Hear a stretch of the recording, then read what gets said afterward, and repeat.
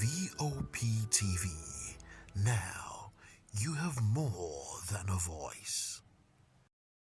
Behind every broken desk lies a broken promise. Education shapes the nations. But who is asking the right questions? Introducing Edu Dialogue, the show that goes beyond the surface, exposes the cracks, the corruption, and the silence in Nigeria's education system. Edu Dialogue, Saturdays, 3 p.m., only on VOP TV. We break the biggest stories, from missing funds to policy failures. We ask the tough questions and demand real answers. Edu Dialogue, this Saturday, 3 p.m. on Voice of the People Television.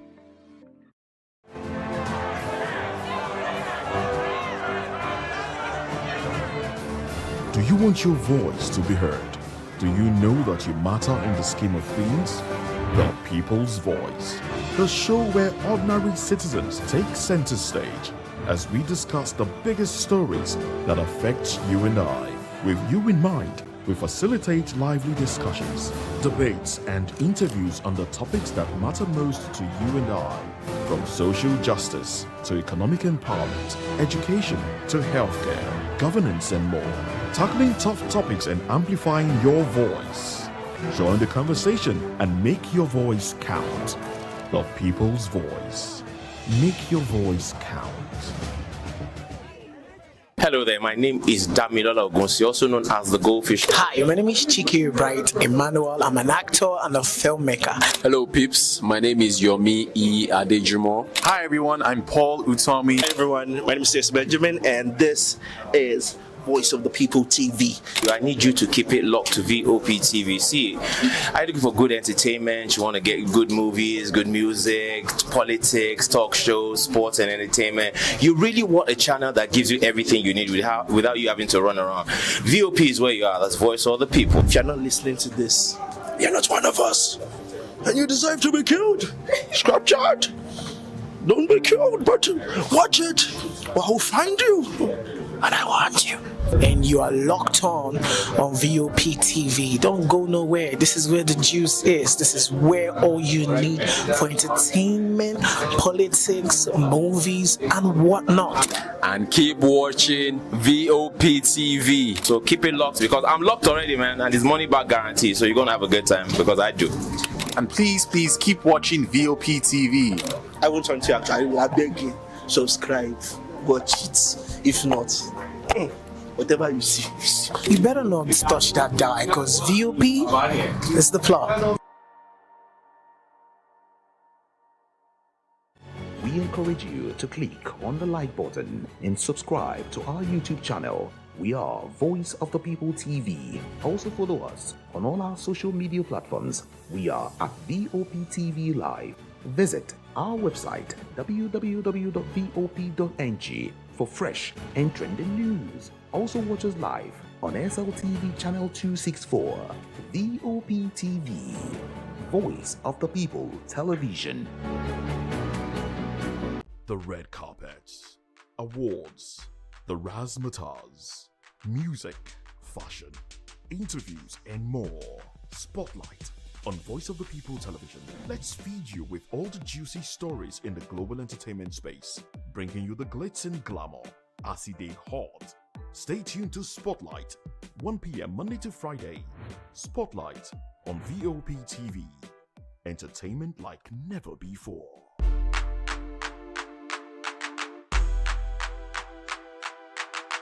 Welcome to the locker room, the home of football talk that matters. I am Jerry Apelon. Join us every weekday, Monday to Friday at 5 p.m. Nigerian time, as we share the hot takes and hot debates in the exciting world of football. And joining me are the usual suspects, Ikechukwu and Mayowa, as we break down all the hot takes and everything that's happening in the football. Don't just watch football, live it with us. Catch us on the locker room and Voice of the People Television at 5 p.m. Nigerian time. And like I always say, if not 20 minutes off, please discuss.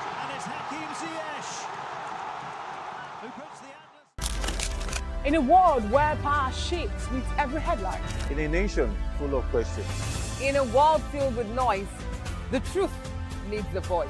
The policies that shapes our world and the economy that determines our future. Every hour, every day, the grapevine keeps buzzing. And together, we are committed to telling the stories that shape our world because your voice is our focus. Don't forget, our voice matters the most. Let us come together and share our concerns.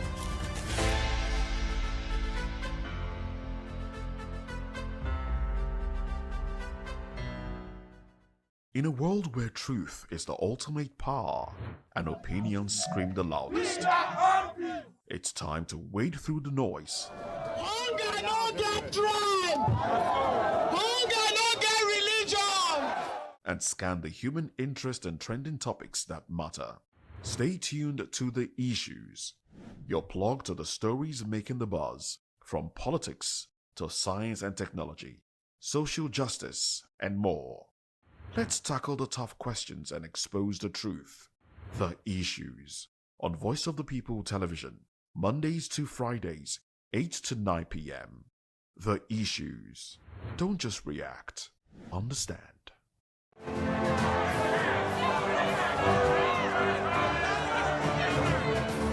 Do you want your voice to be heard?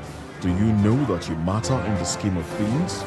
The People's Voice, the show where ordinary citizens take center stage as we discuss the biggest stories that affect you and I. With you in mind, we facilitate lively discussions, debates, and interviews on the topics that matter most to you and I, from social justice to economic empowerment, education to healthcare, governance, and more, tackling tough topics and amplifying your voice. Join the conversation and make your voice count. The People's Voice. Make your voice count. Are you ready for the extraordinary? Something big is happening on your screen. Introducing VOP TV. Now streaming on SLTV channel 264. From breaking news to captivating conversations, news analysis, giving you all sides to the story. We bring in-depth discussions on the issues that matter, from politics to sports, entertainment, and lifestyle. VOP TV on SLTV channel 264. Join us as we redefine what television means to you. Voice of the People Television, VOP TV. Now you have more than a voice.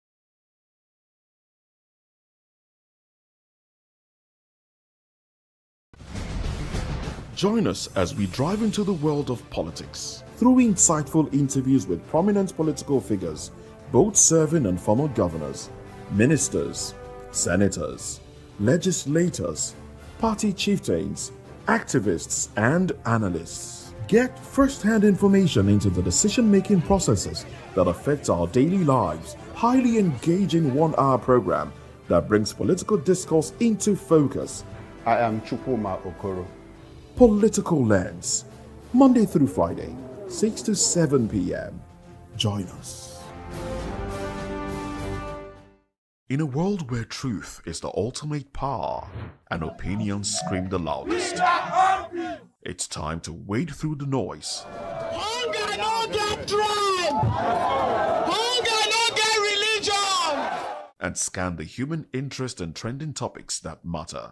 Stay tuned to The Issues, your plug to the stories making the buzz, from politics to science and technology, social justice, and more. Let's tackle the tough questions and expose the truth.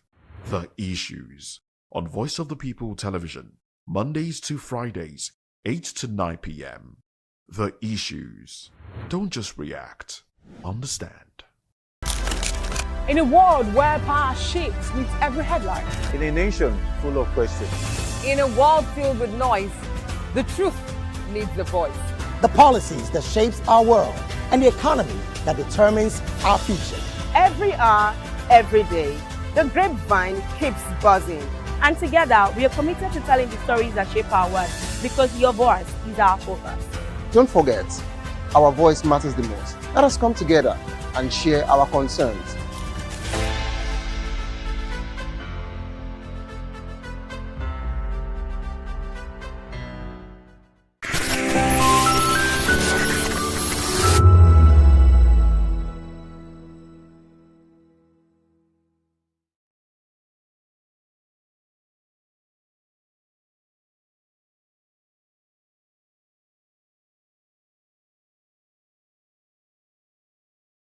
We encourage you to click on the like button and subscribe to our YouTube channel. We are Voice of the People TV. Also follow us on all our social media platforms. We are at VOP TV Live. Visit our website www.vop.ng for fresh and trending news. Also watch us live on SLTV channel 264.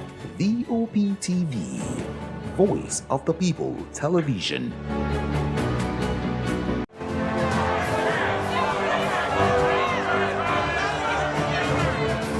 Do you want your voice to be heard? Do you know that you matter in the scheme of things? The People's Voice, the show where ordinary citizens take center stage as we discuss the biggest stories that affect you and I. With you in mind, we facilitate lively discussions, debates, and interviews on the topics that matter most to you and I, from social justice to economic empowerment, education to healthcare, governance, and more. Tackling tough topics and amplifying your voice. Join the conversation and make your voice count. The People's Voice. Make your voice count.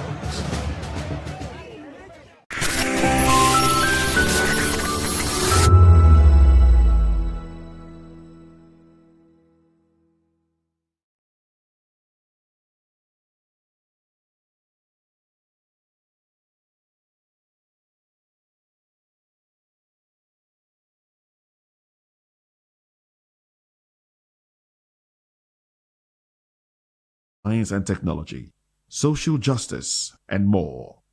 Let's tackle the tough questions and expose the truth. The issues on Voice of the People Television. Don't just react, understand. Do you want your voice to be heard? Do you know that you matter in the scheme of things? The People's Voice, the show where ordinary citizens take center stage as we discuss the biggest stories that affect you and I. With you in mind, we facilitate lively discussions, debates, and interviews on the topics that matter most to you and I, from social justice to economic empowerment, education to healthcare, governance, and more. Tackling tough topics and amplifying your voice. Join the conversation and make your voice count. The People's Voice. Make your voice count. It's awards, the razzmatazz, music, fashion, interviews, and more. Spotlight on Voice of the People Television. Let's feed you with all the juicy stories in the global entertainment space, bringing you the glitz and glamour as it is hot. Stay tuned to Spotlight, 1 p.m. Monday to Friday. Spotlight on VOP TV. Entertainment like never before.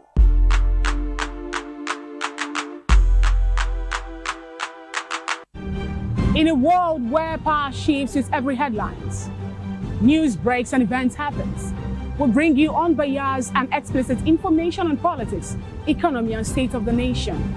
We break down the chaos. Facts, not fluff. Truth, not spin. We discuss not just politics, but a glimpse into the future. Voice of the People Television. Now you have more than a voice.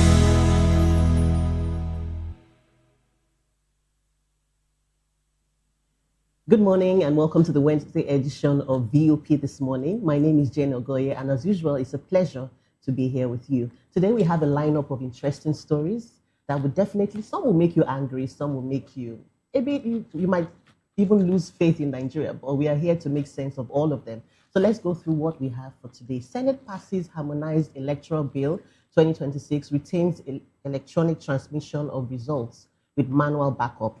ISWAP acquires 35 drones for battlefield advantage against the Nigerian military.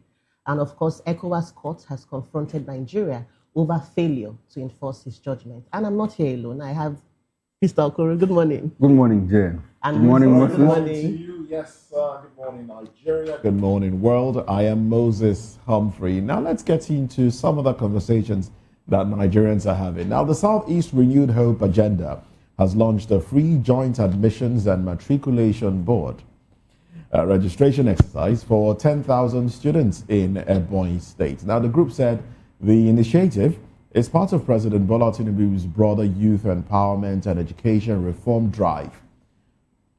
Belu Sochukwu Enwere, national coordinator of the group, spoke on Tuesday at the flag-off ceremony.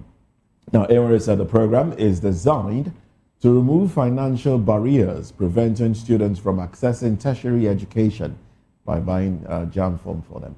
According to him, the initiative aligns with Tinubu's Renewed Hope agenda, which prioritizes youth empowerment, educational advancement, and inclusive national development. Now, he said the free registration scheme demonstrates the administration's commitment to ensuring that qualified students are not denied the opportunity to sit for JAM due to financial constraints.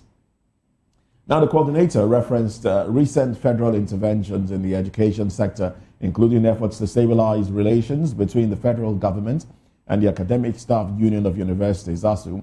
He cited the reported 40% salary increase for university lecturers as part of measures to strengthen tertiary education. Now, Emery did not stop there. He also highlighted the introduction of the Nigerian Education Loan Fund, NEL Fund, which provides financial support to students seeking higher education. He described the scheme as a major step towards expanding access to academic opportunities nationwide. Yes, laudable, I will say, but you know, it's all in the realm of politics. You know, why can't these people purchase? Why can't parents purchase forms for their children? Because their financial capacity has been dwarfed. They don't have as much as they used to have. The usual take home doesn't even take you to the bus stop anymore. You know, people cannot afford 2 square meals or 2 meals. You know, it used to be 3 meals and then 2. Now people struggle with just having one meal on their table. So parents are not even thinking about purchasing forms. You see children doing odd jobs just to be able to raise money for WAEC and JAM and the rest of them. So it is the pride of a parent to be able to say, look, I paid my child's way through school, all right? Now, when that is taken due to government policies, all right, and then government comes and gives the parent handouts, so the people will say, oh yes, this is what this administration did for us, so let's go out and vote for them. I think it's just manipulation. It's manipulating the people in a bad way. It's a terrible one, and I will not stand for this. You know, the people should be able to earn their way through life. Parents, give children, create some sort of, vocational thing that will allow people to earn their own living and be able to purchase things for themselves. It's, oh well. Oh well. Well, as far as I'm concerned, Nigerians don't need handouts. What Nigerians need is a thriving economy. You know, the Igbo people happen to be a very hardworking group of people. You know, and the fact that you are giving out JAM forms, you know, you are paying JAM forms for students in the South. So 10,000 naira a piece for any student that wants to write JAM, and after that, the person passes JAM, he goes to university. Yeah. You push him to NEL Fund. And when he's done with his education, he comes out, there is no job for him. So how is he going to pay you the NEL Fund fee? You know, that is the unthinking irresponsibility of our politicians, especially people that are pliable, people that they use for all of this, it's not going to travel far. It's not going to travel far, as far as we know. You could do some kind of, projects for the southeastern communities in terms of building infrastructure. And like I said the other day, it's part of all efforts, by the ruling government, to cut into the slice, into the heart of the southeast. That active, youthful population that is the asset of the southeast, that is what they are trying to take away from probably some other person that will come up from the southeast. And they say it's renewed hope agenda. Why concentrate on the southeast in all of this? Why are they not going to the north too? We have, out of the millions of out-of-school children in Nigeria, a high percentage of them still come from the north. So why target the southeast? So that clearly tells you, that clearly shows you, well, that is all in the realm of politics. And are they going to succeed? I doubt it, because the Southeasterners have a peculiar way, peculiar to the extent that sometimes they get emotional and sentimental about, if they like you, they like you. If they don't like you, they don't like you, and have demonstrated that several times, since 1999, even when they have one of their own on the ballot, and they feel, well, this person is not going to deliver, they shove that person aside, and they did it for Obasanjo, they even did it for Yar'Adua and Jonathan and all of that. So that is the spirit in the Southeast. I'm not sure that this is going to work. But the deeper side of it is that for the people that are doing it, they might be making their money somehow, But it's always curious to understand that anytime you want to destroy the Southeast politically, you also use the Southeasterners, and that is very concerning. I don't know, to a lot of people. Mr. Okoro, you just brought up something that has always baffled me. I usually hear that the Igbos, the Easterners, are not united, that's why they can't put forward one unified voice or one unified candidate. I don't know if this is true. It's something I've heard for the longest time. It's not in form of not united per se, because if there is no race, there is no group that you don't see this kind of division. But I think the problem is that you speak to the Republican nature of the Southeasterners. When they say Igbo Enweze, what it means is that if three of us are a community here, Moses cannot be our king. If we are in Igbo land, I will have my say, you will have your say. In like other places, when an Oba says something, everybody. When an emir says something, everybody falls in line. But in the Southeast, so we have this kind of, it's an acephalous society, Republican. We have what we call the Omonna. When you come to the gathering, everybody we make decisions through consensus. People arrive and has a voice. So that is probably why it looks as if that the Igbos don't have unity. If you come to the Southwest, at some point, Afenifere was split into two. Afenifere, the old one, and the renewal. And if you go to the North, you have the ACF and the NEF. Some of them disagreeing at some point. So that is what it is about the Southeast. But I'm sure you took it up from me when I said that when you want to destroy the Southeast, you use the Southeasterners. I think it is prevalent. It is prevalent in the Southeast. And somehow isolated, because you very rarely find, a Yoruba man work against a Yoruba interest. It does happen, but rarely. But it is very common in the Southeast. Right. That is what it is. Right. And I think that's one of the reasons why politicians always have their way. Yes, that's why it is easy for the Southeast to be always divided. I mean, look at Ohanese. We have two groups of Ohanese. Or even one saying, and you can imagine all of that. But let's see how far this can go.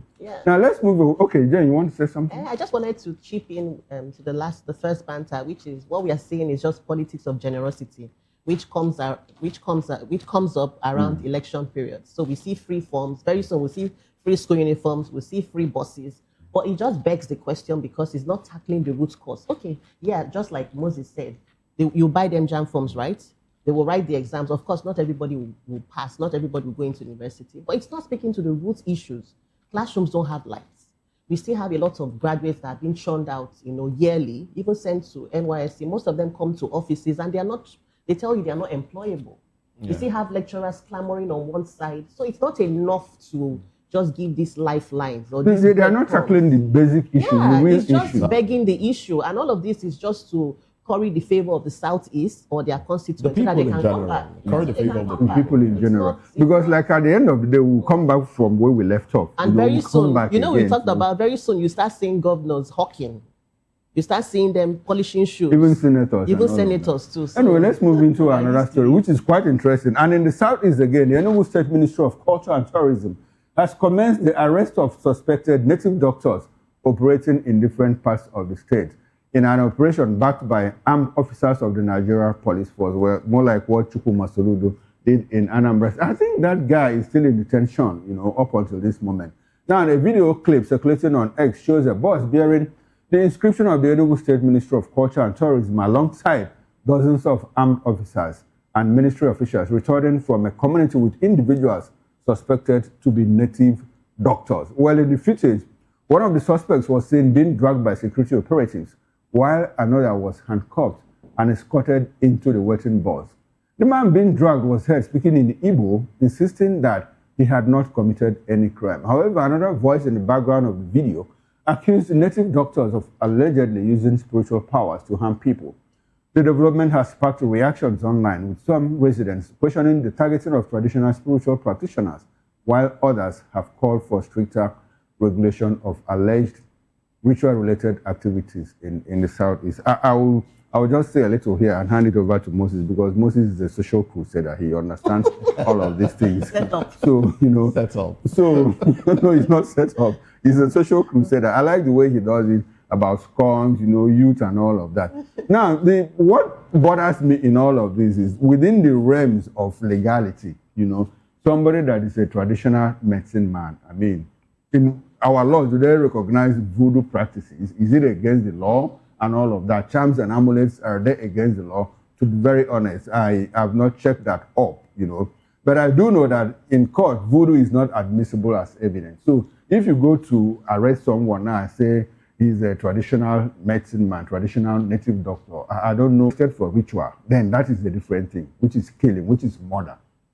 So on what grounds are they arresting these people? But all that said, the problem is that there's a lot of rituals going on in society, not just in the Southeast. Yeah. Among young men, young men, students, all of them, they want to do. You're not hitting the nail. Money rituals. Money. I mean, what will you do ritual? Will you do ritual to do what again? Yes, they do others. To do what? Okay, love charm. To win a woman's love. They do a lot of other things. A lot of or rituals. to get into political office. Okay, into political office. Now that we are nearing 2027, desperation and all of that. They do rituals to protect themselves against harm, against gunshots and machete attacks. Okay, so that's why I said ritual. So but I'm happy that we are breaking it down now. It's a whole and it's common among the youths. Young men. You see a lot of videos out there, viral videos, where a young man suddenly comes into the street, goes naked, and he's gone bonkers, probably because the thing failed in the process, and probably he wanted to, and they come and dump young women on the street, naked, because they had used them at one point. We also see students that kill their girlfriends for money rituals. There was a story of a young man, who was killed by 3 of his friends because they went to Babalawo. What did Babalawo say? Babalawo said, go and bring the heart of your friend. And he just used it to chase them away so that they will not come back. So the Babalawo, when he saw them bring the heart, the man took off himself. He took off. And the police arrested the 3 young men because they killed their own friend to bring his heart to the Babalawo for ritual, monument. They didn't think they would have the heart to do it. To do it. They didn't think that they would have the heart. That they would have the heart to bring the heart of their friend. And they did it. So it's quite unfortunate. It's unfortunate, over really. to you, please. Educate us. Well, you've said a lot already. And it's unfortunate that ritual killings and all of those kind of things has become prevalent in our society. And I'll take it back to Nollywood, the beginning of Nollywood and those era. I mean, at that time, it became a thing in movies. You see a rich man, usually played by Kanayo or Kanayo, and you don't look at him a certain way because he's a voodoo man and he made his money doing ritual killings. You see them portray some cult sect, a rich person dies, and you see all of that. Now, all of that seeped into our society gradually, and it has become a norm, especially for a generation of young men and women who feel the system has been rigged against them. They can't make it in life if they don't go that way. All right, they don't see hard work as the in thing. They see an approach to quick money as the best way to go. So, ritual killing. The land has been soiled with so much blood. Now, I don't have a problem with herbalists, as some of them are. because they use herbs, they use, they have knowledge of herbs and all these things, and they can use it for good or for bad, whichever one you want to. In other climes, you have witch doctors that people go to for vision, and they have all those clairvoyance kind of thing and all of that. But I think it should be regulated. I think we should have a system where if you are a witch doctor, you should belong to an association where your activities can be regulated. We have alphas too that do these things. All right, the activities should be regulated. The issue of killing, spilling blood for money. Now that is where I think government is trying to clamp down these individuals, because we started seeing adverts on social media, on Facebook. You open your Facebook page, you see an individual telling you that, look, his profile picture is a heap of money. He tells you, look, you can come and he'll make you rich. And then you start to wonder. And then you go to visit the person and you wonder, is he rich? If he's rich, will he be living in the bush corner somewhere? Will he wear tattered clothing? But our young people don't see it that way. They feel, let me just get as much money as I want, live, even if it's a short life, but enjoy the life that I live. So it goes beyond clamping down on witch doctors or ritualists and the rest of it. It goes beyond that. There should be some sort of reorientation. And I would love our movie industry to join the campaign. Now they've moved away from ritual killings in movies to preaching love and heartbreak. No, we should go back and tell people how these things don't work. And it's not enough if you make a movie and then you show from the beginning, the guy becomes rich doing terrible things. And then somewhere 5 minutes to the end of the movie, you now show the repercussion. No. Let the repercussion be shown from the very beginning. Stories should be rejigged, tweaked in such a way that people will see the repercussion of these things. And maybe we will be able to save generations, that are coming after us if we do that. I agree with you, but I also think, I really share your sentiment. I also think we're also dealing with the monsters we made here. Because this is a society that does not really reward hard work. Let's even bring it down. You will see the best graduating students of, let's say, Unilag being given maybe 1 million. 1 million? I'm just saying. Or a plaque, right? Tubers of yam. Tubers of yam. And then you see someone who goes into a reality TV show, messes up, in quotes, and it comes out and becomes an overnight celebrity. So what values, what are we really teaching people? What are we teaching these impressionable minds? And then we talk about Nollywood. Yes, they do have a role to play, but don't forget that films are a reflection of our society. We don't even have role models amongst our musicians. Who can you beat your chest today and say, I want my daughter or son to be like? So I think we need to fix the system and ensure that we bring back those values. And parents should also question their children. Your son will come back with a brand new car and then you're like the toast of the town. You don't want to know where your child got that money from. So we really do have a long way to go. Well, let's move away from these conversations. Let's run to the papers now. We do have newspaper headlines, and Nigerian Tribune is on the table this morning. These are the headlines here. We know headlines. How a Catholic Church terrorist attack was planned, executed. DSS witness tells court. Nigeria loses 8 trillion naira yearly to concession waivers. Reps. Prioritize investment in human capital to drive $1 trillion ambition, World Bank tells Nigeria. Electoral amendment bill, Senate in division.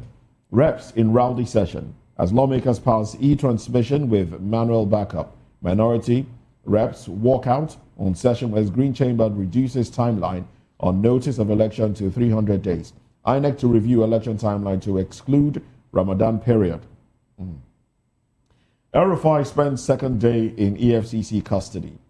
NADDC commissions automotive training center in Potiskum, concludes Mechatronics training on PMS CNG vehicles. Sultan confirms moon sight and declares today, first day of Ramadan. Today is also Ash Wednesday, by the way. Oh, really? Yes. Chaos as Ondo APC meeting turns bloody. Hoodlums disrupt meeting, beat party chairman, injure other leaders. Government denies thuggery allegation, reaffirms commitment to peaceful politics. Now, those are the headlines at the cover page of Nigerian Tribune. And the Daily Independent leads with this story. Judge me by my factories, jobs, not policy counts, says Tinubu. Unveils Nigeria Industrial Policy 2025. Charges stakeholders on speedy implementation. Says administration recognizes, believes in youth potential. Electoral Act amendments. Police disperse protesters at NAS. FCT polls. INEC assures of real-time e-transmission of results. No capital allocation released to Interior Ministry in 2 years, says Tunji Ojo. UBA's UK CEO unveils strategy to bridge Africa's $100 billion trade finance gap. Reps make U-turn. OK manual e-transmission of election results. Bandits kidnap 6 in Benue, demand 100 million naira ransom. NRS announces phased rollout timeline for invoicing EFS regime. E-transmission of results. Reps betray public trust. Jesse Jackson, civil rights leader, dies. Now, let's quickly run through the Vanguard newspaper. On top of the window headlines, manufacturers, agri sector face up to 60% interest rates. That's the Vanguard newspaper. Now, the window headlines. Release Kanu or return him to Kenya. Southeast monarch tells Tinubu. No equivalence between Kanu and Igboho. That's coming from the presidency. Lent, Ramadan begin today. Tinubu, Trump, Harris, others mourn as U.S. civil rights leader Jesse Jackson dies at 84. Well, our hearts go out to the family of the Jacksons. More stories. Now, the big story, 2027. Reps cave in, back Senate on Electoral Act amendment with so many riders there. Minority caucus stage walkout over adoption of manual electronic transmission of results. Police tear gas protesters at National Assembly. Labour, civil society demand mandatory e-transmission. Senate reduces election notice to 300 days to enable INEC adjust timetable. Amaechi, opposition leaders merely grandstanding. That's coming from Nyesom Wike, FCT minister. Tinubu unveils Nigeria industrial policy, demands speedy implementation. More stories from the Vanguard newspaper. Dangote signs $400 million equipment deal to fast-track refinery expansion. Armed men abduct 6 travelers on Makurdi-Naka Road, demand 100 million naira ransom. Nigeria, others ignore our judgment, ECOWAS court laments. And that's it from the Vanguard newspaper. And that's pretty how far we can go on newspaper headlines. We'll return at 10 o'clock for extended review of newspaper headlines and inside stories. We'll go on a short break now. And when we return, Senate passes Harmonized Electoral Bill 2026, returns electronic transmission of results with manual backup. Join us again, we'll be right back.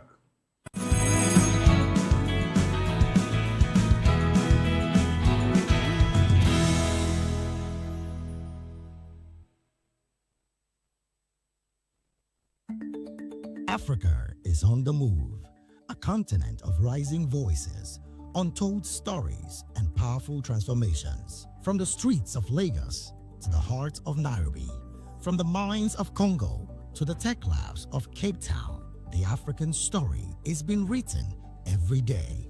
Bold, dynamic, unstoppable. This is Africa News on Voice of the People Television. We don't just bring you the news. We analyze and bring you Africa's heartbeat, the politics that shapes our nations, the economies that drives our future, the cultures that defines who we are, the voice that must be heard. Africa News, Africa's voice, Africa's future. Where Africa speaks, the world listens.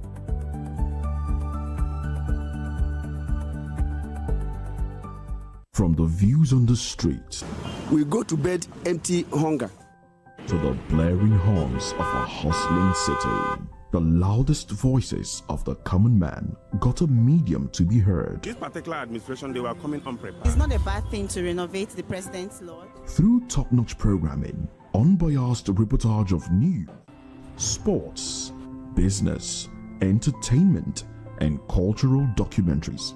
Voice of the People 90.3 FM became a symbol for 21st century media. And now, a new baby is born. Voice of the People Television, VOP TV, youthful, full of vigor and penchant for excellence in the continent's media space, exposing the wrongs, applauding the rights, dissecting the news without fear or favor, through factual and accurate stories and contents. Corruption kills three things that makes a society. Representing the interests of the people and giving them a voice. Voice of the People TV is here to stay towards building a fair society. VOP TV, Voice of the People Television, truly a voice for the people. Voice of the People, you can hear me now. My name is Patrick Doyle, and I wish that you continue to echo the voices of the people. Big up VOP TV. My name is Suibifa Dokubo. Please keep watching VOP TV. Hi, my name is Kwekumali Ikena Onyekwena, and I am with the Voice of the People TV. Now, if you're looking for the veritable channel for information, politics, robust discussions, you don't need to go far. VOP has you. VOP will always have you. Thank you. Hi, my name is Patrick Diabwa, aka Ibani Chuka. I'm Ayanabo the Eagle King, and you are watching VOP TV. Stay with us. What happens in the hush behind hangar doors? Who signs the papers that gamble with lives? Which truths were grounded before they even ever had wings? If you've ever buckled a seatbelt at 30,000 feet, if you've ever stared out of that tiny window and wondered who's really in control of the skies, it isn't just flight, it's power, it's politics, it's pressure sealed in steel. We're peeling back the clouds from runway risks to sky-high secrets. We're diving deep where most dare not to look. Aviation Scope, every Sunday at 7 p.m. only on Voice of the People TV. We don't just report, we reveal. We don't just ask, we uncover. Because when it comes to the skies, ignorance is turbulence. Aviation Scope, the sky isn't the limit, it's just the beginning. Good evening, Africa. My name is Bama Kore, actor, model, producer, and I'm giving a big shout out to VOP TV, man. Keep watching. Don't change the dial. Thank you and God bless you. My name is AY, and of course, I represent the voice of the people, and that's why I'm on VOP. AY say so. Hi everyone, it's your girl Miriam Tima from the Real Housewives of Lagos and the Real Housewives Ultimate Girls Trip Africa.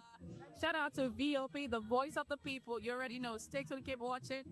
And don't forget, VOP is the best. All right, hello, it's a brother shagging the man back with Melanie Poppy Black Skin Boy. This is VOP TV. If you're not watching VOP, I don't know why you're watching. Maybe you're watching your weights. Hello, beautiful people. This is Wale Ojo, and you're watching VOP, Voice of the People. Hi, guys. You already know who it is. This is New Energy. Flyers Boy Ever Live. Keep watching VOP TV. Thank you. Hi, people. Ginny Albano here. Guys, please keep watching Voice of the People. In a world where power shifts,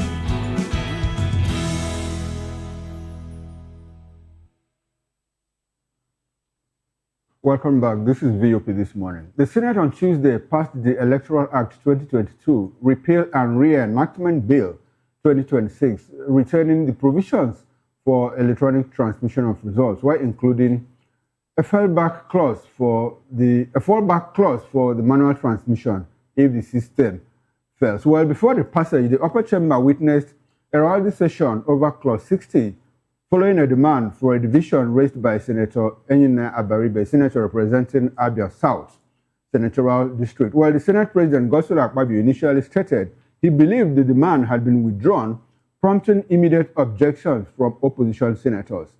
Senators were directed to indicate their stance by standing with 15 opposition senators opposing the provision, while 55 senators voted in support. Following the vote, Akpabio confirmed that the Senate had returned electronic transmission with a manual backup provision, ensuring continuity of the results transmission process in the event of a network failure. Well, meanwhile, the Nigerian House of Representatives was thrown into chaos on Tuesday as opposition lawmakers staged a walkout in protest against moves to rescind the Electoral Act Amendment Bill over the contentious issue of electronic transmission of election results.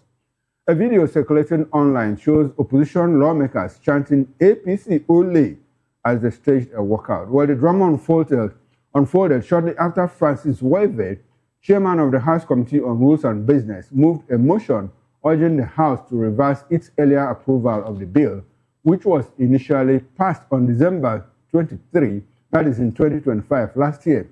When Speaker Tajuddin Abbas put the motion to a voice vote, the proceedings quickly spiraled out of control. However, despite loud objections from members, the Speaker ruled that the ayes had carried the vote, even though the nays reportedly outnumbered them in volume. Well, the ruling immediately triggered widespread protests from members who accused the leadership of bias and procedural irregularities. Also in Abuja on Tuesday, protesters who gathered to lend their voice against the Senate proceedings on electronic transmission of results were tear-gassed by the police. Now, let's take a look at the video, of what happened yesterday in Abuja. We need an audio to that so that we can hear the conversation between the House of Representatives members who staged a walkout from plenary when they disagreed with what the Speaker had done and all of that. ABC, ABC, ABC, ABC, ABC, ABC,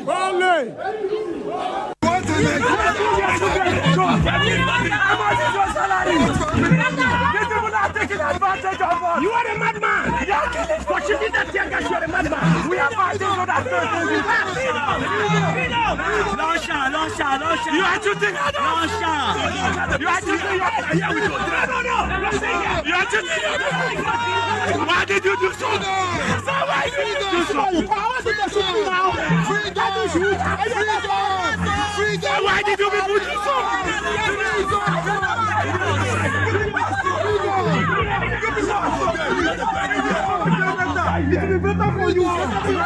We didn't carry knife, we didn't carry gun, we didn't carry anything, we didn't carry stick. So why is the guys don't know? Why is the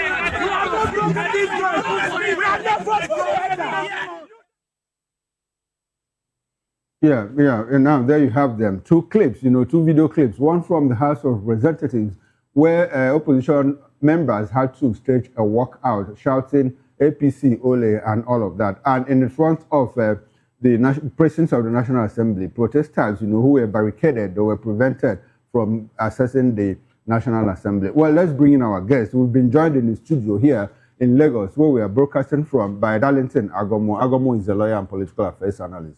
Good morning to you, Mr. Agomo, and thanks for joining us on VOP this morning. And beside him, we have Mr. Somi Oranta. Mr. Oranta is a philosopher. He's an author and business entrepreneur, as well as a political affairs analyst. Good morning, sir, and good to have you on VOP this morning. Good morning to you. Okay, we'll be joined by Dr. Ekemezie from OKA in the course of the show. We'll bring him in at the appropriate time. Let's start with the people in the studio here. Mr. Agomo, you have seen the back and forth between the Senate and House of Representatives. Curiously, the House of Representatives had last year, passed the mandatory electronic transmission of results. But all of a sudden, we see them reverse, to, let us do hybrid. Where electronic works beautiful, where it doesn't, we use the manual backup and all of that. And we have the Senate, do what we call, maybe in football, in soccer, we say is overhead. At some point, they had to reconvene, abruptly to look at the matter. But when they came out, they more like returned, the clause of what we had in 2022. What do you see in all of this? Despite the fact that Nigerians protested to say, this is what we want. We want mandatory transmission of election results. And National Assembly members are telling us, we are not sure Nigeria is ripe at this moment for compulsory mandatory all e-transmission of results. How do you react to these developments within the realm of, the politics of 2027 and beyond? It is unfortunate that the Senate is not deciding for us what we want. I thought we are the one that sent them there.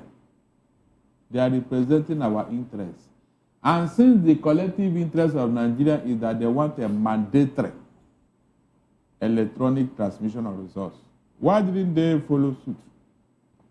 That will tell you that all of a sudden their interests override our own interests. And that is because that is the agenda of APC. Look, when the House of Rep passed their own, I was just laughing. I said, look at these people. They think that they can play on everybody's intelligence. I knew that eventually their majority membership will come to play a role. I can't see a majority membership of APC in the National Assembly, and then they will now agree to what we want.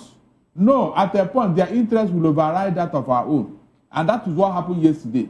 After all those delays, after all those brickmanship, didn't the House of Reps succumb?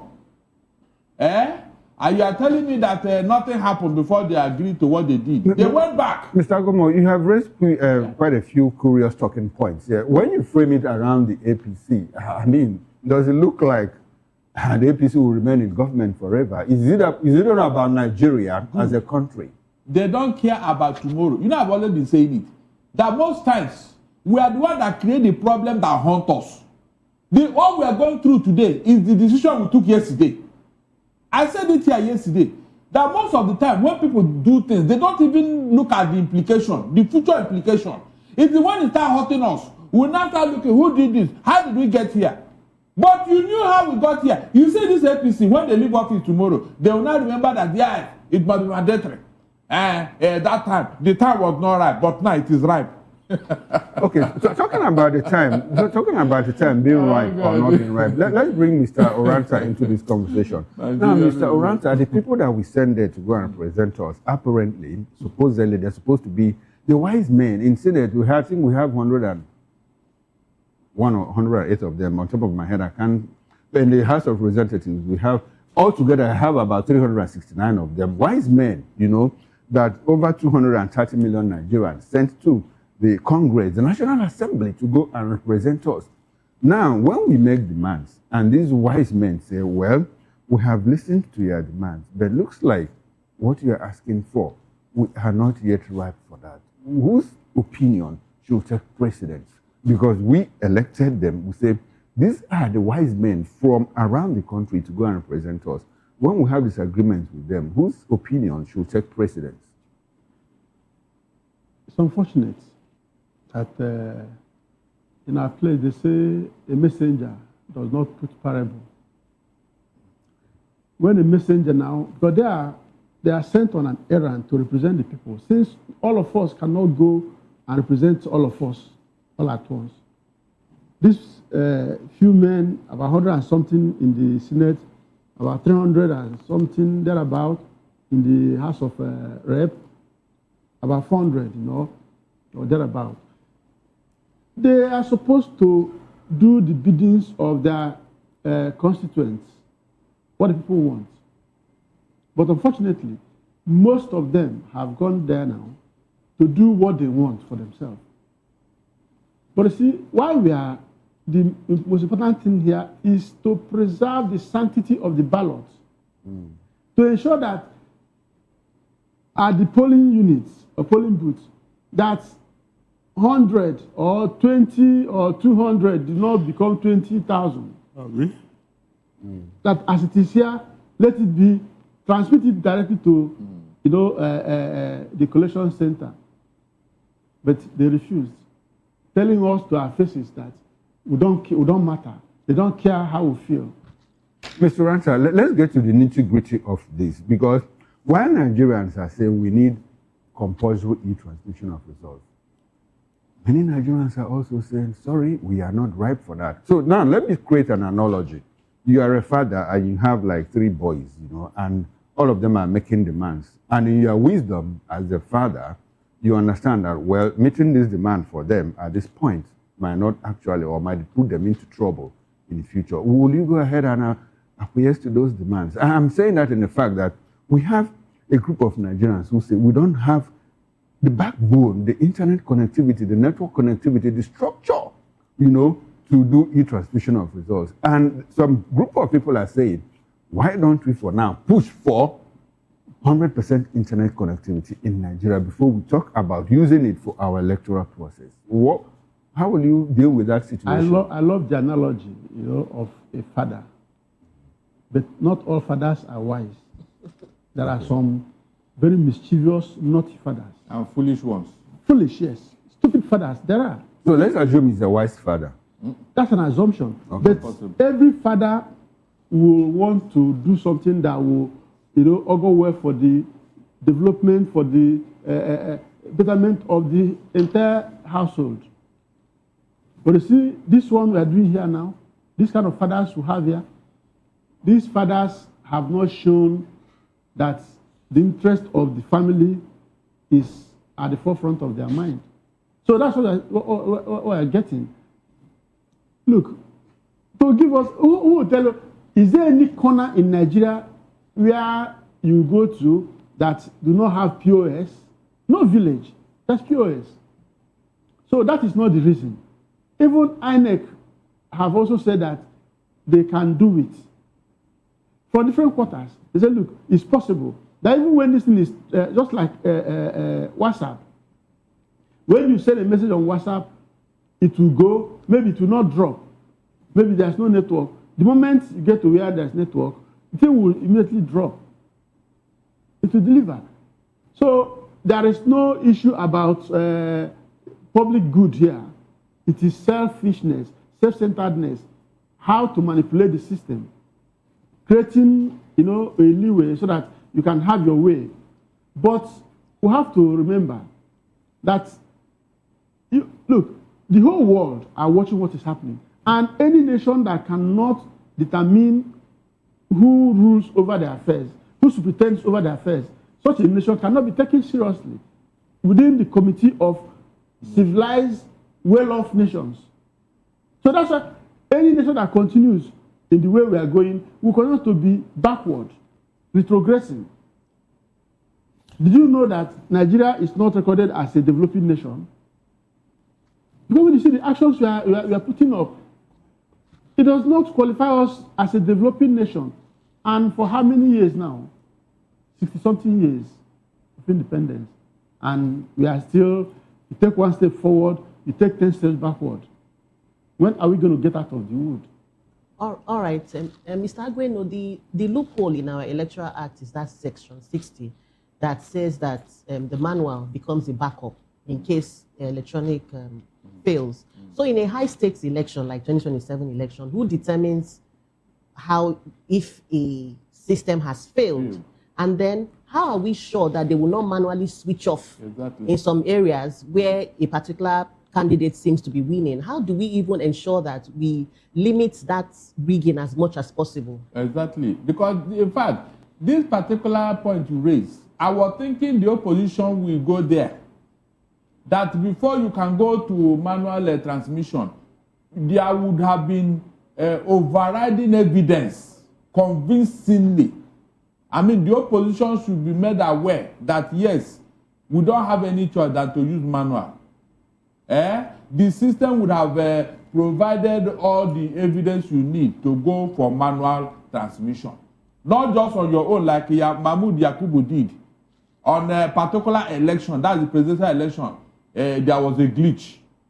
These are the provisions they would have used to safeguard the system.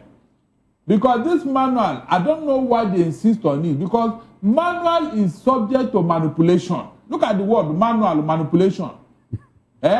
Manual, manipulation. So it is possible. It is not beyond this APC to do this, to do the same thing. Mr. Gomo, some people also believe that electronics there's a possibility it could be manipulated.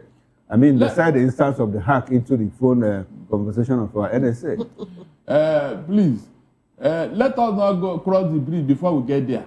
Let us try what is possible before we start thinking of what is impossible.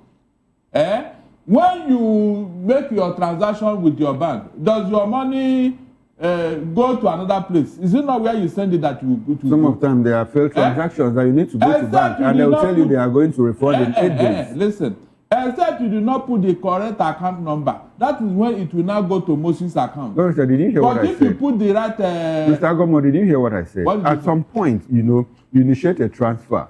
They debit you, they don't credit the recipient. And now, both of you, either of you has to go to in fact, the initiator has to go to the bank. And the bank will tell you it will take us 8 days to reverse that money into your account. Not on this election issue. No, now you cited the instance of electronic transfer of money. This one is election matter. It takes precedence over every other thing. All you needed to do is simple. Tell the network. Tell the network for the purpose of this election, this is what we want. And they will do it. Engineers have come out to debunk the position of the National Assembly, saying that, look, these things can be transmitted with as little network as possible. I'm telling you, we beat ourselves. We beat us. Yeah, but they have their reasons. Well, let's take this conversation to our virtual guest. Now we have Dr. Ekemezie, Dennis Ekemezie, joining the conversation. Good morning to you, Doctor. Good morning, sir. Good to have you join the conversation. Yes. You were going to say something. Happy? Glad being here with you again. Is it happy Lent? You were going to say something. I wanted to get that. Taken off. Yeah. Okay. Happy Lent. Yes. Okay. We are, we are always happy. We are happy people. Thank you very much. If it's Sunday, we say Happy Sunday. If it's Monday, we say Happy Monday. So, seeing what... Remember, on Sundays, there's no Lent. Okay, no, I'm just saying, since you started with Happy Ash Wednesday or Happy Moon Sighting for the Muslims, are you happy with the position of the National Assembly yesterday? Should we say Happy Deliberation, Happy Plenary? Which one should we say? Seeing that the House of Representatives, those that represent you and I, basically took a U-turn on their stance. Are you happy? Well, how would I be happy where I'm a progressive? Let me use that word. I think those people are retrogressive, taking us back to ancient time, where we are in digital age. We are now leading us to manual. As Barrister Agommo said, tendency of manipulation. Instead of using persuasion to win your election. I'm not happy.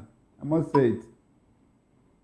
It's I don't know what to call it.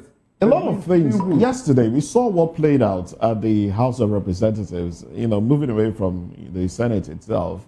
The House of Representatives, where the voting was basically along party lines, rescinding what was passed initially, what Nigerians considered to be a firm stance on the use of the BVAS and the IREV, electronic transmission of results. And then there was, a U-turn, and then along party lines, if you are a member of the APC, come to the right. And that was what we saw. Members of APC come to, and of course, they are more in number.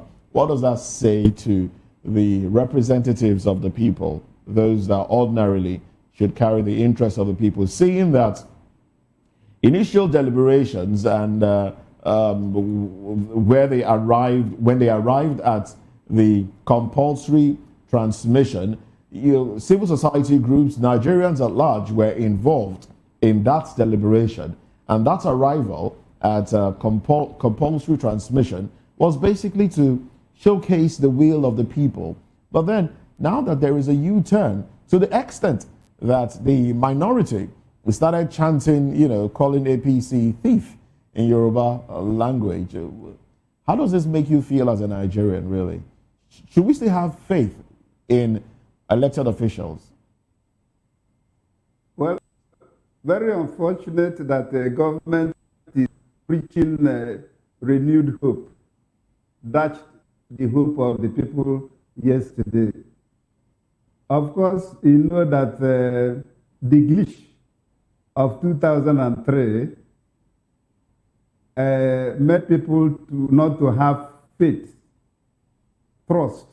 First, there's trust deficit in the electoral process. And if as the National Orientation Agency and other bodies, including the lobbying being done in the United States and of the world, will not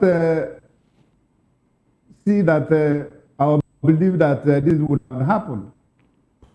However, you know, this thing when we are young, follow your leader, Angelina, follow your leader during our PE, that's physical education exercise. And then you recall that also that there is a local saying, when water passes Gary, the balloon will come. In short English, lobbying has taken place. And in modern time, maybe transfers also occurred. And if you remember, as a powerful MPP leader, you must not go against the party line. And you are supposed to follow your leader. What happened yesterday? We seem to have a problem with the network. Your words are being chopped off. It goes back to for us to evaluate people in the national elected by. I'm sorry, Dr. Dennis Ekemeze, we're not getting the full substance of what you're putting out because of the poor network. You know, I don't know if this buttresses the point of the Senate in all of this, but you know, I really cannot say. Let's bring it back to the studio now. Mr. Uranta, the protest, there was a protest at the gate of the National Assembly yesterday. Nigerians were saying, look, don't take us for granted. This is what we want. How much of this, if this goes on to be passed into law, if the president appends his signature to this, how much of this will affect voter apathy? Will it? Well, I think we don't know exactly what will happen. Do you think the protest will make an impact? It has not made pushback. It has not made any impact. It hasn't made any impact. These guys feel that they are all wise and they are omnipotent, omniscient, and omnipresent. So it feels like they don't care about the people. They don't care about us. But the thing is that. But the people are more in number than about 400 something individuals. They don't care. 360 from the House of Reps, 109 from the Senate. They have the power of coercion. The power of coercion is with them. You know, so they can order the police, they can order. You see the way that they were shooting the tear gassing the people. So they don't care. But a word of advice, they have to be careful. Politicians don't learn. They don't learn. The politicians don't learn. A word of advice, they have to be careful. Barrister, before we let you go, yes. Now, this back and forth, what happened in the National Assembly, you know, regarding the e-transmission of these results, of election results, and you have framed it around the APC. Now, how does that portray the APC as an administration, in this particular administration, especially with the fact that Nigerians have mounted protests within the presence of the National Assembly to say, no, this is what we want, and they are defied Nigerians. Do you think that the president will return to the National Assembly and say, why don't you just, you know, respond to the yearnings of Nigerians? Is it something you think that the president can do? He can never do that. He doesn't have the character of somebody who can do that. In fact, he's as happy as anybody with what has happened now. He's very, very happy. He's comfortable with it. Because there is no other way APC can win election except through this means. There's no other way. So he is very, very comfortable with what has happened. But now it's left for Nigerians. You know, when you dare a person, you will not know whether that person is determined or not. Yes, by 2027, during the election proper, Nigerians will come out and tell APC that no, we are not fools. Yes. But this president has also demonstrated some kind of having a listening ear. When he appointed, when he made the clemency, you know, and Nigerians rejected it, what did he do? He called it, he recalled the names and... Mr. Okoro, yes, sir. Whom did he pardon? Who are those people he pardoned? You have started this morning. No? What have I started? I just started an innocent You have started. I think you are the one starting now. Hey, no, you are the one. Why do you remind me of such a thing? Who did he pardon? But the president recalled that list. Really? And what happened at the end of the day? And he dropped some of the names. Yeah, if you pardon your friends, how is that a celebration? Hold on. If you pardon your friends, how is that a celebration? Tell me. Please. There are people that are inside that place that ought not to be there. Why didn't you ask them to go home? You selected, please don't go there. The other thing that we did was we said we didn't want. Did you go back on them? The other important thing that will impact So you don't consider him a listening man? Listen, who did? You don't think he listens to the people? Has he been listening to you? Yes. Why did you tell him that he listened? When we complain about the policies put forward. Are you serious? The president. Really? What are the policies? I'm thinking of something that will impact on the generality of Nigeria, not what will impact on you. Don't go and tell me that you want this, and when you do a favor to you, you come and impose it on me. No. Barrister, I think away from the electronic transmission and the backup, don't you think Nigeria should also probe this Electoral Act deeply? Because one of the interesting finds I found out was that on the Electoral Act, a single individual is allowed to donate as much as 500 million naira to a candidate sitting for an election. Don't you think this allows, though we know, but don't you think this would continue to breed that culture of godfatherism? Look, it will never end. That amount is just a token with what we are hearing from Adeleke. Adeleke has been all over the place crying that the governor that defended collected as far as 500 billion. And it's okay, nobody has given him. And he's under pressure. Are you not, from a governor, direct from a governor? Why can't APC challenge him if he's talking lies? So this thing you are just talking, this is a token. I've said it here that this election that is coming in 2027 may be the most expensive election in the whole world. Oh well. From the indication, it will be the most expensive. And if we cannot find out where that 210 trillion naira is, then we are doomed. All right, thank you very much, Mr. Darlington Agumo, lawyer and public affairs commentator. Thank you also, Mr. Somi Uranta, a public affairs commentator, and Dr. Dennis Ekimize, who joined us virtually. Now we'll move away from this conversation. ISWAP acquires 35 drones for battlefield advantage against Nigerian military. Well, let's look into this when we come back from this break.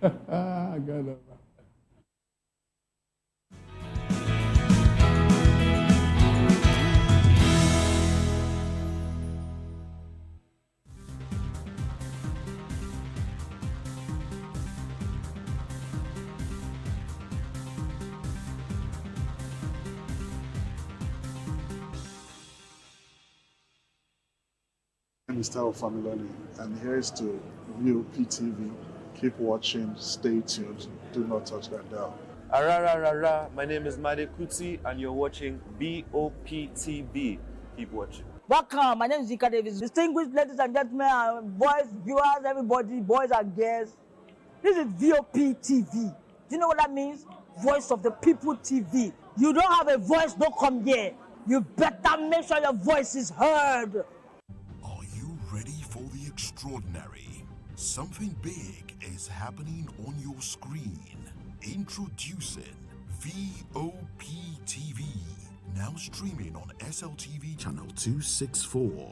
From breaking news to captivating conversations, news analysis, giving you all sides to the story. We break in-depth discussions on the issues that matter, from politics to sports, entertainment, and lifestyle. VOP TV on SLTV channel 264.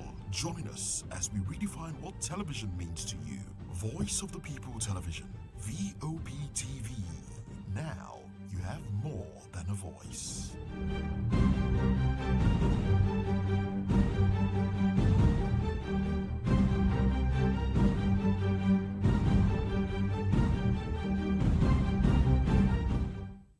In a world where truth is the ultimate power and opinions scream the loudest, it's time to wade through the noise.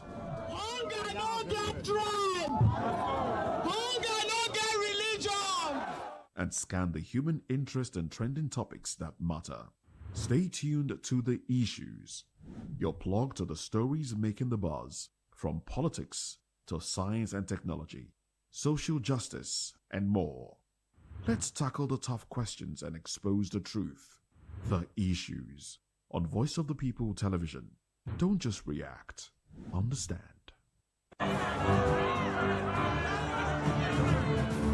Do you want your voice to be heard?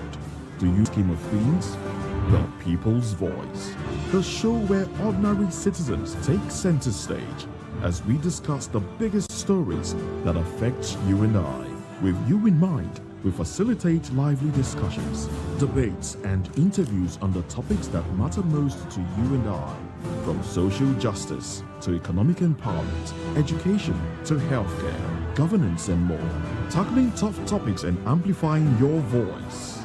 Join the conversation and make your voice count. The People's Voice. Make your voice count.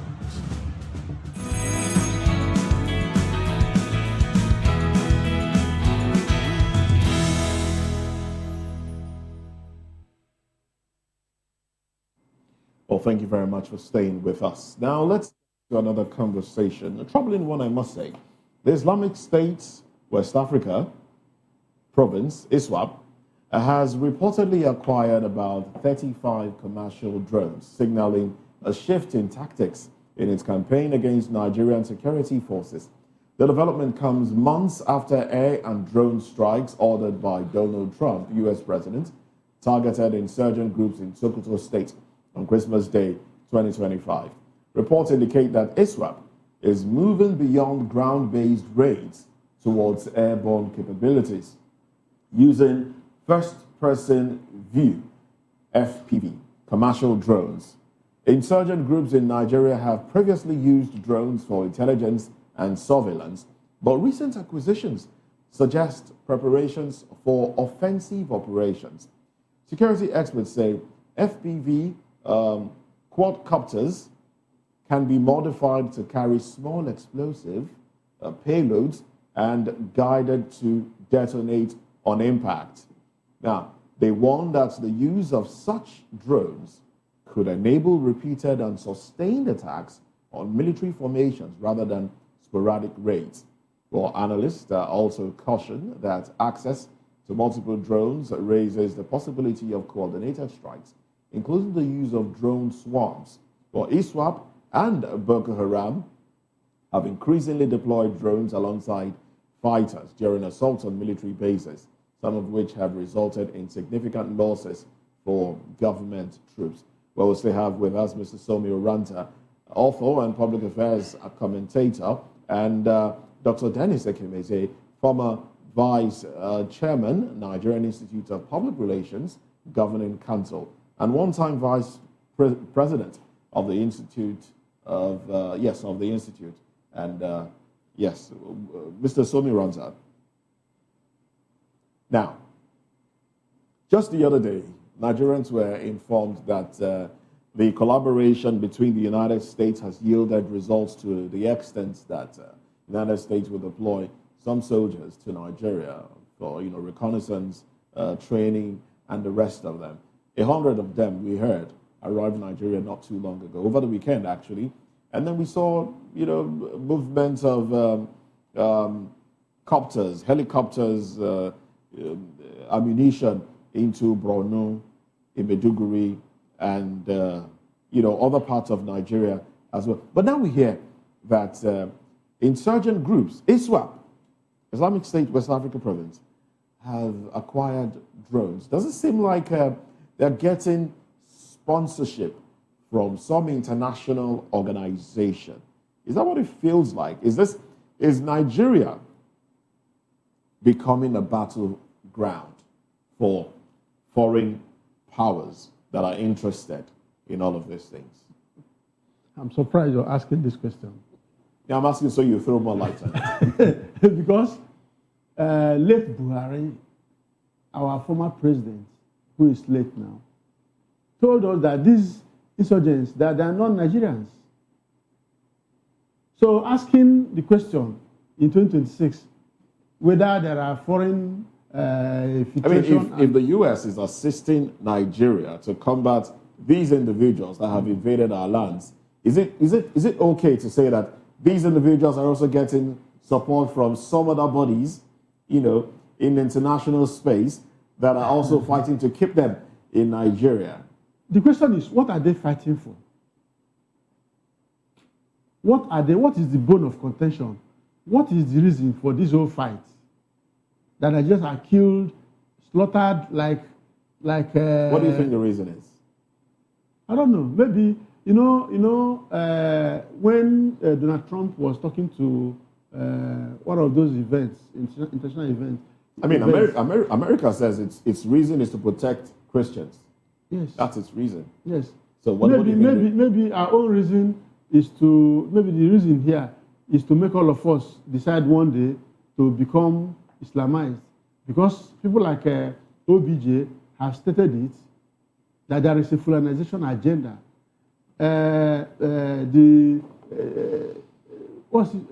This man too, who was defense minister, T.Y. Danjuma, also stated it, that the armed forces, most of them are colluding with the bandits against the interest of Nigerians, that we should protect ourselves, even though they didn't tell us how we can protect ourselves. The thing is that we are seeing that government is not interested in fighting these people. And let them be careful so that they don't allow Americans to get, any American soul to get caught up in this whole shenanigan. What do you think will happen if that happens? Well, I wouldn't know, but it's not going to augur well for Nigerians. It will not augur well for Nigerians. For Nigeria and Nigerians. If an American because, soul, yes, because is affected. this game we are playing, well, the government have not shown any seriousness that they want to stop this rubbish from continuing. This urge of violence, of killing Nigerians without cause, without consequences. Governments obviously seemed overwhelmed, and so they accepted help from America. Isn't that something? The help, they were compelled to accept the help. Yeah, they were compelled. Mr. Aranta, we are talking about 35 drones here. We do know that security at the borders and all of that can be porous, but how is it possible for 35 drones to be transported maybe via road or even by air without any security alerts? How is that possible? You see, and then the details of the specifications of these drones are even scary and mind-boggling. How is it possible that all of this happens? The time of Ebele Jonathan, he has said that there are Boko Haram members in his cabinet. Check it. That was before 2015. Today, we have people who have been accused by top people in government to be sympathizers, to be enablers of terrorism, and they're in government. So asking these questions, I don't know how to answer. Mr. Ranta, let's return to the issue of government's sincerity. You said that the government is not interested in fighting this. None at all. But the government is collaborating with the United States of America. I said they are compelled to accept the American intervention. Okay, so it's an issue of capacity, lack of capacity. It is not capacity. It's not about capacity. It's about political will and sincerity of purpose. Because, look, have they stopped that policy, that obnoxious policy of de-radicalization, that those that they have, the military, have managed to apprehend? That policy that they say they want to de-radicalize them, and then they will reintegrate them into the system. That they will pay them money from Nigerian taxpayers' money, the sweat of Nigerians, and these people will be taken care of, giving them money, rehabilitating them. While the people they killed, the victims, those that the survivors are in IDP camps. Why is it difficult to understand your position on this? Is if you say the government is not interested, apart from military and bilateral military cooperation with the United States of America, our president just returned from Turkey, like not long ago, where he also signed military agreement, you know, understanding, MOU, with Turkey. And before now, you also know that when he came into office early in 2023, he went to France. And there was an MOU on military cooperation between Nigeria and France, all geared towards fighting insecurity. So if you put all of these things together, will you still say that the government is not interested in fighting insecurity in Nigeria? Well, the government went to Turkey, just the way Sheikh Ahmed Gumi, you know, instructed or suggested or whatever. You see, the issue is that I keep saying that we are not interested in stopping this whole thing. Because if that is happening, if we were serious, government would have cancelled those policies. Government would have started showing us that those fifth columnists in the military would have been weeded off, made it public. The list delivered by UAE, which they say Malami has, they should have brought it out, get Malami to release the list, if that is, or they go back to the UAE and get the list. Bring out these people, name them and shame them, prosecute them, and they're not doing any of this. Okay, will it be appropriate to say that, well, government might be interested, but they are not doing the right things? Like you have pointed out. You cannot be interested and not do the right things. You can be interested and not know the right things to do. Why would they know the right thing to do? When it became something of interest for them, did they move? They had the capacity. Did they move it to Benin Republic and quell and a brewing coup? Okay, so apparently it's not the lack of capacity. We have lack of capacity. And we are acquiring more capacities by collaborating with other countries. You see, when you get those things, that's why I'm saying that they should ensure that these old things do not lead to the loss of an American soul, their soldiers in Nigeria. Because those people don't play with their citizens.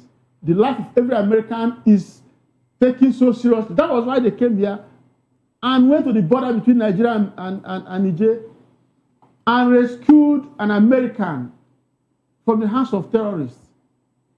And on their way going, they wave a flag and I say, look, we came, we've collected our man. All right, thank you, Mr. Oranta. Now, let's quickly run to Oka, where we still have Dr. Dennis Ekemeze. Dr. Ekemeze, I'm sure you have followed this conversation. Now, Nigeria, the ISWAP, Islamic State West Africa Province in Nigeria, has acquired 35 drones to help them in fighting Nigerian military. I mean, this sounds scary. How do you react to this development, especially within the context of the arrival of 100 American soldiers? Now, the issue is that America has told us that, well, they are going to be involved not in field operations, but in tactical support and intelligence. Now, these drones have the capacity, to target areas where you have Nigerian military. I would like for you to tell us what might happen if they use these drones and target where American soldiers are involved in intelligence or tactical support operations. What might be the likely outcome of all of that? It's shocking in the sense that it's portraying a terrible situation in Nigeria. And from your question, I don't think America will take it lightly. Just as my colleague said, they're always very interested in their citizens. And everything possible will be done by America to protect their citizens. And that is the major issue. Another question is, what is the Nigerian government doing? What is the nature of the collaboration? Because you mentioned the signing of MOU, where the terms or the spirit and the letters of the MOU made known to you, even if, what is the political will? That's the big question. And we are here in Nigeria scrambling for electronic transfer and then accessories of national security advice. And it was the question, how wouldn't they know such a thing by information gathering, surveillance, and intelligence gathering. The nation's security and is becoming a very terrible situation. However, we believe America will not allow the citizens and will not allow the cause they have set up to die like that. Dr. Kemeze, when we frame issues around insecurity, you know, lack of political will, are we actually being fair to this government? Because the guest in the studio here, I just read out to him, and I'm sure that you heard it, 3 efforts the federal government, the current administration has made to show that, well, we are interested in routing out the terrorists. They went to the United States, there's collaboration, 100 of them here. Our president just returned from Turkey, where he signed an MOU, military cooperation, and we did that way back in 2023 with France. So what other, I mean, if the government didn't have political will, if the leadership didn't have political will, will they go to this Maybe extent? you want me to repeat myself. The political will has not been interpreted for people to know.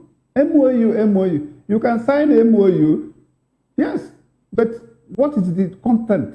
What is the spirit and letter of your signing of the MOU?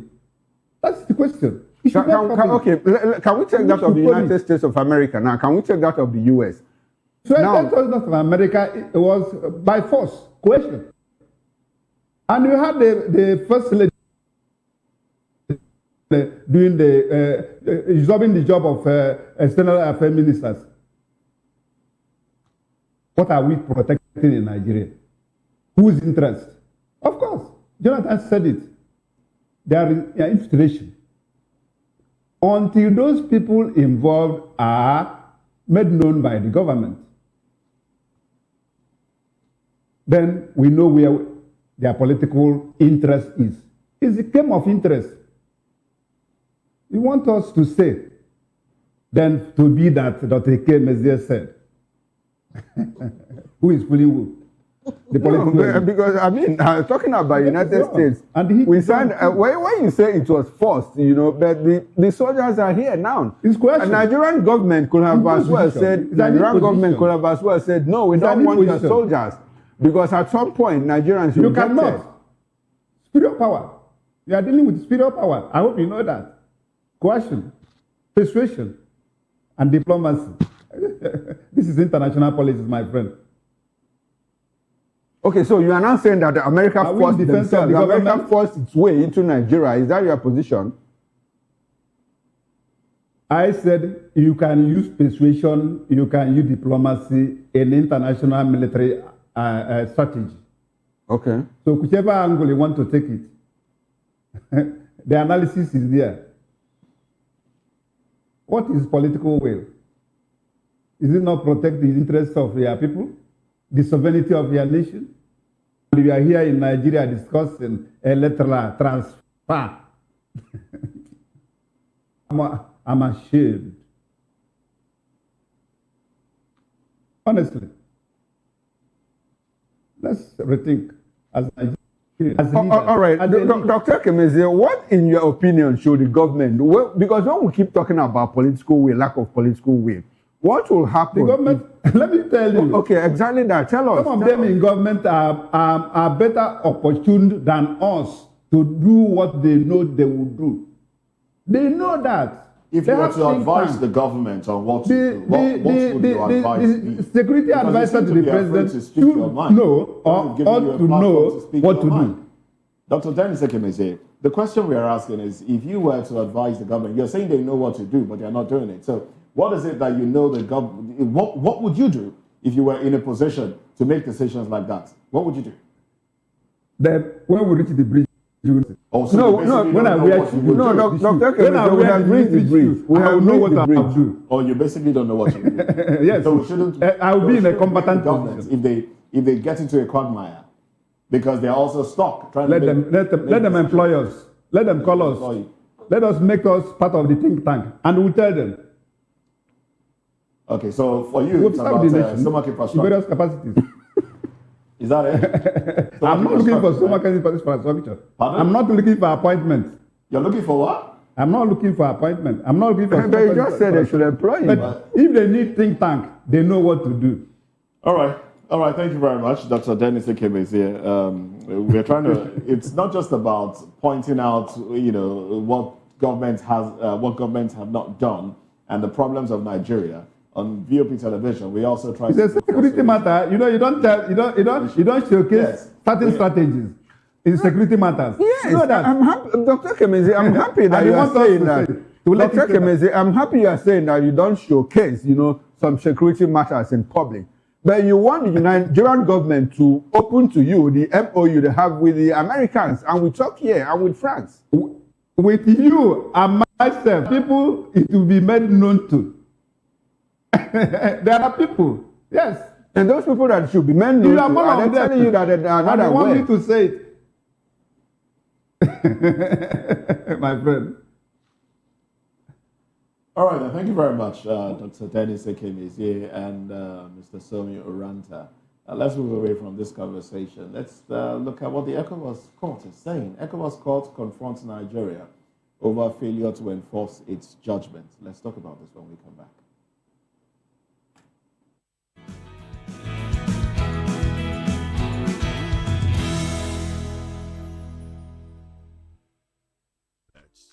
Awards, the razzmatazz, music, fashion, interviews, and more. Spotlight on Voice of the People Television. Let's feed you with all the juicy stories in the global entertainment space like never before.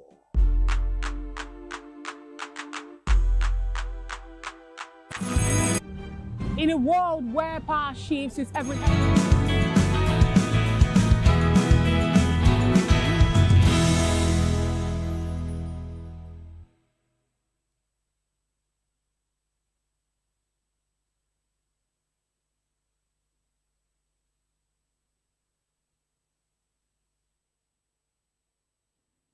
Welcome back. The ECOWAS Community Court of Justice has opened a high-level bilateral meeting with the Nigerian government to address the habitual defiance and failure of the Federal Republic of Nigeria to enforce the court's judgments. The three-day engagement, which commenced on Monday at the seat of the court in Abuja, runs through February 18, 2026. The bilateral meeting with Nigeria's competent national authority and other key stakeholders on the enforcement of its judgments comes amid growing concerns over the Nigerian government's selective obedience to regional judicial pronouncements. The ECOWAS court, led by its president, Honorable Ricardo Claudio Montero, is seeking to establish a framework for collaboration to address the specific challenges hindering the enforcement of its decisions within Nigeria. Despite the ECOWAS revised treaty stating that the court's decisions are final and binding on all member states, Nigeria has a long history of ignoring rulings, particularly those involving human rights violations and the illegal detention of citizens. Still with us to discuss this issue, we have Mr. Somi Oranta. Mr. Oranta, we know back here in Nigeria, this is what we see all the time. And it's not also surprising that even on the broader scale, we see this happening on ECOWAS, at the ECOWAS level. What is your take on this? Are we shocked? It's our way. It's our way here.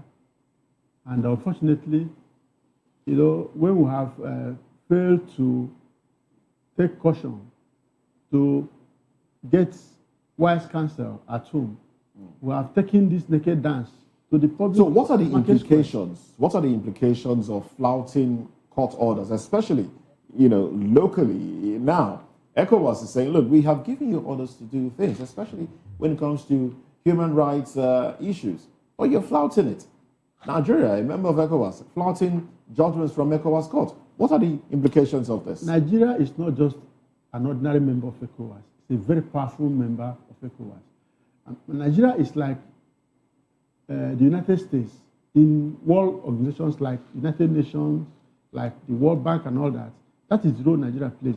Only just recently, our President Bola Ahmed Tinubu, was the head of ECOWAS.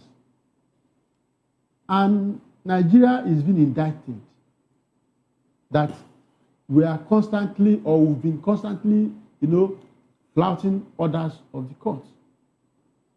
So it shows that It's a country we are preparing the stage for anarchy within the ECOWAS region, same thing within the nation. But I'm not surprised because we do it here with much glee, with reckless abandon. They decide to cherry pick the one they will respect, the one they will not. And even the courts in Nigeria, most of them do not make pronouncements that are clear and concise. They make it, look so ambiguous, so that, the court is supposed to interpret. But the court now end up in Nigeria making their judgment look so shrouded in several layers that they need to go back to another court to, decode what they released. And those who are the others are made against, will decide to abandon it and nothing happens. So we are not showing leadership. I was just going to say that, especially for a country that prides itself as the big brother of Africa, what does this even say about our image? It's a very badly behaved big brother that we are. And we've taken it out in public. And it's very, very bad because democracy thrives, on the back of rule of law. It's the law that will rule, not human beings, not individuals, not strong men. Because strong men will come and go, but the law remains. It's the last hope of the common man. Today in Nigeria, the judiciary seems to be the last hope of the rich man, of the well-off, of the bourgeois. And you see, when you begin to act the way we are doing, we are sending a very, very bad signal. No country that knows its onion will want to do business with us. No businessman who made his money genuinely will come to a country where the judiciary, where the government flouts court orders. Nobody. Because if you have a problem with a state government or with an individual that is politically exposed or connected, your investment will just go. That is why we have briefcase investors in Nigeria. Mr. Ranta, let's interrogate further the status of Nigeria in West Africa. Is Nigeria still the big brother of West Africa? I ask that question in the light of the fact that if you look at, when you international rating agencies, put out data and statistics there, they talk about, nations that are very well corrupt, and Nigeria is nested with countries like Senegal, Gambia, when we South Sudan, when they talk about poverty, Nigeria is nested with countries like, in some poor West African countries. And when international organizations like AFTA, when they wanted to choose a head office, they bypassed Nigeria and went to Ghana. When Nepal wanted a head office, they bypassed Nigeria and went to South Africa. And when they want to rate Naira, they rate our Naira with that of Yemen, South Sudan, and all of that. We have big corporations leaving Nigeria and domiciling their headquarters in Ghana for their West African, and in fact, African operations. Is Nigeria still big brother West Africa? Did you notice that, maybe on the soft side, did you notice that there's no longer big brother Africa? Nigeria is supposed to be big brother to the whole Africa. Okay. Now, no more big brother Africa, it's big brother Nigeria. But on a serious note, we are not big brother of anything. Anymore. Okay. But we time used to there be. was, okay. When that used to be. Because if I look out to Nigeria, when the Naira has weight, it's stronger, it used to be stronger than the American dollar. When the green passport meant anything. But when you have all manners of people, criminals and what have you, occupying elevated positions, and even the actions they take. See, when you keep telling people that respect the sovereignty of the people, if you do not, it's like a housewife married. If you come up and you let the world know that your husband is useless, you don't care, you are actually removing the cover. The respect they are giving you is not just you, they are giving those respect because there is someone, there's an authority that is covering you. So those people who are in, few of them in government positions, they act as if the people don't matter. They're actually messing themselves up because the world knows that these people don't have the backing of their own people. So they're just there on their own. That is why there's a dearth of leadership in Nigeria. What we have is a sort of army of occupation, kind of buccaneers in power. So that is why the world is rating us low on different counts. And they're not ashamed. In fact, one of the laws, Mr. Ranta, one of the laws that the ECOWAS court is asking Nigeria to repeal is the Kano blasphemy law, which prescribes death penalty for anybody who insults Prophet Muhammad. And so ECOWAS's ECOWAS court's argument is that this is against fundamental human rights and all of that. But even back here in Nigeria, within Nigeria, the Sharia law is also being tried to be implemented in some states that are not predominantly Muslims. What do you say to this? I was to say something before I was distracted. When Donald Trump was addressing, one of the summits, he said that he was talking about Greenland, and some countries in Europe were trying to. He said, look, you guys have to support us. If not for America, that all of you, or most of you, would have been speaking German or Japanese. If not for this American intervention, some of us, maybe all of us, will be compelled to abandon whichever religion you have and follow a particular one by force of arm. I don't know what's happening in Nigeria. When this government was coming, we said, look, you cannot do Muslim tickets. They said, no, it doesn't matter. But look at where it has taken us to. For the first time in Nigerian history, even during the Civil War, it was not brazen that another country would come and hit targets in Nigeria that American soldiers will have boots on ground in our country. So we better act now before it's too late. Dr. Ekemezie, please, can we hear get your thoughts on this issue, please? Well, I think you know the difference between puff and bread. Let me pick that analogy. We've done well in the past. ECOWAS, our soldiers were fantastic. But today, where are we? We are arguing about political will or non-political will. I want to draw you back also to, I make technical glitch that did the American wonder in 2003 election. These are part of the effects. Once the leadership of a nation or an organization is not getting the right thing to do, then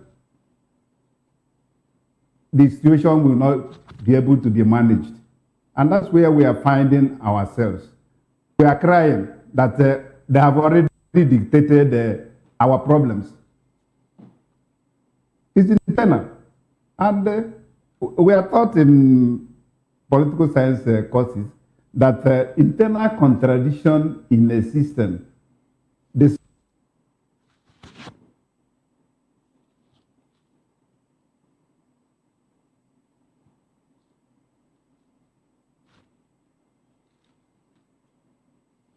All right, we seem to have lost audio to Dr. Dennis Ekemezie.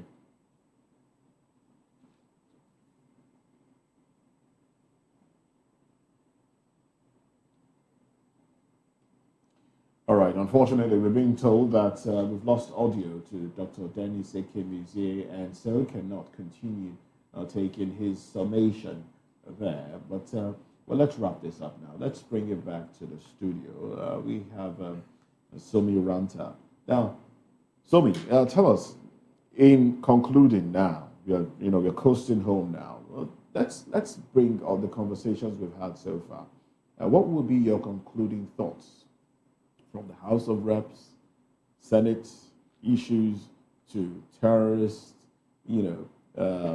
showing in a show of force, as the military shows force, terrorists also show force, and to ECOWAS court saying, look, Nigeria, you are becoming recalcitrant, disobeying court orders. What are your concluding thoughts?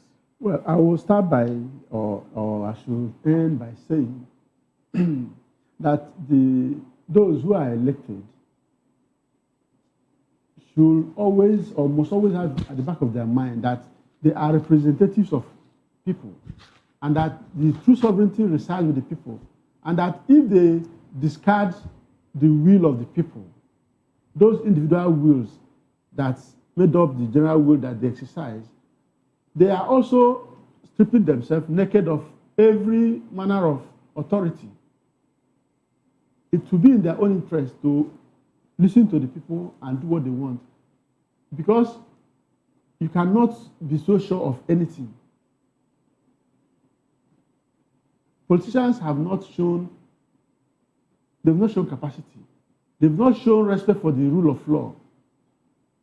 They have not shown respect to governance, be it political, be it social, be it in every way possible, economical. They've not shown. So they have to prove to Nigerians that democracy is what Nigerians need. That's one. Then when you talk about the show of force by the insurgents, the government must show capacity. They have the capacity, but they must show it. They must convince Nigerians that they are serious about fighting this insurgency in Nigeria. Because Nigerians cannot be losing our brothers and sisters the way it's been going on without any, they'll say they'll be brought to book. I'm sure that the book must have filled up to overflowing capacity by now. The life of every Nigerian must matter. And that is what governance is all about. If you cannot secure the lives of your people, I don't know, and their properties, what else are you doing? What else are you doing? To say you're just to say, verbalizing that I'm in power, it's not enough. You must show that. And security is not something you talk about. People must feel it that they are secured.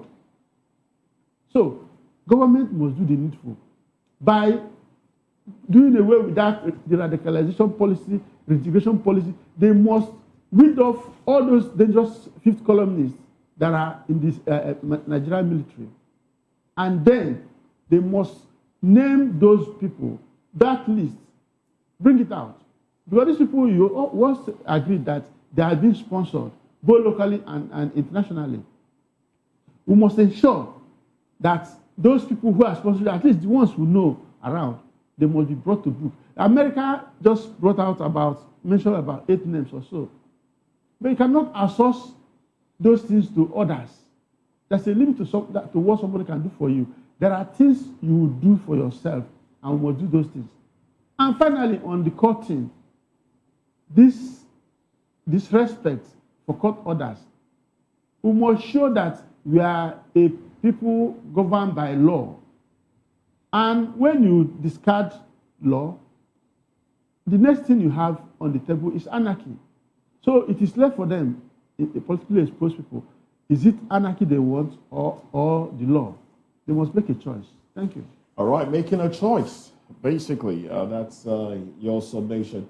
Now, I understand that we've lost connection to Dr. Dennis Ekemeze, so unfortunately, we can't take his concluding thoughts at this moment. But I must say a very big thank you to you, Dr. Dennis Ekemeze, for coming on the program, and also thanks to Mr. Somi Oranta for coming on the program. Well, this is how far we go on VOP TV.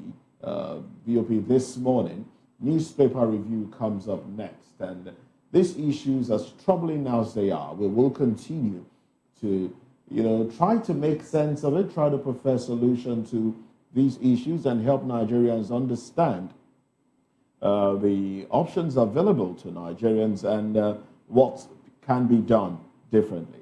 I'm Moses Humphrey. I'll see you again at 10 o'clock for newspaper review. Bye for now. And I'm Jane Ogoye. Thank you for watching.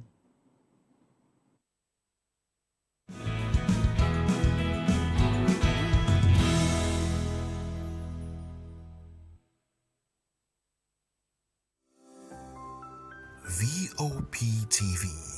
Now, you have more than a voice. We encourage you to click on the like button and subscribe to our YouTube channel. We are Voice of the People TV. Also follow us on all our social media platforms. We are at VOP TV Live. Visit our website www.vop.ng for fresh and trending news. Also watch us live on SLTV channel 264.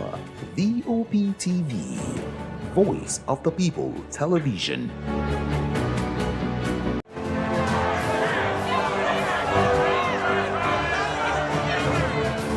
Do you want your voice to be heard? Do you know that you matter in the scheme of things?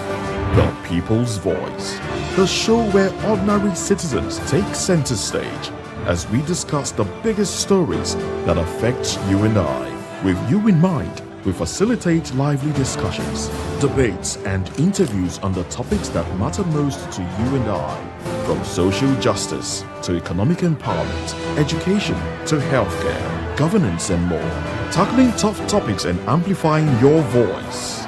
Join the conversation and make your voice count. The People's Voice. Make your voice count. Welcome to the locker room, the home of football talk that matters. I am Jerry Aviation. Join us every weekday, Monday to Friday at 5 p.m. Nigerian time, as we share the hot takes and hot debates in the exciting world of football. And joining me are the usual suspects, Ikechukwu and Mayowa, as we break down all the hot takes and everything that's happening in the football. Don't just watch football, live it with us. Catch us on the locker room and Voice of the People television at 5 p.m. Nigerian time. And like I always say, if not 20 minutes off, please discuss.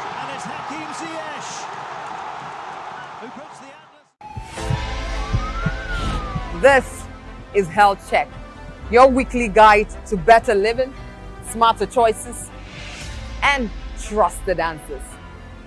From everyday wellness to urgent health issues, we've got you covered. Health Check, only on Voice of the People television, where your health has a voice.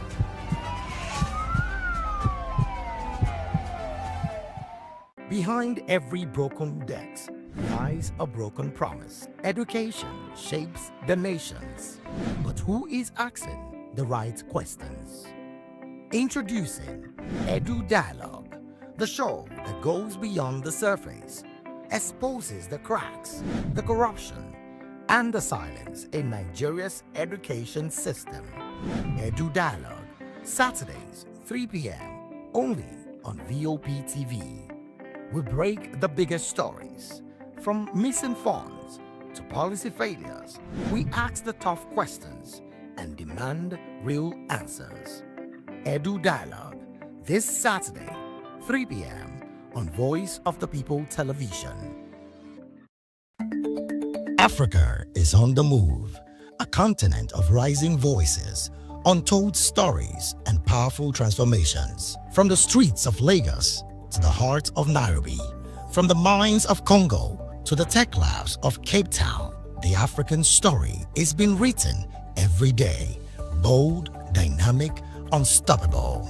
This is African News on Voice of the People television. We don't just bring you the news, we analyze and bring you Africa's heartbeat, the politics that shapes our nations, the economies that drives our future, the cultures that defines who we are, the voice that must be heard. Africa News, Africa's voice, Africa's future.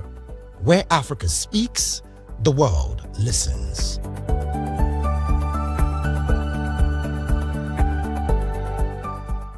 Are you ready for the extraordinary? Something big is happening on your screen. Introducing VOP TV. Now streaming on SLTV channel 264. From breaking news to captivating conversations, news analysis, giving you all sides to the story. We bring in-depth discussions on the issues that matter, from politics to sports, entertainment, and lifestyle. VOP TV on SLTV channel 264. Join us as we redefine what television means to you. Voice of the People television. VOP TV. Now you have more than a voice.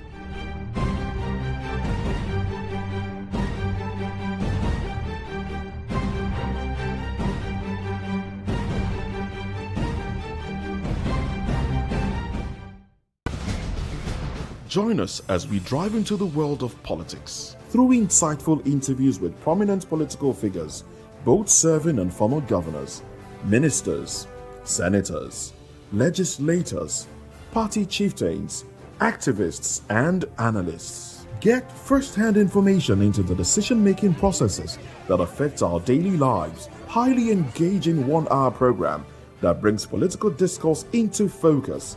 I am Chukwuma Okoro. Political Lens, Monday through Friday, 6 to 7 p.m. Join us.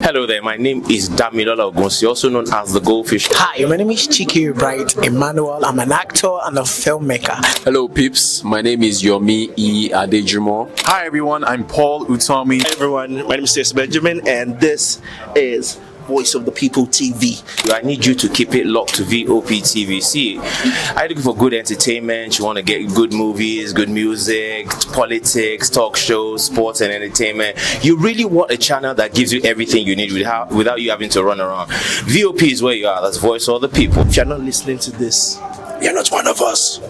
And you deserve to be killed. Scrap chat. Don't be killed, but watch it. Or I'll find you.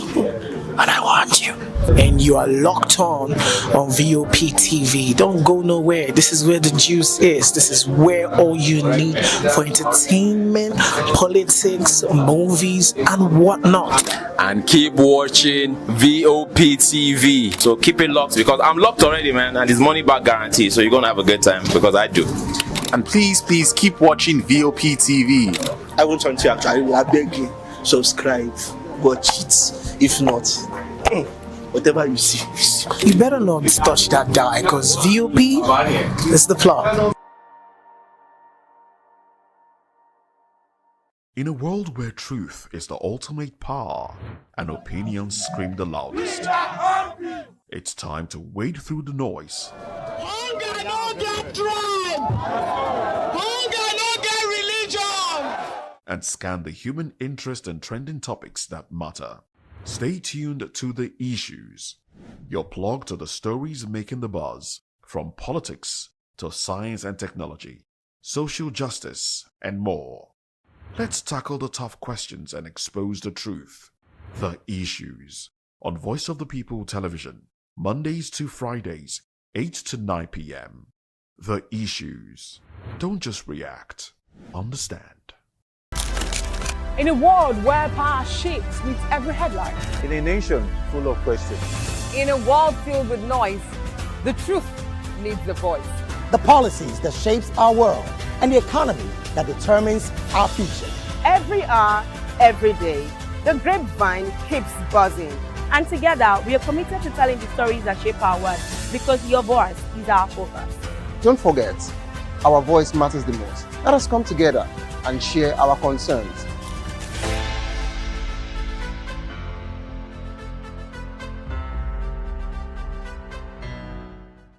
I'm Sarah Nystrom from Sweden, aka Chief Omobawale, Communication Queen. Keep watching VOP TV. Hi, I'm Samantha Jacobs, representing the states. Miami's in the house, and I want to make a shout out to VOP TV. I'm a humanitarian, and I'm also a rep in the film industry and the art industry. I help dreams come true, and I help you keep on that path. Shout out to VOP TV because you're helping people stay on their path too. Cheers. All right, my name is John Odibo. Keep watching Voice of the People because it's a fantastic station to be with all the time. Thank you very much. My name is Pastor Elvi Siru, the convener of the Voice Achievers Award, and keep watching VOP. Yes, that is the channel for all the people. No color, no race. Thank you so much. Yo, ladies and gentlemen, this is Abbas Sunkan from the Netherlands. I am a designer and I'm here in Eco Hotel and Suits. Keep watching VOP, the voice of the people. Don't touch that dial.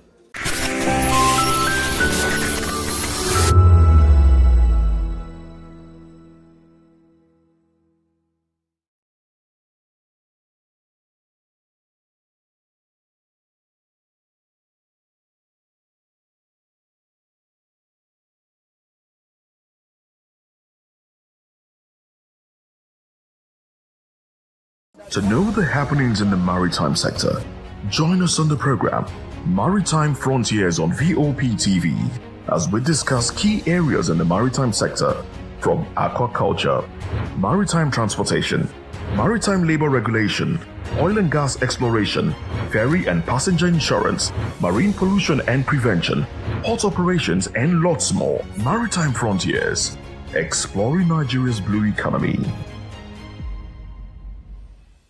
This is African News on Voice of the People Television, where we don't just bring you the news, we bring you Africa's heartbeats, the policies that shapes our world, and the economy that determines our future. African News on Voice of the People Television.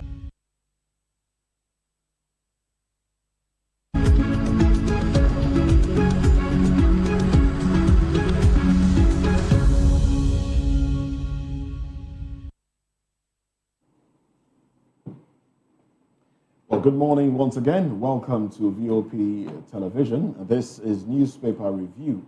I'm Moses Humphrey. And I am Chukuma Okoro. Thanks for joining us again. And I'm Jane Ogoye. Thank you for joining us. And yes, of course, Dele Fanimo joins the conversation this morning. Good morning to you. Good morning, everyone. Now, let's dive into it. These are the headlines. Of course, the rowdy session at the Senate yesterday will come up in some of the dailies. The Punch has it. 2027 elections, lawmakers protest as NAS OK's e-transmission, manual backup. Outrage as Abaribe leads 14 senators in protest. Minority reps walk out. And, well, this is the big story because when you flip the papers, you go to The Guardian, we also have electoral reform crisis. 2027 elections take shape as APC majority prevails, legal tussle looms. And then checking out the riders to that headline, we have lawmakers retain manual fallback in result transmission. Senate divided 55-15 after stormy session. House minority stages walkout over clause 60 sub 3. INEC timeline cut from 360 to 300 days.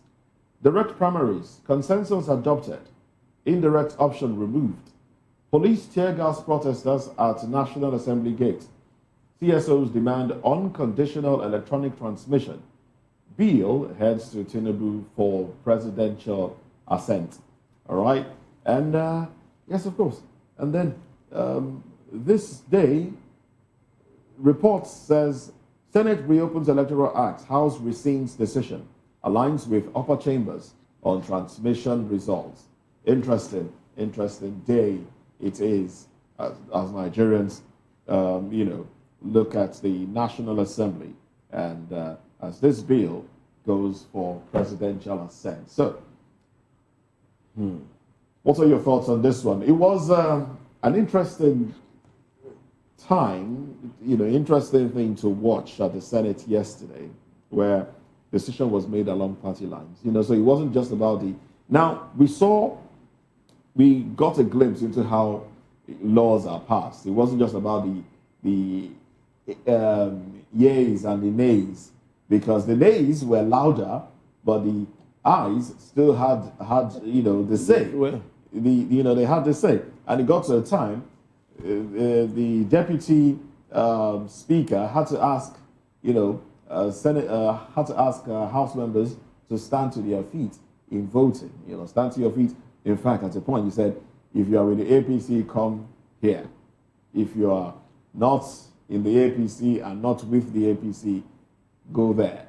And the decision was taken along party lines, 55 against 15, as it were.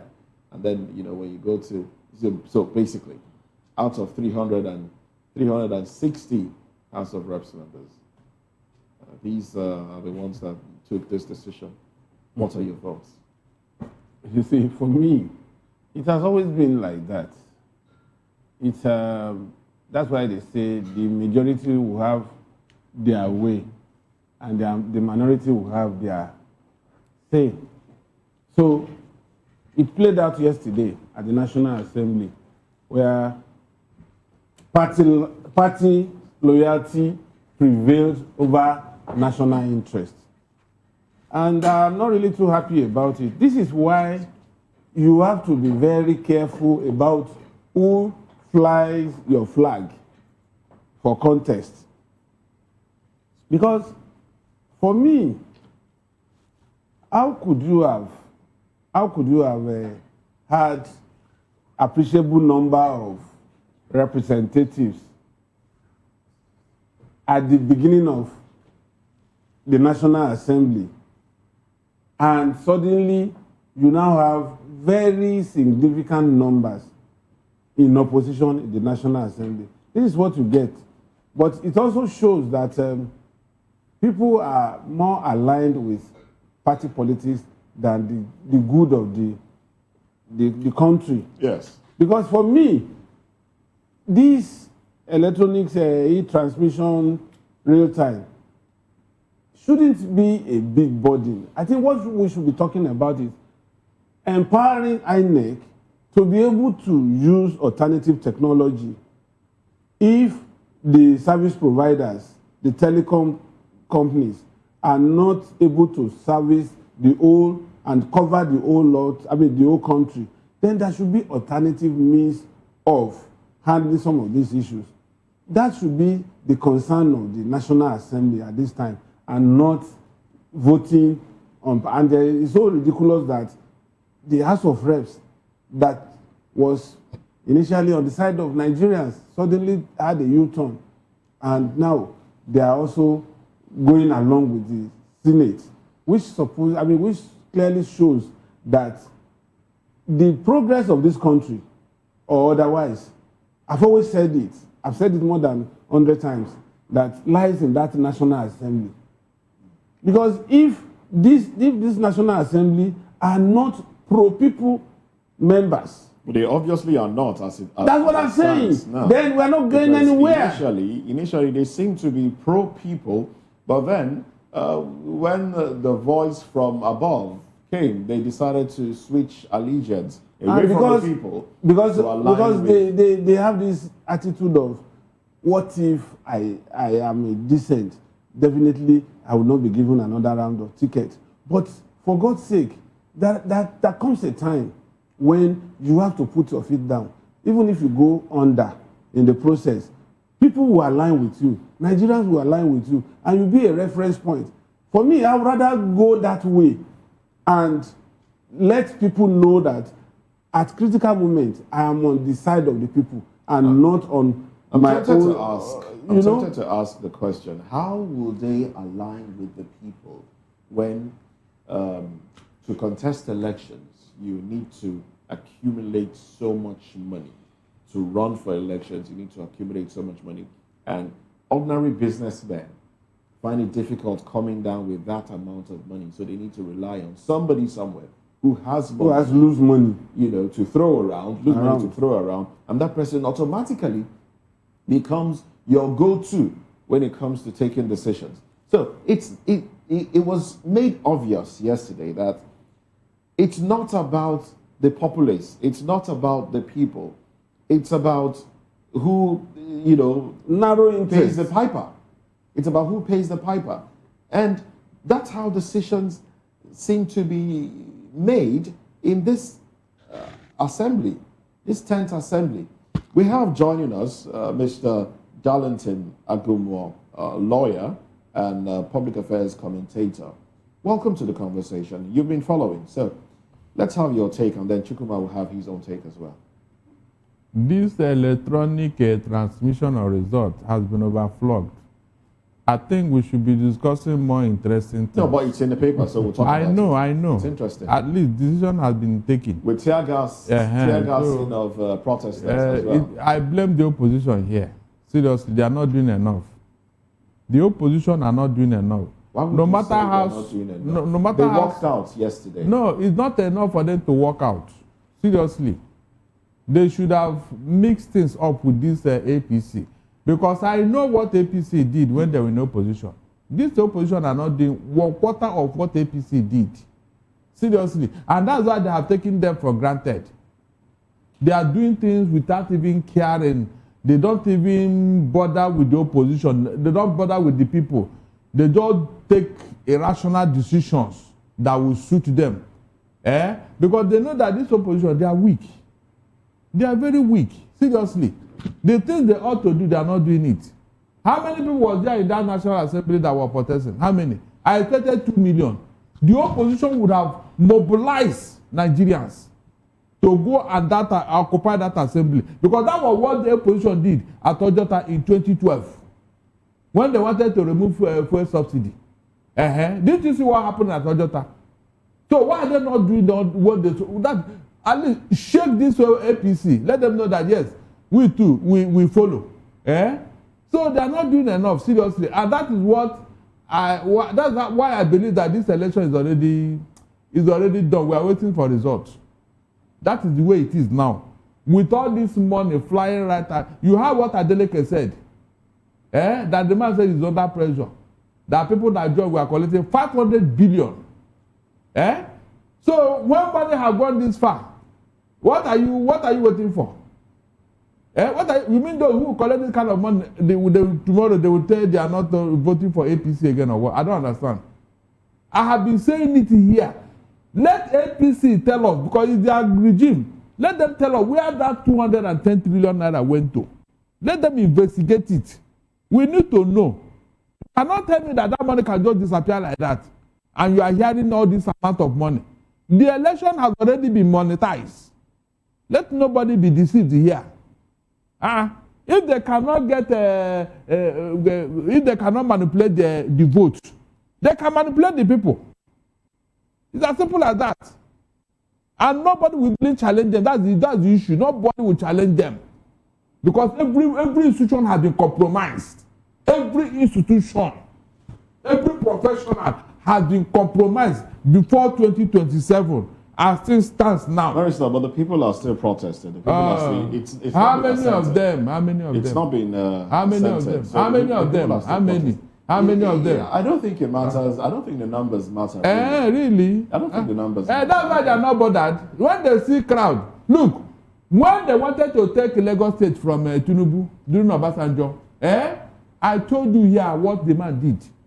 He called all these his boys, and there was the intention to burn down Lagos if they come inside here. That was when Obasanjo said, let's focus on... So if the opposition has been pushing hard, the APC will be afraid that we don't want problem in Nigeria. We don't want these people to cause problem. They will slow down. Look at all the opposition leaders, how they are picking them one by as if they committed the worst offense. But the people that took that 210 trillion, nobody wants to know about them. Nobody is investigating them. Is that fair? All right. Let's focus on this one. Does it seem like there will be no need to vote in 2020? Is it not obvious? Because some Nigerians are saying, they have decided on what they want and exactly. they will have their way, so let's not even bother. Let's continue, yes. So that there'll be peace. Well, the issue of this electronic transmission of results, I don't like the back and forth. I don't like the back and forth, as a matter of fact. But the National Assembly has taken a decision. It is left for the president, to assent the bill or not. And if it doesn't, I think after a while, the National Assembly can reconvene, pass it again, and I think after the third time, it automatically becomes law based on the number of days, interval, and all of that. I don't know, probably what is influencing my personal opinion on this electronic transmission of results is probably my background in project management. A lot of people will not like what I'm going to say, but I, for one, believe that it will have been more appropriate for Nigerians to push, the telcos, the Ministry of Communications to ensure between 2023 and 2027 that we have 100% internet network connectivity in all nooks and crannies of this country. On the basis of that, the Senate will not have that opportunity, that advantage to say, let us do hybrid. But now they have an excuse. On the morning show, you said engineers pointed out that, well... That's yes, exactly the engineers pointed out. But there are also engineers that have said, no, that is not possible. And I cite the instance of, I do a transaction with my phone. I go back to my rural community, and I said my community is urban if you compare it to some communities in some parts of the country, especially the north. And in my own house, I cannot even initiate a transfer of money, so I have to look for some kind of hilly place where the mast, where the network will, just roam into my phone to be able to do. I have done transactions a couple of times. They debit me, they don't credit the recipient, the beneficiary, and what do? I have to come back to the city and go to the bank. The bank will say 8 days. Now we are looking at 177,000 polling units across the length and breadth of this country. So civil society organizations, what we will have done between 2023 that we experienced when Mahmoud Yakubu came to tell us that, the presidential elections, we can't transmit electronically because there's a glitch. At that point, we should have taken up the challenge that before 2027, we should push the telcos and the Ministry of NCC should ensure that every nook and cranny of this country.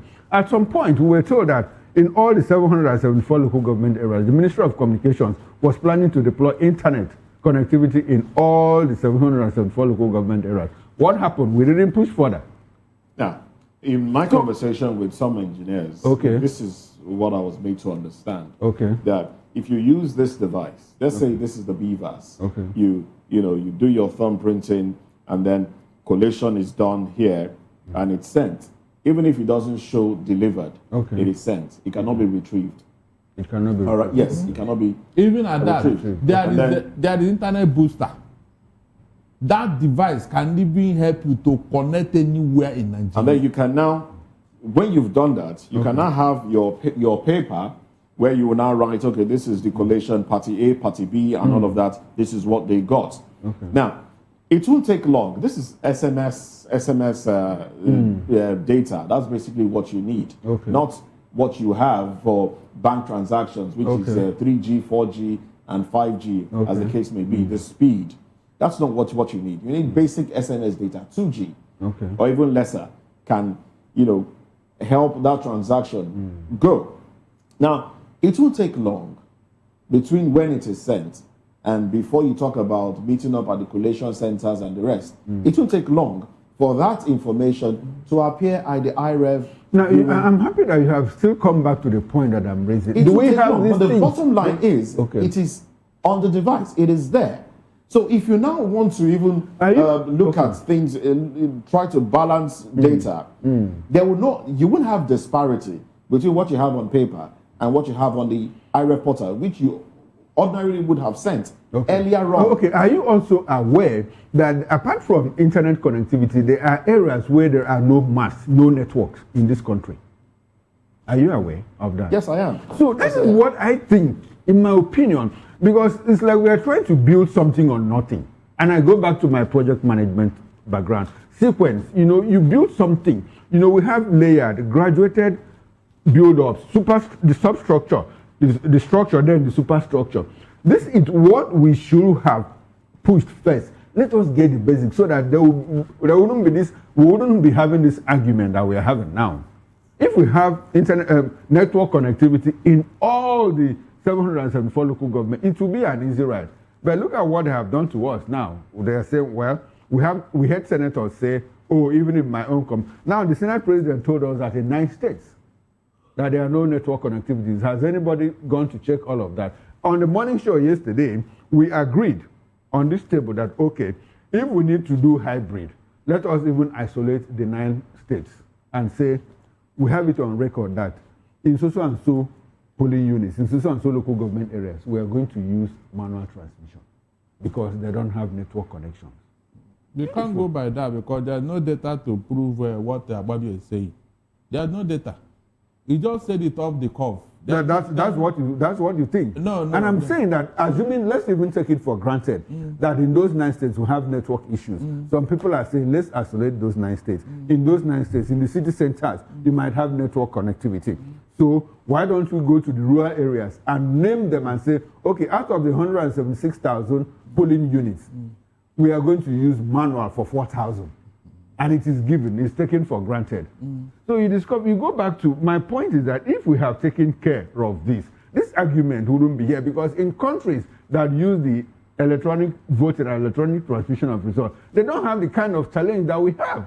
That's why they don't get into this kind of arguments that we are having. It is sentiment that is driving this thing we are saying. According to you. Sentiment, seriously, because the National Assembly member from the House of Rep and Senate, have they told us that their constituents, members of their have written to them that they cannot transact any business because there's no network? Can you just mention one day you have had such a complaint in the House before this thing started? So there is nothing like that. Barrister, how many times have we complained about NCC?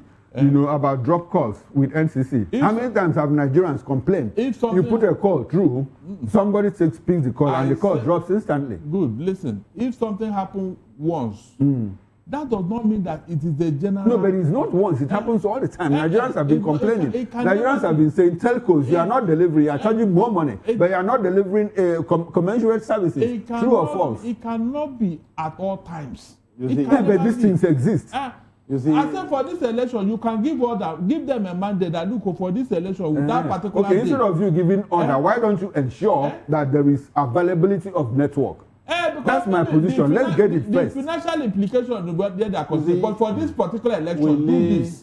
We lay foundation for trouble, and when it comes, you see, it's a general malaise. Just like we were discussing when we were coming to the office this morning. I said, because some ailments don't kill at once, we tend to relax until it gets to the final stage and start rushing.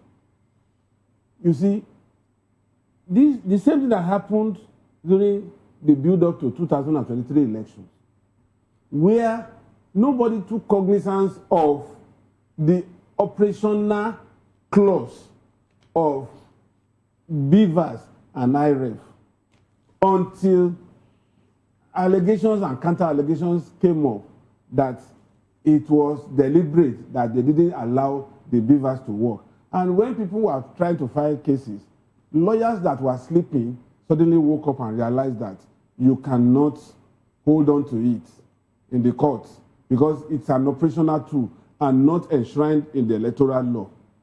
Now, this time around, the focus is just by any means put it that electronic transmission, real time, must be part of the electoral law, just to make sure that such things that happened in 2023 will be prevented this time around. But just like Chukwuma said, what were the foundations laid to prevent reoccurrence of this, which was supposed to be the enablement of the telcos to ensure that there is total coverage of Nigeria, wherever and whenever these things are required.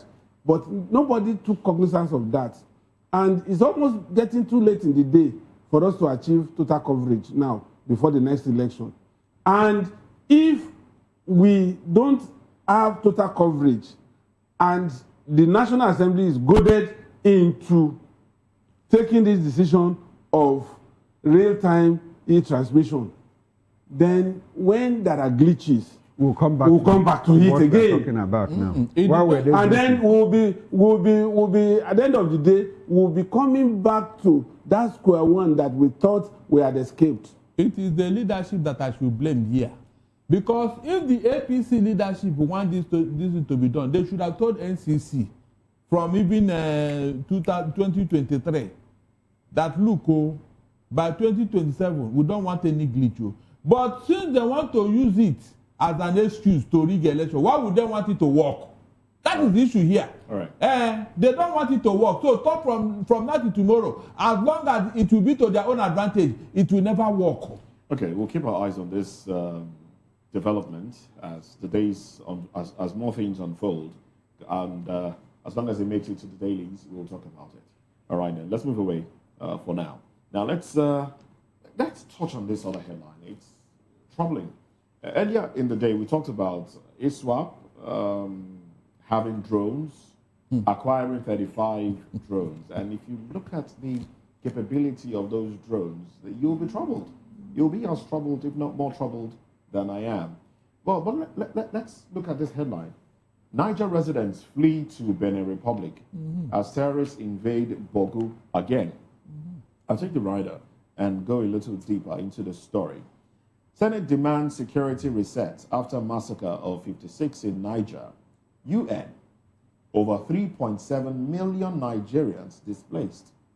IGP meets ex-police chiefs, Mohammed, Atta, Ehidero, Onovo, others. Now, let's have let's look at the story itself. It says, many terrified residents in their thousands yesterday fled the new theater of persistent and sporadic attacks by terrorists in Bogu and Agwara local council of Niger State, seeking refuge in the Benin Republic. A situation worsening the country's deepening security and humanitarian challenges, which have seen more than 3.7 million Nigerians internally displaced. I'll stop there. According to the UN, over 3.7 million Nigerians have been displaced. And we're talking elections around the corner. I wonder if they will be counted at the IDP camps, if they have to vote from there. But then we have thousands running away from their land because of continued bombardment from terrorists. Now they have to go to Benin Republic. And now we also have the governor of Borno State go to, neighboring communities and say, look, come back home.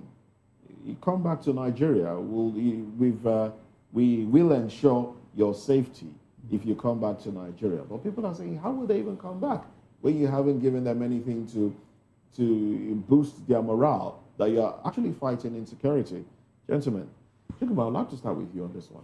Why do you want to start with me? I would like to start with you. Well, I've raised the issues there, the 35 drones, and their capabilities is deeply troubling, especially given the fact that we have people that, since we're interested in harming ourselves, and we cannot stop ourselves from harming ourselves, there are people that are coming here that we don't want harmed, because if you harm them, it might cause more trouble for us as a people. That if American soldiers, affected, things might escalate out of hand. The issue is already internationalized as far as I'm concerned. America has stepped in. There you might have some asymmetric sponsors, people like proxies, people that don't even want you to know that they are the ones behind this, but they are effectively, their effort is unhindered in ensuring that, we destabilize this country to reasons best known to them. So, but they took it up from us because what we normally do is when we acquire Tucano jets, we tell them we have acquired Tucano jets with which we are going. The last time we said we have acquired drones, even before we brought them out, they used it on our military, Now, the ones that they have acquired has the capability, to attract military establishments, and can drop bombs. Can drop bombs, you know. So they don't need suicide IEDs and all anymore. of that. You don't even need suicide bombers, you know. Even if they want to take out somebody, they want to take out a military commander in some way, what they only need to do is to set it, you know, and the thing will go do its work like America does and Israel does when they want to take out Hezbollah, Hamas leaders and all of that. So that is what we are seeing here in our own country, and that is what we are going to see in the coming days. And I'm just scared that I wouldn't want this thing to become, because it might get to a point where we might even have front lines. You know, some zones might become front lines like it used to be in Borno State then when they captured 3 local government areas and hoisted their flag. Are we going back to that era now? So it is dangerous, the internationalization of this crisis. And the problem is the failure of leadership. The leadership is not intentional. I still don't believe, and I still don't agree with anybody that says that America is coming here to solve the problem. America is probably coming here to solve a different kind of problem for us, you know, not to take out the insurgents. Some Nigerians have said, well, if America is coming here to help us solve the Sudan problem, solve the Yugoslavia problem, solve the Eritrea problem, then they are welcome. But if it is coming to take out the terrorists, I'm afraid they will not succeed. Yes. No, I don't agree with you. Why do you say so? I don't agree with you. Barrister, let's have him land. Let me land on his thought. Let me land on his thoughts. Okay, I thought he had landed. No, I have not landed. Go ahead, go ahead. So because how are they now? We have people that have gone to how many thousands did you mention that ran away from Niger State into Benin Republic? Actually. Thousands that ran into Benin Republic. But about now, 3.7 million Nigerians are already displaced in IDP camps. Now, what is America going to do to ensure that the 600,000 people in Borno State, in Benue State, that have been driven away from their homes and living in IDP camps, is American soldiers going to push away the occupants, the first occupants, and return the people in IDP camps? Are they going to put boots on the ground? Are they going to the front lines to do all of this? We have an American who built about 30 something houses for those whose houses were burnt. Okay, Yellow water. And saying that, look, it's up to the government to protect them because these people can return because now they have houses built for them. Good. Now those people, their homes were burnt. There are other people that were chased out, and they are living in IDP camps. They were not just chased out. People, foreigners, occupied their native lands. We were told here on the show that the Tortif, more like the Oni of Ife, the Oba of Benin, the Oni of the Emir of Kano, that's his status in Tivland. Terrorists are living in his native palace. He was driven out of that place. And we have a government that cannot say, these people move out. Let the original owners go back. Are Americans coming to do that for us? That is the question I'm asking. And I'm saying that until such a time, if America becomes so emboldened to put like boots on ground, like 4, 5, 6 of them are killed, you know what they will do? They'll bring in more troops. And the moment they bring in more troops, you see volunteers from the international community on the other side come into Nigeria, and Nigeria might just become a battleground. That is the problem. That is the danger. So the person that has the responsibility to stop this is the federal government. America, are they coming to cut off this source of funding? Is America going to be, Americans, are they going to become judges to prosecute the fundings, the sponsors of terrorism? They are not going to do that. And when they say they are coming to provide intelligence, what kind of intelligence? Nigeria said, well, we provided intelligence they used in bombing Sokoto. Let's have you land on your thoughts so others can. No, so my thought now is that, well, America is coming, but I expect, and Nigerians expect, that they are going to solve a different kind of problem for us, which I said, like, probably we'll go the Sudan way, the Yugoslav way, or, what happened in Srebrenica and all of that. But for them to say, we have come to, take out the terrorists, I'm still wondering, I can't wrap it around my hand how they are going to do that. All right, then. I disagree. Okay. Let's have your take. On that ground, because we have seen America intervene in other countries. Like which country? Just one. Just one. What happened in Israel and Hamas? Is America not involved?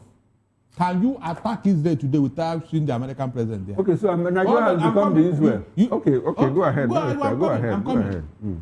America has a foothold in Germany. America has a foothold in Japan. In South Korea, America has a foothold there. So why are terrorists not operating there? Tell me. The federal government need to allow America to do what they needed to do, and these things will be a goner. They are nothing to America if you give them the free hand to operate here. The only problem that federal government is in bed with the terrorists. The facts are there. Why are they pampering them? Why are they covering them? Every time when I hear this, go and check other places where America have intervened. Didn't they succeed? Tell me. Yeah, some would say they did not exactly succeed because there is I'm more surprised that Barrister is mentioning Japan and Germany. What has Germany got to do with this? What has Israel got to do with it? There is more trouble. There is more because in those areas. You government did not give them the free hand to operate. You invited them. Then give them all the free hand. Barrister, what did America do in Germany? What did they do in Germany? What did they do? You don't know that they have a base there, Abi? You don't know. So after the Second World War, having a base solves their problem. Hold on. After the Second World War, did you hear any Nazi? Barrister, America had a base. Barrister, America had a base in Iraq. What did they achieve in Iraq? What are you telling me? Yes. What are you telling? America had a base in Afghanistan. What did they achieve in Afghanistan? The Nazi Germany would have resurrected after the death of Hitler, if not for the American presence in Germany. Are you aware? Barrister, you are talking about different kinds of problems. Barrister, we are discussing different kinds of problems. They are looking at terrorism. And if you give America the free hand, these guys are nothing to them. That's just my take here. If you give them free hand, if the federal government cooperate fully with America, you see, these guys are gonna. All right then. My take on all of this is that, like Chukuma said, this thing has taken international dimension. And a lot of interests are embedded in some of these interventions. And to the extent that if the coming of America would injure the interests of some other world powers, what will happen is this place will be a field, a theater of war at the end of the day, and Nigerians will be the loser for it. Let me tell you, the local intelligence that America requires to assist, to intervene in all of this, are already on ground. They are also coming in with their show of force. But then, anything that would suggest that some toes will be stepped on, we have to be very, very careful about it. These ragtag Boko Haram members, these terrorists, they don't have the resources to acquire 35 drones. These drones, if it's actually true, must have been sponsored by the international community, especially those who have economic interest to protect, which these bandits or terrorists had been protecting on their behalf. So now this thing will gravitate from just killing to fighting over economic interests. And I hope that what is currently going on in DRC will not be replicated in Nigeria soon. And we are not sophisticated enough to withstand some of these things.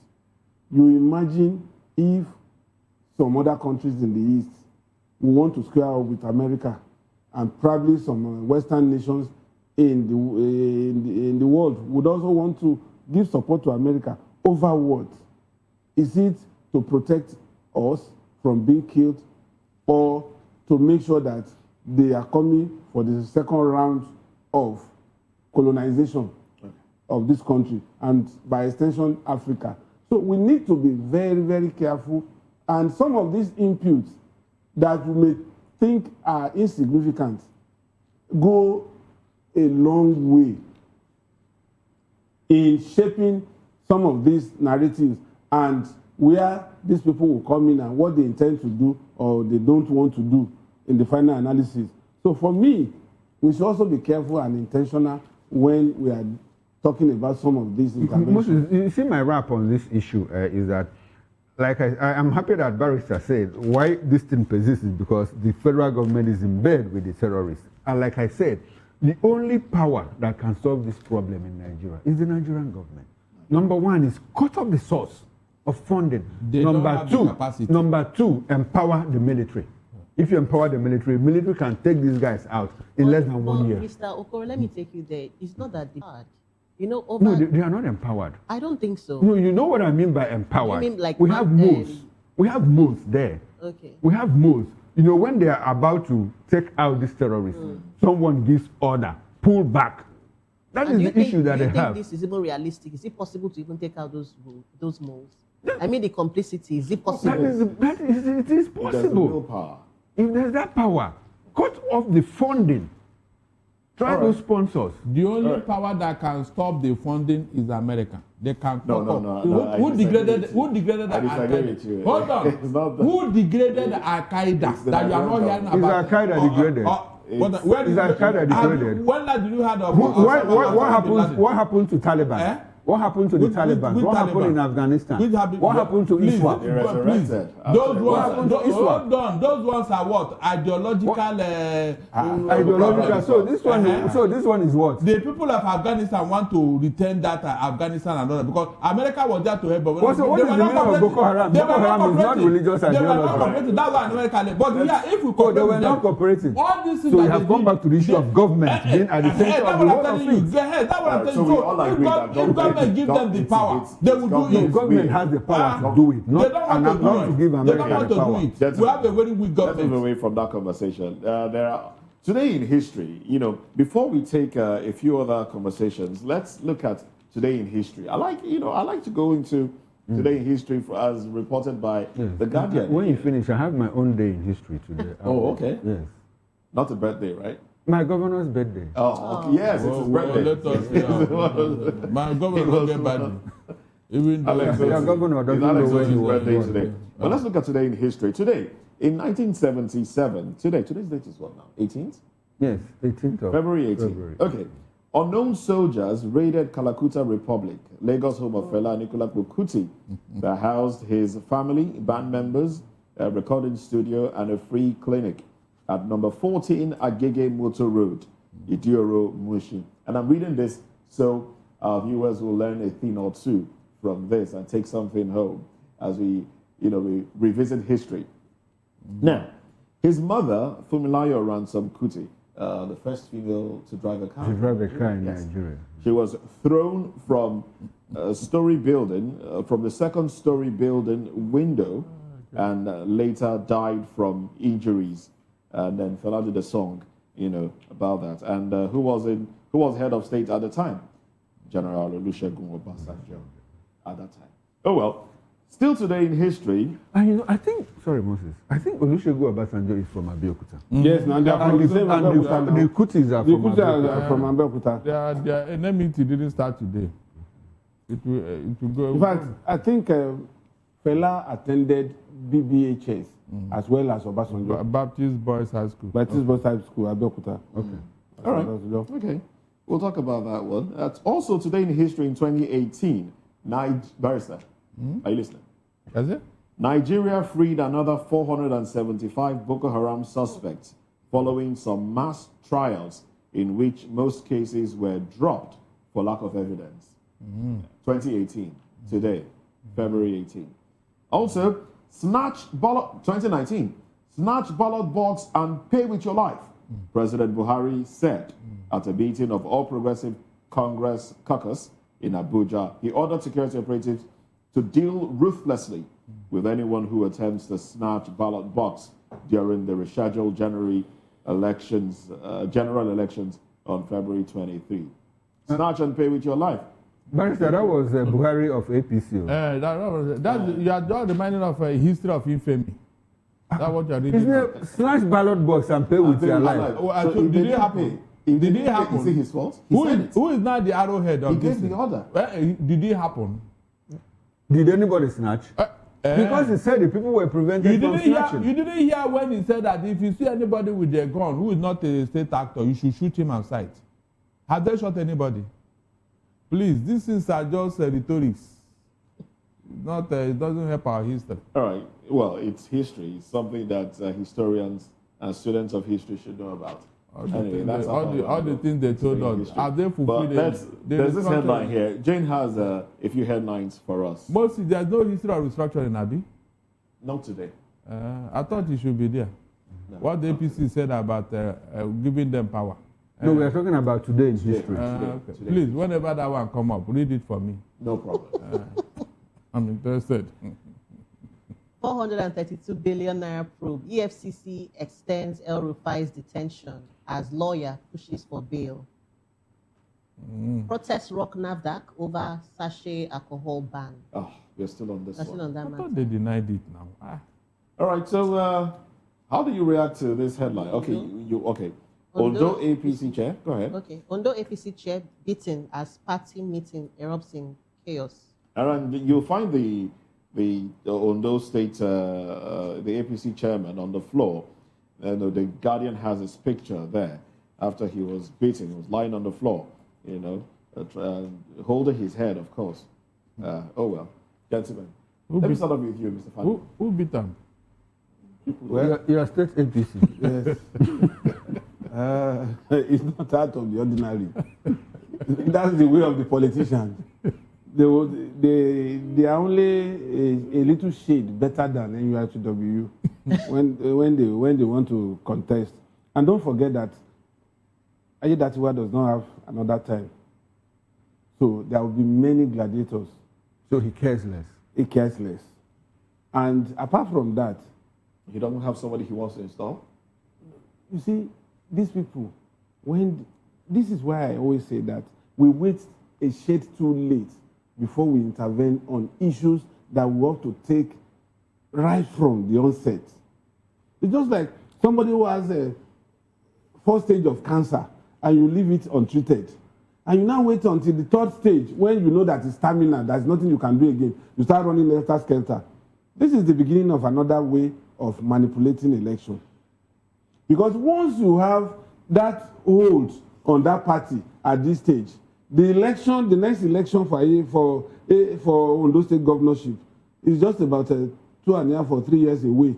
So naturally, what they are trying to do is to consolidate now on hold to power, so that when that time gets to the point that you want to appoint delegates, it is the chairman that collates the names of delegates that will choose the governorship candidate for the next election. So that's why they want that current chairman, who they perceive as too loyal to a faction, to make sure that he's out of the equation, so that they can have their people at the right time when there will be nomination of delegates, they can have their way.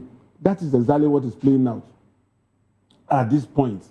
It is just another build-up to election in Ondo State, which is even three years away. So you can now imagine that politicians, they're adept at this game. They don't wait on the last minute before they begin to do manipulations. And as of today in Ondo State, APC is the party to beat. So it's like once you get the ticket of APC, you can go to sleep. You don't need to campaign. You would win. Because opposition is so weak. My good brother, who contested on the platform of PDP twice and failed, Jagede, now has moved to ADC. And ADC, the rising opposition. Yes. So what is left of PDP is almost gone in Ondo State. Labour Party is non-existent. So what do you do? So everybody is now rushing to APC, and that's why the contest is keener than normal. Okay. And that's why they will get to break bottles on people's heads. Oh well. Barrister, maybe just a minute. Yeah, I pray that this brigandage that the APC have introduced into politics will not spread throughout the whole country because of the far-reaching implication. You know, they are sowing this seed of violence, but I am telling you, it may snowball into something bigger. And by that time, they will not even agree that it is their own method, it is their own principle that brought this problem. Because I remember when Agberos were coming into Lagos and all that, some people were using them to get to the top, using them to do all manner of things. Right. Now they have become a government of their own. They have been challenging the governor. That is what happens. So when we are looking at all these things, thinking that it is the way of politicians, no, it is the way of Nigerian politicians. That's not what they do, politicians do in America or UK. Right. It is Nigerian method, and somebody brought it about. All right, then. This would be a good place to anchor the conversation for today. Thank you very much, gentlemen. We'll be speaking with Mr. Darlington Agumo, a lawyer and a public affairs commentator, and also Dele Fanimo, who is a veteran reporter, also a public affairs commentator. Chukwuma Okoro makes a comeback later tonight at 6 p.m. on Political Lens. And I'll be joined by Barrister Asim Adams. I'll travel around Nigeria to bring you interesting, trending political stories. All right. Thank you for watching. Please join us tomorrow morning on VOP this morning. There you have it. That's the invitation to join us again tomorrow morning. Bright and early, of course, VOP this morning. I'm Moses Humphrey. Have yourselves a beautiful day. Stick around. Sports comes up next. Bye for now.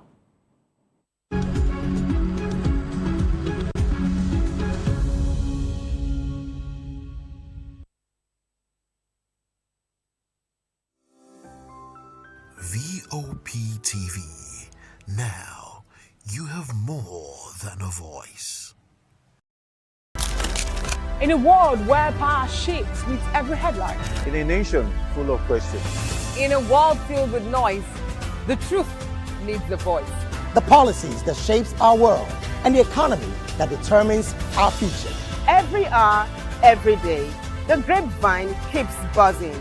And together, we are committed to telling the stories that shape our world, because your voice is our focus. Don't forget, our voice matters the most. Let us come together and share our concerns.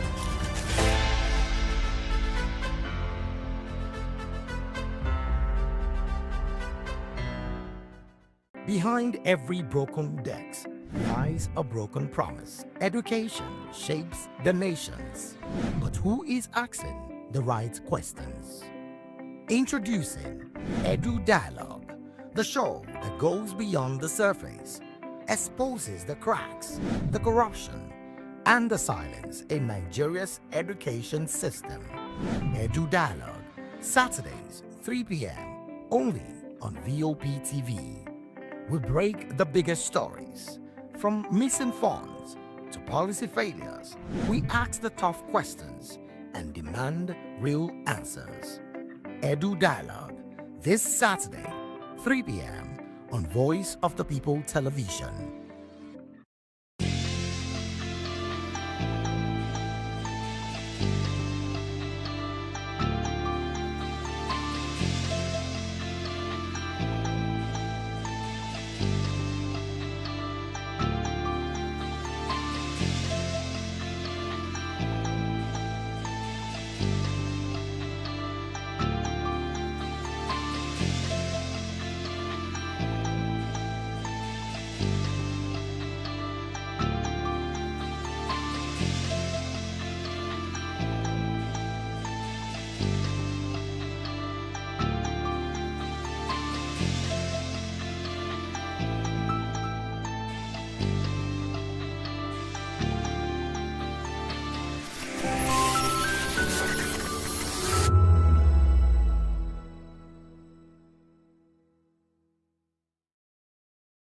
Welcome to the locker room, the home of football talk that matters.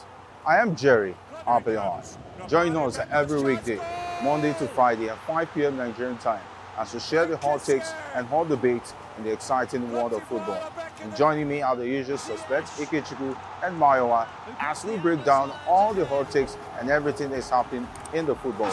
Don't just watch football, live it with us. Catch us on the locker room and Voice of the People Television at 5 p.m. Nigerian time. And like I always say, if not going to the talk, please discuss. And it's Hakim Ziyech who puts the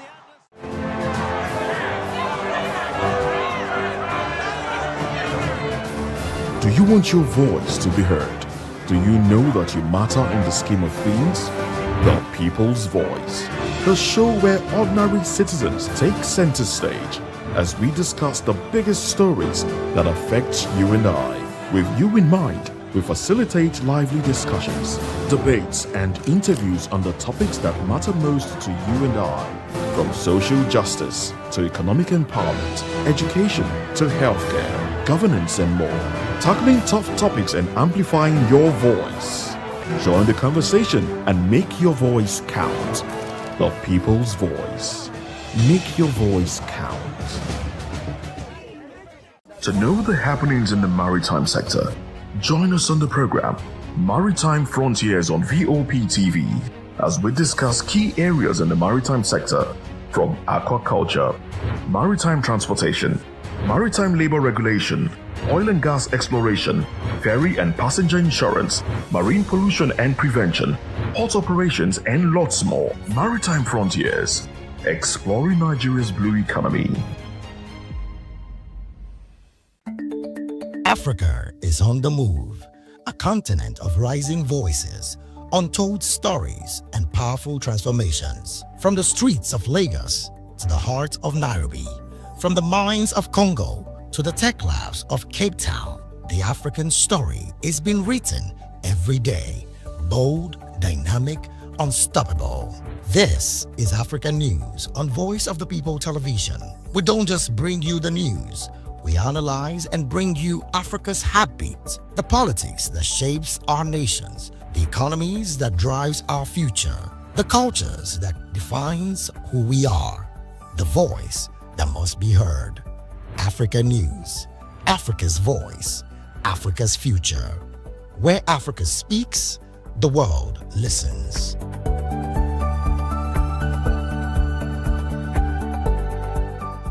In a world where truth is the ultimate power and opinions scream the loudest, it's time to wade through the noise. Hunger no get tribe! Hunger no get religion! And scan the human interest and trending topics that matter.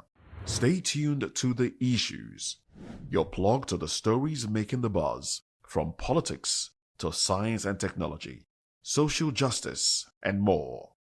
Let's tackle the tough questions and expose the truth. The Issues on Voice of the People Television, Mondays to Fridays, 8 to 9 p.m. The Issues. Don't just react, understand. Hello there, my name is Damilola Ogunsi, also known as the Goldfish. Hi, my name is Chiki Bright Emmanuel. I'm an actor and a filmmaker. Hello peeps, my name is Yomi E. Adejimo. Hi everyone, I'm Paul Utomi. Hi everyone, my name is Stacey Benjamin and this is Voice of the People TV. I need you to keep it locked to VOP TV. See, are you looking for good entertainment? You want to get good movies, good music, politics, talk shows, sports and entertainment. You really want a channel that gives you everything you need without you having to run around. VOP is where you are. That's Voice of the People. If you're not listening to this, you're not one of us. And you deserve to be killed. Scrap charge. Don't be killed, but watch it. Or I'll find you. And I want you. And you are locked on VOP TV. Don't go nowhere. This is where the juice is. This is where all you need for entertainment, politics, movies, and whatnot. And keep watching VOP TV. So keep it locked because I'm locked already, man, and it's money back guarantee. So you're gonna have a good time because I do. And please keep watching VOP TV. I won't want to actually, I beg you, subscribe, watch it. If not, whatever you see. You better not touch that dial because VOP is the plug.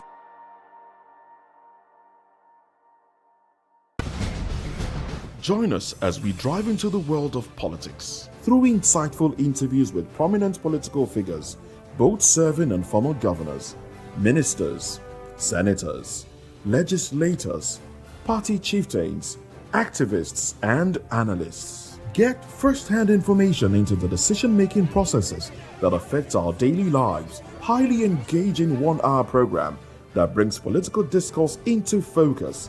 I am Chukwuma Okoro. Political Lens, Monday through Friday, 6 to 7 p.m. Join us. We encourage you to click on the like button and subscribe to our YouTube channel. We are Voice of the People TV. Also follow us on all our social media platforms. We are at VOP TV Live. Visit our website www.vop.ng for fresh and trending news. Also watch us live on SLTV channel 264. VOP TV, Voice of the People Television. Are you ready for the extraordinary? Something big is happening on your screen. Introducing VOP TV.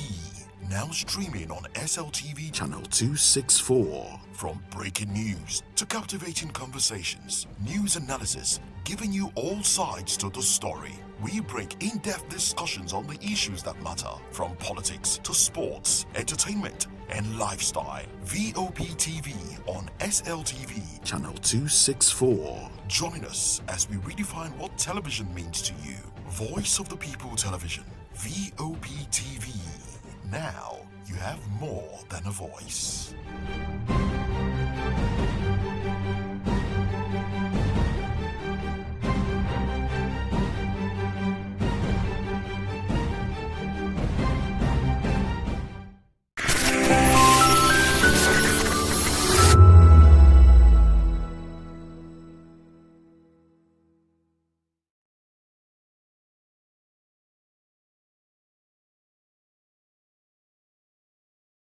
I'm Sarah Nystrom from Sweden, aka Chief Omobawale, Communication Queen.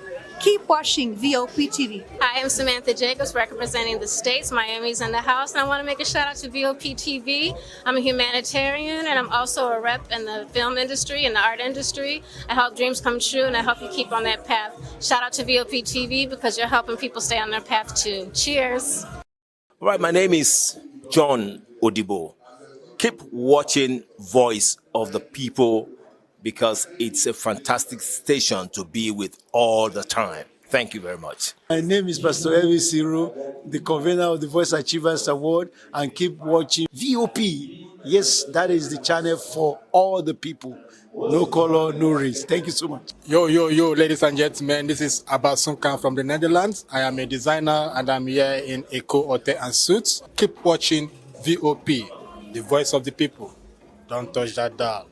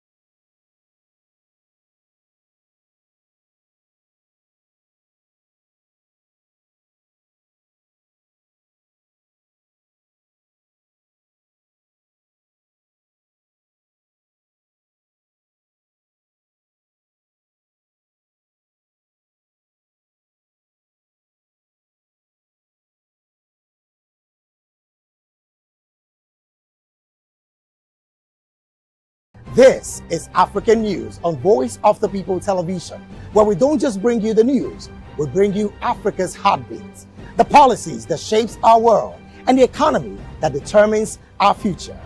African News on Voice of the People Television. Stay with us.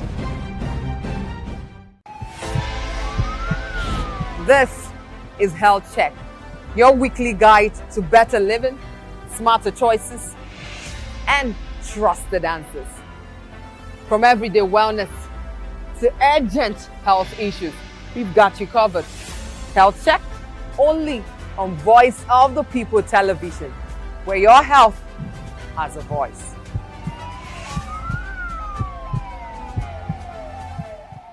I'm Sarah Nystrom from Sweden, aka Chief Omobawale, Communication Queen. Keep watching VOP TV. I am Samantha Jacobs, representing the States. Miami's in the house, and I want to make a shout out to VOP TV. I'm a humanitarian, and I'm also a rep in the film industry and the art industry. I help dreams come true, and I help you keep on that path. Shout out to VOP TV because you're helping people stay on their path too. Cheers. All right, my name is John Odibo.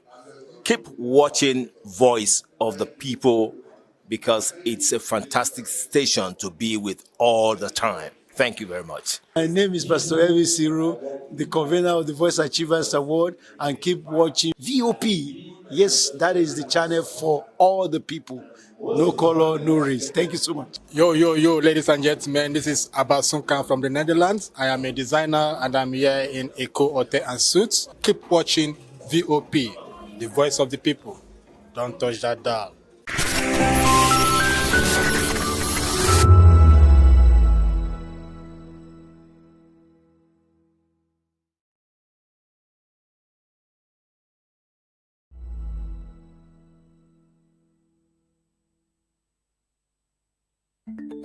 Africa is on the move, a continent of rising voices, untold stories, and powerful transformations. From the streets of Lagos to the heart of Nairobi, from the mines of Congo to the tech labs of Cape Town, the African story is being written every day. Bold, dynamic, unstoppable. This is African News on Voice of the People Television. We don't just bring you the news. We analyze and bring you Africa's heartbeat, the politics that shapes our nations, the economies that drives our future, the cultures that defines who we are, the voice that must be heard. Africa News, Africa's voice, Africa's future. Where Africa speaks, the world listens.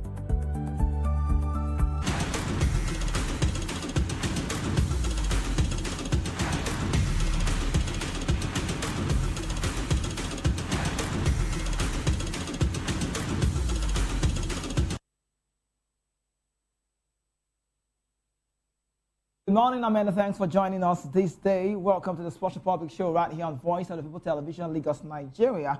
I would like to start off the show today by saying 3 words that explains exactly what we saw yesterday.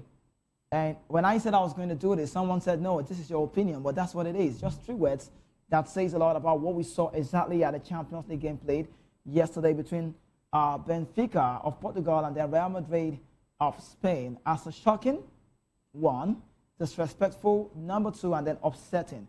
But let's start off the show again. First and foremost, FIFA anti-racism protocols investigation can do more, trust me. And if you look at what we saw yesterday, you would understand that there's no room for racism. It's truly shocking, it's disgraceful, completely upsetting, totally unacceptable, and sincerely, there is no place for this. Like I said, I can still believe that in 2026 that football hasn't got off this handle. That football hasn't got a handle on this. Imagine you being a Vinicius Junior, a genius, and have scored just that goal, an incredible one. This should shine a light and a shame to football, I must say. This should shine a light and then a shame to football because strong actions must be taken against the perpetrators of this kind of incidents. In the world of football today, in a World Cup year, a strong message has to be sent out. But I must say, in all honesty, the only thing that I've been asking, I've been begging FIFA, that I want to see out of the game is racism out, eradicated.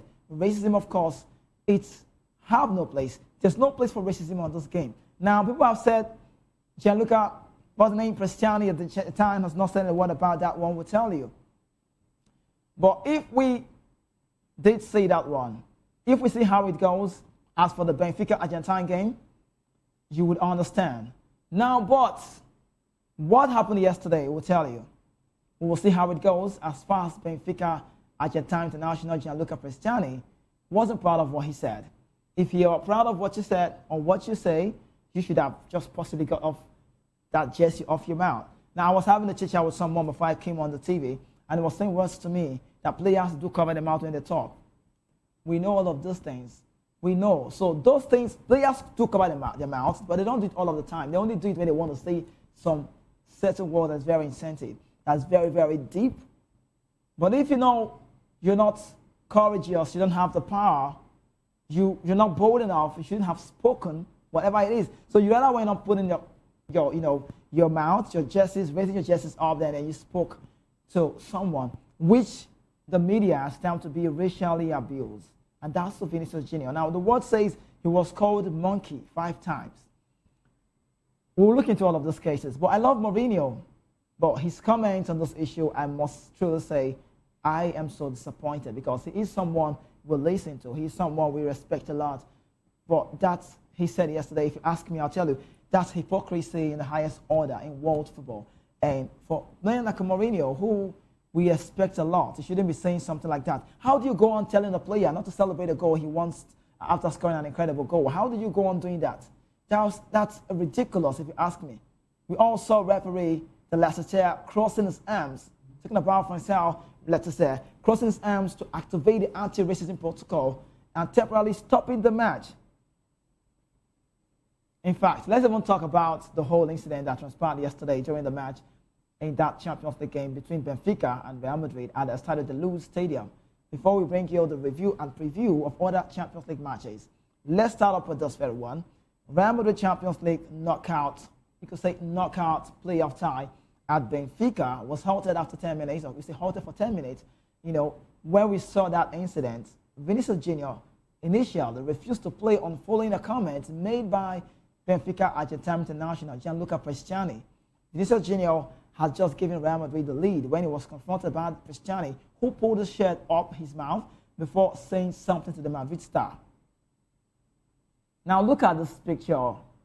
You say you did not say anything. Then what did you say is a question. Vinicius Jr. ran. He ran to the referee and then he wasn't cool with what he heard. If you're proud of what you say, then you should say it. And you're telling the media you did not say anything. We are yet to have Bresciani and Lucas say what he said. Is he talking? He's replied. But you're not giving us a convincing reply. What did you say? Now, following Vinicius Jr. complying to the referee and responded by crossing his arm, that's what the referee did, in front of his face, that's activating FIFA's anti-racism protocol and temporarily stopping the match.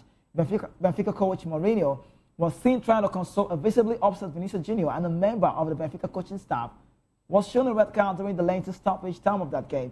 After a number of discussions between the players, the coaches, and the referee, play then resumed. Real Madrid held on to win that game 1-0, with Mourinho also sent off a separate incident, but there was a further shot delayed late in the stoppage time when fans threw objects at Vinicius Jr. as he was attempting to take a corner kick. Okay, so let's get it right. Let's make this, I think the word is let's make it make sense, right? Let's make sure, let's get it the way it needs to go and how well. This is about Benfica, the Champions League, halted for 10 minutes with the bars. So let's talk about what Vinicius Jr. said, because we'll be analyzing this on the show today. We'll be talking about this. We'll bring you his post-match, what picture out there on social media, what he said concerning the very, very bad incident. If you tell me Vinicius Jr. did wrong, then you can tell me what he did. And if you say Bresciani and Luca also did wrong, then you can see what he did. But after a number of discussions between the players and the coaches, like I rightly said, the game started. But let's talk about Vinny. He said, let's get Vinny's comment first of all. So we'll have Vinny's comment that you can understand how far he felt bad. Vinicius Jr. has faced this a long time ago. And someone is saying, why Vinny? Why always Vinny? Why Vinicius Jr.? That post of Vinicius Jr. saying, he said the word is they are cowards. That's what he said. But I think Mika Richard also said something like that. So if you look at this scenario, you understand that there is a lot to be done about this. This needs to be eradicated. Vinicius Jr. said, but when they have someone on the side, they don't do this. So the post message or the message reads, Vinicius Jr. went on saying, racists are above all cowards. That's the word he said. They need to put their shirts over their mouths to demonstrate how weak they are. Now, he said, but they have on their side the protection of others who theoretically have the obligation to punish. Nothing has happened here today that was new in my life and the life of my family. I received a yellow card for celebrating a goal, and I still don't understand why. He's saying, on the other hand, just poorly executed protocols that serve no purposes, and then he said he did not deserve that one. But Bresciani, who also in the news, we still are waiting to say something on this case. What am I trying to say? What did you say? You said you did not make any altercation. Then why did you have to raise your jerseys up? Now, Vinicius' teammate, let's talk about Arnold. He said, he told reports that after the game, he said he can't comment too much about this, that this is probably an ongoing incident, an investigation. And he said, what happened tonight is a disgrace to football. It's overshadowed the performance, especially after such an amazing goal. Vinny has been subjected to this few times throughout his career. There is no place for it in football or society. It's disgusting. That's the message that reads. And also Benfica boss Mourinho also spoke to the report claiming, so we bring you what Mourinho said, and then we talk about what Vinny as well, what he said, so you can understand for yourself. Mourinho said, he claimed that Vinicius Junior's goal was not meant to be celebrated. He said Vinicius Junior incited the crowd and his players due to the manner of his celebration, but said he wanted to be independent on the pitch. On the incident, as Vinicius Junior and Cristiano told him different things. Now, let's even get this clear. Cristiano is saying he said nothing, right? If you said nothing, then Mourinho is coming out to say, you told me something, but you're saying something very different from what Vinny said. So it's a big question. So whose report do you believe? We check the editorial, and I will bring you that Vinicius message on Instagram. Mourinho said, when you score a goal like that, you just celebrate and walk away. When he was arguing about racism, I told him the biggest person, that's Eusebio, if you know him, a big legend of the game, late today, Portuguese international, Mozambique representative as well, if you know, in the history of the club was a black. So this club, the last thing that it is racist. So Mourinho is saying Gianluca Prestiani did not racially abuse you. That's what it means. Because we know Eusebio. Eusebio is legend of the game. We know his game past. But look at this message. Racists are above all cowards. He said they need to put their shirts in their mouth to demonstrate how weak they are. But they have, by design, the protection of others who theoretically have the obligation to punish. Nothing that happened today is new in my life and families. I received a yellow card for celebrating a goal. I still don't understand why. On the other hand, just a poorly executed protocol that served no purpose. I don't like appearing in situations like this, even more so after a great victory and when the headlines have to be about Real Madrid, but it's necessary. That's Vinicius Junior's post. So let's have Cristiano as well, Cristiano Gianluca. Now, what did Cristiano Gianluca say? So we can judge this case and know what. He said, I want to clarify that at no time did I direct racist insult to Vinicius Junior, who regrettably misunderstood what he thought he heard. I was never a racist with anyone, and I regret the threat I received from Real Madrid fans. Okay, we're not in the right position to judge this case, right? Let's get it right. Before we talk about Aviation, we're not in the right position to talk about this, right? But let's face it, whose report do you believe? Vinicius Junior rightly came and said, this is what Gianluca Prestiani said to me. And I'm not trying to take side. I'm just trying to say the way it is. Vinicius Junior walked past him. We saw Arda Güler having a conversation with him. So he already raised his jersey up, covered his mouth, and then Vinny was just standing close, trying to walk away, and he heard that. So what the Brazilian had to do, according to what we saw yesterday, he ran off, went to meet the referee to make his complaints. Now, if you look very closely, you would understand that Kylian Mbappe also was quite close to Vinny. But Vinny came out to say, he called me monkey 5 times. Then Kylian Mbappe is also saying the same thing. Thierry Henry has been upset about this. But let's quickly get to know what Alvaro Arbeloa, the Real Madrid coach, had to say about it. He said, you have to ask Benfica player about it. Everyone can see what happened with Cristiano. He put the shirt in his mouth. You have to ask him what Vinny said. You have to ask him what he said. Because he's saying what Vinny said is not important. We need to fight against racism in football. We support Vinny. And then I love what happened yesterday for the fact that they stood together. On the object thrown at Vinicius Junior, we did see that at the corner side. And Arnold came out. Trent Alexander-Arnold said something. He said, it's a hostile environment. Maybe they were upset with the way Vinny celebrated. I don't know what set them up like that. I don't know what set them up like that. Like I said, hostile environment, we are used to it as a team. We take the win, go back home and play again. But for Vinicius Junior, like my friend was saying to me, why always Vinny? Vinicius Junior has spoken out previously about repeated racist abuse he has suffered in the past, saying in 2024 that he felt less and less like playing football because of the abuse. In that same year, we must tell you, 3 Valencia fans were sentenced to 8 months, I think that's about 8 months in prison for racially abusing him in a match that was played in May 2023. Meanwhile, 5 other people were handed suspended prison sentences in 2025 for racially abusing Vini in an unprecedented ruling in Spain. And the incident occurred during Real Madrid match against Real Valladolid, and that was September 2022. Like I already said, if this is what it is, and it's shocking, it's disgraceful, it's upsetting, that's what it is. You know, if there's no way you want to look at this. Now, Thierry Henry can say, he said, I can relate. I think I saw one of his videos talk about Arsenal legend, Barcelona legend as well. He said, I am not a Madrid fan. I don't like Real Madrid, but today I support Madrid. Now, this picture says a lot. This picture says from the referee, it means he was trying to activate the racial abuse. No. Abuse talk, it's not having a place on this game. And that's the sign of that match, you can say. But Henry said, I can relate to what Vinicius Jr. is going through. It has happened to me so many times. I've talked about it after the games. He puts his shirt on his mouth so clearly, he looks suspicious. Now, there's no way, I'm trying to balance the talk because I don't like to use the word black and white. Like Michael Jackson rightly said, it doesn't matter if you're black or white. So we don't want to see where it happens to be that our skin color, my skin color should not determine whatever it is, right? We know. I'm going to say it the way it is and looking at it from both perspectives. Now, if Gianluca Prestiani, the Argentine international, has come to say, you did not say anything racially to Vini, and you don't like the threats that you receive from Real Madrid fans, it's okay for you to get things like this if you really said something like that. If the investigation is out, I believe Alexander Sanfin, the UEFA president, have to sanction the, also the Benfica fans for also throwing that object to Vini right there. But people ask, why always Vini?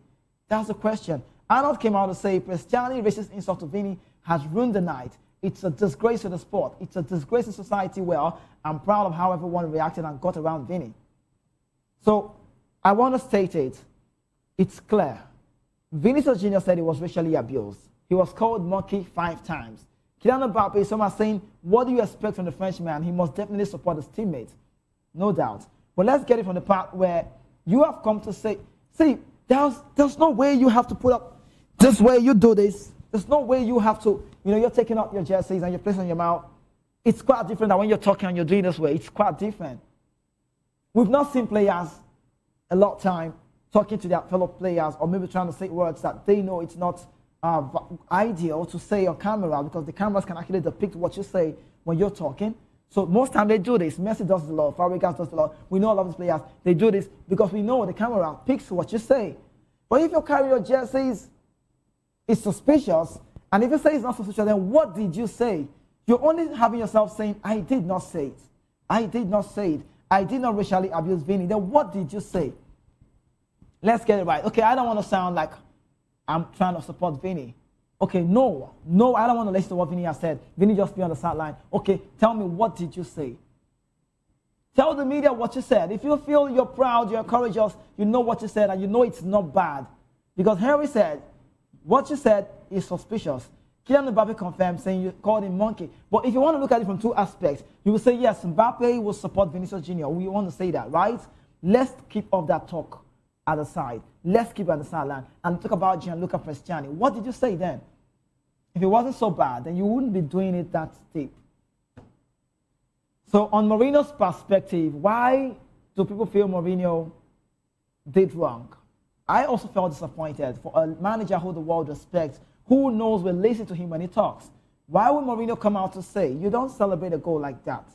You're inciting the fans. You can't have yourself score an incredible goal like that, like Vini rightly did, and you not celebrate. You can't afford to do so. You must celebrate. It's a goal that came at a vital time. It's a crucial goal away from home, a started to lose.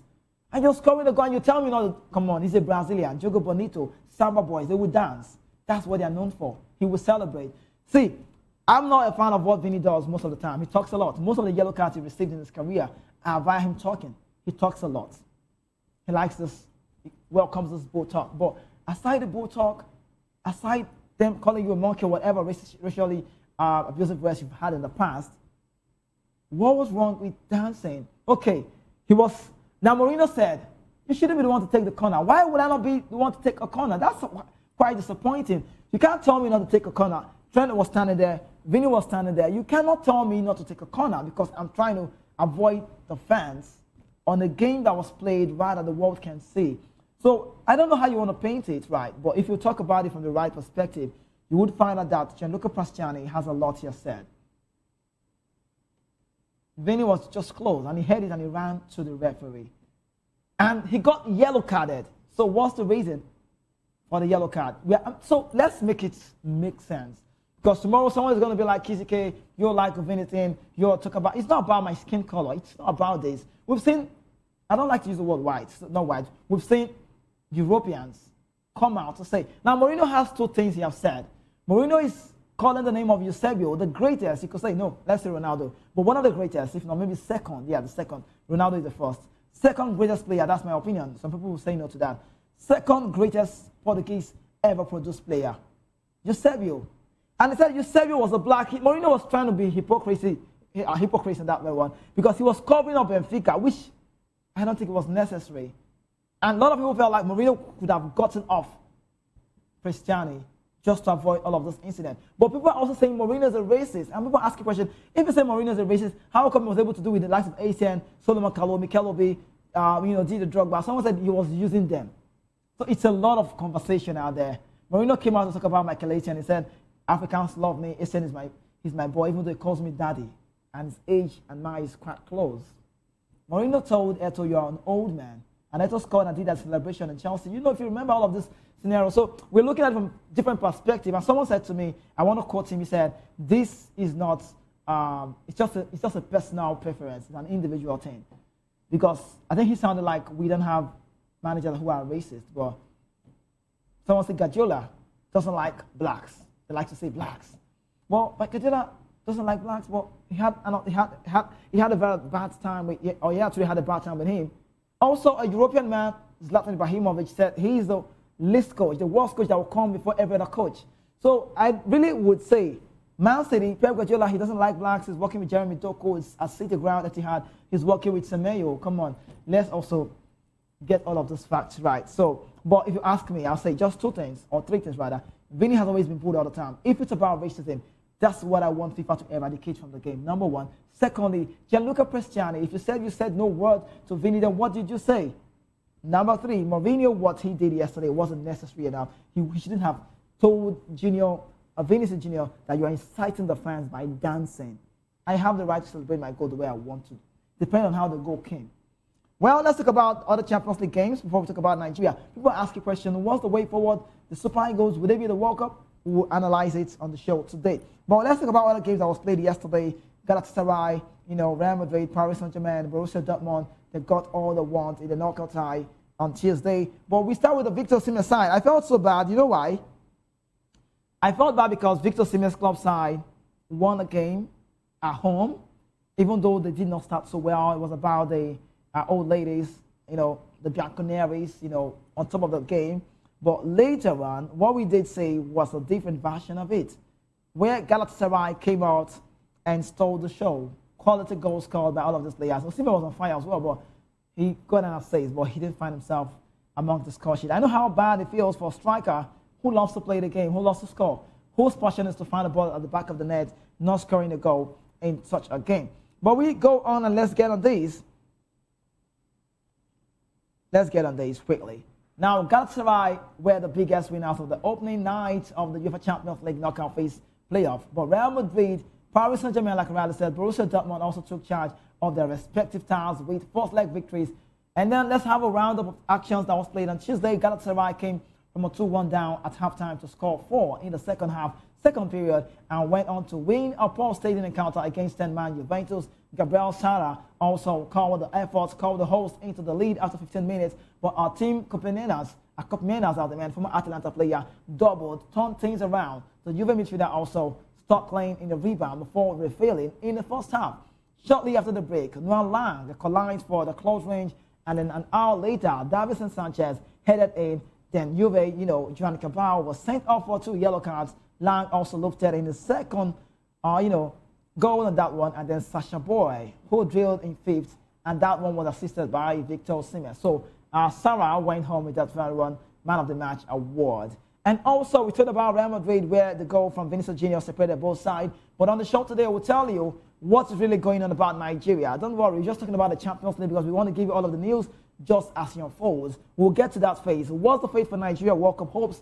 Who made a verdict? We'll tell you. Now, also, for other game that was played yesterday, substitute Desire Due, who came in for that man, Ousmane Dembele, recovered from falling, 2-0 behind after 18 minutes to win the game. Folarin Balogun headed the first opener, from Alexander Golovin cross and also double the host advantage with a composed run and nice finish. That was a nice finesse one to say. Monaco goalkeeper Philippe Cohn also then saved the team's penalty before Due Desire on an early replacement for Ousmane Dembele fired in a 29th minutes play. Ashafa came also drilled in the equalizer 4 minutes before the halftime, and that was the one that was pumped up by the goalkeeper because we did see that Desire Due taking that one, a very nice shot. He went on with the man of the match, player of the match award for himself. And also we did see Borussia Dortmund, Dortmund as well claimed their 100th European Cup win to take control for the tie against Atalanta. The hosts got off to a brilliant start. Julian Riasin also following up with 4 weekend assists, and then with another one being crossed to Sekou Girassi, and then the Guinea international scored. Although Atalanta proved well through Nicolas Lewinsky in particular, there was no time with that one to make sure they got it all right in that very game. But yes, man of the match was Sekou Girassi. He got on that one. So it continues today. Carabao will play against Newcastle. That will be early kickoff Nigerian time, 6:45. I will see Club Brugge. Yeah, Club Brugge. Club Brugge will play as well against Atletico Madrid. And the Bodo claims as well will do with Inter, and then Olympiacos will also be doing it with Leverkusen. It's got me worried. What kind of a game are we expecting? We are asking questions, and then we have to see how it goes. But guess what? Nigeria, Lagos, Nigeria, that's the best one. Let's talk about the World Cup. We go on a quick break. When we return, we'll start off the show. Straight to the Super Eagles news. FIFA Disciplinary Committee. Super Eagles set to play 26 World Cup playoff. Who? New Caledonia, and are we going to see Jamaica? Who? Time tells. Just stay with us. We'll be back shortly.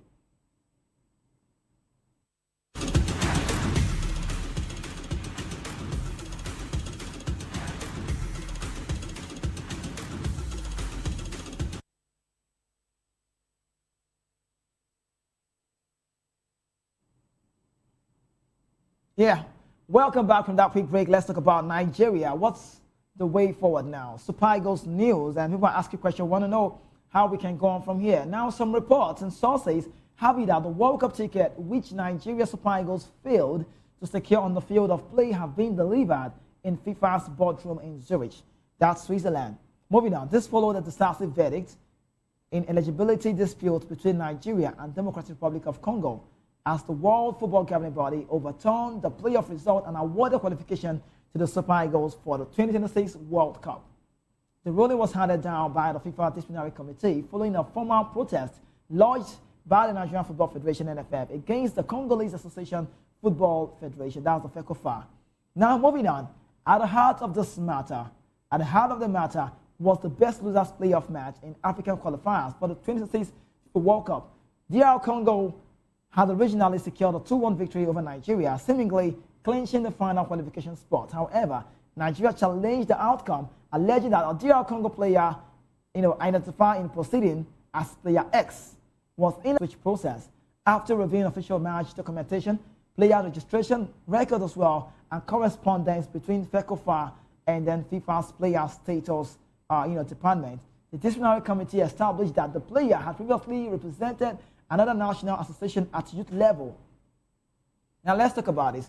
Under FIFA regulations governing player eligibility, any footballer seeking, let's say it right, not under our right now, under FIFA ruling, under FIFA regulation and governing player eligibility, any footballer seeking to change a national association must formally apply for the switch, receive written approval from FIFA, and obtain official confirmation before participating in any Section A international match. That's A-class matches. But the committee found that although player X had initiated the process, formal approval had not been granted before the player fixture. So let me say it right. It means that they know, the Congolese, knows they've done wrong. In other words, the player knew he was not eligible to play without such a game beforehand, so he did what he was supposed to do.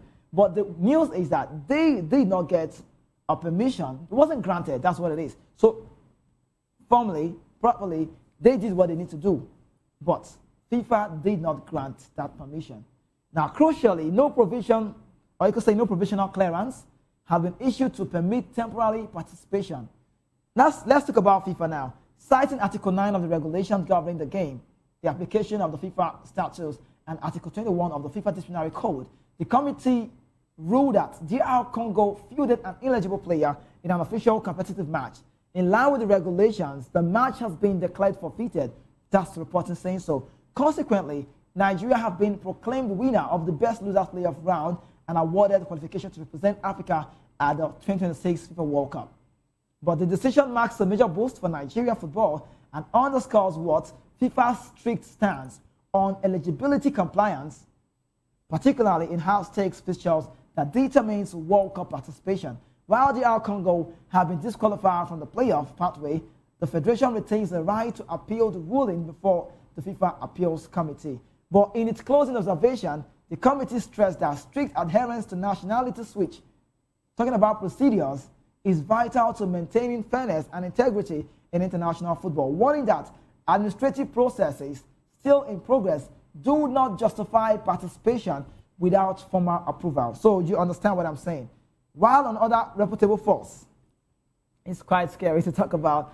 Now, why some reputable sources as well have it that FIFA is expected to review Nigeria's petition this week. So we already told you one report from one source, and the outcome of the FIFA review could reinstate the Super Eagles into the Intercontinental Playoff in Mexico later this month. One of the final World Cup qualification spots will be decided there, keeping Nigeria hopes alive pending the governing body's verdict. Do you understand this? Now, this is more like, what's the word? Some sources are saying it's done in Zurich, that's headquarters, we know. Some are saying no, we are still yet to get the report. But this is me asking this big question. Whose report do you believe? Why is this taking time? On the show today, we'll tell you how it could be concrete. We'll tell you who made the February 16th verdict, who made that rule, how did that news come to power. We'll talk about it. And I'll tell you why I feel very scared about this scenario. But my point is still very clear. Our point is still very clear. Every Nigerians are asking and waiting. If they know this is wrong, then why take time? So that FIFA is taking time, maybe just maybe, means that something could just be at stake at some point. We don't even know. But we expect this to come out in favor of Nigeria because of they've done so wrong. But let's talk about something and why it's scary. Let's talk about the case. Let's talk about the Congolese. Let's not just do Nigeria. Let's talk about what is going on in Congo right now. The Congolese Football Association is allegedly doing everything within their powers to hand twist FIFA into ruling this case in their favor. Veron Musego Omba, the General Secretary of the Confederation of African Football, CAF, appointed in March 2021, is a Swiss-Congolese national born. And he was born in Democratic of Congo. So he was born in Congo, that's the word. He previously worked as a chief member association officer at the FIFA, before taking the role of CAF, and then General Secretary 4 years ago. He's also close. He's a very close associate of FIFA President Gianni Infantino. But according to very reliable sources, Omba and a few other top football executives from Congo and some Francophone countries are allegedly using their strong influence in FIFA to lobby for a favorable decision in this matter. Do you understand how scary it is now?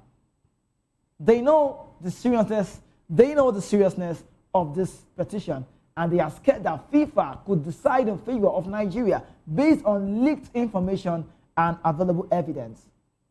FIFA, on their part, is convinced that Nigeria has presented a very strong case and will not want to do anything that will rubbish their reputation, knowing that the Nigerian Football Federation and the Congolese FA might want to proceed to the Court of Arbitration for sports in Lausanne, talk about Switzerland, for this case, if decisions do not go their way. So, for that reason, they've taken time to carefully look at the matter before them and then could take a decision. But we had the meeting that happened on February 16th. What is the outcome? We are still yet to get that big one. In September last year, CAF General Secretary Mosengo Omba was accused of having repeatedly obtained bonuses 5 times higher than the maximum allowed.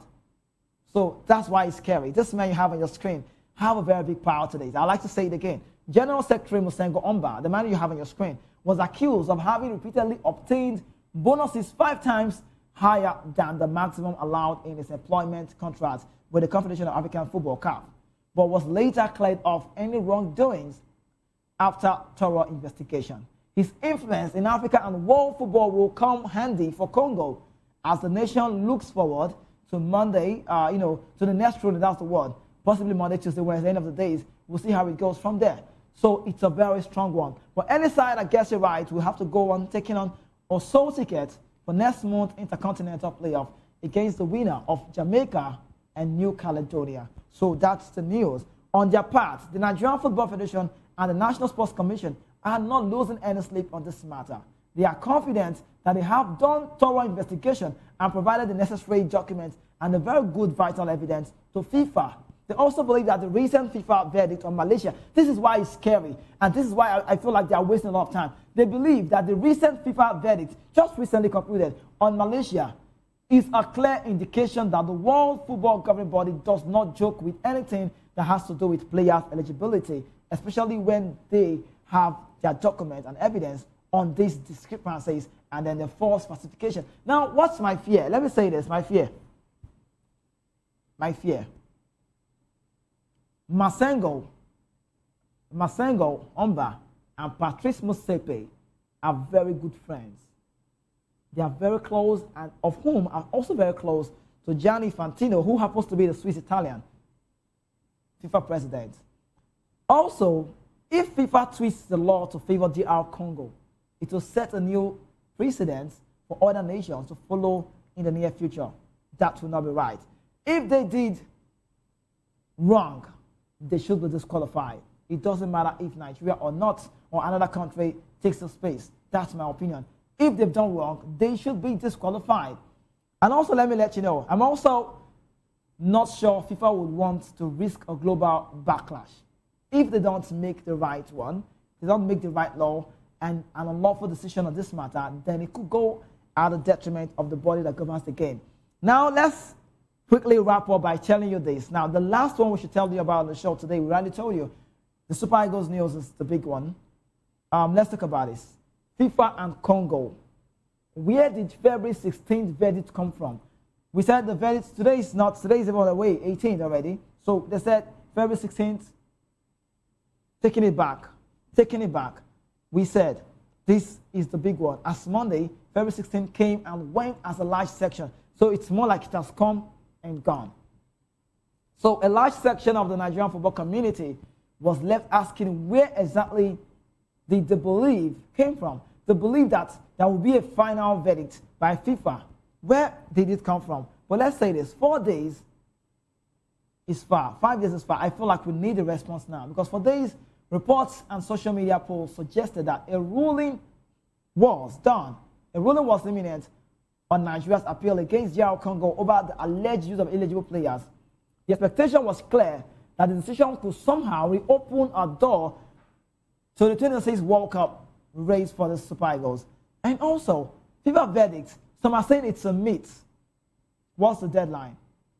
Nowhere did FIFA publicly state that a ruling will be delivered on that specific day.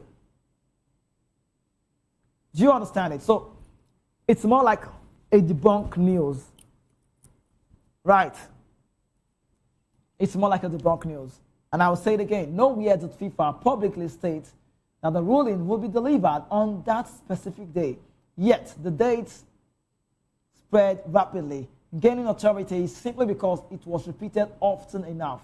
Hope, arguments, counter-arguments, and ultimately disappointment followed this, which was expected. Right. The Nigerian Football Federation, NFF, has talked about this, later clarified that it had not received any formal communication from FIFA regarding the verdict on that day. In other news, Loaming decisions was built more on assumption than an official evidence. So the real question is, who introduced February 16th into the conversation? Why did it gain so much traction? Well, if you ask me, the Super Eagles against Congo, a case built on desperation.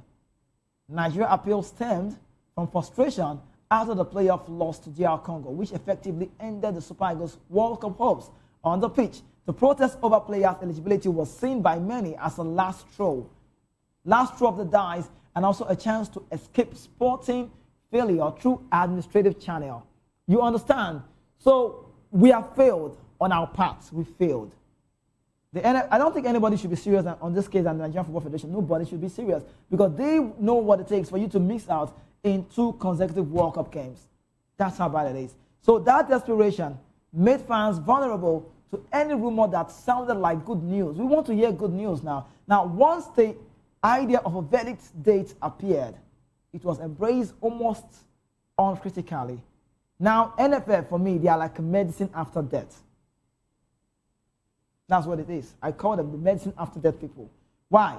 The habit of seeking miracles after damage is one thing the Nigerian football body has refused to back off from.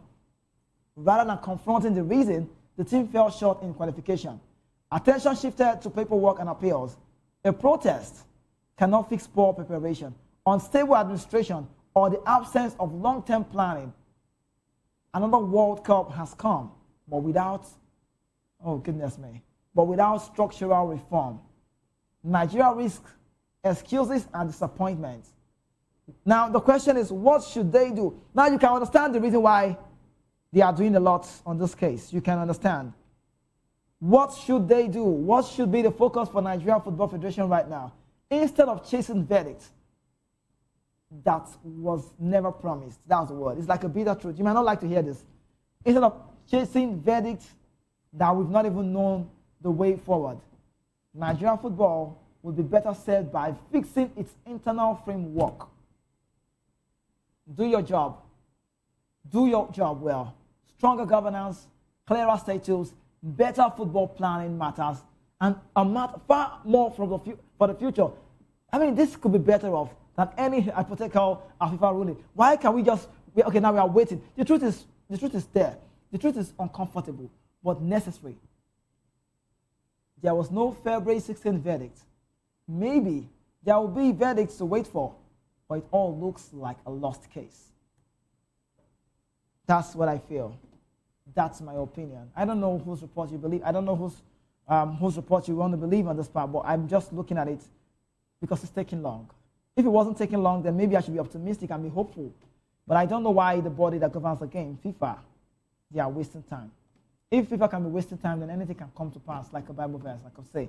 Yes, but let's wrap up on the show today by telling you what's up on the Nigerian news, where Nigeria Super Eagles will face Jordan.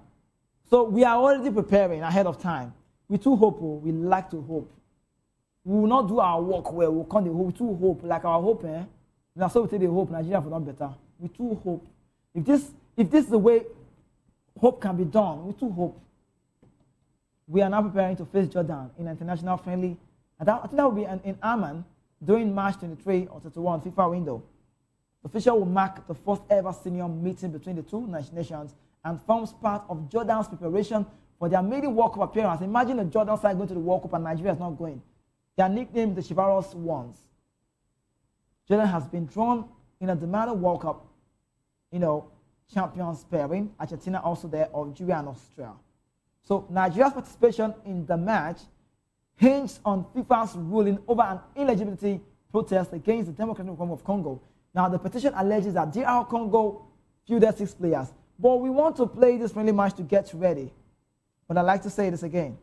Let's make sure we do things right. We have failed. You might not like to hear it, but that's the bitter truth. That's what it is. When people fail, they're trying to find a balance for themselves. They try to point the blames on someone who's closer. They're trying to make sure they are heard. That's why we made this protest. That's why we are having this. That's why we are waiting. We cannot afford to continue like this. We can be better off. We can be better off. That's my point. We can be better off, because we have to wait till the verdict is done. Well, let me go to some of the comments we have here. This one says, good morning to you as well. He said the issue is political and technical. This one says, I think FIFA are looking forward to verdict that has less loopholes. What about the Malaysian one? Okay, his name is Lekon Bankole on the session. He said as well, I think FIFA is scared about outcomes, especially on the heels of how AFCON ended. And he went as well as saying, they are desperately looking for ways to avoid a crisis. It seemed clearly that DR Congo messed up though. Well, yeah, that was the message from the man. I see it. Thank you so much for being part of the show, everyone who's watching away from home. But we have to wait for the ruling. If it goes our way, we'll celebrate. If it doesn't go our way, my point is still clear, and it's very clear. Why is this taking time? If I can get the response. It's more like Gianluca Prestiani coming out to say, I did not say anything to Vinny. What did you say? Your mouth, you just covered your mouth and you said you did not say anything. What did you say? So what we say right here on the show might not give you that bigger presence. Other than the body that governs the game, FIFA, that's FIFA. Till they say a word about this, we will now know our stance. But if you ask me, let's go and make our homework. Let's go the integral way. Let's make sure our internal structure is well done. But up until then, we are still not going to be making it to the World Cup, just maybe. But if it comes right, we'll tell you. Thank you so much. We have to end it here. Thank you so much for being part of the show today. We have the media news coming up next. And for everyone who was part of the show today, thank you so much. You had a very good worthwhile moment with me. Tomorrow happens to be a very different fashion. And then by evening again, we'll also have our team as well do it all right with you. But then tomorrow, Ikechukwu will be here to take you through the verdict. If it's out, we'll tell you. And the Friday, I'll be here on the show again, Nigeria time, 11 a.m. to tell them all. We'll go away from English. We'll do Pidgin, vernacular, the one I love so well, and that will be Friday. But up until then, see you. Have yourself a beautiful morning. When the time is afternoon, I could say good afternoon. I'm signing out. Stay safe.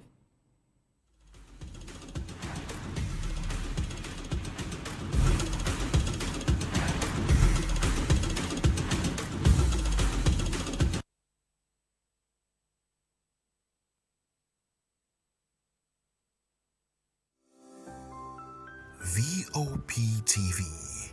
Now, you have more than a voice. When you say, make Nigeria no happen to you, me self go say, make you no happen to Nigeria. You dey bypass your light meter. You dey jump queue. Yet, you dey wait make Nigeria change for you. My brother, my sister, you self change. Oh yeah, see that Naija pikin wey pack the thing wey block gutter wey dey cause flood. Abba, Naija pikin, make we dey care for our environment. Gen Z is no one work. Now quick cash them dey find. Just like that, boys don't turn Pablo. And girls?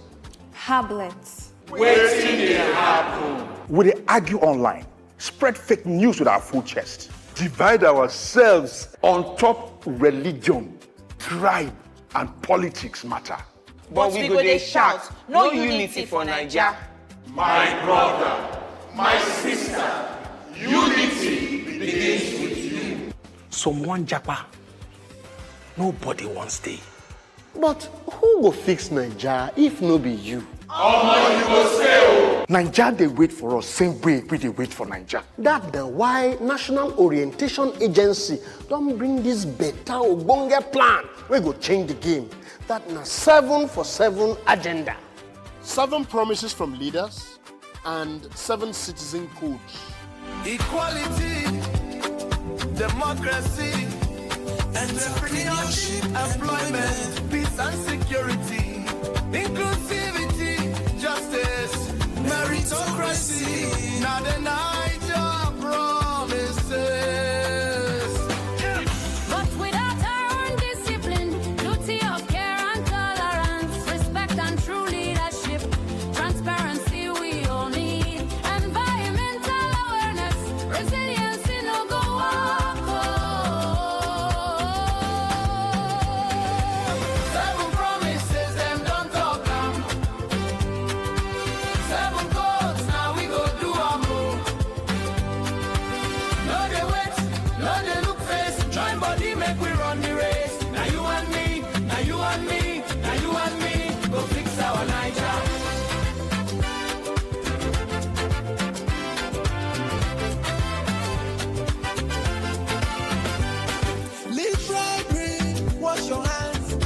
No more mago ways. Talk true when you see security concern now all of us. No they complain about Niger, complaining, no they change our mode. If you be true Nigerian, if you be Ogbonge Naija. If we want better tomorrow, now we go make them work today. Hey, 7 promises them don't talk 7 goals, now we go do a more. No they wait, no they look face. Join body make we run the race. Now you and me, now you and me, now you and me. Go fix our Niger.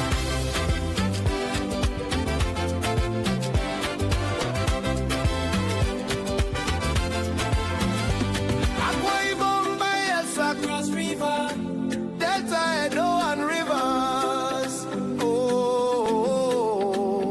Akwa Ibom, Bayelsa, Cross River, Delta, Edo and Rivers. 7 promises them don't talk 7 goals, now we go do a more.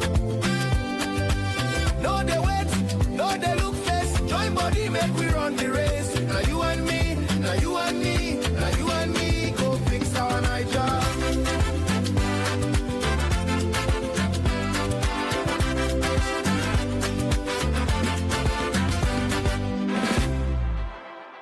If we be true Nigerians, we go rise hand in hand. Uphold the 7 for 7 agenda for Niger, our hope, our pride, and our strength.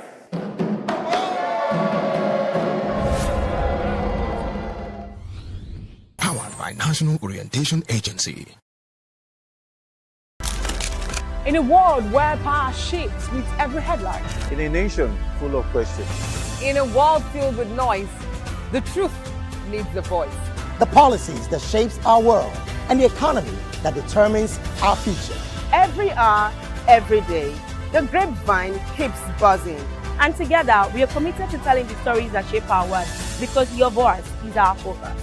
Don't forget, our voice matters the most. Let us come together and share our concerns.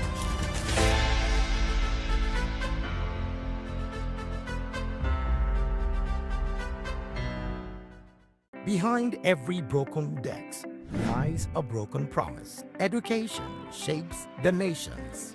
But who is asking the right questions? Introducing Edu Dialogue, the show that goes beyond the surface, exposes the cracks, the corruption, and the silence in Nigeria's education system. Edu Dialogue, Saturdays, 3 p.m., only on VOP TV. We break the biggest stories, from missing funds to policy failures. We ask the tough questions and demand real answers. Edu Dialogue, this Saturday, 3 p.m. on Voice of the People Television.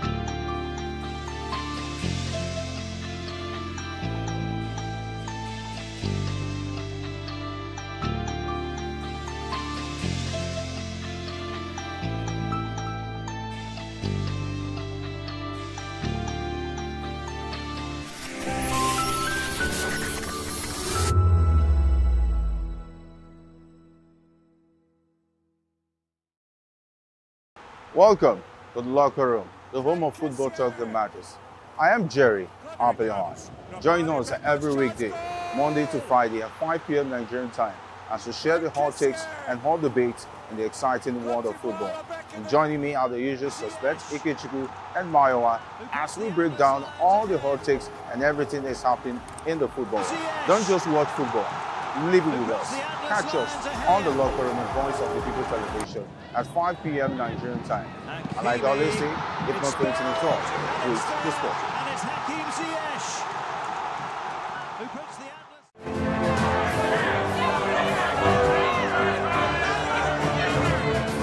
Do you want your voice to be heard? Do you know that you matter in the scheme of things? The People's Voice, the show where ordinary citizens take center stage as we discuss the biggest stories that affect you and I. With you in mind, we facilitate lively discussions, debates, and interviews on the topics that matter most to you and I. From social justice to economic empowerment, education to healthcare, governance, and more. Tackling tough topics and amplifying your voice. Join the conversation and make your voice count. The People's Voice. Make your voice count. To know the happenings in the maritime sector, join us on the program Maritime Frontiers on VOP TV as we discuss key areas in the maritime sector from aquaculture, maritime transportation, maritime labor regulation, oil and gas exploration, ferry and passenger insurance, marine pollution and prevention, port operations, and lots more. Maritime Frontiers, exploring Nigeria's blue economy.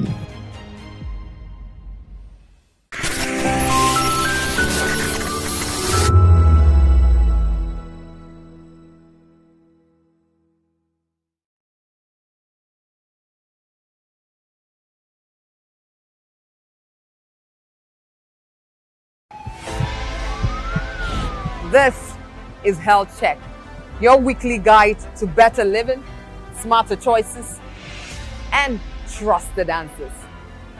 From everyday wellness to urgent health issues, we've got you covered. Health Check, only on Voice of the People television, where your health has a voice.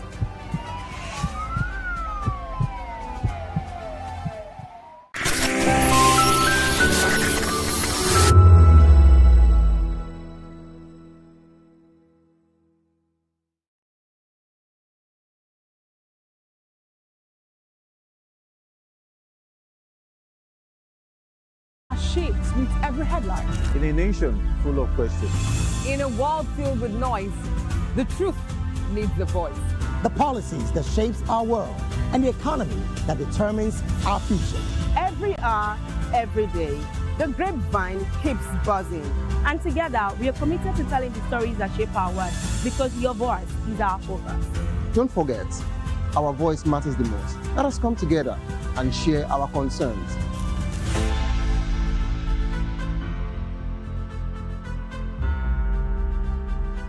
Style Familoni, and here's to VOP TV. Keep watching, stay tuned, do not touch that dial.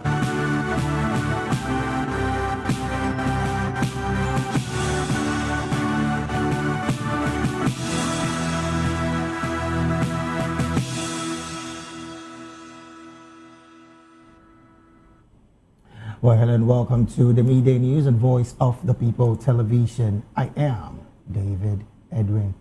First, the headlines. Christians and Muslims begin Lent and Ramadan on the same day. Peter Obi, Sanwo-Olu, and Christian Association of Nigeria calls for unity as Ramadan and Lent begins. Lawmakers pass electoral amendments after clash. Lawmakers clash over results technology.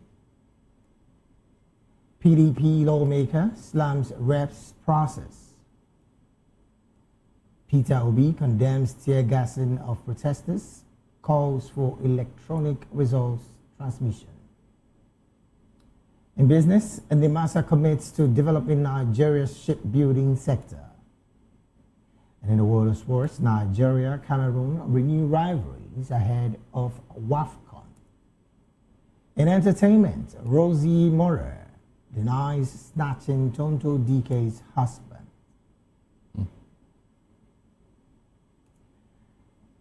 And now the news in full. Today marks a rare moment on the religious calendar as Christians around the world and Muslims in Nigeria and across the globe are beginning Lent and Ramadan on the same day. For Christians, Lent opens a 40-day season of prayer, fasting, and reflection. It is a spiritual journey that leads up to Easter. Muslims are also entering a sacred period with the start of Ramadan. The beginning followed the confirmed sighting of the crescent moon. The Sultan of Sokoto, Muhammad Saad Abubakar III, declared today the first day of fasting. He urged the faithfuls to dedicate the month to prayer, charity, and national unity.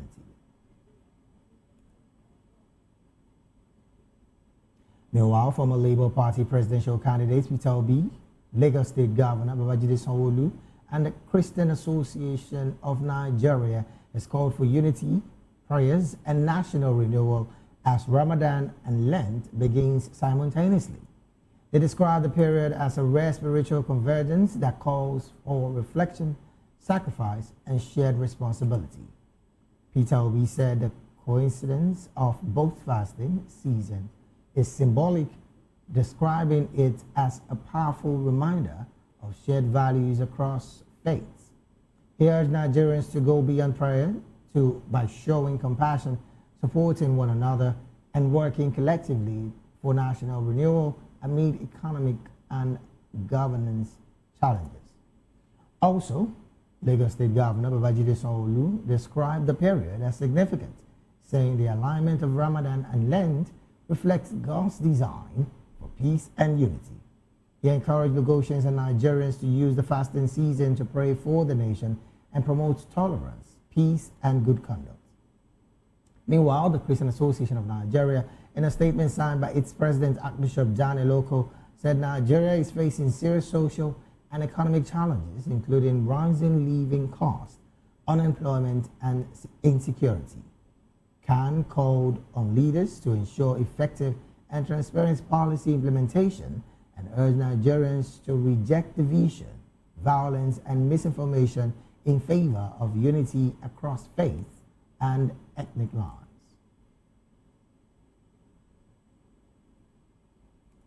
Moving on, the Nigerian Senate has passed the Electoral Act Amendment Bill after a tense and rowdy plenary session. Lawmakers clashed over a key clause on how election results should be transmitted. Tension peaked when Senator Einaya Baribe demanded a division on Clause 60, which allows manual collation if electronic transmission fails. Despite opposition, the majority voted to retain the provision. Earlier, the Senate had rescinded its provision decision on the bill to address technical errors and concerns about the 2027 election timetable. Lawmakers also worried that the original schedule could clash with the Ramadan period. In the end, the bill was passed after clause-by-clause consideration, clearing the way for harmonization with the House of Representatives. The amendments are now expected to shape how the 2027 general elections will be conducted.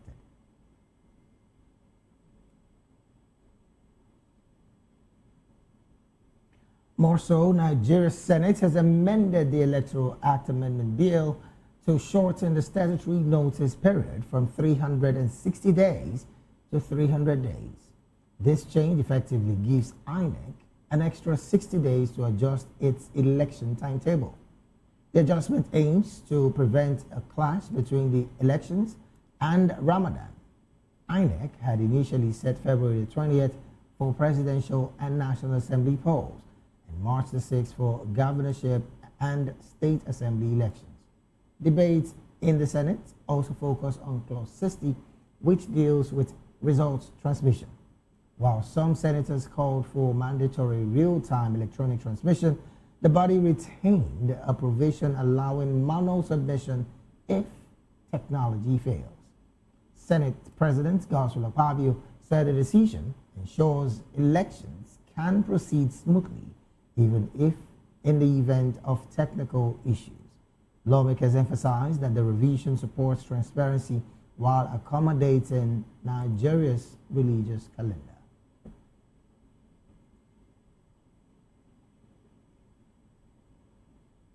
Moving on, the National Assembly has approved electronic transmission of election results ahead of the 2027 polls, but retained manual collation as a backup.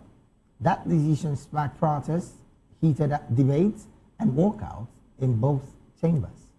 In the Senate, opposition lawmakers kicked against a clause that allows paper results to prevail when technology fails. Despite the resistance, the majority voted to keep the provisions, insisting it would prevent repeated elections. At the House of Representatives, tensions boiled over as minority lawmakers accused the leadership of forcing amendments through.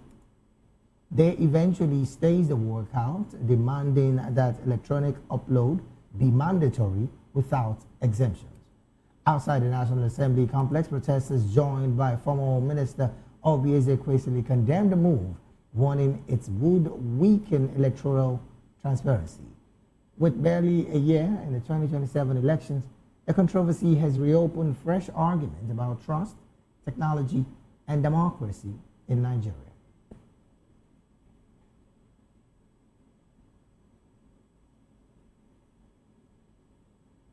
Into some party politics, a People's Democratic Party lawmaker, Fred Agbedi, has accused the House of Representatives leadership of sidelining the minority during deliberations on the Electoral Act amendments.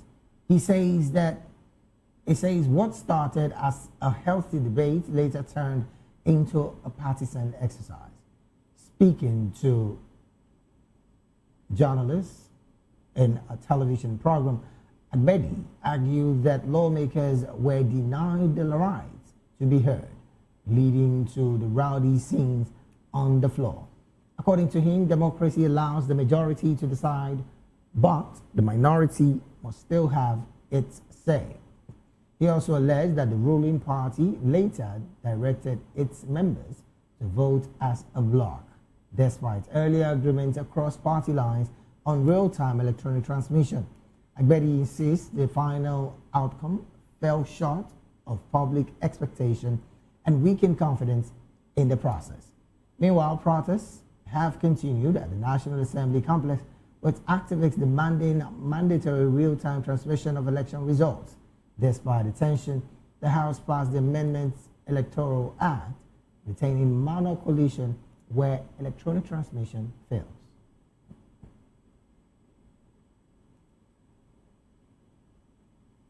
A former Anambra State Governor, Peter Obi, has condemned the reported tear gassing of peaceful protesters in Nigeria. He described the incident as a sign that the country is sliding into what he called a disgraced nation. Obi accused some political actors of undermining democratic principles despite previously claiming to defend democracy. He urged Nigerians to resist these continued evil plans and stand united in protecting the nation's democratic future. He also called for mandatory real-time electronic transmission of polling units' results. Obi argued that this is the most effective way to ensure transparency, credibility, and most public trust in elections. Comparing Nigeria with India, Obi highlighted how leadership and technology have enabled smooth elections in the world's largest democracy. He stressed that free and fair elections are crucial for rebuilding Nigeria on justice, accountability, and good governance.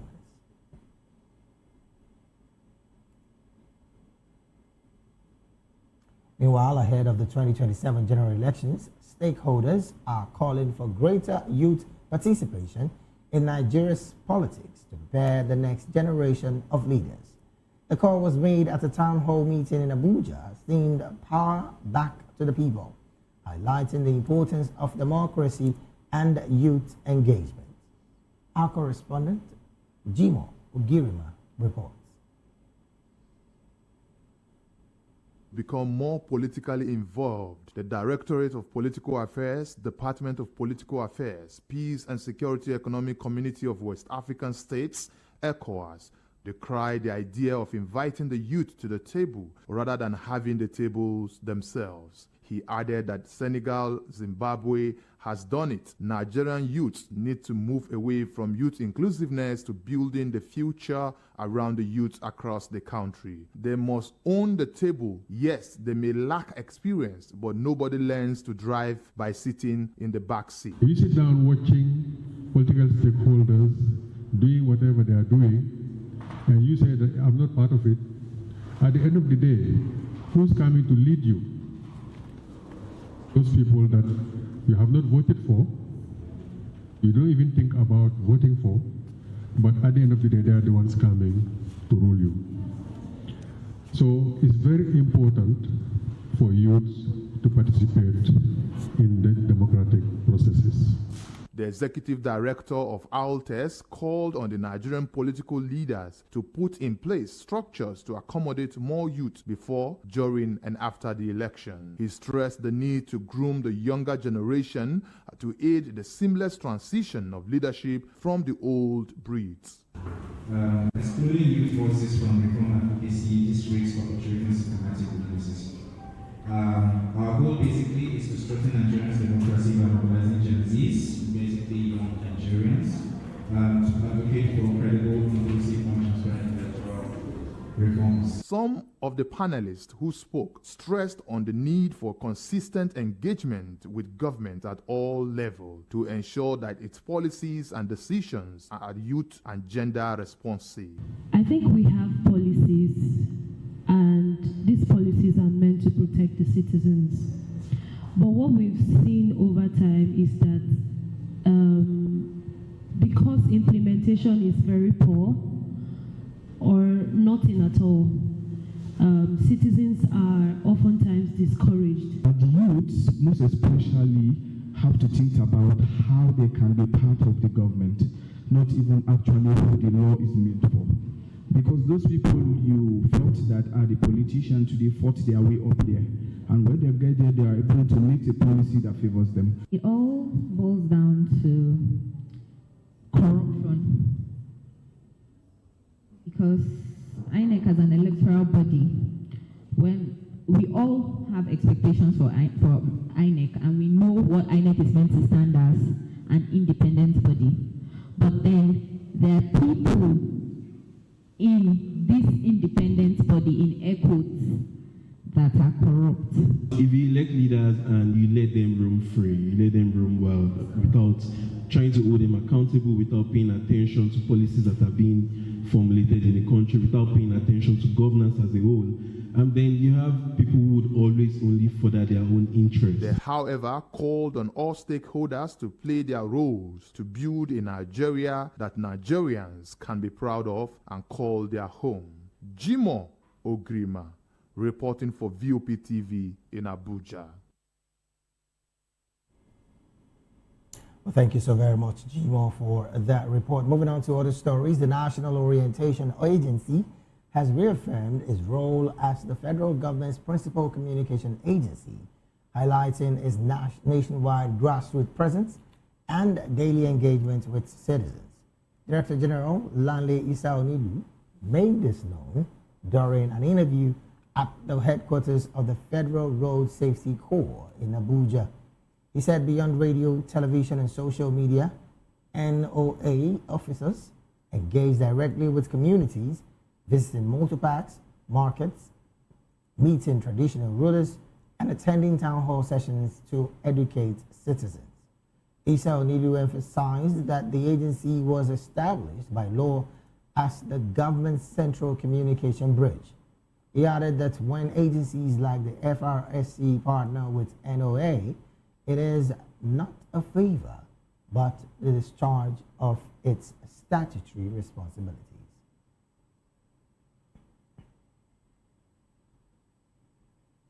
You're still watching the Midday News right here on Voice of the People Television. We'll go straight to the analysis segment of the news. And joining us now to make sense of these stories and more, in the studio with us is Barrister Darlington Agumo. Barrister Darlington is unstable, a public and political affairs analyst and commentator. Barrister, a very good afternoon to you, and thank you for joining the conversation. Good afternoon, David.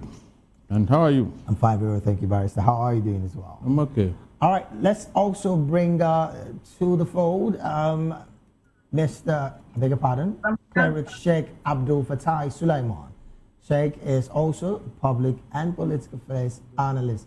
A very good afternoon to you, Sheikh, and thank you for joining the conversation this afternoon. All right, then. Let me start off with you, Sheikh. Well, interesting times are here. And I say that because we understand that the Ramadan is starting today, as well as the Lent. What does that significantly bring to the table for Nigerians in a time like this? Thank you very much.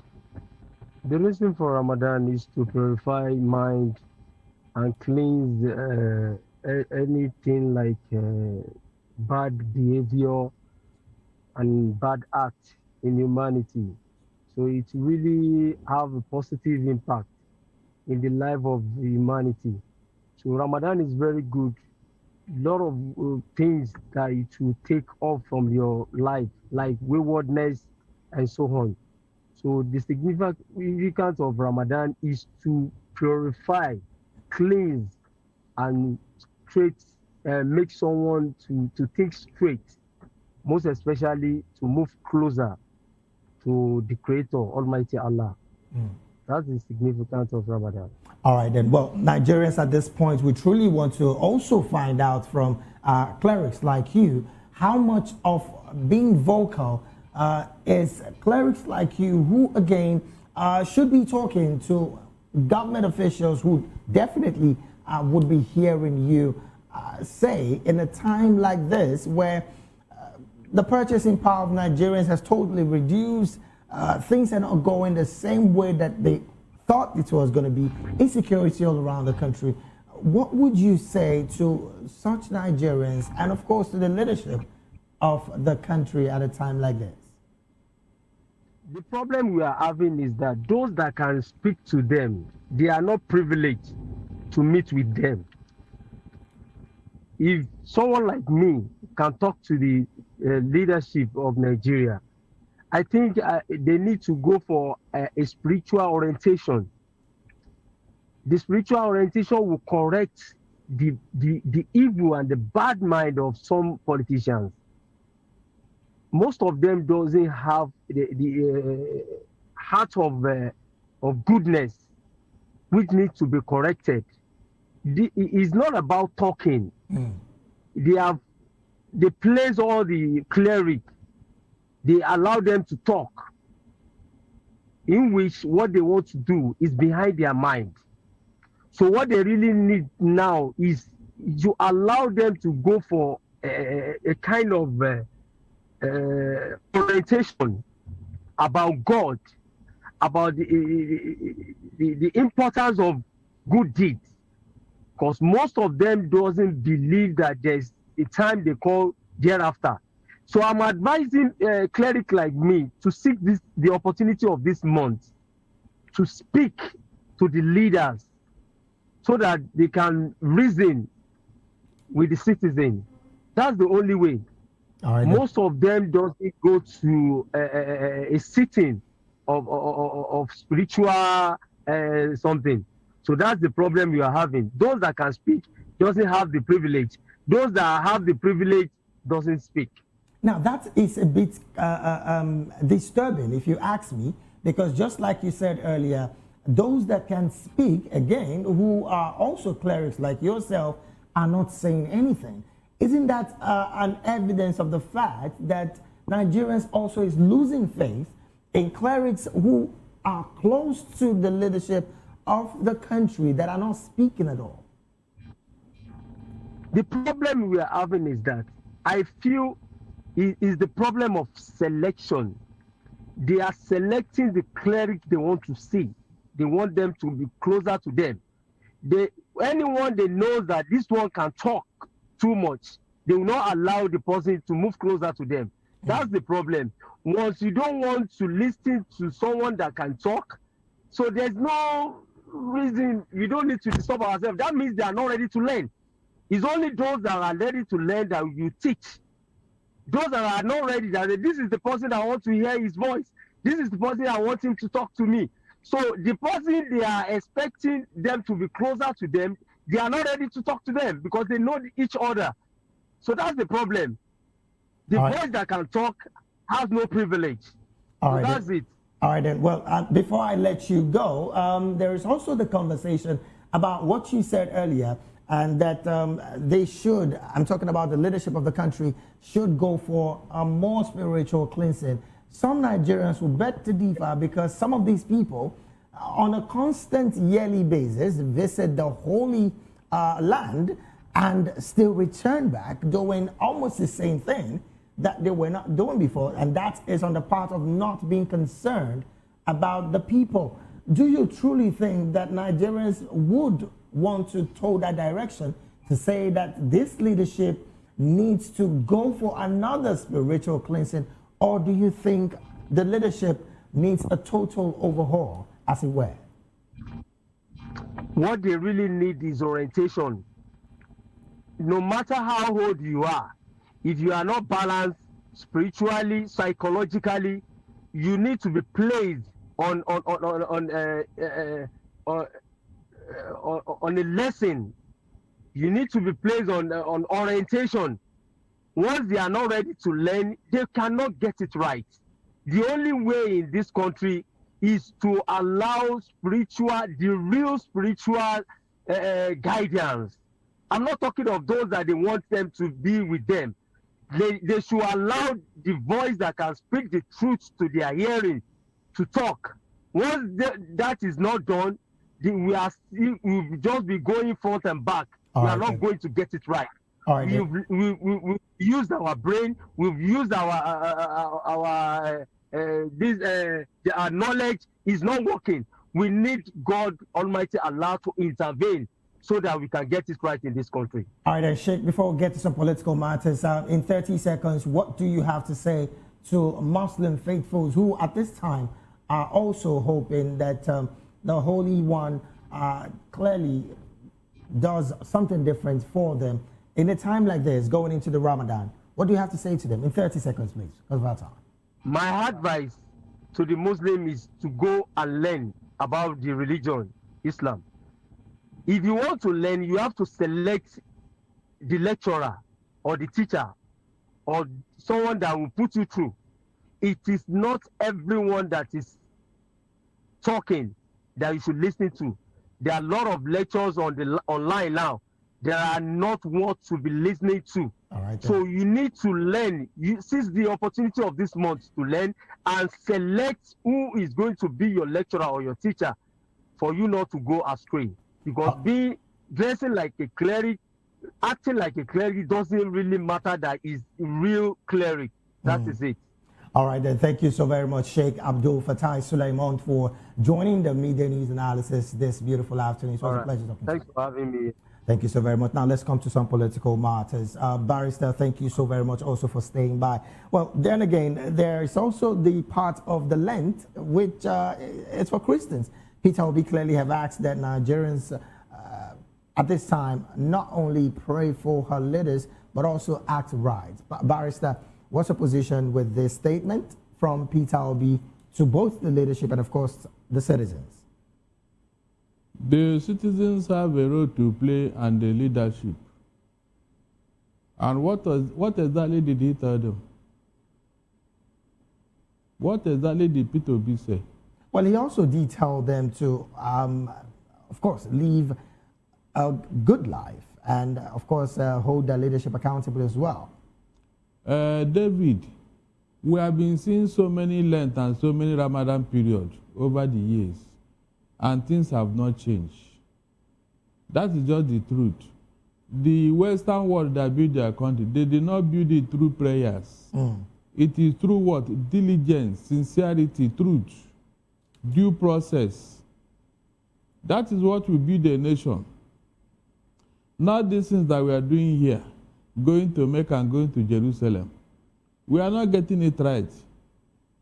Religion is a personal affair. All right, then. Well, Barrister, you said it won't change anything, but something has changed from the National Assembly, and that's the Senate passing the Electoral Act Amendment Bill after a tense and rowdy plenary session yesterday. Barrister, Should we celebrate this, or some worrisome clause is still found with this amendment? Again, what is the celebration for? What are you celebrating? Didn't you see the hoopla? The hoopla that greeted this particular exercise. Should it be so? When a leader wants the country to move forward, David, you will not even hear or see the leader. You will see his work in action. Eh?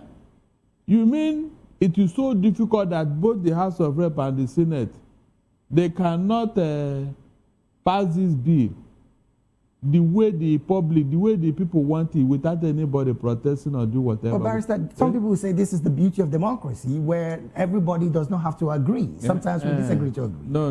This is not no, look, God. This is not how democracy is practiced from where we copied it. Most of the things that causes problem here, in other clans, they'll be wondering whether we are human beings. Because over there, such things cannot cause a problem. Look at the time we are wasting. Look at the headache it has caused everybody. But we are a young democracy, Barrister, don't you think so? At 65, you are still young, Abi. No, at 65, you are still a young man. Really? Go and show me that young man is making progress at 65. I'm talking about democracy, Barrister, not by the age. Look, there are countries that are getting independent with us. Go and check where they are. David, go and check where they are in economy, in politics, in good governance, in due process, in rule of law. Just go and check where they are, and you will tell me whether you come close to them. That's close. We are far behind. No thanks to the leadership we have in this country. It became worse under this APC. At least under PDP, you and I know what we gained. You know where we are. But immediately APC hijacked our life and this country. Things went south. Today said that we cannot be proud of anything from this side. Nothing. At least we say, yes, we have gotten one thing right. In this age and time, we are still talking of manual transmission of results. Can you just imagine? Manual transmission of results. But when they want to steal money, it will not be manually done. No. It will be electronically. When they press their button, the money will just move. Fiam. But Barrister, concerns also have been raised about the fact that truly Nigeria seems not to be fully ready to have such digital election like it was. I disagree. Do you share that concern? I disagree. Why? Why is it that when it comes to matter that has a public interest in them, you say we are not ready? So what are you ready for? David, they say necessity is the mother of invention. With this type of election and all that, that is even the more reason why you should be creative. You will now look at it and say, what will cause delay? What will cause a delay? What will, and you take care of it. So when you say you are not ready, when are you going to be ready? When the world has moved on. Whenever it comes to matter like this, the government in power will tell you we are not ready. We are not yet matured. Look at adults who are 70 years plus telling you they are not yet matured to move with the time. Is that not an embarrassment on his own? But Barrister, wouldn't the part where some network failures would happen in some areas be disenfranchising those electorates? It is not possible. How? Because before now, what do you call it now? Electronic business has been going on in those areas. Tell me there's no local government in this country that does not have a bank. No, tell me there's no remote area that does not have a POS. So the people who are living in that place, how do they transact or they don't use money? No, how did they get their money? How did they transact businesses in those areas? Before now, have anybody come to tell you in those national assemblies that their constituents are complaining that they don't have network? They can't make call. At least if there are some challenges with the network, it won't last for more than a day now. It won't last. At times when they want to upgrade, they will tell you. But for that particular election that will happen in one day, what is wrong if this National Assembly and the federal government tell them, look, for this election, your network should be top notch. We want you to cover the whole Nigeria. Give us assurances. Give us assurances. You will see the network, they go to work. They know all the blind spots in Nigeria. They can, experts in this thing have told you that this thing is possible. 100% coverage is possible. Experts in this field. So why is it that when they want to play pranks with us, they will look for one excuse or the other? No, let them tell us that there's one particular area in this country where they don't transact electronic business. Go and show us, let us see it. That the people in that area, they don't even hold cash. Because there's no place to collect cash. So, Barrister, what do you think might just be the reason why the lawmakers have inserted this clause in the new... They are working towards an answer. Yeah, this APC, I think nobody can tell me anything. I can write their story and their history. APC is known for what? To playing pranks with our lives. They are known for doing things that are not pure. They are known for doing things through the back door. APC doesn't want anything to be straightforward, so they will always find a means to do what is in their mind. If not, why the manual collation? In the event of network failure? No, you are working towards an answer.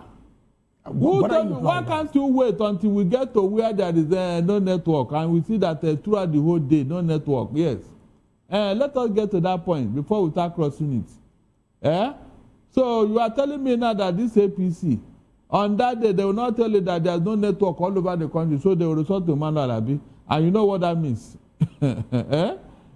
Why can't they make it compulsory that every vote must be uploaded through electronic transmission? So, Barrister, if that is made compulsory and the election is tomorrow and we have downtime in the network service providers, what should happen? Have you asked the network and they said that it is not possible? I said mandate them.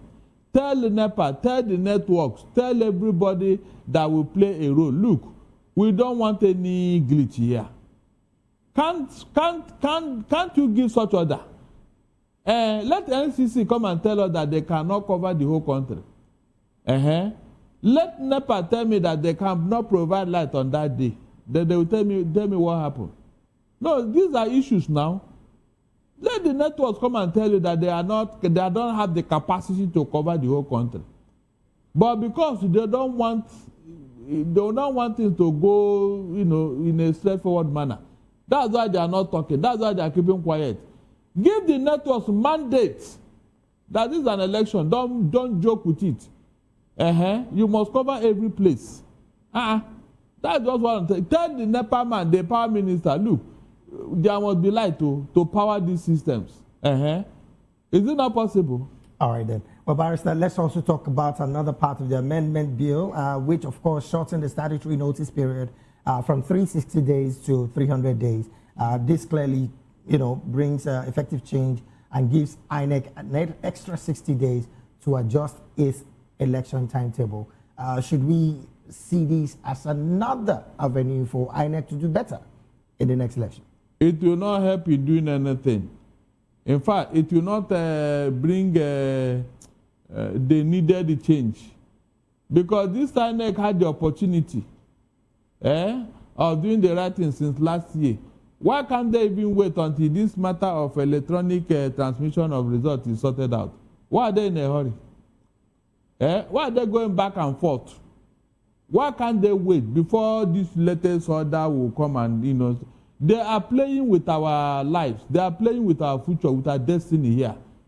If the INEC should wait until this matter is sorted out, will heaven fall?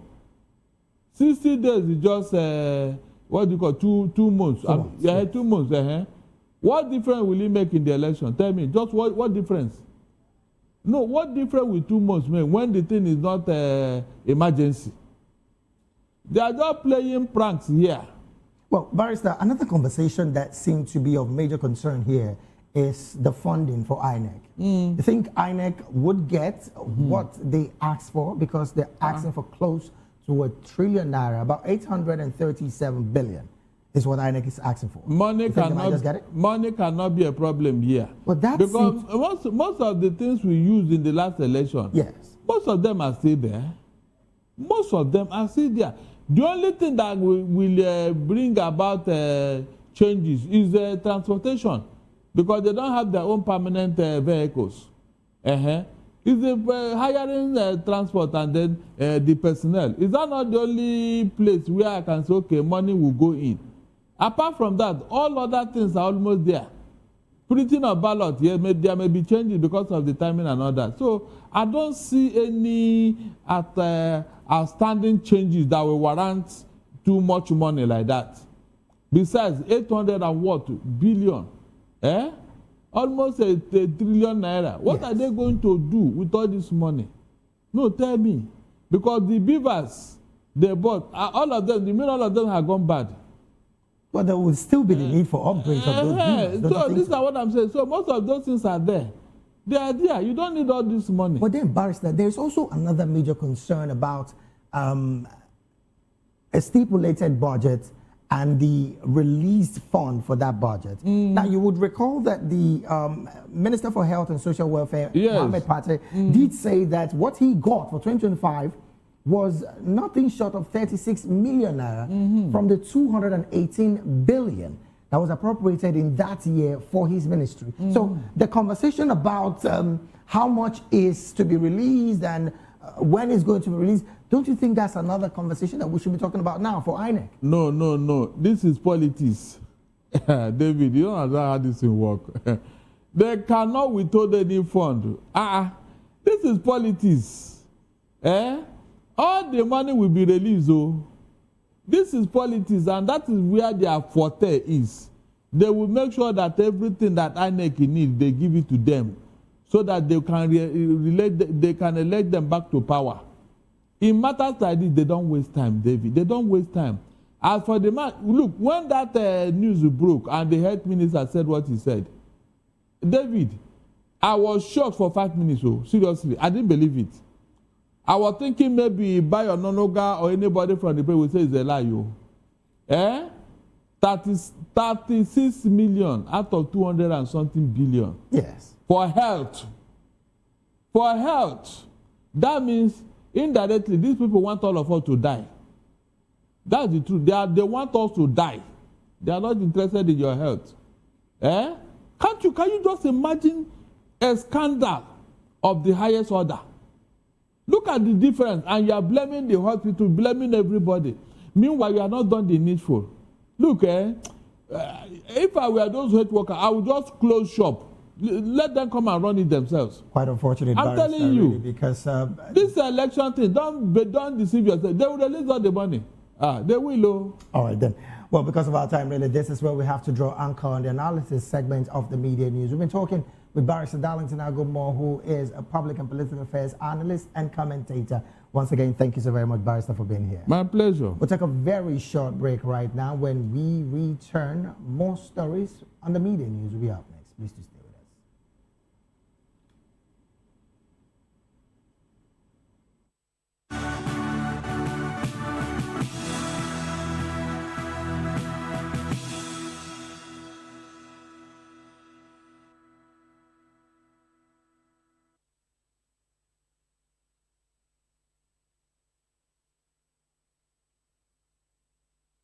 Here on Voice of the People television. Now to more stories. Nigerians are reacting to the growing presence of the U.S. military and armaments in the country amid rising insecurity, including killing and abduction.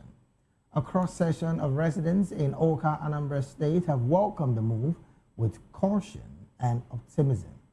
Our correspondent in Anambra State, Ndokpa Aleze, who also gathered reaction on Malam El-Rufai's recent altercation with the DSS, has a full report. legal authorities to journalism practitioners and even artisans, the response is same, and that is a general welcome to foreign intervention in the seemingly intractable security issues in Nigeria. Messrs. Victor Agosiobo, Ejiofor Omegbogu, and sharing their opinions. Onslaught of terrorism, maiming, killing, dispossession, being forced to IDP camps, and all of that. First and foremost, as human beings, they must react as human beings by saying that survival is key. They will expect anybody from heaven or hell to come and protect them. That is a natural behavior. Then the second dimension is maybe we would have seen the remaining money from the First Lady, the President, the man talking to you, the man in the street, and we get overjoyed that a foreign nation is coming to save us from the onslaught of terrorism. Be it known that a large chunk of our sovereignty is being dispensed. We are losing it. That is the second part. If citizens of a nation are comfortable that their country, given all the wealth there is, cannot protect them, that is not sovereignty enough. Then probably the third segment is, the last time I checked, America is not a charitable organization. Okay. They may feel good about democracy. They may not feel too good protecting democracy without some kind of quid pro quo compensation, especially in the Trump era. What is Nigeria given? Supposed to curtail the insecurity of Nigeria. I believe their intervention is a welcome development. For now, the federal government has assured us that they are well aware of U.S. military operation in Nigeria to help, to assist, stem the tide of terrorism in some part of the country. So, since we as citizens have gotten the assurance that the Nigerian government are in close contact and cooperation with the U.S. Military as regards to their operations in Nigeria, then there is no cause for alarm. For the invitation extended to Malam El-Rufai by the EFCC, his detention and also his trading of words with the DSS, not very many people believe it is not connected to politics of 2027. The beauty is that an El-Rufai is subjected to the law. In answering that, there is a whole lot of question mark about how these people operate and how their interest, correlates with the interest of the nation. It's a political fight, understand, and I believe El-Rufai is a strong opposition to the government. With time, we'll get to know the outcome of all those fights. Yeah. Ndo Opalese, VOP TV News. Thank you so very much, Ndu, for that report. Moving on to some business stories. The Nigerian Maritime Administration and Safety Agency, NIMASA, has reaffirmed its commitment to growing Nigeria's shipbuilding and shipyard industry. The move aims to strengthen the blue economy and reduce capital flight from the sector. Speaking at a stakeholders breakfast, NIMASA's Executive Director Operations, Engineer Fatai Taye Adeyemi, said the sector is capital intensive and technically demanding. He noted that deliberate funding models, targeted incentives, and consistent policies are crucial for sustainable growth. Adeyemi, represented by Dr. Omar Ofodili, highlighted the importance of collaboration with industry stakeholders to address structural challenges. The discussion also focused on building local capacity and positioning Nigerian shipyard to compete internationally. The agency plans to ensure shipyards contribute to job creation, support decarbonization efforts, and meet Nigeria's obligation at the International Maritime Organization. Through such initiatives, NIMASA aims to deepen the country's maritime economy and promote long-term competitiveness. And from that business story, we move straight to talking sports. Nigeria Super Falcons will renew their rivalry with Cameroon in 2 friendly matches ahead of the 2026 Women African Cup of Nations. The games are scheduled to take place in Yaoundé on February 28th and March the 3rd. Last year, the Falcons defeated the Indomitable Lionesses 2-0 in a friendly at the MKO Abiola Sports Complex in Abeokuta, Ogun State. Both teams are using the matches to prepare for this year's WAFCON in Morocco. NFF General Secretary Dr. Mohamed Sanusi confirmed that all arrangements for the friendlies have been concluded. He added that the matches will help the Falcons stay sharp as they aim to defend their WAFCON title and qualify for next year's Women's World Cup in Brazil. Cameroon's Fecafoot also expressed excitement about hosting Nigeria and strengthening ties between the two federations. The Confederation of African Football has confirmed that the 13th Women African Cup of Nations will hold from March the 17th to April the 3rd in Morocco.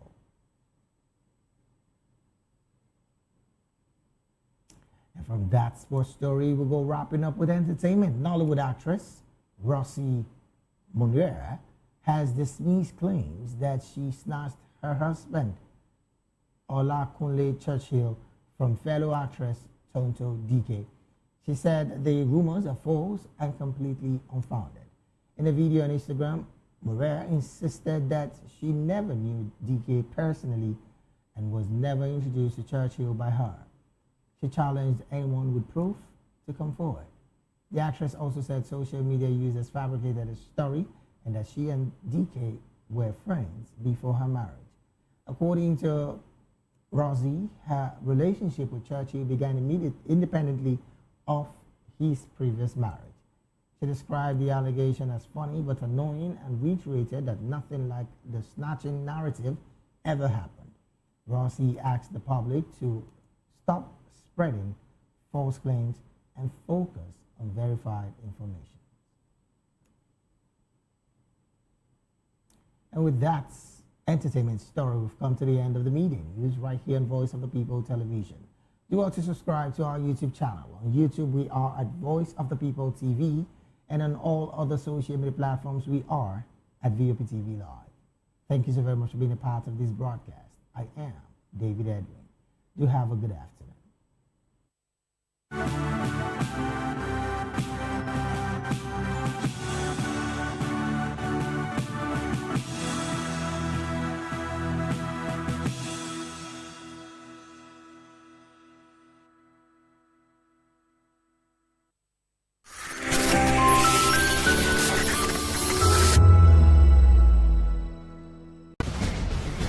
Join us as we drive into the world of politics through insightful interviews with prominent political figures, both serving and former governors, ministers, senators, legislators, party chieftains, activists, and analysts. Get first-hand information into the decision-making processes that affect our daily lives. Highly engaging one-hour program that brings political discourse into focus.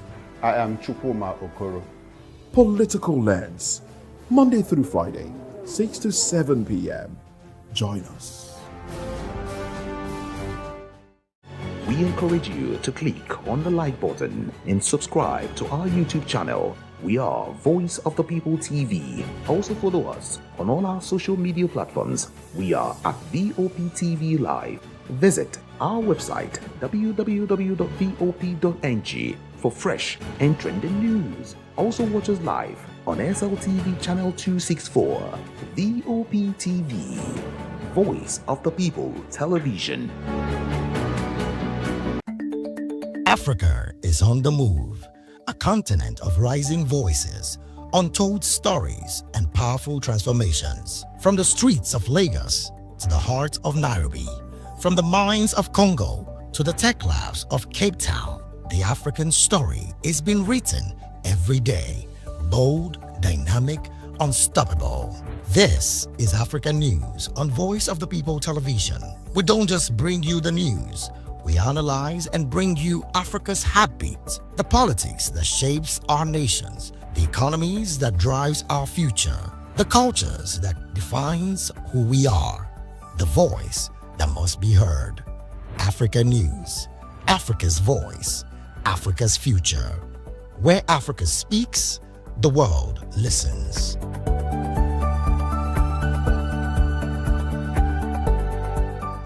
Behind every broken desk lies a broken promise. Education shapes the nations.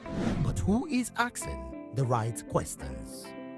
Introducing Edu Dialogue, the show that goes beyond the surface, exposes the cracks, the corruption, and the silence in Nigeria's education system. Edu Dialogue, Saturdays, 3 p.m., only on VOP TV. We break the biggest stories, from missing funds to policy failures. We ask the tough questions and demand real answers. Edu Dialogue, this Saturday, 3 p.m. on Voice of the People Television. To know the happenings in the maritime sector, join us on the program Maritime Frontiers on VOP TV as we discuss key areas in the maritime sector, from aquaculture, maritime transportation, maritime labor regulation, oil and gas exploration, ferry and passenger insurance, marine pollution and prevention, port operations, and lots more. Maritime Frontiers, exploring Nigeria's blue economy. I'm Sarah Nystrom from Sweden, aka Chief Omobawale Communication Queen. Keep watching VOP TV. Hi, I'm Samantha Jacobs representing the States. Miami's in the house, and I want to make a shout out to VOP TV. I'm a humanitarian, and I'm also a rep in the film industry and the art industry. I help dreams come true, and I help you keep on that path. Shout out to VOP TV because you're helping people stay on their path too. Cheers. All right, my name is John Odibo. Keep watching Voice of the People because it's a fantastic station to be with all the time. Thank you very much. My name is Pastor Elvis Ciro, the convener of the Voice Achievers Award, and keep watching VOP. Yes, that is the channel for all the people. No color, no race. Thank you so much. Yo, ladies and gentlemen, this is Abba Sunkan from the Netherlands. I am a designer and I'm here in Eco Hotel and Suits. Keep watching VOP, the voice of the people. Don't touch that dial. In a world where truth is the ultimate power and opinions scream the loudest, it's time to wade through the noise. Hunger no get tribe! Hunger no get religion! And scan the human interest and trending topics that matter. Stay tuned to The Issues, your plug to the stories making the buzz, from politics to science and technology, social justice, and more. Let's tackle the tough questions and expose the truth. The Issues on Voice of the People Television, Mondays to Fridays, 8 to 9 p.m. The Issues. Don't just react, understand. This is Health Check, your weekly guide to better living, smarter choices, and trusted answers. From everyday wellness to urgent health issues, we've got you covered. Health Check, only on Voice of the People Television, where your health has a voice.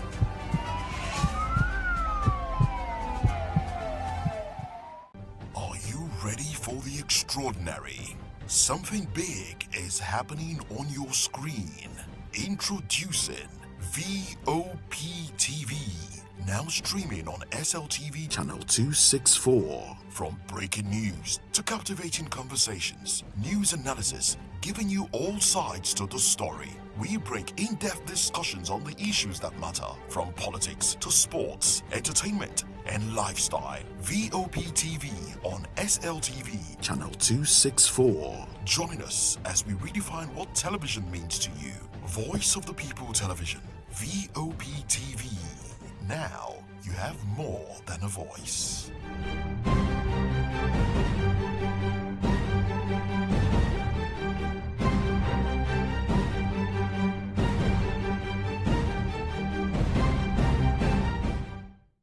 Welcome to the locker room, the home of football talk that matters. I am Jerry Aviation. Join us every weekday, Monday to Friday at 5 p.m. Nigerian time, as we share the hot takes and hot debates in the exciting world of football. And joining me are the usual suspects, Ikechukwu and Mayowa, as we break down all the hot takes and everything that's happening in the football. Don't just watch football, live it with us. Catch us on the locker room and Voice of the People television at 5 p.m. Nigerian time. And like I always say, if not 20 minutes off, with discourse. And it's Hakim Ziyech, who puts the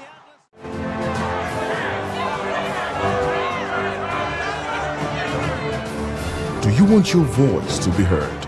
Do you know that you matter in the scheme of things? The People's Voice, the show where ordinary citizens take center stage as we discuss the biggest stories that affect you and I.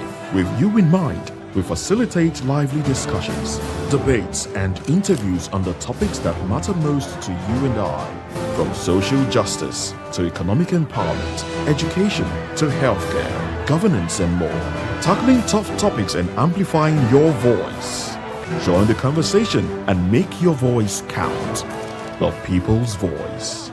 Make your voice count.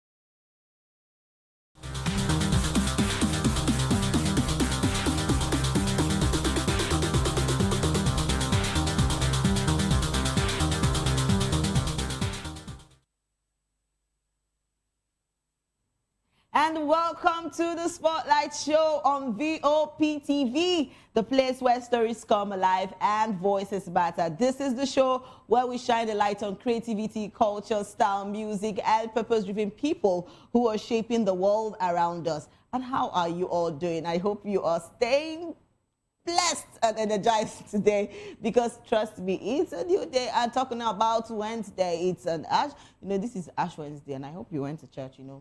The Catholics have all this stuff on their head. All right, and yes, it's a new day to stay inspired, grounded, because we're bringing you an exciting blend of cheers, because we're going to talk about a lot of things today. Yes, and I'm sure that you have not forgotten that I'm your special baby girl, Precious Akumanu, aka Call Me Prezi, all the time. And yes, first off on our list today, we are talking about Rosie Merrill, and she has actually reacted to husband snatching allegations. So the Nollywood actress Rosie Merrill has responded to fresh social media backlash, accusing her of snatching her husband, businessman Olakunle Churchill, for his ex-wife, actress Tonto Dike. And in a series of videos shared online, Merrill dismissed the allegation, stating that she was never friends with Dike and therefore could not have betrayed her. She described the narrative as false and wicked, insisting that she had never had any personal relationship or contact with the actress before marrying Churchill. So Merrill further maintained that she met Churchill independently after his previous marriage had ended, and stressed that she is happy in her marriage, addressing recent speculations over her husband's visit to celebrate his son's birthday. She said she supports peaceful co-parenting and sees no reason for the controversy surrounding the matter. So this is it. Everybody has started, reacting to the fact that Rosie has been with Churchill for some time. And, you know, talking about the issues she, Tonto Dike's issues with her, with his ex-husband, yeah.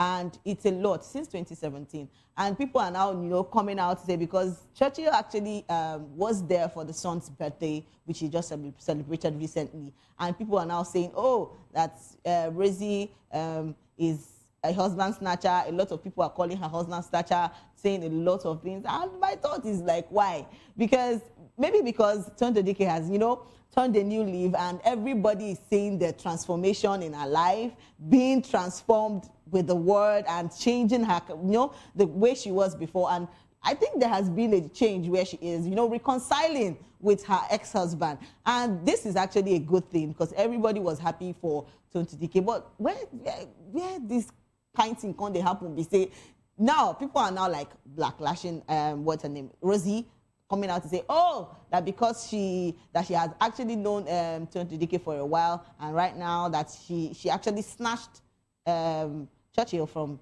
Tonto Dike. So it's really messy. But, you know, let's hear what Rosie has actually come out to say. Let's see this.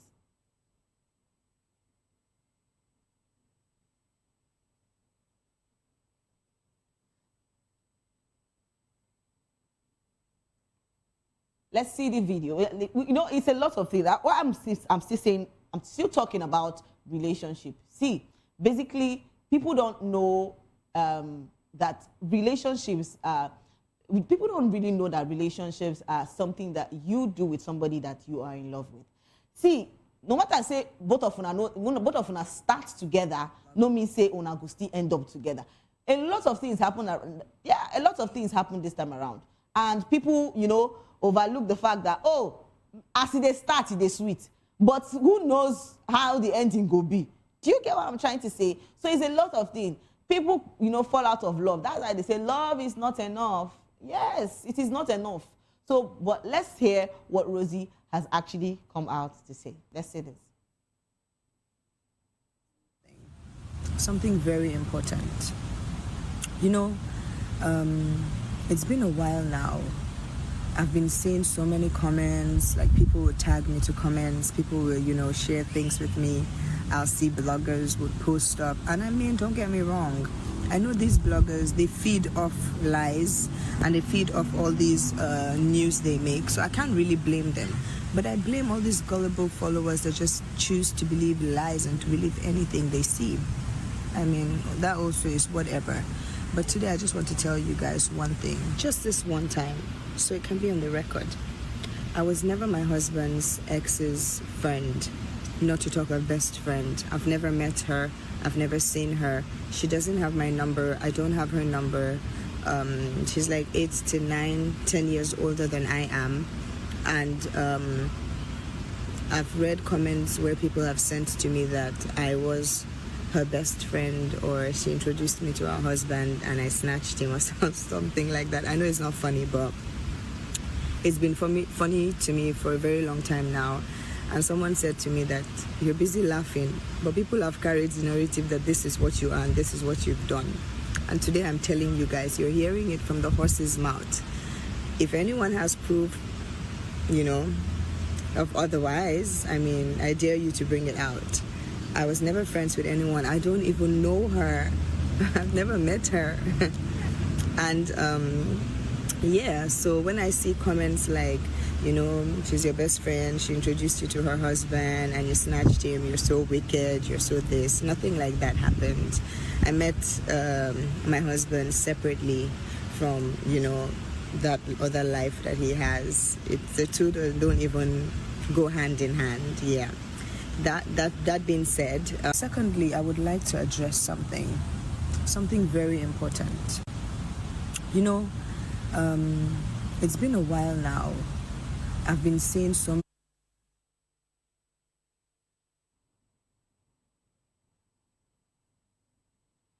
See, all these are social media people. No one had to calm down sometimes. I just don't get it. People will try to drag this woman. Like, do you get it?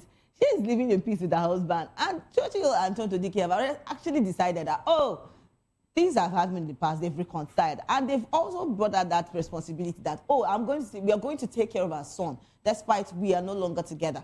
So why are you people dragging and, you know, all this whole matter, trying to drag her that she's doing this, she's doing that? I feel like you people should just, see, Nigerians, we just need to start doing better things. Like, maybe they use our time, they do better things. Not they drag people up and down. You know, not they drag and I say she's wicked, she's this, she's that. They found love. Yes. And Joshua has not come out to say, oh, that he's no longer in love with Rosie. I don't know why you are creating a scene when there's none. Come on. You know, our fans don't actually come out talk plenty things concerning the statement that Rosie has made. So, yes, let's take some comments and see what people have actually come out to say. And, you know, the comment section is where things happen. All right, let's take some comments. And, yes, Polly Matt said, this was embarrassing to watch. Why choose this day to just ruin this little boy's day? Okay, and somebody else said, Dotu said, if we were close to you, I would have told you not to do this video. The timing, the depth of the message, the purpose, and what you were intending to achieve has no intending value. So the whole situation, if I were in your shoes, I'll be happy for my husband. Take the child as my own, and that's where it ends. This is the only way to win in this situation. Speaking your truth is absolutely necessary, but speaking your truth when it is necessary is important. All right, well, I don't see any wrong in what she has actually done to come out to say her own side of the story. You know, see, social media doesn't forget, though. That's one thing we always forget. It doesn't forget. No matter, even if you say it now, and you don't even say it at all, there will be a problem. You say it now, voila. You know, talk am, voila. So what is now the essence? Just cuckoo say it, make everybody just rest. You get what I'm trying to say? So let's take more comments. We have a lot of people talking about the statement. And yes, another person said, our Queen Rosie Churchill, let them say, we love you, Aya, Rere Lo Dede Oko. And another person said, so you know the age gap between you and Tonto, yet you'd claim not to know her, eh? Kid says, it's well. And we have more comments, and another person said, move your wig to the back first. Wait till concern her wig, concern this one now. And Agatha Lawson said, you are 34 and she is 40. So how is it 8 to 9 to 10 years older than you? It's just 6 years difference. In 6 years' time, you will be 42. So stop trying to age shame her, but why must you start the narration again, Kat? See, in everything that you say, just know that people will also still dragging that comment that you have already said. So the truth is that you people should stop dragging her. I think she has already said the side of her story. And, you know, Tonto is a peaceful person right now. She's not somebody that wants to come and start dragging or having issues with somebody. I don't know why people are just bringing up these kind of things. You get what I'm trying to say? Tonto is a peaceful person, and she likes the fact that she and her ex-husband has actually come out to say, oh, we are going to take care of my son, our son. So that is the most important thing. And definitely, she is going to be happy. The husband's going to be happy. Rosie is also happy. So, but I don't know why people are dragging her and saying a lot of things. But, you know, Nigerians, we know the rest for where matter the day. But let's take more comments and see what people are still talking and saying about this. And yes, Pani Malaya said, this is very unnecessary, Rosie. Are you feeling insecure already? Today, of all days, you choose to address this. Really, Rosie? And Grace said, said, the only question I want to ask is, why do you have to start talking on the day your husband is celebrating your stepson's birthday for the first time of 10 years apart? You know what you are honestly doing? Yes, now you and your husband really know truthfully how you met. But one thing I will tell you is this. Also, from a mother's perspective, relationship where pikin don't enter, in no fit the stagnant. She will not also forget, say she also has a child for, you know, Churchill. So I don't know why you people are always saying this thing. See, person where go there with you, go there with you. Don't stress it. Don't stress it. Relationship where go still work. The one where no one working, there's no how you're going to drag somebody's head and put inside it. It don't go still work. Love finds who he wants to find. But in as much as we still have, you know, bad people, we still have good relationship, we still have blessed relationship. So they could actually be co-parenting their son together, and it would be, you know, successful and to be beautiful to see both of them. But, you know, dragging all this whole plenty dragging, and it does not change anything. So we should just, you know, put our heads straight. And when it comes to husband and wife matter, make una know they pull mouth. Simple. I'm just saying my own point. All right, let's take more comments. We have a lot of people talking about this. And yes, somebody else said, this second video is hilarious. You can never say you don't know Tonto or that she was married to Churchill. You started dating Churchill while Tonto was still married to him. I beg ye. All right, doctor, always Rosie said, no, I no believe the rumor at all. Which brother go unfollow him own sister? You know they happen. Blood thick pass water. I beg make una rest. And another person said, the real queen is ready to take back what truly belongs to her. Ah, when I don't start. Okay. And she might be older than you, as you said, but she look more sexy and younger than your husband's borrowers. Okay, is well with you people. See, whether people are dragging this lady again. People are saying she's coming to take what rightfully belongs to her. But she hasn't come out to say anything. Can you people just rest? It's as simple as that. Let's take more comments. A lot of people are talking about this. And somebody said this reunion, yes, Juicy Queen said, you didn't know our big Tonto care. And you were in Nollywood because I know they see your movies again. I beg, enter house. And what's the age rant about? You and her, who looks younger. And point of correction, it is 6 years gap between you both and not 8 to 10 years. Okay, and lastly, we never knew you as King Toto's friend. We only remember you and her ex-husbands were siblings. Wow. Enter house, I beg, no explain again because you go explain tire. All right. And Cynthia Ugu 277 said, you have never met her, but you know her age. It's funny. And Lorenta said, now they break. Okay. And Lee 7589 said, Lee 7597 says, is the 8 to 10 years older really necessary? You look older than your brother ex though. It's a lot of things. I feel you people should stop all this dragging and pulling and scattering and a lot of things. It's as simple as that. Love is a beautiful thing. And when people find love, they want to stay there. Churchill has made his decision. He said, oh, that is Rosie. So people stop, dragging and pulling people here and there just to join heads together. It's not really nice, or it's not necessary, basically. So with Tonto Dike and Churchill have actually come out to say, oh, that they have reconciled. And it is best that they, co-parent and take care of their son. So it's better.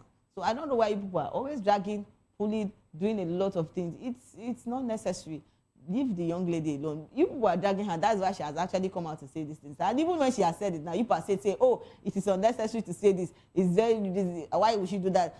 Maybe giving her feel like, oh, that she's jealous or anything. Please, out of it. Snap out of it. It's not like that, the way we say it. Sometimes we just need to calm down because all these my comment section people, now too, they drag people, calm down, relax.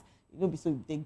All right, let's take more comments before we move over to our next story. We have a lot of comments on what people are saying about this. And Mimi Doe Maureen said, you all don't need this right now. He's your husband, period. But if I can remember, the story wasn't really about friendship between you and her. It was the fact that you were dating the ex-husband while he was still married to her. But you came and debunked and even said he was like a brother to you. And hope you're not trying to age shame her. Okay, because that doesn't make sense. You just need to relax, okay? And JSC Skincare said, why Tonto repent? Why Tonto repent? Because the way all this Kazala does boss, everybody that does the it's well. And somebody said some things are better left unsaid. Keep people guessing instead. You owe no one an explanation. See, this drag people are dragging now. Tonto wouldn't be happy with you people. People are her fans. People should relax. Calm down. She will prefer the peace because she's now like a peaceful person. So she will prefer you guys make peace and stop dragging people up and down. All right, and that's it for that. We'll go over to our next story. What I still want to say about this is Tonto hasn't come out to say anything concerning this. So you people should just relax. Okay? And Rosie, she's moving on with her husband. Churchill, on the other side, has not said, oh, I'm no longer in love with Rosie. No, he hasn't come out to say anything. Rather, he's making peace with his he has actually made peace with his ex-wife, and they have decided to co-parent. Yes, co-parenting their son. So you people should relax. All right, that takes us to our next story, and that happens to be the University of Lagos has unveiled a newly renovated and modern restroom facility at its Department of Chemical Engineering following a donation by Mabel Makun. And the project executed through her company is aimed at improving sanitation standards and enhancing convenience for both students and staff within the faculty. And university officials confirmed that the upgrade facility is part of ongoing efforts to create a more conducive learning environment on campus. The intervention has drawn attention online, with many commending the initiative as a positive contribution to infrastructure development within the institution. And yes, talking about Mabel, we all know that she is the former wife of AY, our comedian AY. And, you know, ladies are really doing a lot of things this period. Like, you know, they are making me proud. You get what I'm trying to say? Seriously, a lot of ladies are coming out to do a lot of things. I see how they progress, how they make moves. Talking about Nancy Seaman, you know, getting herself a G-Wagon, you know, buying things, doing something so memorable, doing things, beautiful things, actually. It's how women are very strong. And see, I give it up to every strong woman out there. Yes, we are strong. You know, when I say things like this, they will be like, oh, Precious, you're always talking about the ladies. You're always commending them. Yes, because I'm a lady, because I know how far the ladies also go, women also go to do things. And it's how they prove their strength. You get, and men will always say, oh, that to be a man is not easy. We always know that. And we are not even dragging that aspect. You get what I'm trying to say? So ladies are also good people. We are strong. We are, in fact, I'm so proud of all the ladies out there that are doing things for themselves, not the ones that are relaxing, the people that have actually come out to say, oh, I'm going to make a change. And come to think of Mabel doing this beautiful thing for this faculty, it is amazing. Seeing this, maybe because, let's see this video, because in the past times, this restroom has been a bad place to, you know, to go, but making this particular one a key thing is something that I cannot even really imagine. This is beautiful to see. See how beautiful the place. People that want to go to use those places now can actually comfortably feel comfortable, you know, going there. And the transformation is just something to be happy about. And people, it's actually good seeing ladies, you know, transforming, doing beautiful things around. And yes, to all our ladies there, it's actually a sign that you need to do something good too, to the society, to the community where you are. It's not about coming outside, dancing up and down and saying a lot of things. It's actually beautiful to also see that you do something so different. So yes, let's see this video. We're here today to commission the male toilet at the Department of Chemical Engineering, University of Lagos. The toilet was designed by my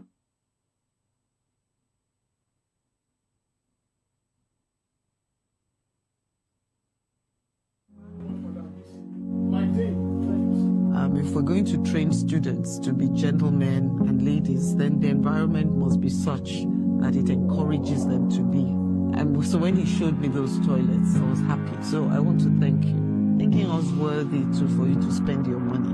And I hope there'll be a lot we will do together to great learning environments, to the glory of God in the service of humanity. I declare this. Oh, wow. This is a city.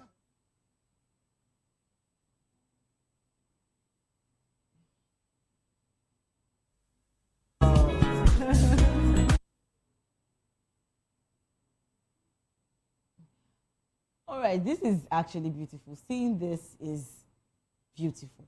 And ladies coming out to do beautiful things is something I can't really explain, but this is massive. And see, it's making these students, you know, being in a conducive place to learn. Learning becomes easy for them. Yes, because with this, it's actually inspiring. So all our ladies out there, you know, that wants to do something, that wants to change, that wants to transform the community, this is a sign for you to know you need to start now. Like, you need to start now. And this is actually beautiful. Thank you so much to Mabel for this beautiful thing she has actually done. All right, we have a lot of fans that have actually come out to say beautiful things and say, oh, thank you to Mabel. So let's take some comments and see what our fans and our comment section people have actually come out to say. And Olu Bukola said, she has an identity. Okay, that's a beautiful one. And Lorena Lone said, non-functional and unsustainable. All right, let's take more comments. And Paul Wafo said, this is nice, but that last comment is valid. Them go lock them up ASAP. Okay. Abego. And another person said, on this male toilet, the right before accounting 3011 think. Okay. And Glow by Olive said, only they need is to take neatness and have a good cleaner to maintain it, actually. And 8226 said, the idea is great, but the concept is wrong. Why? The choice of material and layout does not support longevity and easy maintainability for a commonly shared toilet for the class of people involved. I see fragility everywhere. Okay, Augasta at 8226. Maybe it's your work or what you do, but this what Mabel has done, it's not a child's play, actually. Maybe you're coming out to say, oh, that the material used in creating this kind of thing is not okay. Please, you people should stop, downgrading and talking down on people that have actually done things. I feel that this is much like you say, oh, this is a good thing, commendable. You don't come out to say this is the material. A lot of times I keep on saying this, that some Nigerians don't value or don't appreciate good things when they see one. Yes, it's wrong.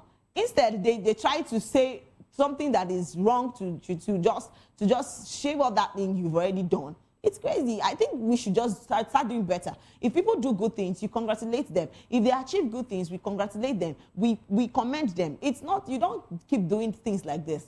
And trust me, when your own tongue will come now, people know will still celebrate you. So it's how you people do these things. Let's take more comments and see what people are actually coming out to say concerning this. And yes, Blessed Tikwi said, maintenance. Okay, and Cynthia herself said, that's how they transform my department toilet. Till I graduate, the toilet is always on lock. God, I beg you. All right, and Maliki Ovi said, how can the toilets be more beautiful than the classrooms? A country. Okay.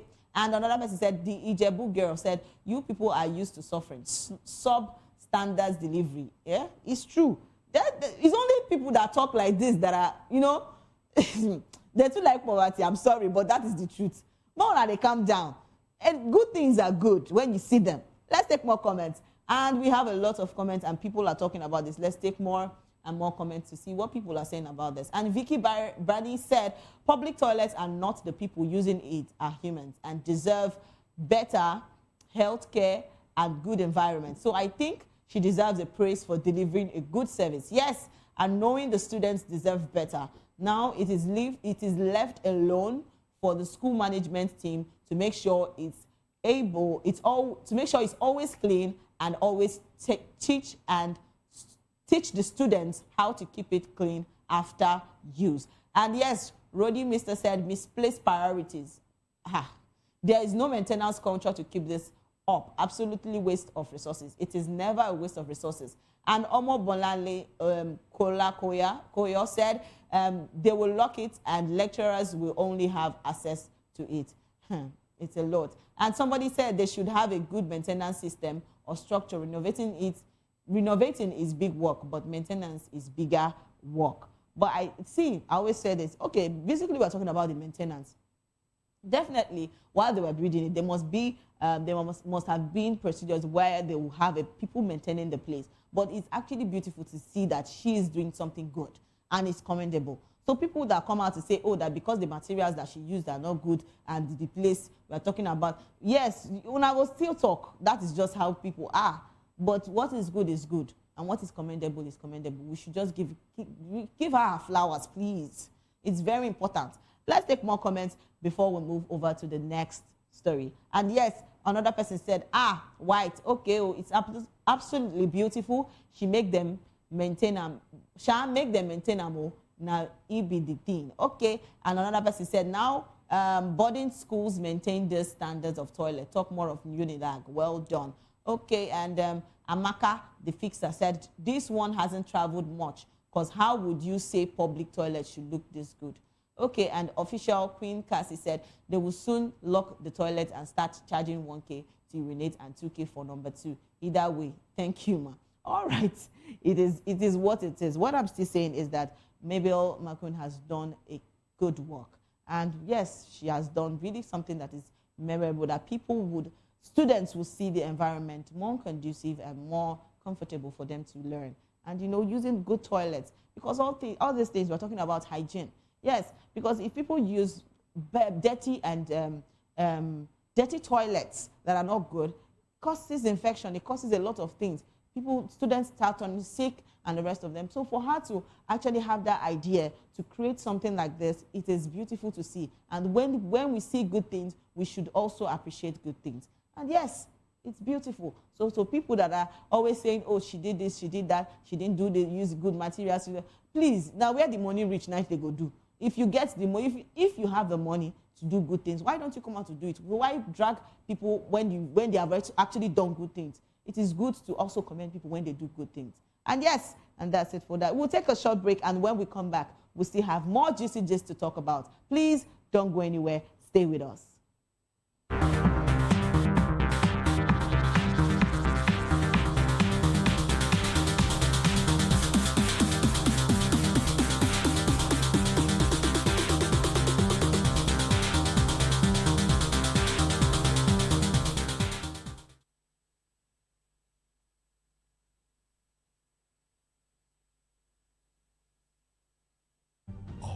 Ready for the extraordinary? Something big is happening on your screen. Introducing VOP TV. Now streaming on SLTV channel 264. From breaking news to captivating conversations, news analysis, giving you all sides to the story. We break in-depth discussions on the issues that matter, from politics to sports, entertainment, and lifestyle. VOP TV on SLTV channel 264. Join us as we redefine what television means to you. Voice of the People Television, VOP TV. Now you have more than a voice.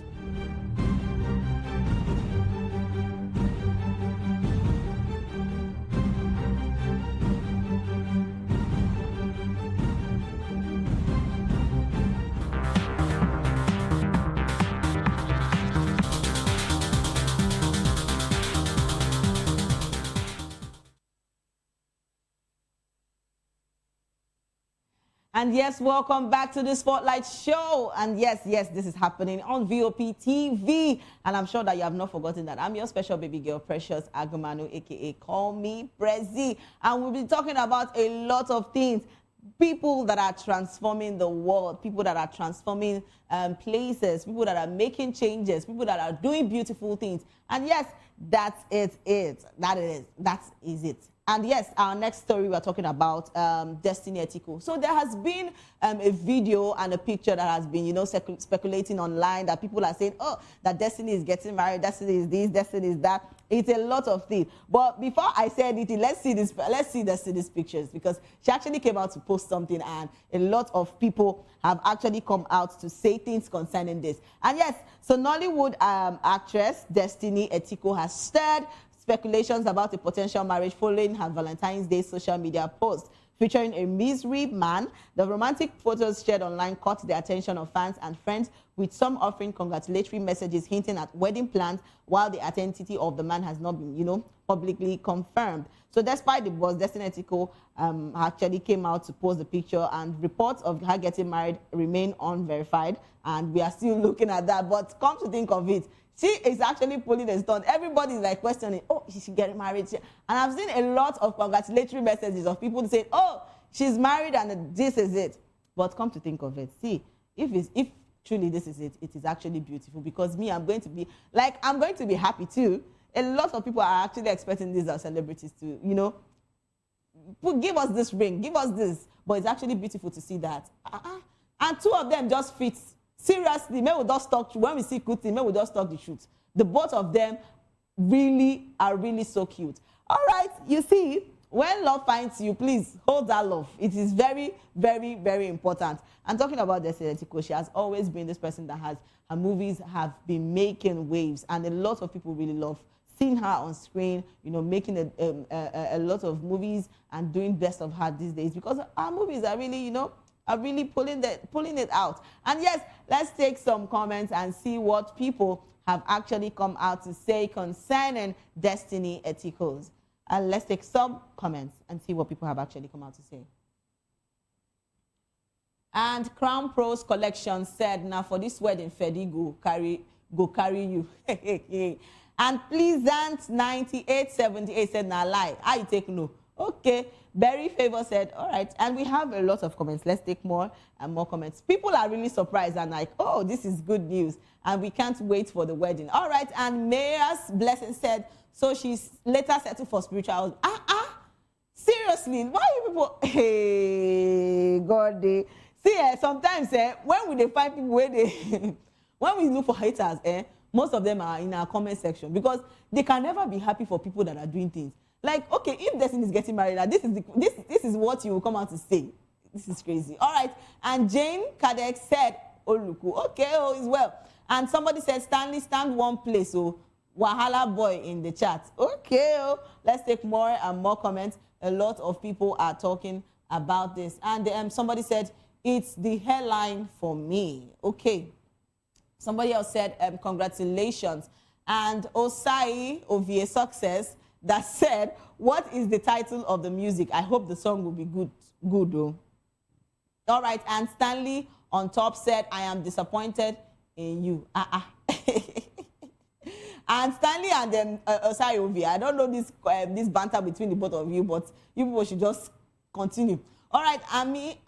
Amdia said, me, I don't believe them until I see real wedding happening. Okay, we are waiting for that too, because me, I'm also I'm expectant. I'm like, I'm expectant about this because this is actually beautiful. To see pictures like this is something I'm so happy about. And yes, another person said, we have a lot of comments. Let's take more comments and see what people are saying about Destiny Etiko and her misery man. And Ouka Divine said, you can never see our celebrities with good-looking man. Hey, God, I beg you. And always see them with one leg standing man. Destiny Etiko of all. Wahala. Hey, God, I beg you. So what happened to this man? See, you find person where the people are saying that he's fine, but you will see it and you will be pained. Wow. This is scary. And Blessing Diva Vicent said, I know fit believe. Okay, and Some Love said, please, the name should be Excess Doll 2026. All right, to our in-laws, they have already started dropping names that they should answer for the wedding. Okay, it's good. And Papi James said, it will shock you. None of them go invite you. Actually, it is the truth. So after shouting all the plenty shout, you're going to shout. Now inside social media, you go see them. Let's take more comments. A lot of people are talking about this. And yes, Princess Nickel for real said, very compatible. Congratulations, my blood. And worldwide drama doll, the queen with many crowns. And yes, Loconso Swift said, next, na Stanley on top, words Hikaria and Obi. It is well with you people. You see, the comment section, more now they leave me for this place. So, and Ito Debbie Love said, big congratulations. And Official Blessing Wankwo said, this one sweet me. Abio. Let's take more comments. A lot of people are talking about Destiny, and a lot of people are happy about that. About this beautiful picture she has actually posted, though she hasn't really come out to say, oh, this is going to happen, but a lot of people are saying congratulations to her. And Men Carry Chick said, then after eating and drinking, you start dragging them. You know everything happening when inside couple bedroom. Now everything you know. Okay. And Standing on Top said, Chimo. Okay. And All Looks Chai said, lol, dead on arrival. She went for a younger guy where one just catch cruise, use and boost in page. Hey, father. See, sometimes this is my comment section, people should relax. When you people see people getting married, like, I don't know why you people are pained. When I want the vex for them, say, okay, she don't go come out, post picture. When I can't pay, even when I can't see the main wedding, now what I will can't do is well with you people. And Sophia Love said, smile, now so it's supposed to be. May our enemy witness our happiness. Amen to that. And joy, and wish us congratulations in Jesus' name. Amen. Let's take more comments before we move over to our next gist. And yes, we have a lot of comments. And B. Lanos 1000 said, why this small boy now? Destiny of all people. Let it not be Evan Okoro and her small boy. I beg, try. Destiny go for matured man than this speaking. All those hit and run. My love drama doll. Worldwide is well with you people. And Big Nack said she married down. I expected much more mature. Okay, now una go create the man where she go want. People mold the person and bring for her. And yes, Big Nack said she married down. I expected much more. And another person said it's a music video, not marriage. Are you sure? And DK Young 600 said the music promotion is going well. Okay. Oh. And I am Wendu said congratulations on your music production. All right. See, when it comes to Destiny, she's always, you know, extra. We always know her as someone that is always extra. And she comes out big. Destiny is big. Well, let's just say the truth. Because if you talk about her movies and how she has been there, you know, gracing screens, and a lot of people watch her and do beautiful movies. It's actually beautiful to see. So when you post person, they do good things. Now they calm down. Una too, they pepper body, they do not too much for this comment section. Yes, una too get pepper body. Too much pepper body. You people should stop it. Stop it. All right, let's take more comments. And we have a lot of people talking and saying things about this before we move over to our next story. And yes, somebody said, okay. And J Pretty Store said, life is not easy. God, please come through for each and everyone that is seeking your face and hoping for a miracle. All right. TK Voices said, if you have not been in debt before. All right, let's move over to me. I'm still saying, if this is really real about Destiny Etiko, we are happy. And to those fans that have haters up and down, people should be coming down. If you see good thing, try congratulate them. Make Pepe Body know they do you in Jesus' name. Amen. All right, that takes us to our next gist. And we are talking about a post circulating on social media has alleged that a woman reportedly took her own life over a 500,000 naira debt. So according to the claim shared online, a lady stated that her neighbor became overwhelmed after owing the said amount and subsequently died by suicide. So the post has actually generated reactions from social media users, with many expressing shock and sympathy over the alleged incident. So my question is, see, a lot of people are going through a lot of things now, but is it worth it for you to kill yourself? That is the truth. I know people say don't go into depression. People they owe money. And trust me, it's not easy on anybody. People, they owe a lot of things now. See this woman now, she don't owe 500,000. 500,000. Now, because of this, now she don't already go quiet herself. And it's not worth it. I feel that every day there's a reason for you to keep living. Trust me. If there's God, there's hope. Maybe that's what there is to see. And I know that things are not that easy for anybody. People are facing a lot of things. People are going into depression and a lot of things are happening. But why not keep hoping? Now who fail? Now who give up? Now fail. That is what it is. One day, there's an Igbo adage that always said, one day, you stand there because one day you're going to smile. So somehow that money will be paid. So I understand that the fact that people owe money and people are going through a lot to pay those debts is a lot of things for people. People are going through a lot of things. But try, even when you don't get the money, because people, where they even lend money to people now, I beg, if you even don't get that money, try to give, because people want to hold the money. They have the money now to pay back, but another thing is paying back the money. Do you get it? A lot of people go through a lot of things. People want to help you, but can you pay back the money when you have the money at that time? It's a lot of things. Let's see. A lot of people have actually come out to bring out their own experiences, and they've also said things concerning what this woman has done. Let's take, because this is really sad, you know, getting to kill yourself because of money. Vain things. Vanity upon vanity. All right, let's see what people have actually. Idera490 said, depression is real, but no matter what, suicide is never an option. Yes, and may she rest in peace. And somebody else said, the real Don Willie said now they will use millions to bury her humans. Okay. There's a lot of things. An American immigration attorney said, these are the people Tinubu and co. Please, you people should be very sure of what people are saying before you come out to say things. So, American said these are the people Tinubu and co. killed for when someone says, why do you wish them dead? Because they have killed many indirectly just because of their greed. All right, and Bulletino said, if to say she asks you for the 500K, you forgive her. Okay, as well. Let's take more comments. A lot of people are talking about this, and we have a lot of comments. Let's take more and more comments before we move over to our next story. And Idera said, and Ozeko said, being a Nigerian, staying in Nigeria makes life 10 times harder. And Z Jewelry said, the best gift I can give my unborn children is to not bring them here to this world. My bloodline ends with me. No flesh of mine is coming to experience trauma and pain. Okay, is well. What are you saying? But what thing concern you and your generation for this matter now? I don't understand. Well, it's your choice. If you don't want to carry person coming to this world, better stay single and die single. All right. And yes, another person said, person where they owe go rest now. Actually, Shebi. And it's Korede said, if you've ever been in debt, you know that it can cause depression, and it takes the grace of God and discipline to come out to that phase. I'm telling you. And we have a lot of people. See, this is a time where people have to come out to say, oh, I need to help you. If you can help, why don't help people out? A lot of people are going through depression. A lot of people are going through a lot of things. And we people need people that are loving, people that are kind. Trust me, in this our generation now waiting people, a lot of people need. People are staying in places that people sleep under bridges, people suffer.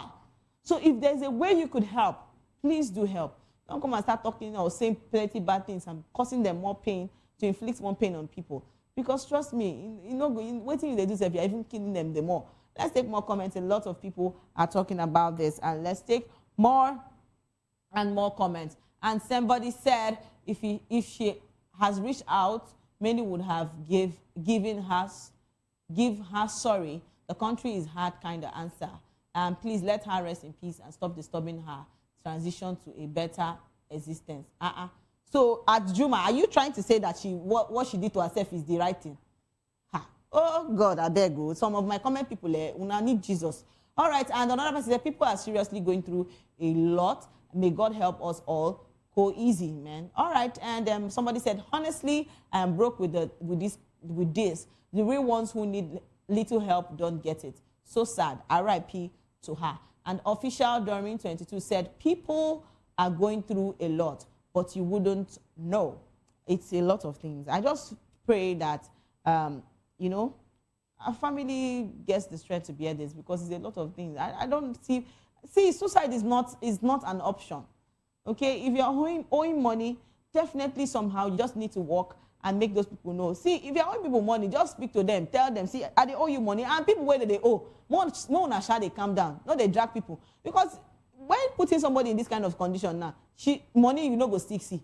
I'm telling you. So it's best you relax, that the money will still come to you and you will still receive your money in peace. But dragging people and making them feel bad because they are owing you is a no-no. Putting them into pressure that they don't want to, they don't intend to be. And if you're owing the money and you have the money to pay, please pay back. Because those people they have problems that they need to solve too. It's a lot of things in our country. But try make it easy for people. People they do it. Now people they do people, actually. So a word is enough for the wise. All right. And yes, we'll still take more and more stories and more comments and see what people are saying about this. Let's take more comments before we go over to our next story. And yes, somebody said, but when she needed it, were you able to help her? Don't say it's just 500K. 500K can be like 5 million to some people. Yes, the pressure from the people she's owing, the pressure is something else. I've been in this position before. I almost committed suicide, and people won't still come through. But when it eventually happens, this is the same statement they will keep saying. But the suicide, I refuse it. And whoever is going through this, may the Lord ease our burden and come through for us. Amen to that. And that's, yes, and that's, we'll move over to our next story. And yes, we're talking about our next story. A post circulating on our social media has alleged that a young woman publicly recounted being raped inside her own home. And according to the viral post, the lady shared details of traumatic incidents, stating that the assault occurred within her residence. The claim has since generated widespread reactions online, with many social users expressing outrage and sympathy over the reported experience. So this lady actually came out to say that, that she was raped in her house. And for some reasons, she always has insomnia. So she can't sleep. And for that day, I think she had took some drinks and she slept. And she was actually raped by somebody that she refused bluntly, that she doesn't want anything to do with this man. And the man came into her room to rape her. It's crazy. But let's hear what she has actually come out to say. Let's see this video. Yesterday in my apartment, February 15th in the morning. I have insomnia. If I'm not drunk or I can't sleep. So the Saturday, I drank and like it wasn't working, but I needed to be high enough so I could sleep. My eyes were tired, but I couldn't sleep. I slept around 6 a.m. and around 9 I heard knocking on my door, and I was like, I thought maybe it's one of my neighbors because it's Sunday morning. Most of them would have gone to church. Maybe one of them wants to ask for something or something like that. I stood up. I was having a headache. I was still drunk and I was having a headache, and immediately I opened the door. I got pushed back. Before I get to my door, like there's my fridge, and then a few steps forward there's my door. I hit my head on the door because I couldn't, I got pushed back. I hit my head on the fridge. I passed out. When I opened my eyes, there is a man over me. There's clothes stuffed in my mouth and tied, and I was just there, mumbling. Maybe somebody could hear me. But it's Sunday. Most people would have gone to church. Most of them, because even the neighbors close to me has gone to church, because that's the only people that might faintly hear me mumbling. But when I felt like that's been, I felt so sad because young people go through a lot of things. How would a human being barge into someone's house to rape a young girl? It's crazy.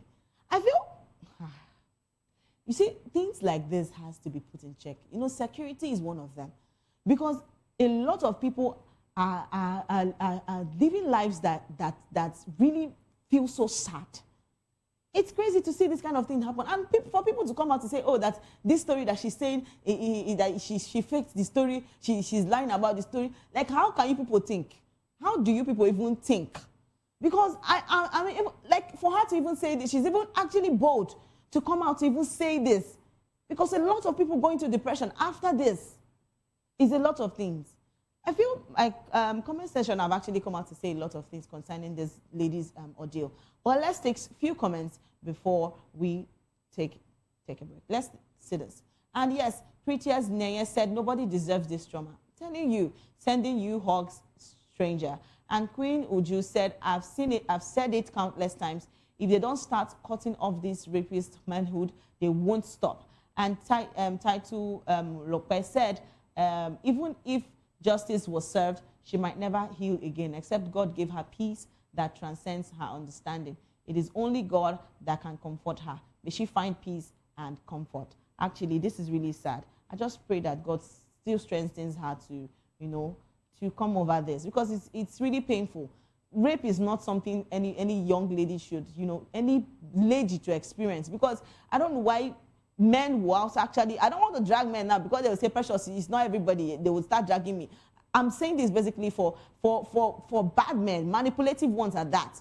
A lady refuses you and you're dragging her up and down. It's so sad, but it's well. All right, this is where we draw the curtain, and thank you so much for staying with us on the Spotlight Show. Yes, it was a blast. Thank you so much for staying with us. And remember, if you're going viral or going global, please stay true to your stories and tell them with heart. And don't forget to follow us on all our social media handle at VOP TV Live.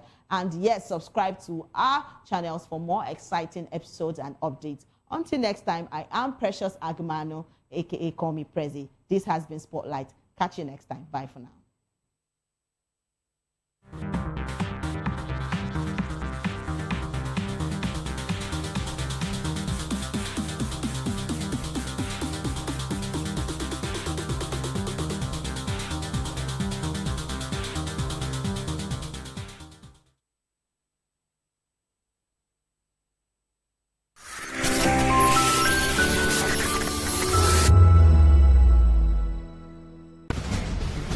Join us as we drive into the world of politics through insightful interviews with prominent political figures, both serving and former governors, ministers, senators, legislators, party chieftains, activists, and analysts. Get first-hand information into the decision-making processes that affect our daily lives. Highly engaging one-hour program that brings political discourse into focus.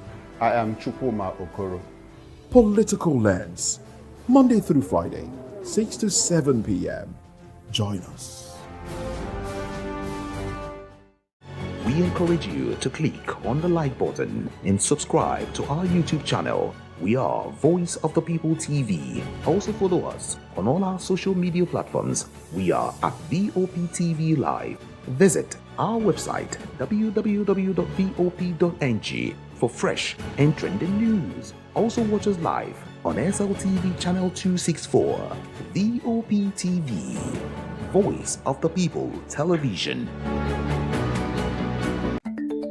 Africa is on the move, a continent of rising voices, untold stories, and powerful transformations. From the streets of Lagos to the heart of Nairobi, from the mines of Congo to the tech labs of Cape Town, the African story is being written every day.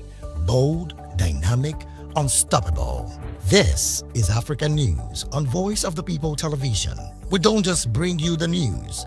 We analyze and bring you Africa's heartbeat, the politics that shapes our nations, the economies that drives our future, the cultures that defines who we are, the voice that must be heard. Africa News, Africa's voice, Africa's future. Where Africa speaks, the world listens.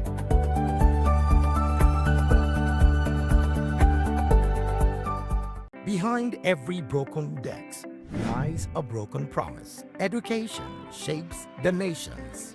But who is asking the right questions?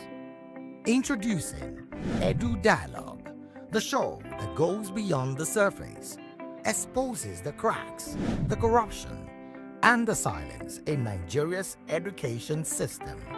Edu Dialogue, Saturdays, 3 p.m., only on VOP TV.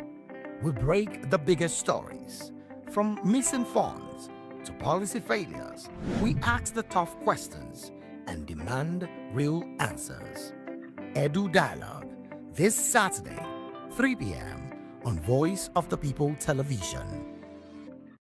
To know the happenings in the maritime sector, join us on the program Maritime Frontiers on VOP TV as we discuss key areas in the maritime sector, from aquaculture, maritime transportation, maritime labor regulation, oil and gas exploration, ferry and passenger insurance, marine pollution and prevention, port operations, and lots more. Maritime Frontiers, exploring Nigeria's blue economy. I'm Sarah Nystrom from Sweden, aka Chief Omobawale, Communication Queen. Keep watching VOP TV. Hi, I'm Samantha Jacobs, representing the States. Miami's in the house, and I want to make a shout out to VOP TV. I'm a humanitarian, and I'm also a rep in the film industry and the art industry. I help dreams come true, and I help you keep on that path. Shout out to VOP TV because you're helping people stay on their path too. Cheers. All right, my name is John Odibo. Keep watching Voice of the People because it's a fantastic station to be with all the time. Thank you very much. My name is Pastor Evision, the convener of the Voice Achievers Award, and keep watching VOP. Yes, that is the channel for all the people. No color, no race. Thank you so much. Yo, ladies and gentlemen, this is Abasunkan from the Netherlands. I am a designer and I'm here in Eco Hotel and Suits. Keep watching VOP, the voice of the people. Don't touch that dial. In a world where truth is the ultimate power and opinions scream the loudest, it's time to wade through the noise. Hunger no get tribe! Hunger no get religion! And scan the human interest and trending topics that matter. Stay tuned to The Issues, your plug to the stories making the buzz, from politics to science and technology, social justice, and more. Let's tackle the tough questions and expose the truth. The Issues on Voice of the People Television, Mondays to Fridays, 8 to 9 p.m. The Issues. Don't just react, understand.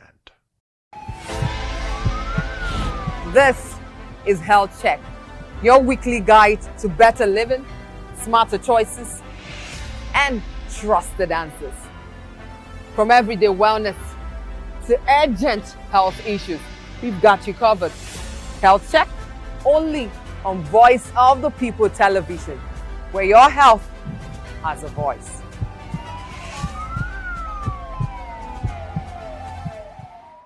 Are you ready for the extraordinary? Something big is happening on your screen.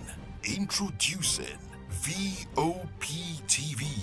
Now streaming on SLTV channel 264. From breaking news to captivating conversations, news analysis, giving you all sides to the story. We bring in-depth discussions on the issues that matter, from politics to sports, entertainment, and lifestyle. VOP TV on SLTV channel 264. Join us as we redefine what television means to you. Voice of the People Television, VOP TV. Now you have more than a voice.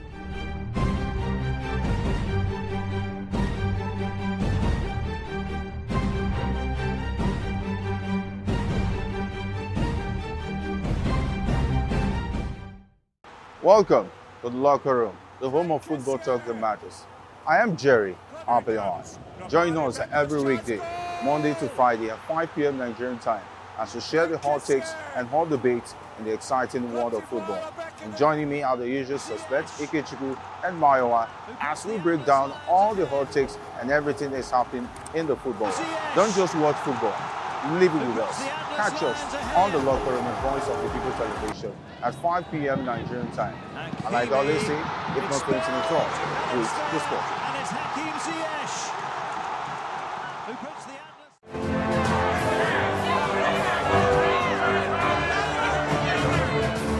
Do you want your voice to be heard? Do you know that you matter in the scheme of things? The People's Voice, the show where ordinary citizens take center stage as we discuss the biggest stories that affect you and I. With you in mind, we facilitate lively discussions, debates, and interviews on the topics that matter most to you and I. From social justice to economic empowerment, education to healthcare, governance, and more. Tackling tough topics and amplifying your voice. Join the conversation and make your voice count. The People's Voice. Make your voice count.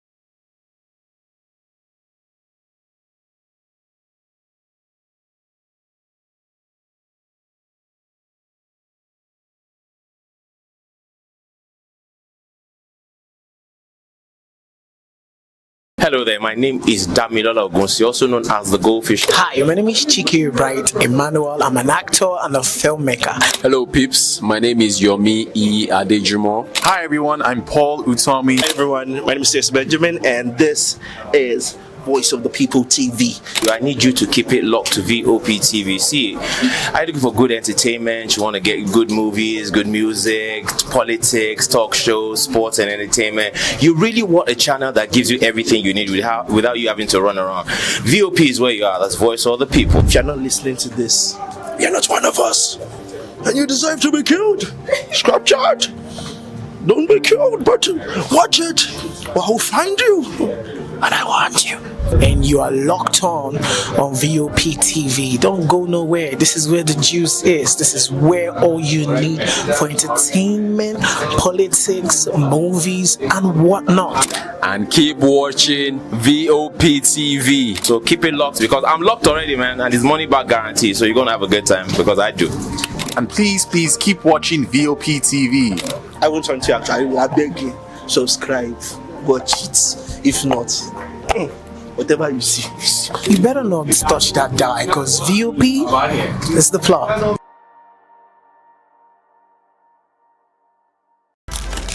In a world where power shapes with every headline, In a nation full of questions, in a world filled with noise, the truth needs the voice. The policies that shapes our world and the economy.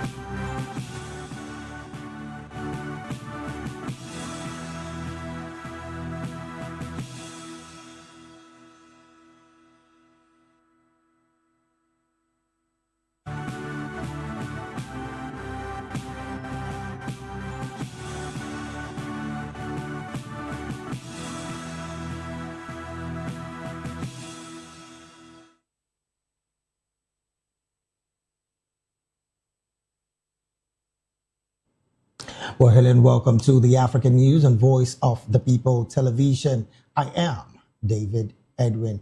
Before we begin the news, we would urge you to kindly visit our website. It is www.vop.ng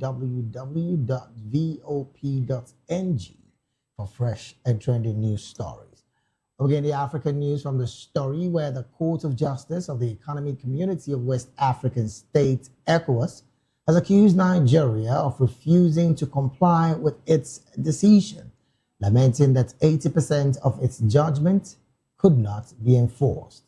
Disclosing this when he led a delegation of judges from the court to the Chief Justice of Nigeria, Justice Kudirat Kekereekun in Abuja, President of the ECOWAS Court, Justice Ricardo Concalves, urged Nigeria to lead by example, insisting that if Nigeria enforces the court's judgment, other member states would follow suit.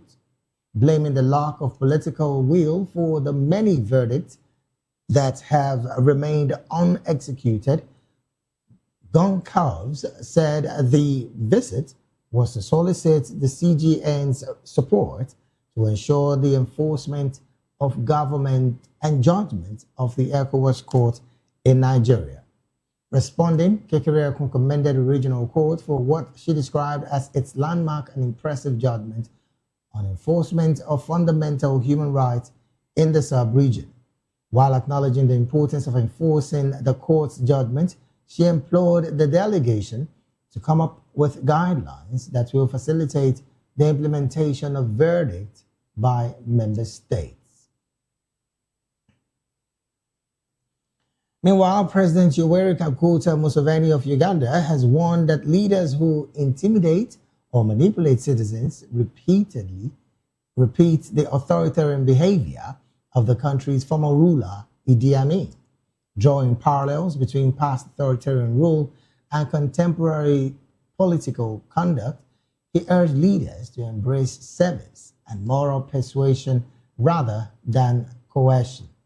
Museveni highlighted government's projects in northern Uganda, including rural electrification, new schools, and health centers, as well as clean water programs, as proof that service delivery should not depend on voting patterns. According to him, leaders should persuade through good deeds, and reflecting on his opposition to Amin's 1971 takeover, he stated that those who impose themselves on others are repeating mistakes of the past. Still on governance and leadership, veterans of Zimbabwe's liberation war have challenged in court the proposed changes to the constitution that would extend presidential terms from 5 to 7 years, thereby allowing President Emerson Mnangagwa to stay in office until 2030. The challenge by 6 veterans alleges that the changes, which also include a provision that the president be elected by parliament rather than through a direct popular vote, are unconstitutional. According to the court papers, the bill seeks in both design and effect to prolong the first respondent's incumbency and current term of office. It's added that constitutional violation is further deepened by the manifest intention not to hold a referendum, notwithstanding the Constitution's entrenched safeguards against unilateral alteration of the democratic tenor framework. The 83-year-old Mnangagwa was meant to step down in 2028 after serving 2 5-year terms, but there has been a succession battle in the ruling ZANU-PF party over how to replace him. From Zimbabwe, we move straight to Kenya, where Kenyan airport workers called off the strike on Tuesday after 2 days of disruption that had caused flight delays and cancellations at one of Africa's busiest air transport hubs. Earlier in the day, passengers stranded at Nairobi's Jomo Kenyatta International Airport had been waiting for hours, unsure whether their flight would take off, with some having slept on the airport floor overnight. The Transport Ministry brokered the agreement for the Kenyan Aviation Workers Union to end its industrial action, saying that operations at the main Nairobi airport and other facilities would now return to normal. However, it was unclear how long it would take for normal operations to resume. The union had launched the strike in spite of a court order against it, citing grievances including its failure to conclude a collective bargaining agreement with the aviation authorities. Still in Kenya, Africa-based e-mobility companies are reportedly beginning to assemble electric vans and taxis locally using Chinese-made kits and innovative financing to increase the use of electric public transport across the continent. A Lagos-based Nigerian company, Saglev, has begun assembling 18-seater passenger electric vans using kit supplies by Chinese automaker Dongfeng Motor Core. Saglev says it plans to produce up to 2,500 vehicles a year, eventually assembling 17 electric models for Nigeria and other West African markets. Also in Kenya, Chinese-backed Redance Africa recently signed a $2.46 million deal with Mombasa-based Associated Vehicle Assemblers, that's the AVA. It will see the local assembly of electric taxis and minibuses from kit supplies by China's Jiangsu Joylong Automobile and Beijing's Henry Automobile Technology. Our managing director, Mas Leod, said the partnership delivers Kenya's first dedicated electric vehicles assembly line, demonstrating it has the capacity and capability to assemble electric vehicles locally at scale.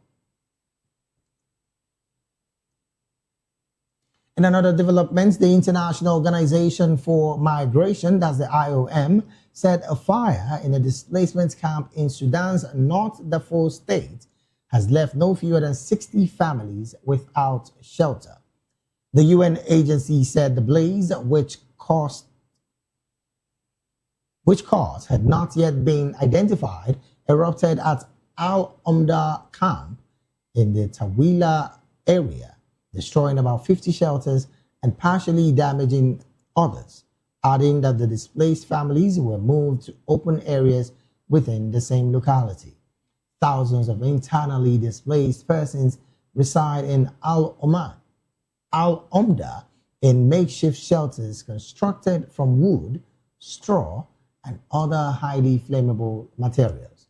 Last week, a local relief body, the Tawila Emergency Rooms Coordinating Council, said a child was killed and about 1,500 families affected after a separate fire also razed 250 shelters at the same camp. And from Sudan, we'll straight to Ethiopia, where Turkish President Tayyip Erdogan has said that Israel's recognition of the breakaway Republic of Somaliland would not benefit Somaliland or the Horn of Africa region. His statement followed an earlier declaration in December that Israel's former recognition of the northern region that declared itself independent in 1991 was illegal and unacceptable, and an attempt by the Jewish states to destabilize the Horn of Africa.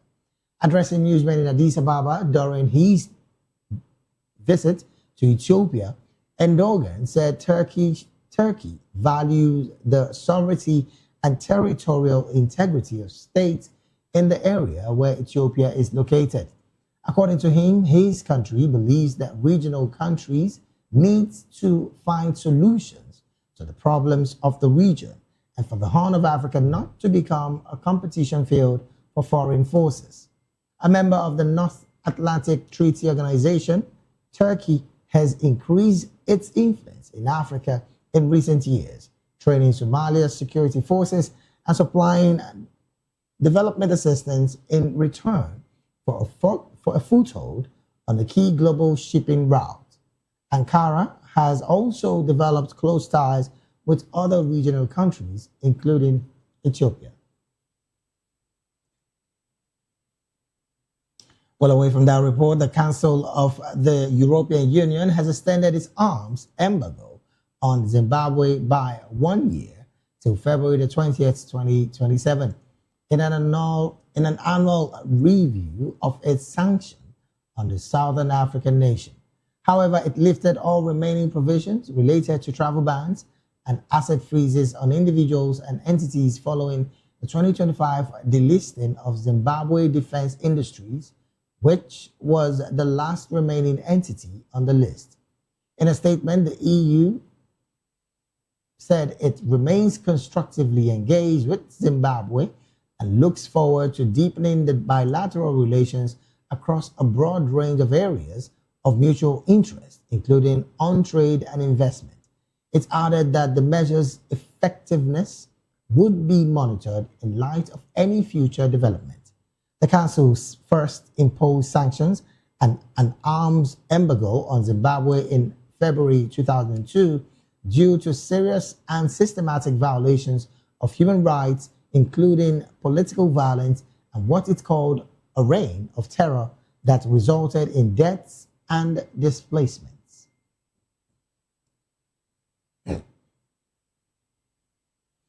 Moving on, there are reports that says Facebook and TikTok are no longer accessible in Gabon, hours after the country's media regulator announced their suspension because of what the government called the risk of conflict-inducing excesses. Gabon's High Authority for Communication on Tuesday announced the suspension of social media platforms until further notice, accusing content posted online for stoking conflict and division in society. According to the authorities, spokesperson Jean-Claude Mendomen, inappropriate, defamatory, hateful, and insulting content was undermining human dignity, public morality, the honor of citizens, social cohesion, the stability of the Republic's institution, and national security. Mendomen also cited the spread of false information, cyberbullying, and unauthorized disclosure of personal data as reasons for the decision. He explained that these actions are likely, in the case of Gabon, to generate social conflict, destabilize the institution of the Republic, and seriously jeopardize national unity, democratic progress, and achievement.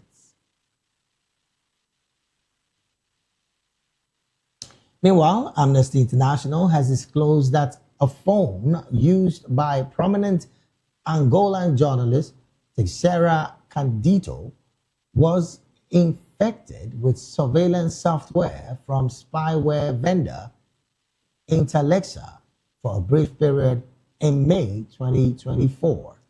Speaking on the development, Candido said he felt exposed as if he was taking a shower with the bedroom door while open. According to the Amnesty International report released on Tuesday, Candido was the head of the syndicate of Angolan journalists when his phone was targeted with a series of WhatsApp messages starting in April 2024. Though Amnesty International noted it was the first confirmed case of predator use in Angola, it did not attribute the targeting to a specific government customer. The report said he appeared to have clicked a link in one of the messages on May the 4th, which triggered the predator infection, giving whoever targeted him full access to the contents of his phone.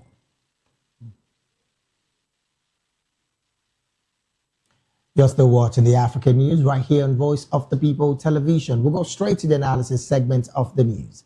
And joining us now to make sense of these stories and more in the studio with us is Barrister Darlington Agumo. Barrister Darlington is on this table a public and political affairs analyst and commentator. Barrister, a very good afternoon to you and thank you for joining the conversation. Good afternoon, David, and how are you? I'm fine, very well, thank you, Barrister. How are you doing as well? I'm okay. All right then, joining us also virtually all the way from Kenya is Mr. Nicholas Oyor.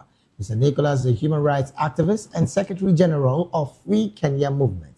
Mr. Nicholas, thank you so very much for joining the conversation and a very good afternoon to you as well. Thanks for having me. Thank you. All right then, also joining us virtually all the way from Kenya as well is a cleric and a Nairobi politician. Now talking about Honorable Mercy Ngota, but I understand that Honorable Mercy has not joined the conversation and we definitely await her joining the conversation. All right, let me start off this conversation from the studio here. And I'm going to start off from the situation coming from Zimbabwe. Well, Barrister, the EU's embargo on Zimbabwe at, I think about 2002 thereabout, is something that has been an ongoing conversation. Some have said that the embargo, the arms embargo, truly it's about, if it's about human rights or a geopolitical tool to keep Zimbabwe dependent on non-Western allies. What's your position with this story, Barrister? Yes, I think when this issue with whites, you know, the white people in Zimbabwe started, I think it went back with Mugabe. Right. The issue is it's been a long time. I don't know why it has continued. And from what you said, I'm beginning to think that, yes, they want them to be dependent on the Western world perpetually, you know? Because if you are placing arms embargo, how about if it is needed to protect themselves from predators and all that, what happens? It's not every arms demand that is for human rights abuses. You can even tell them, like when we bought Tucano jet from US, they told us don't use it on civilian populace, except for terrorists. So they can be specific on what you are going to use the arms for. You can't just place embargo on them when they need it to protect themselves and do other things. It's wrong. And to think that the embargo has been extended for another 1 year, Barrister. What do you make of these sanctions to punish Zimbabwean leaders or ordinary citizens paying the price for in poverty and, of course, lost opportunities, as it were? No, I think it's the government that they are trying to deal with here, not ordinary citizens. Because they want to put the government in bad light. If they cannot protect the citizens and all that, it is a shame on them. And so that is what they are trying to do. My worry here is that why can't you be specific? Even if you want to supply arms, tell them that these are the do's and don'ts. These are the things you cannot do with the arms, and these are the things you can do with the arms. That is just the simple truth. Anyway, it was the European Union, Abi? Yes. Yeah, so they have alternative. And also to think that the government's narrative, as it's being posed in Zimbabwe clearly, is that the sanctions are illegal and an act to punish ordinary citizens and Zimbabweans rather than the elites. I said they have alternative. It's just the EU. That means they can't do anything with the EU countries. Is that not true? Right. Yeah, they have alternative, except they don't want to exploit it. That's it. They didn't say arms embargo around the world. No, it's not possible. After all, Turkey is there. South Africa is there. China is there. You can do business with them now. All right, then. Let me take this conversation to Kenya, where we have Comrade Nicholas, like I like to always call him, joining the conversation. Well, Comrade, this is about a conversation that has been ongoing for a while because the council first imposed that sanction and arms embargo on Zimbabwe on February 2001. Yes, due to the serious systematic violations of human rights, including political violence at the time in 2002. Now, what do you make of the fact that this embargo has also still been extended for another 12 months? I think it's unfortunate when you see these kinds of things where you find people from outside Africa always creating situations for Africa. For them to extend that embargo, they should have had evidence to show that this is what has happened and that is why we're extending. There should be a report that shows what they are claiming to be human rights violations, and a very detailed report to show this is because of these arms. But then, as my colleague has said in the studio, it doesn't make sense that you imagine that you are going to create a situation which is going to affect the leadership in Zimbabwe. It is the citizens who are going to suffer when there is no security, when they're exposed to certain things and all that stuff. And it is unfortunate that sometimes these things are introduced and the people who basically bear the brunt are the people who would have been protected, people who would have been maybe secured, and now they don't get that security. But as my colleague has said, there is also options. They should look around. But on human rights, you don't like to allow somebody to take away your rights. Right. And so it's a matter of it's not making sense for you to be stopped to do something if there is no justification for it. Well, I'm still going to stay with you, comrade. Interestingly, as it stands, Zimbabwe seems to be a bit reliant presently on the relationship between China and Russia. Some have said that this might deepen their further relationship with the EU. But from your position, are you seeing this as a new Cold War style alignment on the part of the EU? Because they know that Zimbabwe also have a very good relationship with Russia and China as we speak. It must be exactly that, because this is what you get in the current kind of engagements internationally and globally. If you are working with someone else, they create problems for you. We've seen it in coming from America. We've seen it coming from EU. We've seen it all through. But then I think if you get your way out and you find that you can get weapons from that you need from Russia, Turkey, and China, you continue and let them have their way, because sometimes they are putting those embargo just to it's like an anger. It's like expressing an anger. But then countries have a right to decide who they are going to trade with. It is unfortunate that you are forced to a corner by other countries internationally. All right, then. Well, let me stay with you, because we understand recently that the union, the aviation union in your country, presently have called off the 2 days strike. Well, of course, you know the strike started just on Sunday nights, thereabout. What's the situation at the Jomo Kenyatta airport right now? And then has normalcy been restored in the airport as we speak? Yeah, normalcy has really restored, and I think everything is back to normal. But I always ask myself, why is it that some of these things must go to a strike?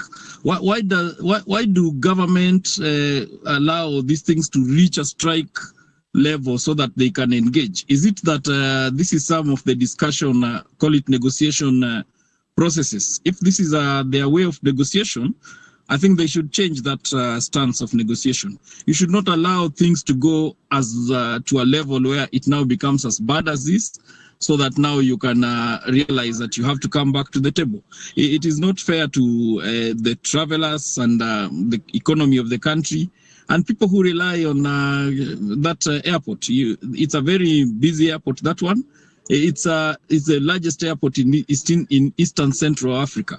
So you can imagine what kind of damage that has caused. Right. Just those 2 days. Yeah. Well, it's a good thing that the airport has returned back to business. And we're hoping that, of course, people whose flights were delayed are starting to fly and, of course, get to their location. Let me bring the conversation to the studio here. Well, Barrister, I'm still going to stay in Zimbabwe. And as we speak, veterans of Zimbabwe's Liberation War have challenged the court and, of course, the proposed changes to the constitution that would extend the presidential terms from 5 to 7 years, thereby, of course, allowing Emerson Mnangagwa, the current president, to stay in office until 2030. Now, you would recall that his tenure is supposed to elapse 2028. What do you think would be the outcome of challenging this decision in court? Because again, this same constitutional change is still in the parliament. They have not yet clearly said, right now we're staying with this new review. What do you make of this? Yeah, that is the putting pressure on the parliament not to assent to this bill. And that is what I expected other veterans to do in Africa, because they are stakeholders. This is a country they fought to liberate. So it will not be a good development if they should watch politicians mess up the same country. In fact, other veterans should take a cue from what these veterans are doing in Zimbabwe. Because when you keep quiet, these guys will do more than expected. The 2 years he added to his tenure, what will he do to Zimbabwe? Please tell me. What will that 2 years do for him? What does he want to remain there for 2 years for? Nothing. Just to sit down there and be eating money. These guys are never satisfied. I don't know why. All the veterans in Africa, they should take a cue from what is going on in Zimbabwe. Well, let them challenge the authority. To answer a bit of your question, the ZANU-PF, that's the ruling party in Zimbabwe, seem to be having some internal issues. And of course, a successor to the president, the call for extension of his stay. It was created. David, don't mind those people. They created it to... they think they are very clever. They created this whatever just to elongate the tenure of the president. Okay, as the president, can't he use his veto power and quell whatever problem that is done by his party? You mean the president cannot bring about peace in his own party? No, tell me. If he gives an order today in that party, they will not obey it, Abi. Leave that thing. The man deliberately created this crisis so that he can remain in office. What nonsense. Oh, well, let me take this conversation to Kenya again. Well, comrade, as it stands, veterans clearly, 6 veterans alleges that the changes, which also includes a provision that the president be elected by parliament rather than through a direct popular vote, is unconstitutional. What do you make of this? I think it is a really sinister move. Those 2 years, as my colleague is saying, could be a beginning of something. Like in Kenya, if the president is also trying, there is also some issues like that, to extend to 7 years, coincidentally. And after that extension happens, he will begin his term and begin to say that this is the first term he's serving the new term. Wow. So that now, the extension is not 2 years, it becomes 14 years. So the sinister motive here, and the fact that they want to take it to parliament again, means that they can actually control it. It is very unfortunate what leaders in Africa are doing. I don't understand why people don't find it making sense that you do your term and you live. People have enjoyed by living. They've gone out there and they found life is a bit more easier to do, and you are a bit more respected, and you have things that you're going to do after office. I don't know why leaders think that being in office is the only thing that matters. Comrade, what's the implication of tweaking the constitution like we're seeing right now? Now, interestingly, it's not about the first time it's happening in Zimbabwe. I mean, in 1980 to 2017, Robert Mugabe repeatedly amended the constitution to, of course, extend his rule, often bypassing democratic safeguards. So what is the implication of this constitutional tweaking, like I would popularly want to call it? Yeah, it is going to end up that way, just like the way Mugabe is. Once it comes to 2030, close to 2030 again, they extend. When it comes close again, you extend. And these are the things we keep saying. You end up having a situation where the leader is not even doing anything in office. They're just basically extending their term. And the politics that attracts, and you see now they are targeting it in the parliament. You know, parliament is something that is very dangerous. In Kenya, we have found a parliament that is very easy to be manipulated. You just throw money at them and anything you want probably passes. It is easy to manipulate parliament than to manipulate the people. Of course, there is also manipulation of elections that happen. But then I think Emerson Mwangangwa should really feel unfortunate. He should feel this is not the right thing to do, and he should just move on and find something else to do. It's not always being in office is the best thing that you can have. In fact, it's very stressful. People who have left office have said their stories, and they've always saw it that once you leave office, you find it is free and you have some measure of freedom, and it's something you cherish when you get out there. So you should really look for something else to do and stop this kind of things. Africa should change it doing these things. Yeah. All right, then let me bring this conversation back to the studio. Barrister, same question as it stands. What's the implication of this decision as pushed by the parliament? Now, you did hear Comrade Nicholas say there that even in Kenya, you see parliamentarians being easy to be swayed because of money. As it stands, Barrister, investor confidence, how much of an impact would the constitutional change, should it happen in Zimbabwe, are we going to be seeing? No, Africa generally. Why do you think nobody wants to invest in Africa? Why do you think Africa is backward? It's because of this type of behavior and this type of attitude. Because whenever you are doing they don't even know that the whole world is watching. That's why they say the world is a global village now. With your smartphone, you can just press a button and get every information you want about any country.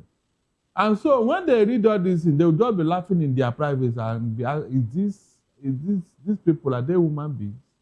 You know? Because they'll be comparing it to what is going on in their own country and say, no, these people, they are not. And so when you call them to invest, they'll be shaking their head. That's why nothing is coming into Africa. That's just the truth. So I wouldn't blame anybody who doesn't want to come and invest here. I won't blame anybody because here is not investor friendly. It's not. Seriously, it's not. I'm not joking. It is not. Unfortunately, you need this investment to grow. You need it. Most American countries are in China today because of cheap labor. Because of cheap labor, they are there. Is there a possibility, Barrister, that there would be some risk sanctions on Zimbabwe should this pull through as against the will of the people? No, not plus, again, is there a possibility as well that there might also be some reduced international aid? Already there is none coming in, and you are making it worse. Nobody will sanction them as long as the parliament approved of it. They will tell you they are sovereign rights as a state. As long as why do you think they go through parliament? To make it legal, to make it authorized and all that. So if they like, they would have just said, I want to stay here for 10 years. But they had to go through the parliament to give it the backing it needed, to give it the legal backing that nobody will challenge. That's just the truth. Quite unfortunate, really. But Barrister, let me come to you in a forte that you are huge and big at. Interestingly, as we speak, ECOWAS court is clearly decrying the region's disregard for 80% judgment. What do you make of this, Barrister? This is not the first time. In fact, they said Nigeria is the worst culprit in this aspect. The Nigerian government, who is even funding the same ECOWAS, does not abide by their judgments. You can imagine when such a body, because after all your laws within your state, is the next port of call is the highest court in your regional block, and which is the ECOWAS court. How many judgments have not passed against Nigeria? Nobody listened. Nobody even said anything. They just ignored it as if nothing happened. And so how can you grow when you don't abide by court ruling? How can you grow? How can anybody have a confidence in you? You are calling a businessman to come and invest in your country. So if tomorrow now they have issues with you, you won't abide by what the court says. Is that confidence? They won't come. Because always the court, the government want to have their way. They want to have their way. No government want to be embarrassed by the court. So, Barrister, what's the implication of this level of not obeying court rulings? The implication is that your investors will not come. On a block like ECOWAS? Yes. Yes, now. Especially those countries that have refused to abide by the judgment of that court. Everybody is aware. They know the particular, the culprits, the countries that do not abide by their ruling. Yes. And so investors will be looking at such countries. And then, two, the legal system of that country will not be suspect. Yes, these are issues. So when they now degrade you, you start asking yourself how. It is because of all these types of things. You don't uphold the rule of law. You don't abide by court judgment. You don't even have regard for the court. That is, you think that you have power. No, you are reducing your status in the international community. All right, then. That is the meaning. Well, let me take this conversation to Nairobi as well. Well, comrade, interestingly, this statement coming from the leadership of the ECOWAS region clearly is an indication of the fact that leaders in this state have refused to obey court order. I mean, acknowledging the importance of court order. What do you make of this? I think we have seen this trend across the world even, where these regional bodies seem toothless because the sovereignty of the people seem to be more potent than the regional bodies. You know, regional bodies are about an agreement, and sometimes agreements can be disagreements. So regional bodies are very weak. It's unfortunate that it's not only ECOWAS that is suffering this. We have seen with the US with the ICC issues. We have also seen the AU. Sometimes it looks like AU is very toothless. I think the kind of things that happen with these regional bodies is a mess. But then the question of court orders. You know, in situation, just as my colleague is saying in the station, respect for court orders has been a problem for leaders, for leaderships. Like in Kenya here, we have had a very major, call it documentation of a lot of disrespect of court orders.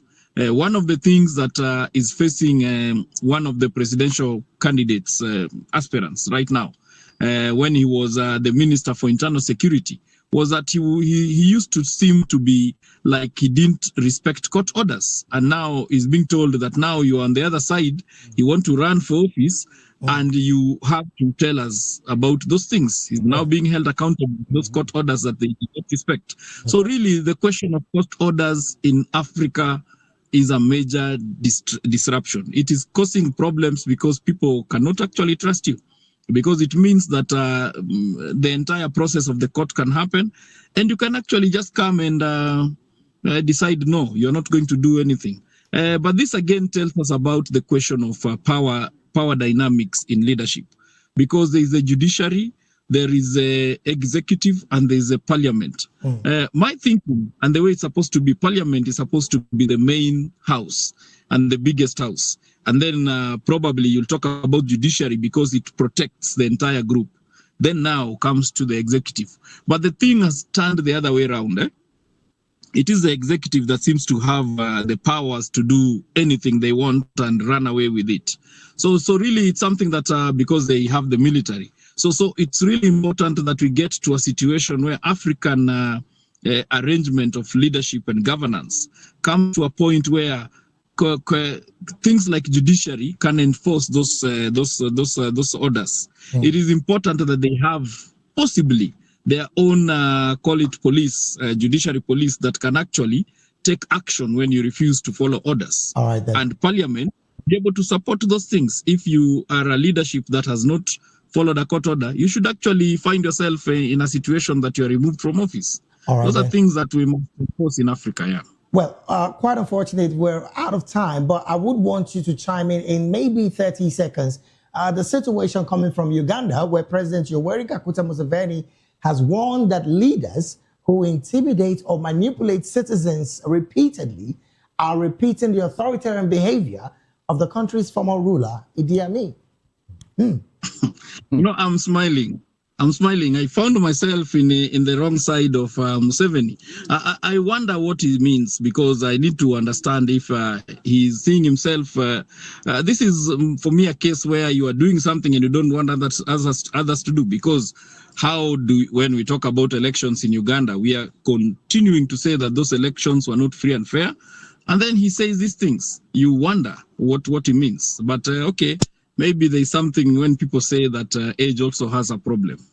All right, then. Let me bring this conversation to the studio here and we'll wrap up the conversation. Well, Barrister, Yoweri Museveni saying and warning against authoritarianism. Some have said this is him trying to justify his own decade-long rule in power. David, yeah, before I get to that, that of... Museveni. Yoweri Museveni. ECOWAS court has a responsibility to sanction governments that don't obey their judgments. Yes. There is something they can do, except they don't want to use it. Because the same government will want their citizens to obey them. Is that not true? Right. Good. And it is this type of thing that creates anarchy in some states. When you see people becoming rebellious and all that, it is because of this type of thing. When you trample on their rights, even with court judgment, what do you expect them to do? They will turn into rebels and you will be complaining. Right. So the ECOWAS court has a responsibility. The sanctions are there, use it for them. Then on Zimbabwe, on Uganda, you know, dementia has a very tricky way of playing on man's mind. I think the man is suffering from dementia because he has forgotten what he has been doing in Uganda. And now he's preaching morals, double standard. So that you say, this man is talking sense, so he's a very good man. Oh. But in reality, the same thing that Idi Amin did when he was in office, in the public, he will appear to be a good man.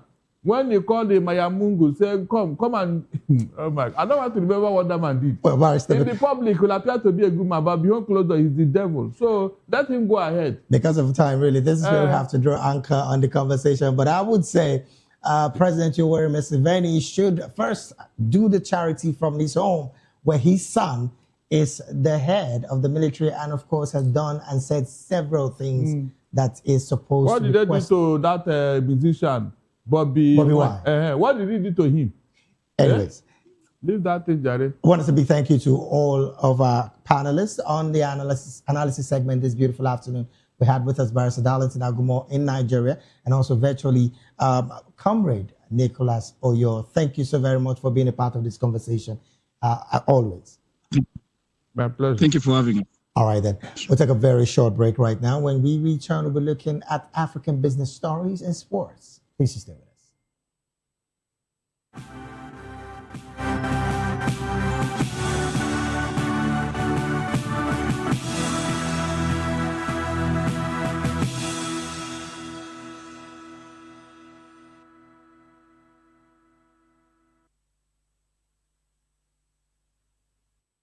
So have you back. It is still the African news, and we are going straight to the business side of the news.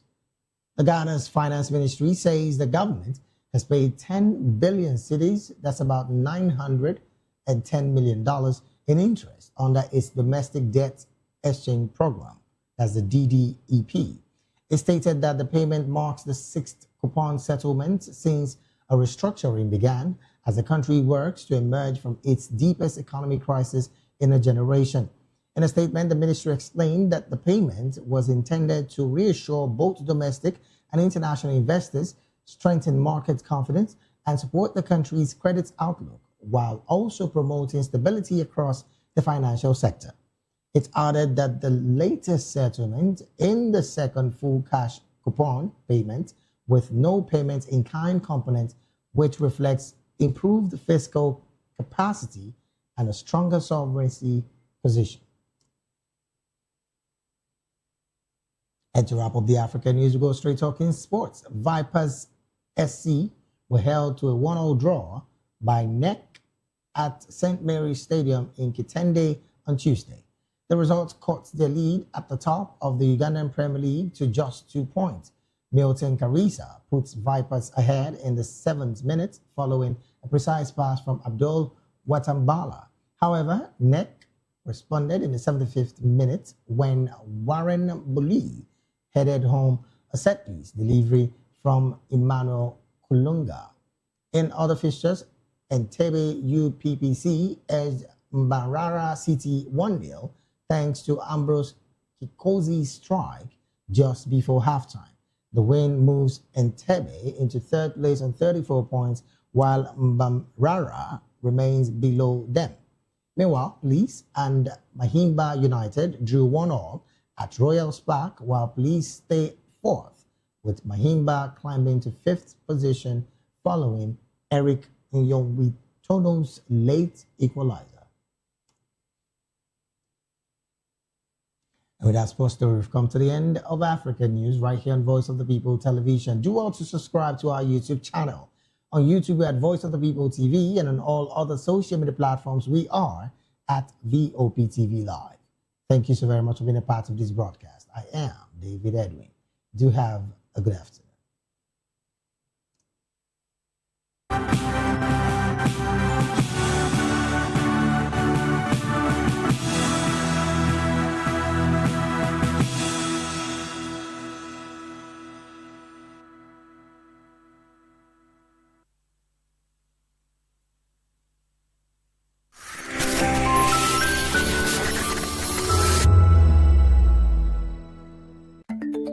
Africa is on the move, a continent of rising voices, untold stories, and powerful transformations. From the streets of Lagos to the heart of Nairobi, from the mines of Congo to the tech labs of Cape Town, the African story is being written every day. Bold, dynamic, unstoppable. This is African News on Voice of the People Television. We don't just bring you the news. We analyze and bring you Africa's heartbeat, the politics that shapes our nations, the economies that drives our future, the cultures that defines who we are, the voice that must be heard. Africa News, Africa's voice, Africa's future. Where Africa speaks, the world listens.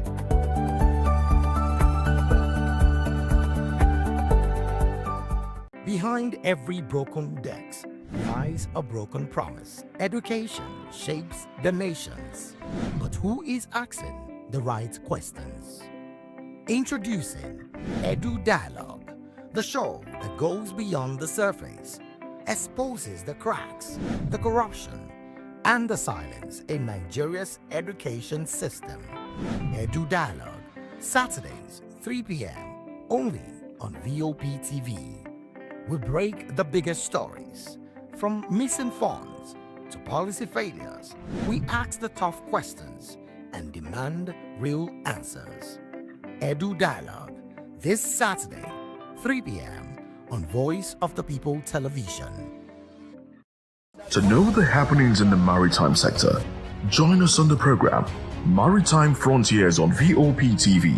as we discuss key areas in the maritime sector, from aquaculture, maritime transportation, maritime labor regulation, oil and gas exploration, ferry and passenger insurance, marine pollution and prevention, port operations, and lots more. Maritime Frontiers, exploring Nigeria's blue economy. Join us as we drive into the world of politics through insightful interviews with prominent political figures, both serving and former governors, ministers, senators, legislators, party chieftains, activists, and analysts. Get first-hand information into the decision-making processes that affect our daily lives. Highly engaging one-hour program that brings political discourse into focus. I am Chukwuma Okoro. Political Lens, Monday through Friday, 6 to 7 p.m. Join us.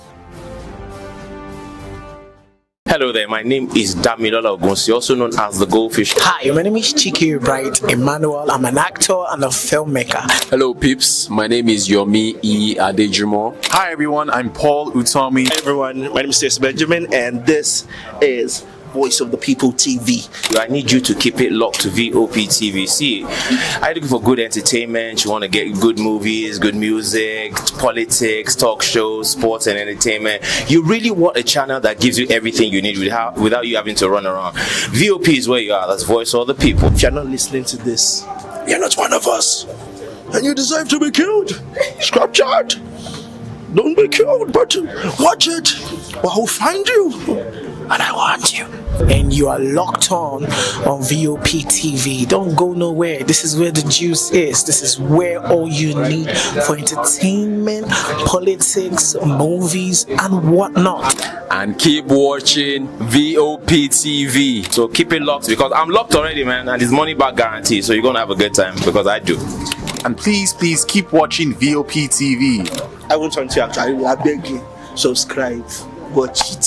If not, whatever you see. You better not touch that die because VOP is the plot. Are you ready for the extraordinary? Something big is happening on your screen. Introducing VOP TV. Now streaming on SLTV channel 264. From breaking news to captivating conversations, news analysis, giving you all sides to the story. We bring in-depth discussions on the issues that matter, from politics to sports, entertainment, and lifestyle. VOP TV on SLTV channel 264. Join us as we redefine what television means to you. Voice of the People Television, VOP TV. Now you have more than a voice.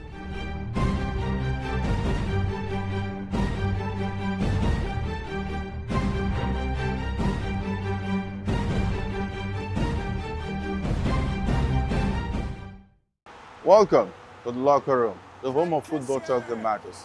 I am Jerry Aviation. Join us every weekday, Monday to Friday at 5 p.m. Nigerian time, as we share the hot takes and hot debates in the exciting world of football.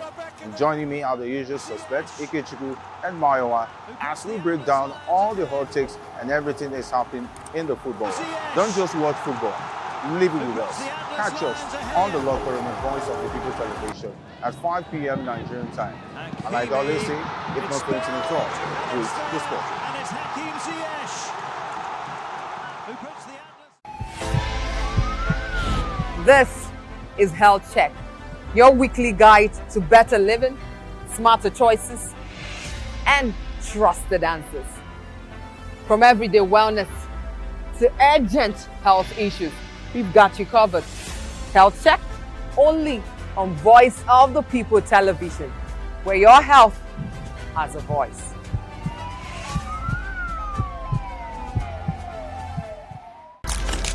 In a world where power shakes with every headline. In a nation full of questions. In a world filled with noise, the truth needs a voice. The policies that shapes our world and the economy that determines our future. Every hour, every day, the grapevine keeps buzzing. And together, we are committed to telling the stories that shape our world because your voice is our focus. Don't forget, our voice matters the most. Let us come together and share our concerns.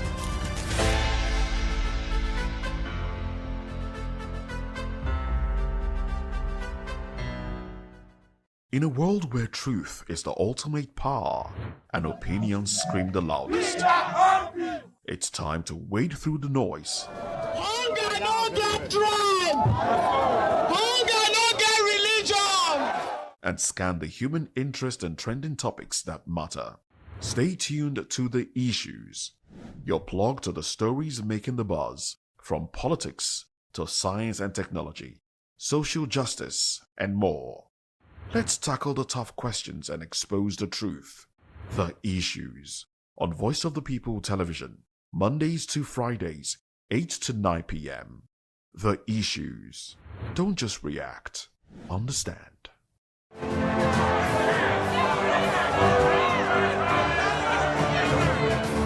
Do you want your voice to be heard? Do you know that you matter in the scheme of things?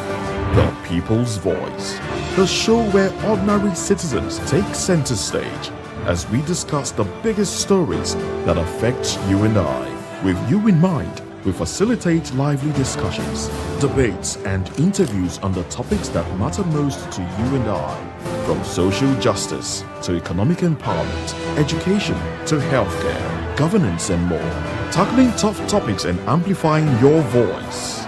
Join the conversation and make your voice count. The People's Voice. Make your voice count. We encourage you to click on the like button and subscribe to our YouTube channel. We are Voice of the People TV. Also follow us on all our social media platforms. We are at VOP TV Live. Visit our website www.vop.ng for fresh and trending news. Also watch us live on SLTV channel 264, VOP TV, Voice of the People Television.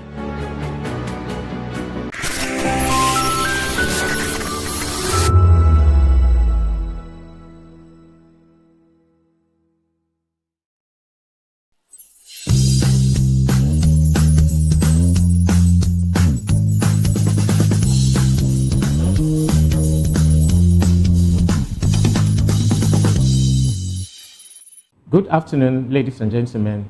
This is the Maritime Frontier Show from VOP Television. My name is Dili Utomi. Over the past few weeks, there's been a flurry of activities with regards to increments in the cost of operations, in the cost of charges by shipping companies and terminal operators, and even the landlord at the airport as a fan. Today, we are taking a look at the reasons behind, if there's any, the increases in charges, so that because there are implications for Nigerians in terms of patronage. The man in the street bears the final cost, and so we are taking a look at the issues behind the increases in charges. And today we have on the show Dr. Segun Musa, a frontline practitioner within the maritime sector and also a public affairs advocate who is so concerned about the issue that he wants to talk to us today about it. Dr. Musa, you're welcome to the program, sir. Yes, thank you for having me. Thank you. Sir, the Shippers Council, Nigerian Shippers Council, a few weeks ago had to call a meeting of stakeholders and the shipping company, one particular shipping company called the Mediterranean Shipping Company, because of the brouhaha that came in as a result of the shipping company's increase in charges. Now, last week, a letter was also sent to some stakeholders. Part of the letter reads, "We wish to notify all our customers of a forthcoming review of terminal tariff rates implemented in line with regulatory approvals and operational requirements. With effect from Monday, 16 February 2026, revised tariff rates will apply to terminals. The review reflects the prevailing operational realities and supports our ongoing investment in terminal efficiency, safety, security, and infrastructure upgrades necessary to meet service expectations."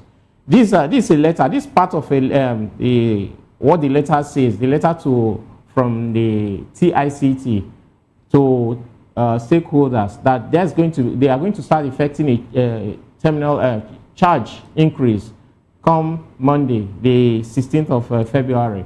And again, you have been the forefront of fighting against the increase by the landlord, as the so-called landlord at the airport, that's a fan. What do you think are the causes of these sudden increases in charges by all these people, operators? Sir? Yes, thank you very much. Number one, we have so many factors that are responsible for increment in charges. Number one, you look at the rising cost of equipment, machinery, spare parts, and every other thing. You also look at inconsistency in government policy. And again, lack of proper engagement between the operators as well as the stakeholders. Let me use the airport before going to the seaports. The act that established fund allows them to increase their charges. They are legitimate charges, but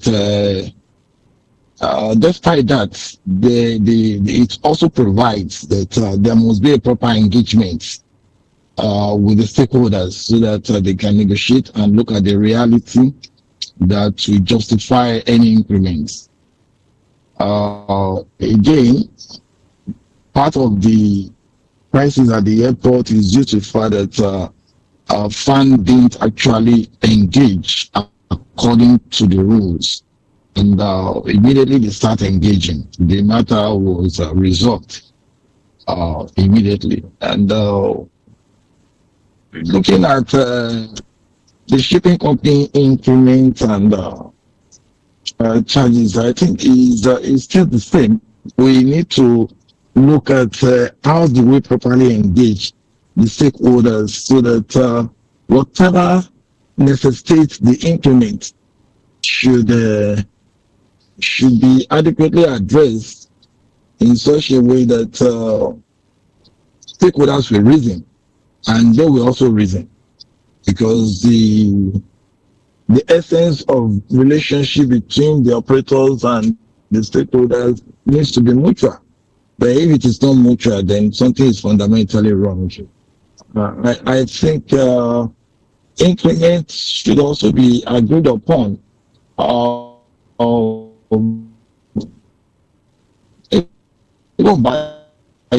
With good legislation, with a good law that we give that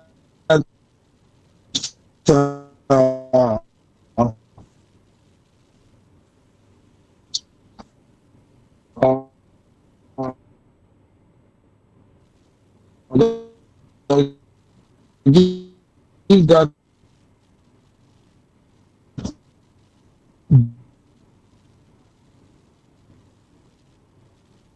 duration of existing the existing rates. So when you need to include again, the law will also, how do we ensure that the increment does not affect the common man in the society? And the only way we could do that is just to make sure that whatever is going to be the increment must be justified. And it must also align with international best practices. I think for now, we'll be able to look at all these factors and so wait, for it. So I think we should be able to look at justification of all these charges, and if it's justified, then we also look at how do we increase in such a way that it will not affect the commodity in the market that we have a negative impact on the general public and the masses. Yeah, sir. You said that the issue of the increment at the airport has been resolved. The public would like to know on this program, how was it resolved? Have you agreed to pay the increased charges? Because I learned it was increased from 7,000 naira per kilogram to 25 naira per kilogram. How was the result, sir? Could you shed more light on it? No, it was increased from 7 naira to 20 naira, not 7,000 to 20,000. Okay, 7 naira. 7 naira to 20 naira. Yeah. And during the negotiation, because the last increment was about 15 years ago, we agreed that our fund can actually increase up to 100 and something percent, which is about 15 naira. So that's what we've agreed so far. Okay, so your members are ready to pay that rate now? Pay, we've commenced our business already. The operation is on already. All right, sir.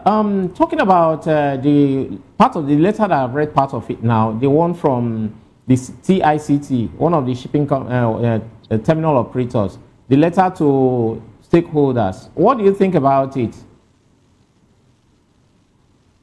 Yes, I think there is need for proper engagement, just as I've mentioned earlier on. Majorly, our problem has always been that of improper engagement.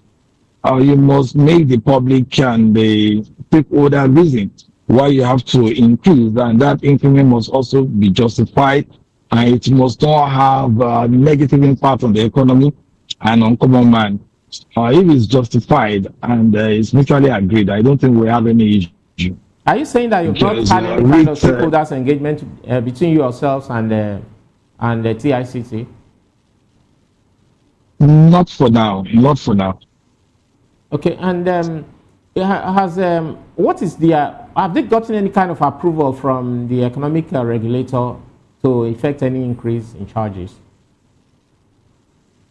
I think the Shippers Council is midwifing that for now, and I'm sure the Shippers Council, being a regulator as well, where it comes to commercial activities between the stakeholders, I think they need to mitigate in such a way that whatever is going to be the result will be mutually agreed upon. Now, looking at the industry generally, part of the reason that they normally give for increments in charges is the rate of the naira to the dollar, all other economic indices and all those things. This time, the cost of the dollar is falling, or it's rather, let's say, stable. But we keep having this flurry of increases in charges. Is it justified?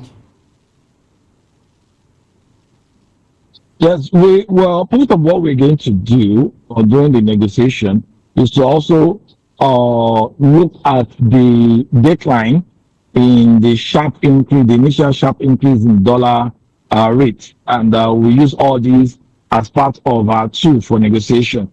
So I think at the end of the day, whatever we're going to agree upon will be mutually agreed. We will consider that as part of our case that will be presented. Okay, and I know you are still in talks with the shipping companies and with the Nigerian Shippers Council. What do you think should be the middle point, sir, in terms of negotiation? Yeah, the middle points, I can actually put a figure now, so it does not conflict with the negotiation.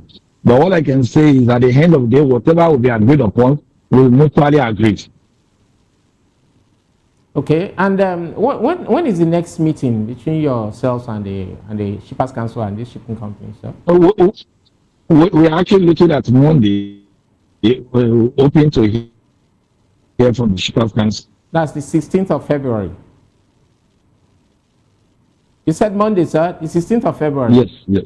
And then, of course, yes, 16th of February. Yeah. With that now, would you now discuss this issue, the latest one by the terminal operators too? Because we know that it starts this way. One terminal operator increases charges. Of course, the rest will follow suit as soon as that is allowed. Yes, that has always been the trend. Once you give room for one increment, you see multiple increments coming up. So we are going to put all those into consideration. so as not to create panic in the markets. We also get this report about some of the associations within the industry compromising, in a way that is not helpful to the interest of the freight forwarders and stakeholders. What do you think about it? An association was mentioned as compromising, and some went to collect money in order to allow for the terminal operators and the shipping companies to have their way. What do you think about that? What do you have to say about that, sir? To the best of my knowledge, I'm not aware that anybody has actually compromised or collect anything behind. But I'm only sure that whatever we are agreeing upon will be justified, and whoever has collected anything will make mess of whatever they've collected. But that will not form part of our articulation and our presentation for negotiation. Okay. And what would be your advice to these shipping companies and the terminal operators in terms of engagement with stakeholders? Yeah, my advice to them is whatever we are negotiating with them, it's not in the interest of we, the stakeholders alone, but it is in the interest of the general public and the country at large. So people should try to look beyond we, the stakeholders. They should also look at the general population and the economy at large. Okay. And sir, now let's move a little bit away from the issue of maybe the charges, because part of the reason why the terminal operators and shipping companies get away with this is that it is said that stakeholders, freight forwarders and the licensed customs agents are not organized. Shouldn't there be a way of you guys agreeing and coming together to, help streamline things in terms of having all this multiplicity in associations, and then channeling your energy towards solving your common interests, sir? Yeah, I think part of what we are planning to do is just to see how we can have a law that will regulate the activities of increments. So if we have every 5 years, there is going to be an increment at what percentage, and if there is a balance of trade, we can also look at how do we reduce the charges. It's not about only increasing the charges. You're also looking at the option of reducing the charges aside increasing the charges. Because it should be in two ways. If we, the stakeholders, we could actually agree that, yes, because of factors in the economy, there is need for us to increase charges. We could as well look at it in the sense that there should be decline in the charges. So either way, I think that's what we'll be negotiating at the end of the day, just to make sure when increment is coming, everybody are already prepared and they know the need for the increment, and they see the need for the increment. Okay, sir. There you also have the Council of for the Regulation of Freight Forwarders in Nigeria, that is the CRFN, who are also supposed to take care of the interest of freight forwarders in Nigeria. What role are they playing in all this? Yes, I think their role is minimal because there's no conflict. I think they come in when there is a serious conflict, just like that of the airport. We intimate them; they are aware of the situation at the airport, but they have to wait. They have to wait till after our negotiation. If it's mutually agreed, there won't be need for them coming in. But if otherwise, we can now invite them to come into the negotiation or discussion. So, as at this moment, they've not been involved in any manner of no, not at all. Not at all. Yeah, but they are aware of it. Yeah. What about the Shippers Council, sir? Yes, the Shippers Council is actually midwifing this discussion because of their constitutional rule in mediating in such commercial negotiation. Okay, that's the one at the airport, the one with FAN. They midwife the discussion. They were informed, but we actually resolved it without actually bringing them on board for for participation in the negotiations. Okay. Where we informed them, we did inform them. Okay. What about the next meeting you're having on Monday, the 16th of February, sir? Yeah, the next meeting is going to be discussion among the stakeholders, and if otherwise they are unable to reach an agreement, we now begin to look at who and who to come on board to be part of the discussion. But I believe it will be amicably resolved. Okay. Sir, the maritime sector, some people claim it's worth between 30 trillion to 90 trillion naira if properly managed. What do you think should be done to look at holistically now to tap into the potentials of this sector? Because as of 2024, record shows that the whole of the agencies of government made less than just a bit over 7 trillion naira from the maritime sector. What do you think should be done to really tap into the potentials? Yeah, I think just like you mentioned, there's every need for the stakeholders to look beyond just the creating the opportunity for revenue as well as job opportunity. We can actually use this maritime to build our economy to an enviable position, in the sense that we need to look more on how to create enabling environment that will actually woo more investors that want to participate in this corridor of economic corridor. And again, what we need to do is to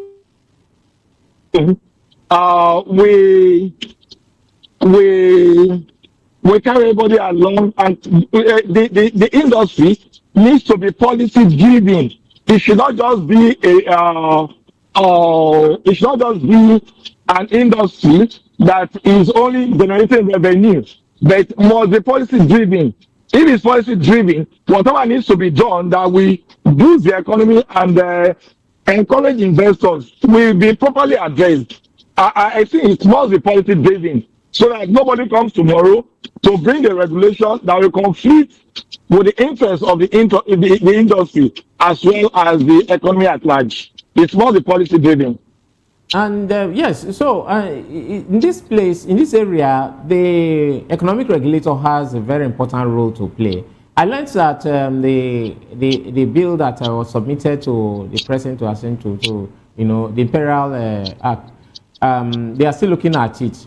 How far do you think that would go in helping to boost the tap into the opportunities of this sector? Yeah, to me, I believe the policy is yet to be drafted. We need to draft a policy that will be holistic, and we can continually appraise performance and improve upon. So it's not just about drafting a policy by consultants, but by engaging stakeholders that will draft a policy that will propel the maritime sector to the next level. And this can only be done by stakeholders, but not through consultants. Okay, you're not privy to the policy that was drafted last year by the Ministry of Marine and Blue Economy. Are you saying that the stakeholders did not have any input in it?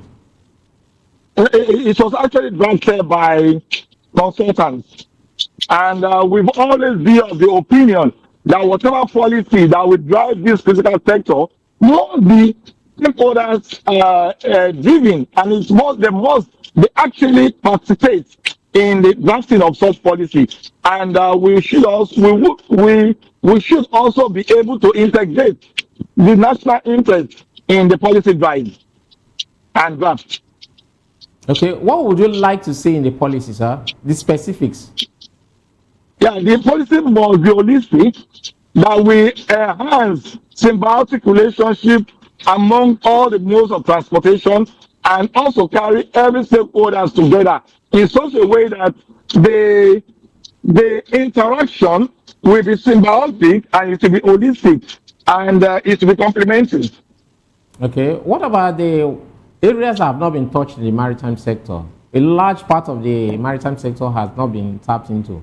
We talk about tourism, we talk about fishery, we talk about real transportation, movement of people and goods through the maritime sector, because Nigeria, of course, is a country, a littoral country, and with a whole lot of navigable waters inland. What do you think specifically about what they should do into tapping into those areas? I'm talking about fishery, tourism, shipbuilding, all the what? Just like I said earlier on, whatever policy that will drive this critical sector must be holistic. It must be able to accommodate every actors and every sectors in such a way that the symbiotic interaction must be complementary, and it must be able to give us the kind of multimodal system that we needed to drive our economy. If all these are properly articulated, I think we'll be able to have what is close to what we needed to drive this sector. Okay. And do you, aside from the maritime policies, do you think certain other legislations are needed to strengthen what we have now in order for us to, really tap into these potentials? Like, I'm talking specifically now, like Nigerian Shippers Council, the NPA, and other agencies of government. What powers should they have so that they can try and engender growth within the system? Number one needs to, we must have a legislation that we continually appraise performance of all these agencies, and they should be able to be on target, so that if we have a projection, an annual projection for these sectors, all these actors, all these critical actors like MPA, Shippers Council, NIMASA, and the rest of them must be given a target that we can continually appraise performance. If we appraise performance and we see that they are actually meeting the target, then we can say, yes, we are achieving our set goals. Otherwise, if they are not achieving the target, then one needs to reappraise the policy drive in such a way that we fine-tune and ensure that they meet the projection and the strategy that the Mr. President wants to adopt to drive the economy. Yeah, but we learned that last year, the Ministry of Marine and Blue Economy and some other ministry, particularly Ministry of Marine and Blue Economy, made the agencies under it, like of course the CRFN and the MPA and the rest of them, to sign performance bond. And we do not know to what extent that has gone towards gingering them, like we say here, towards performing their duties. What do you think was the effect of that performance bond that has been signed by these agencies, sir? Sorry, can you come back to this question? Yeah. A bit more, you say. Okay. Yeah, right. My question is this, sir. Last year, we got to win that the Ministry of Marine and Blue Economy made all the agencies under it to sign performance bond. To what extent do you think this has gone towards making them do their job and do it perfectly well? Yes, just like you mentioned, part of the modus operandi in this administration is to ensure that every agency parastatals that are under each ministry needs to sign what we call performance bond. The performance bond indicates that whatever has been the target will be met in such a way that the minister will be able to achieve the strategic plan for the year. And it's actually going to add value to whatever we are talking about with the performance bond. But don't you think that we put them on their toes? Okay. Don't you think also that it probably that is the reason why we are not having a flurry of increases everywhere now? Maybe part of the performance, what is contained in the performance bond is that they've been giving targets, financial targets. I don't think that has anything to do with performance bond. I think a performance bond is just limited to the agencies and the departments under the ministry. But part of the performance bond should also be extended to them engaging the stakeholders, so that whatever is going to be the performance of the stakeholders is also aligned with their own bond, their performance bond of efficiency and effectiveness. Yeah, you're quite right, yes, sir. But it now looks like most of the agencies have become revenue generating agencies, leaving their traditional roles of regulation and supervision of the sector. But what do you think about this new role that they are assuming? Interestingly, I look at it more like the government is actually trying to eat the cake and have it at the same time. If you say you want them to perform, performance is also extended to giving targets in terms of revenue. There's going to be conflict. Exactly. Because you cannot tell them you need performance from them and want them to align with their core value, and at the same time you want them to meet targets. You see, when they are becoming revenue collectors and they are also becoming regulators, it becomes an issue of conflict, because occasionally they compromise for them to meet the revenue target, and getting the performance might not be as expected if they are now allowed to also be subjected to revenue targets. So you must be able to streamline and be able to differentiate between the agencies that are revenue collectors or generating revenues and that of regulatory. Yeah, you're quite right there, sir. There seems to be a conflict of interest because, yes, a whole lot of the agencies are into revenue generation, which is not their traditional role.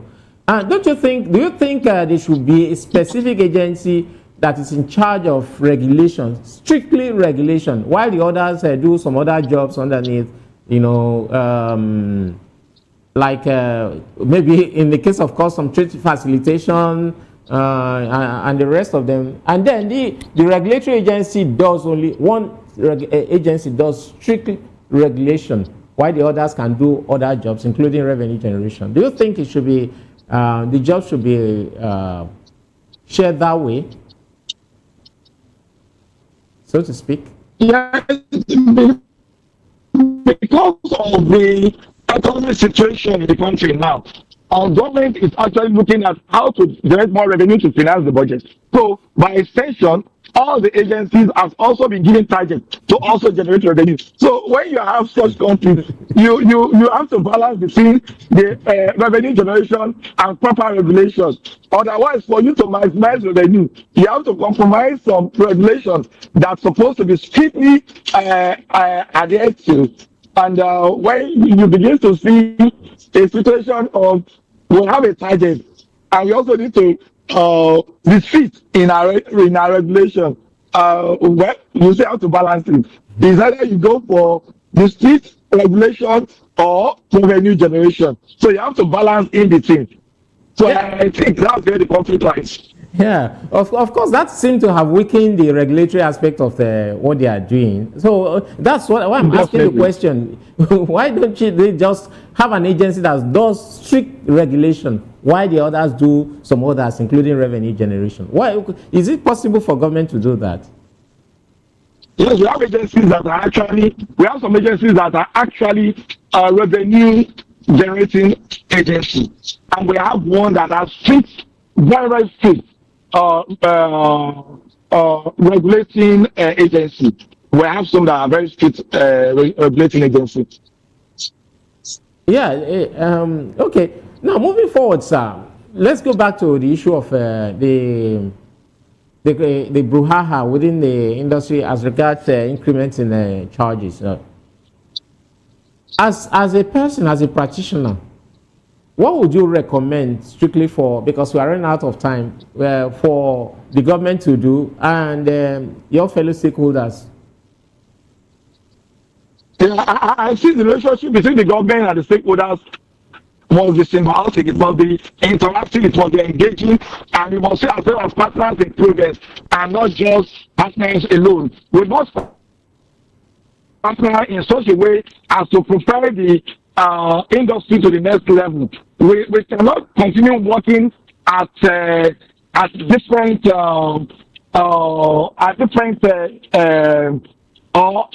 we cannot be conflicting in our operations.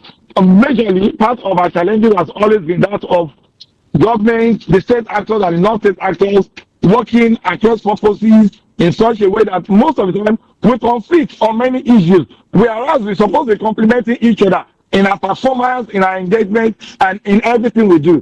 So I think we should be able to drive a system that we ensure that we have proper interaction and engagement between the government and the critical actors.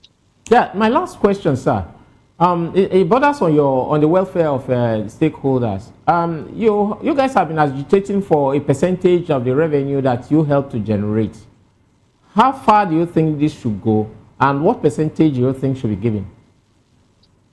Yeah, to us, we've actually told government that globally, what is obtainable is that in every revenue you generate, and that's how to increase revenue. And this we've engaged government since the time of Obasanjo up to now. Part of ways to increase your revenue is to get a percentage to the stakeholders that are generating this revenue. When you're able to do that, it helps you to maximize your revenue. It blocks the pipeline. It blocks the leakages. And government will be able to maximize revenue generation. If I generate 100 billion and 10%, 5% is being given back to me, I will look forward to how I can increase my revenue. And government will also maximize revenue. That's the only way to go. Government cannot be the winner in all the games. It's more mutually agreed that government is a winner. The state actors are also winners. So what percentage are you suggesting, sir? It's not me that I'm suggesting. I think it's the critical actors that I'm suggesting. And I don't have to speak on their behalf. At the appropriate time, we present this again, and whatever we all agree will also be given to the public. Thank you so very much, Dr. Segun Musa, sir, for your participation in this program today. Thank you. God bless you. Thank you. I appreciate you having me here. Thank you. This is the Maritime Frontier Show from VOP Television. We know that the maritime sector has the potential to solely drive the economy of this country and take it to its economic El Dorado. But right now, things are not going the way it should because the regulators, the different government agencies, some of the operators, including the stakeholders, are operating at cross purposes. What with the so-called increase impunity in terms of what others, the people who are supposed to be in charge of certain things are doing, not doing the necessary things that will help the economy, the sector to grow. We hope that we'll continue to talk and continue to hope that everyone who's at the table will bring out the best so that the maritime sector will realize its potential and Nigeria will will benefit from all of it. Thank you for watching us this afternoon. My name is Dili Utomi. See you again next week on the Maritime Frontier Show.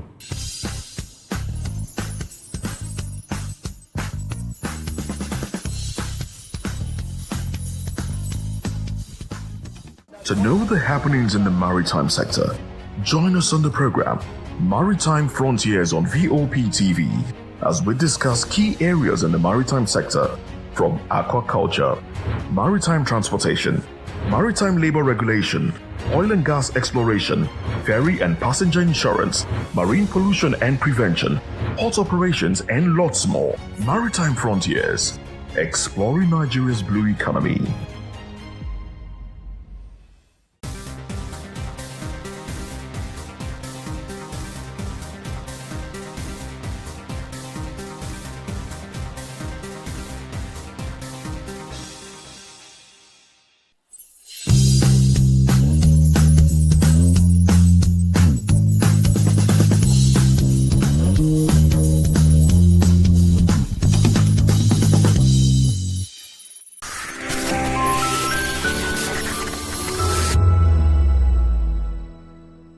Welcome to the locker room, the home of football talk that matters.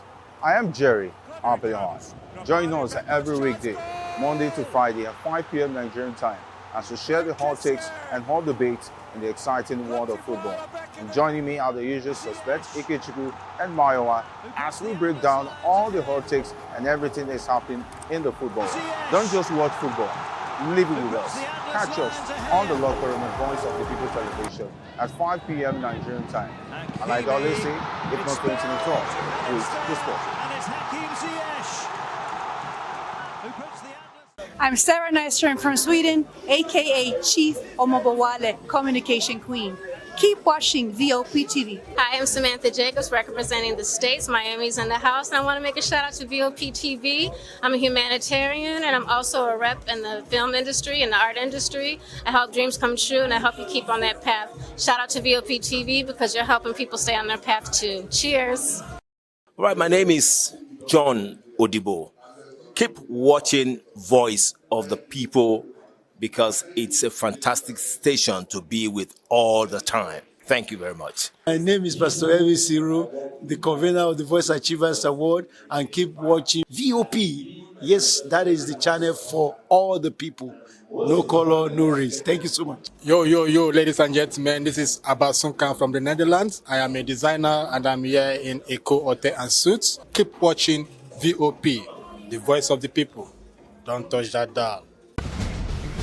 Join us as we drive into the world of politics through insightful interviews with prominent political figures, both serving and former governors, ministers, senators, legislators, party chieftains, activists, and analysts. Get first-hand information into the decision-making processes that affect our daily lives. Highly engaging one-hour program that brings political discourse into focus. I am Chukwuma Okoro. Political Lens, Monday through Friday, 6 to 7 p.m. Join us.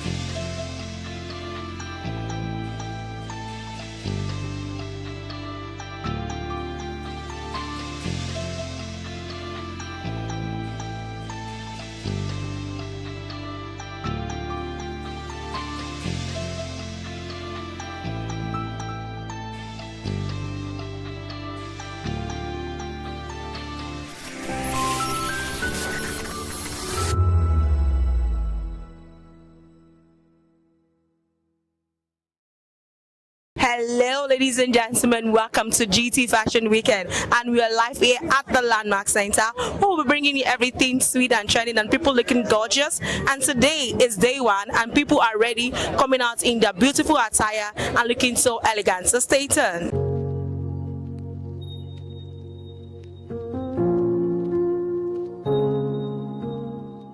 Good evening, beautiful lady. Hello. How you doing? I'm fine. As you can see, the energy I expected. You are in GC Fashion Weekend. It's the avenue for you to express yourself. I'm good, as you can see now. I'm so fine. Obviously, you have. For me to call you, Yeah. so I can tell you 100%. You're looking so pretty, natural. Thank you. And all ensemble together. Classic. So let's meet you. Same here. Can we meet you? My name is Bidemi. I'm a fashion designer. I made this dress. Come on, can you do a 360 for us? Whoa. Okay, so that's amazing. It actually looks off the rack. We never could have thought that it's made. And that's what GT is about. It's trying to make us understand that Nigerians are doing well. Yeah, not just Nigeria, Africa, and the world at large. Yes. So, how's it been so far? Well, amazing. It's my choice, so I love what I do. I love it a lot, so it's been good. Okay, so your day one at GT Fashion Weekend, how's the experience been like for you? Actually, I don't know. I just got here, but it's been. I like what I'm saying. Did you register for the master class? No. No. Okay, so are you looking forward to have a one-on-one in any of the masterclass today? Yeah. I look forward to that. Okay, so enjoy the rest of your evening. Hi, my name is Ifnaya. I'm a broadcast journalist. I'm also one of the radio hosts right here at the GTCO Fashion Weekend. So how has it been so far? It's the one, and everyone is coming out in their colors and attire. Yeah, I love how expressive we are when it comes to fashion in Nigeria. I believe that Nigeria has grown in recent time and it keeps evolving to be a fashion center for Africa and by extension the world. So just seeing people be very expressive on day one, I can't wait to see what day two has. Okay, so looking at the fact that the way GT started, and this program has always been like, okay, come out, express yourself. People have been doing that before now. And what's that one thing you're looking for this year?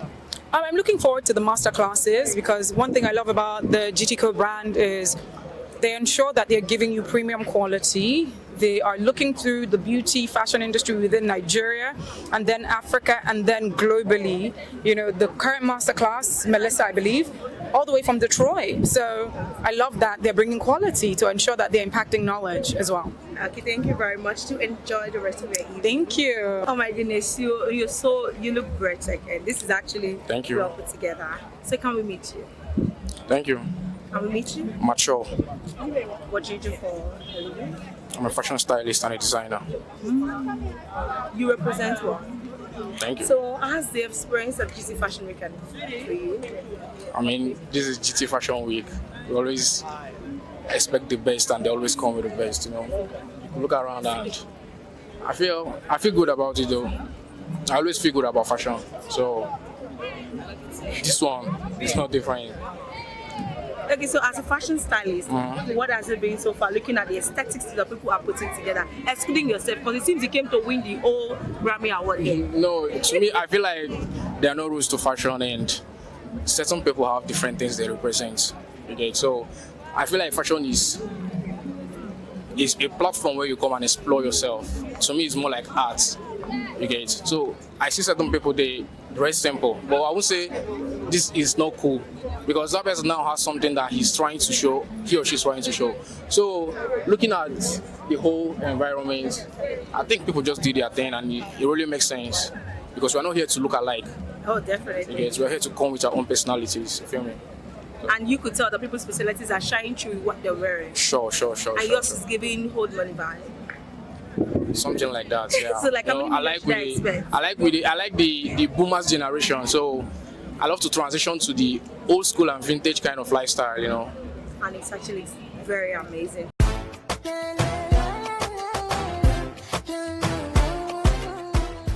I'm Faith, our fashion designer from Liberia. Oh my God. So you came all the way from Liberia for this program? No, actually not, but I have been witnessing GTCO Fashion Week for years back in Liberia, and this is my first GTCO Fashion Week. It feels like a dream because I've always wished to be on GTCO Fashion Week. And you did well, amazingly. Thank Your you. aesthetics are superb. Thank you. So I assumed this is designed by you? Yeah, this is designed by me. Did you style yourself? Yeah, I did. Okay, so this is a representation of who you are? Yeah, this is a representation of who I am, my brand, and where I come from. If you look at the back of my outfit, there's a Max description on the back of my outfit. Where I come from, we have different types of traps in Liberia. So most of my outfits, I want for people to know who I am, where I come from, and my identity. So almost all of my outfits, I usually have a Max description there, so that when people ask me, I'll be like, yeah, I'm from Liberia, and this is my culture. Oh, that's really amazing. Yeah, and that's sweet to know that you put that together. So, as a designer, what has your experience been so far? Looking at the aesthetics that people are pulling together here today. Can you come again? I didn't. Like the aesthetics people are pulling together today, like what they're wearing. Yeah. Everyone is identifying who they are. Yeah. Some are simply dressed, some are glamorously dressed, some are dressing retro, some are doing old vibe money and the likes. So, what's your own take on what they're wearing? So whether simple, classic, Gucci, or whatever people dressing, I feel like everybody have their own aesthetic. So it can be simple, it can be too high or not too high, but everybody looks good in their own way, and they are so beautiful. Yeah. Okay. So looking at the fact that you have the semblance of gems, stones on you, are you saying that Liberia is full of riches and gems? Yes. She just confirmed to us that Liberia is full of riches and gems, and I'm going to go dig my own fortune from there. You should come to Liberia.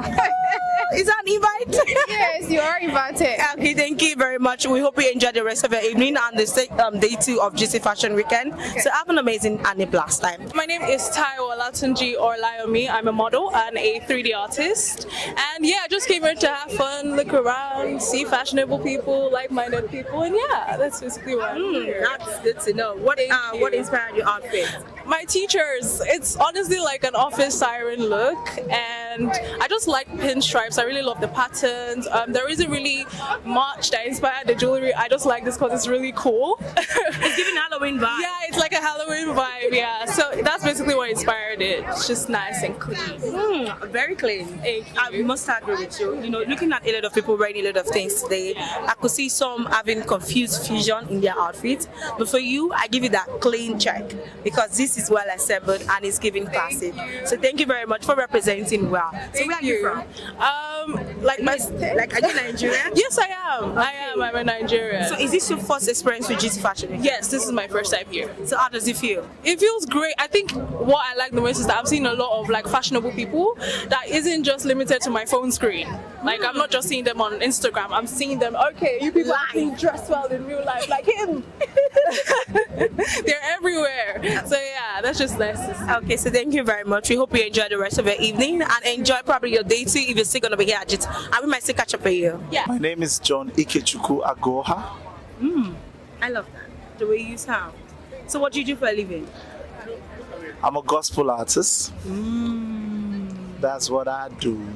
That's interesting. Then I'm a fashion consultant. Okay, that's based on your outfit. Yeah, thank you. Okay, so what's your experience been so like in GC Fashion Weekend? It has been good, fun, seeing people, different class of people, categories, crazy people, normal people. And all the people assembled together in one spot? Yeah, in one spot. And GTB has been able to manage everyone. Every Dick and Harry. It's all good. I agree with that. Okay, so is this your first time? This is my first time. I've never been here. Okay, and you agree that this experience is amazing or not? I think it's for the young ones. For the young ones. Well, yeah. not bad. Because for the young ones. By tomorrow, I could tell you it's for the whole money because tomorrow we will never see all this. Yeah. Because this is my 5th year and I could tell for free. Day 1 is always, the youngsters always come out and they always come and flex. Day 2, the whole money is then come. And at that time, even though the young ones, they know they get space like this. So today is a day to shine. Yeah. So let them shine. Okay, so for someone like you that is a fashion consultant, so you've seen a lot of people's aesthetics so far, what's your take on it? I think fashion is taking over. Fashion is taking over. It's taking over fast. But I think the only problem I have is the cast. They are not being paid what they ought to be paid. Because models, how many models make a living from modeling? I was a model when I was in school. I was a pin-up model I mean. So I could tell you when I was in school, we made more money from modeling. Right now, it's just a lot of things is happening in the modeling industry. A lot of sexuality issues and all that is happening in the modeling industry. In our time, was not like that. I don't know if they have it, but in our time was not like that. But right, I just feel that models should make money from out of what they're doing. Okay, hopefully the models got to make more money out of what they make. I could tell you for free that this is a crazy industry, and now people don't only pay for you because you have the physique, you have to have something good to offer. Yes. So thank you very much, and we hope you enjoy the rest of your evening at the GT Fashion. My name is Anmol. I'm a content creator and I'm also a chef and a student. Also a chef. So in case you want to eat, you got the right plot, right? Yeah. Okay, so what's your take on the GT Fashion Weekend? Honestly, I'm just coming now, but I'm expecting colorful outfits and creativity and beauty and excellence too. So I mean, there's a lot to actually witness. Okay, so are you, is this your first year or? Oh, this is my second time here. Okay, so if you're going to make a compare and contrast with this, the previous year and this year, what's it? Okay, I came on the Sunday, like the last day, so this is my first time of like coming for the first day actually. So I'm just I'm not expecting like I'm not. I know the last is always very crowded, so it's still it's beautiful. I love the aesthetics and all. Okay, thank you very much. We hope that you get to enjoy the rest of Oh the yeah, evening. sure. Thank you. So what inspires your outfit? Basically, my shoe was the main thing, and I used the shoe to be inspired. Oh, that's actually very amazing. So, did you have anyone who designed your aesthetics, or you did it yourself? I did it myself. It's all me. Whoa! This is massive, guys. It's not easy. Okay, so today is day one of GT Fashion Weekend, and you're here. How's the experience been so far? I just came. I can't say much, but I have been. This is like my 4th year here, and it's always been so good. So I'm expecting better this year. Okay. Sorry that I'm going back to this, because looking at your aesthetics, it shows one thing. Which profession are you? I'm a model. And I'm a general creative, to be honest. You can see what I'm saying, right?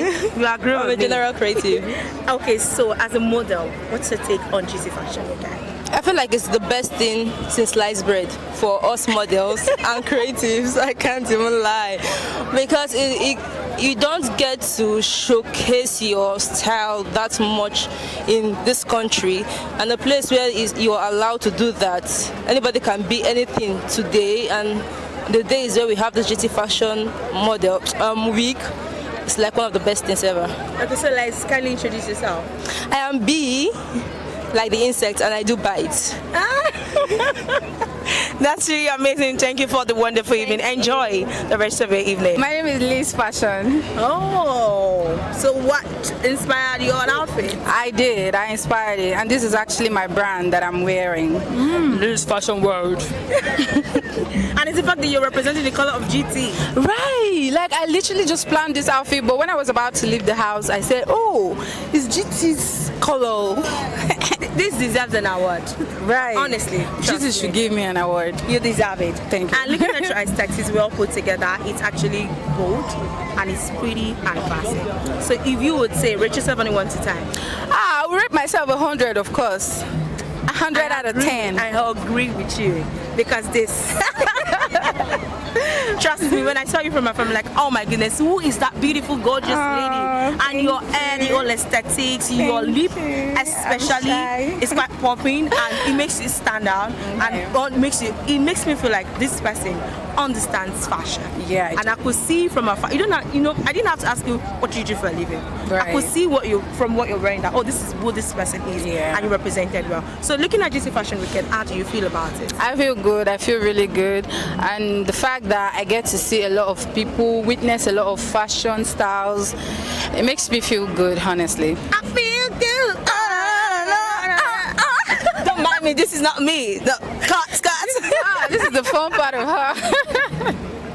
Okay, so for someone like you, would you say you have anything you expect from GT Fashion? What this particular season? I've not even gone inside to see what's happening, but obviously because I expect the best. Is wobbling and it's already really, 100. Yeah, so of course I expect the best. And the best is gonna be sad.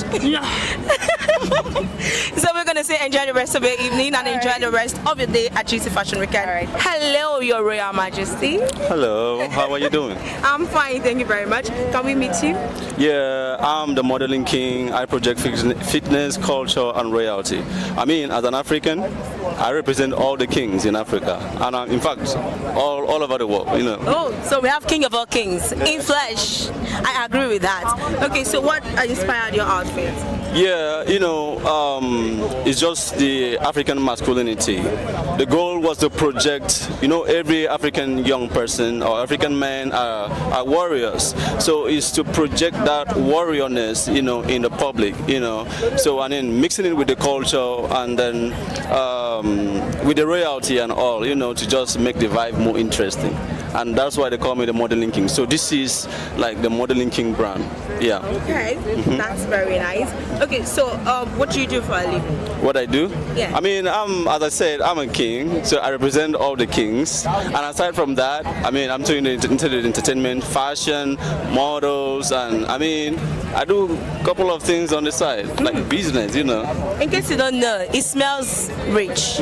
It's not just looking rich, it smells rich. So I'm confirming that for my audience. I feel feel for them you. to. I feel you. So is this your first time in GT Fashion Weekend? No, it's not the first time. I was here the last time and it was all crazy. So, I mean, unfortunately, I couldn't make it up here on time, but still, I just wanted to come to show them that the vibe is still actually there, you know. And the vibe is very much accepted by we, the pretty ladies, on the red carpet. So thank you very much. We hope you enjoy the rest of your day. I better pass me my cup. I just want to have fun. I know I worry too much. VOP TV. Now, you have more than a voice. This is African News on Voice of the People Television, where we don't just bring you the news, we bring you Africa's heartbeats, the policies that shapes our world, and the economy that determines our future. African News on Voice of the People Television. Stay with us. Are you ready for the extraordinary? Something big is happening on your screen. Introducing VOP TV. Now streaming on SLTV channel 264. From breaking news to captivating conversations, news analysis, giving you all sides to the story. We bring in-depth discussions on the issues that matter, from politics to sports, entertainment, and lifestyle. VOP TV on SLTV channel 264. Join us as we redefine what television means to you. Voice of the People Television, VOP TV. Now you have more than a voice.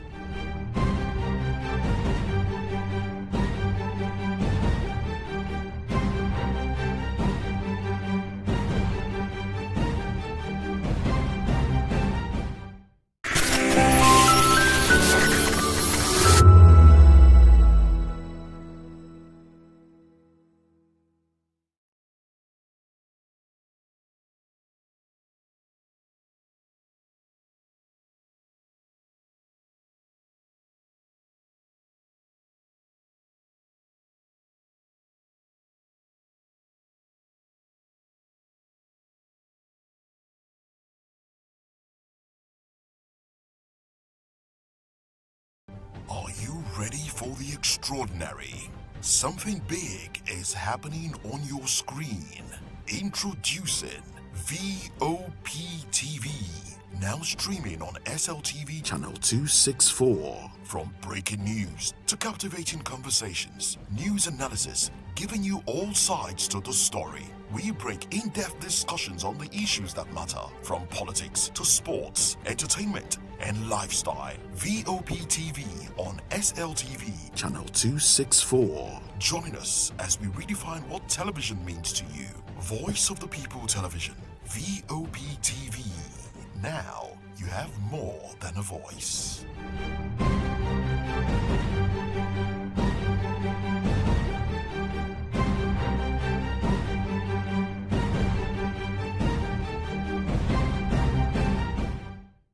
In a world where truth is the ultimate power and opinions scream the loudest, it's time to wade through the noise. Hunger no get tribe!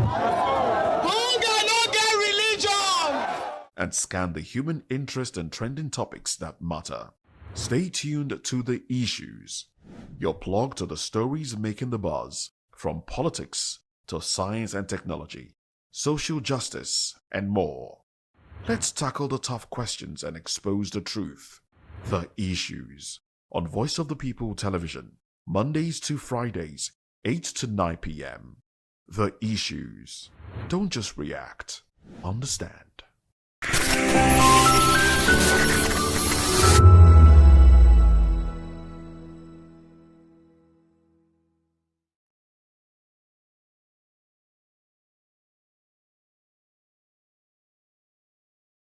Ultimate power and opinions scream the loudest. It's time to wade through the noise. Hunger no get tribe!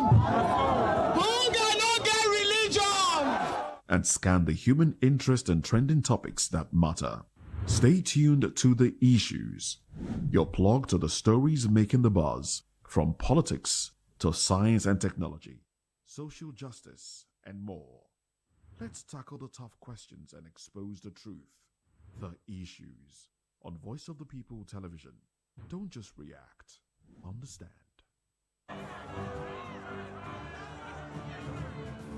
Do you want your voice to be heard? Do you know that you matter in the scheme of things? The People's Voice, the show where ordinary citizens take center stage as we discuss the biggest stories that affect you and I. With you in mind, we facilitate lively discussions, debates, and interviews on the topics that matter most to you and I, from social justice to economic empowerment, education to healthcare, governance, and more. Tackling tough topics, your voice counts. The People's Voice. Make your voice count. Awards, the razzmatazz, music, fashion, interviews, and more. Spotlight on Voice of the People Television. Let's feed you with all the juicy stories in the global entertainment space, bringing you the glitz and glamour as it is hot. Stay tuned to Spotlight, 1 p.m. Monday to Friday. Spotlight on VOP TV. Entertainment like never before.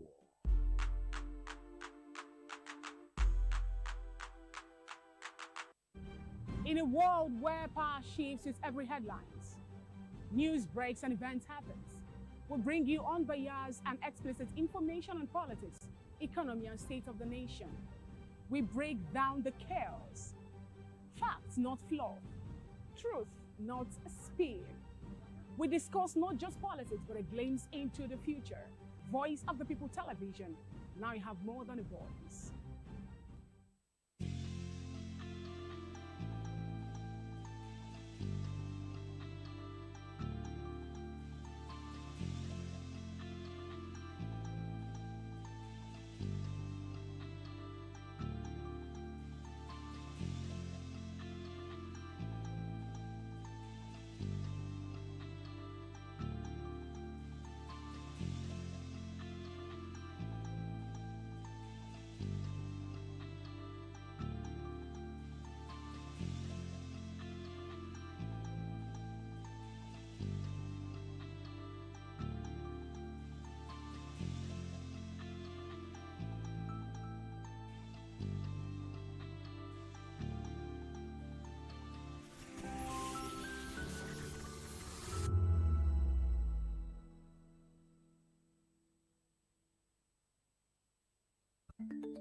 Africa is on the move, a continent of rising voices, untold stories, and powerful transformations. From the streets of Lagos to the heart of Nairobi, from the mines of Congo to the tech labs of Cape Town, the African story is being written every day.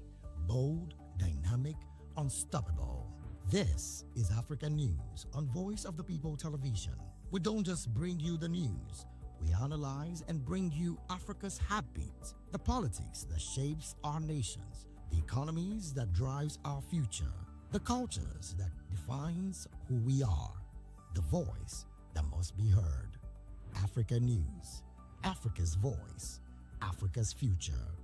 Where Africa speaks, the world listens.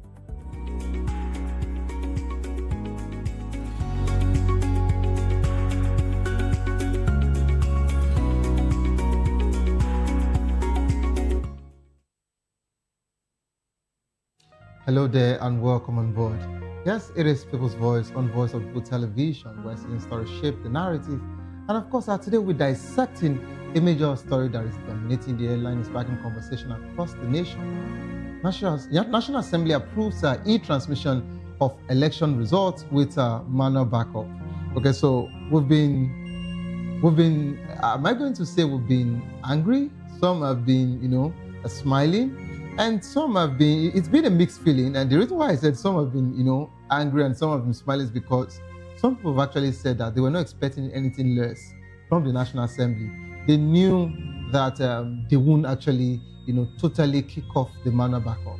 Of course, and we saw the drama that happened at the National Assembly yesterday, where the President of the Senate, said, if you're in support of this, can you stand up? Don't say anything, just raise up your hand. And so many of them did, about 55. And he said, if you're opposing, stand up, raise up your hand, and it was just 15. And you know what that particular one means. I don't know what to say about this. It's actually a mixed feeling. All we just wanted National Assembly to do is to make it, mandatory for the electronic transmission of results. But this is Nigeria, and welcome to Nigeria. Join the conversation with experts and scientists and perspectives. Share your thoughts with us. I am Savior Udo. And of course, before I go into any of the news stories, I believe you understand what today is, both for the Christians and, of course, the Muslim. And it would be very, very bad of me if I just start off the show without talking about this. And sincerely, I'm so grateful and I'm happy that this whole situation, both the Lent and the Ramadan is starting, simultaneously. This is to let you know that Nigerians should remain as one, okay? Unity is all we want. As we begin this holy period, I want to extend my warmest wishes, of course, to all Christians and Muslim friends who are observing their Lent and Ramadan. And I pray that this time of reflection, of prayer and fasting, of course, bring you spiritual growth, peace and renewal. May your sacrifice and, of course, our devotion be accepted, and may you emerge stronger and more united as a community. And please don't forget that we're all one. And the situation of, this security issue in the country where we're trying to attack one another, it shouldn't be a thing of, it shouldn't be a conversation at all. Knowing fully well that we are Nigerians. And this is just not about Nigerians now. It's about, respecting each other's religion. And we should learn to live together, as one. And of course, to our Christian friends, happy Lent. May your journey be filled with hope and, of course, joy. And to our Muslim friends, Ramadan Kareem, may your fast be blessed and your prayers be answered. Let's take a moment to appreciate the diversity and richness of our faith, and, of course, strive for unity and understanding. That is all I would say from us here, from my crew, from People's Voice, and, of course, from Voice of People Television. We're just saying, may God hear all our prayers. And I believe you are also fasting, because no matter what, you're either a Christian or a Muslim. Of course, I'm talking about, the two religions now. So it's either you are one, and of course, I'm going to ask my guest to also answer the question if they're also observing their fast or they've eaten today. Some people, amongst my crew, when I walked in, some actually said they were just breaking their fast, so I would just allow that particular one to slide. But let's come back home now. Let's come back to the program. Yes, let's look into other news stories with details. And we're taking it up from Kogi State. Kogi Poly Rector urges staff to support reforms. The rector of Kogi State Polytechnic, Saliu Sanusi Avidime, has called on staff members, of course, to support ongoing reform aimed at improving the institution's performance. Avidime made this appeal during a familiarization visit to Utakpe campus, emphasizing the importance of strengthening technical education and practical training. He acknowledged the critical role staff play in achieving academic excellence and institutional stability, reaffirming his commitment to staff welfare. The rector also expressed optimism that collective effort will resolve the institution's challenges, including infrastructure gaps, funding constraints, and staff welfare concerns. Of course, away from that particular one, youth key to Nigerians' future, says ADC leader. The national youth leader of the African Democratic Congress, Balarabe Rufai, has urged young Nigerians to take an active role in shaping the country's political future ahead of the 2027 general elections. Rufai emphasized the importance of youth participation in civic and democratic processes, stating that the party views young people as key drivers of political change. The ADC plans to strengthen youth participation at the grassroots level. Initiatives such as developing a satellite internet technology to improve connectivity and facilitate electronic transmission of results. And of course, away from that particular one, we're here at Cross River again. And of course, yesterday, the same Cross River State government said they've actually done so much for this nation that they shouldn't be ignored. And it was actually sending a message to the federal government, of course, because they're also a oil producing state. But today, Cross River APC pledges 1.5 million votes for Tinubu in 2027. The All Progressive Congress in Cross River State has pledged to mobilize 1.5 million votes for President Bola Ahmed Tinubu in the 2027 general elections. The pledge was made at the stakeholders meeting convened by Governor Basi Otu, who also appealed to Tinubu to support the state's bid to reclaim its oil wells and restore its littoral status. The meeting, attended by party executive, lawmakers, and other stakeholders, aimed to prepare the party for the upcoming elections. And of course, I appreciate APC's faithful for their unity and support. Away from that particular one, don't quit politics after 2031. Abia clerics advise OT. Clergymen and leaders of the Pentecostal Fellowship of Nigeria, Abia State Chapter, has urged Governor Alex Oti not to quit politics after completing his second term in 2031. The group, led by Archbishop Chikezie Elekwa, made the appeal during a courtesy visit, citing the governor's significant impact and the people's desire for his continued leadership. Oti, who has previously stated his intention to retire from politics, acknowledged the advice but emphasized that leadership decision must align with divine direction. Okay, so I love this particular one where, he has not even contested for the next, next term. Of course, his second term, he's not even contested for the next election, but he's already getting, people in that state telling him, even after you are done with us, after 8 years, we don't want you to quit politics. Maybe you just move in to become a senator, because for you, we actually know that you will do something better for the state. Do you know what it means for Abia State government to say that if anything happens to national grid today, of course it has been happening ever since we entered the year 2026, that nothing would actually happen to Abia Electric, And truthfully, all of the national grid that has been collapsing, it has not affected Abia State. I believe you know what that particular one means, ever since Oti came into power. Yet, people like Ojuzo Kalu are actually saying that Alex Oti has been a painter who has just, been painting where and the roads he has actually constructed in his own tenure.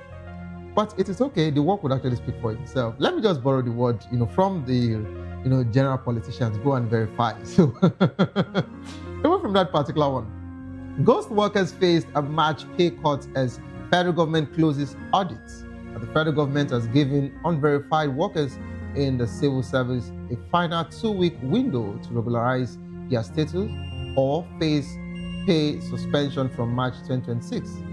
The Personnel Audit and Skills Gap Analysis exercise has launched a particular index and, of course, a thorough investigation into 2025, and it aims to strengthen payroll integrity and intensify irregularities. The affected officers must complete verification and assessment process by February 27, 2026, or risk salary stoppage and possible termination. It means that some people actually know these people exist as ghost workers and they've been paying them. So if this audit did not happen, such conversation would not be taking place. But let's actually leave it for another day. Kano closes entertainment venues for Ramadan. Kano State Censorship Board has ordered the closure of all entertainment centers, including event centers and DJ operators, effective from February 18th, 2026, to allow residents to observe Ramadan peacefully. The closure will remain in force throughout the fasting period, with reopening dates to be announced later. This is it. I remember that we said something about the Ishba on Saturday at Morning Boss, one of our, program, our weekend program. And I said, we should understand that things are evolving. And I understand that Kano State is also a Sharia state, but we have Christians in that state, and they should look for a way to regulate these things, and so it doesn't affect, other people there. But if this is what the Kano State government wants, and no one has actually said yes or no, then who am I? I believe I'm in Lagos.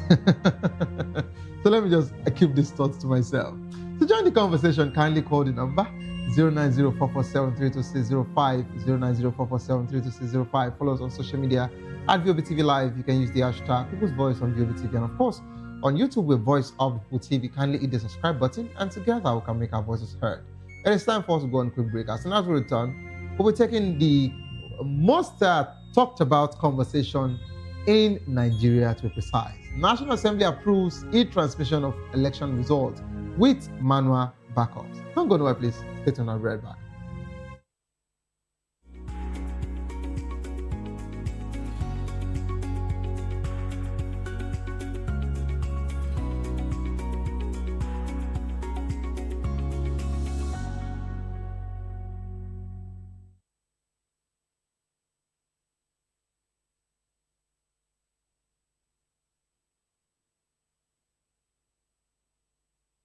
The views on the street, We go to bed empty hunger. to the blaring horns of a hustling city. The loudest voices of the common man got a medium to be heard. This particular administration, they were coming unprepared. It's not a bad thing to renovate the president's lawn. Through top-notch programming, unbiased reportage of news, sports, business, entertainment, and cultural documentaries, Voice of the People 90.3 FM became a symbol for 21st century media. And now, a new baby is born.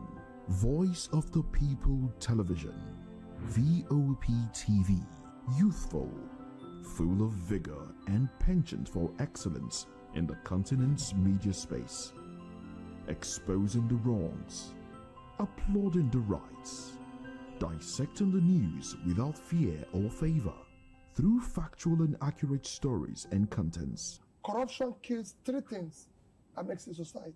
representing the interests of the people and giving them a voice. Voice of the People TV is here to stay towards building a fair society. VOP TV, Voice of the People Television, truly a voice for the people. Voice of the people, you can hear me now. My name is Patrick Doyle, and I wish that you continue to echo the voices of the people. Big up VOP TV. My name is Suibifa Dokubo. Please keep watching VOP TV. Hi, my name is Kwekumali Ikena Onyekwena, and I am with the Voice of the People TV. Now, if you're looking for the veritable channel for information, politics, robust discussions, you don't need to go far. VOP has you. VOP will always have you. Thank you. Hi, my name is Patrick Diabwa, aka Ibani Chuka. I'm an about the Eagle King, and you are watching VOP TV. Stay with us. What happens in the hush behind hangar doors? Who signs the papers that gamble with lives? Which truths were grounded before they even ever had wings? If you've ever buckled a seatbelt at 30,000 feet, if you've ever stared out of that tiny window and wondered who's really in control of the skies, it isn't just flight, it's power, it's politics, it's pressure sealed in steel. We're peeling back the clouds from runway risks to sky-high secrets. We're diving deep where most dare not to look.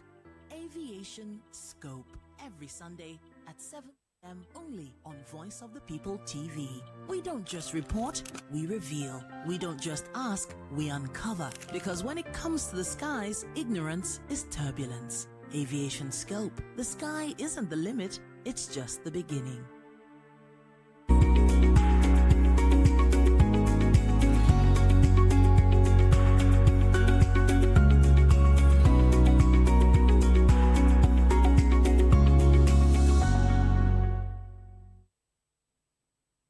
Welcome back to the program. It is still People's Voice on Voice of People Television. The National Assembly has approved electronic transmission of results with manual collation as a backup, sparking protests and a walkout by opposition lawmakers. The bill allows presiding officers to electronically transmit results from polling units to independent National Electoral Commissions. Result viewing Porter IREF after completing and signing Form AC-8A. However, if electronic transmission fails, the manually signed form will serve as the primary source for results collation and declaration. 55 senators voted in favor of retaining the manual backup proviso, while 15 senators, led by Senator Einaya Abaribe, stood against it. The House of Representative minority lawmakers staged a dramatic walkout chanting APC Ole. Of course, that was what they said here, implying that the ruling party was stealing the electoral process. The decision has raised a concern about electoral transparency and potential manipulation. We're now being joined by Mr. Elvis Elimihele, a journalist, political and public affairs analyst, a member of the Guide of Public Affairs Analysts of Nigeria. You're welcome on board, sir. Thank you, Savio. I selling this to you last week. You're welcome on board, sir. All right, sir, quickly, we're also being joined by Dr. Adetokunbo Akpashe, who is, beg your pardon, a public affairs analyst and, of course, a member of PDP and National Presidential Campaign Council. You're welcome on board, sir. Presidential Council 2023. Okay. Because that's the latest one. That's the latest one. Okay. And but of course, you're still with the latest one. Well, yes. How come you still decided to remain with the latest one and you've not moved to, the ADC as everyone has been? Not everyone has moved. We would actually talk about that particular shortly, Dr. Adetokunbo. Let me come to you, Mr. Elvis. Mr. Elvis, I know while I was taking the news stories, you wanted to react to, some, and I feel you were quite furious at some point with some of the news. So let's hear. Yeah, I heard when you were, one of the news stories was about ADC, talking to the youth to be active in politics. ADC. Yes. So I think I love that advice. And I want the youth to actually stick by it. Because the future of the youth is what these old men are jeopardizing at the moment. This drama you saw at the National Assembly yesterday, in fact, we'll be seeing for like a week plus now, almost 2 weeks. It started since the day they hurriedly, went on recess because they knew what they passed before Nigerians called them back, So the youth must do something. General Gowon was 31 years when he became head of state of this nation. Murtala Mohammed was 36 years when he became head of state. IBB was 44 years when he became head of state. General Olusegun Obasanjo was 38 years when he became head of state. Look at this age and just oppose it with what is happening to our youth today. How many 35, 36, 37 years old youth are able to even marry now in their respective home? Are even having a lucrative job that can feed them, then get an accommodation for them, and talk of even settling down? Very few. In fact, it's even the privileged ones. You look at their background, you see they're actually either the son of the politicians or they are connected to the politicians. I remember growing up, we were told that we're the leaders of tomorrow. And now I'm a father. I heard it.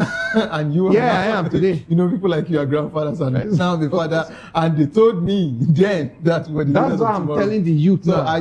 I just hope they won't also, This is the time they are to own this nation. What has been happening in Abuja for almost 2 weeks now, the youth must play a prominent role. Otherwise, what brought us to this situation we are is waiting for them. If they don't quickly curb it with these old men, I don't want them to have a future. But when you use the words "these old men," Mr. Elvis, and of course, Doctor, is there anything that the youth can do about these old men? I'm sorry, because I need to give clarity. If you look at the ruling party, already they have their president who they want him to go again. Now, if you look at the only opposition party that is looking like, okay, every weight is there is no young person there. Any young person is not even opening his or her mouth, right, to say they want to contest. It is just between three people, Peter Obi, Atiku, and Amici. So where will the young people contest from? From which party exactly? Is it a party that does not have structure in Nigeria? Well, you see, this whole question about the youth, a lot of things are very much misunderstood. It's just a slogan to say it's the time of the youth. It is always the time of all of us who are alive. Okay. Everybody must get involved. All the people you mentioned were military people. They took office by force. By force? So they were not elected. There is nowhere in the world where the youth will be given preference over anybody. People, look at the National Assembly. It is not only the president that is the leader of the country.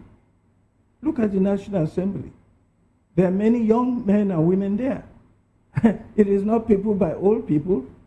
It is not a question of just old people and young people. It's a question of your views and your values. You have to fight for what you want.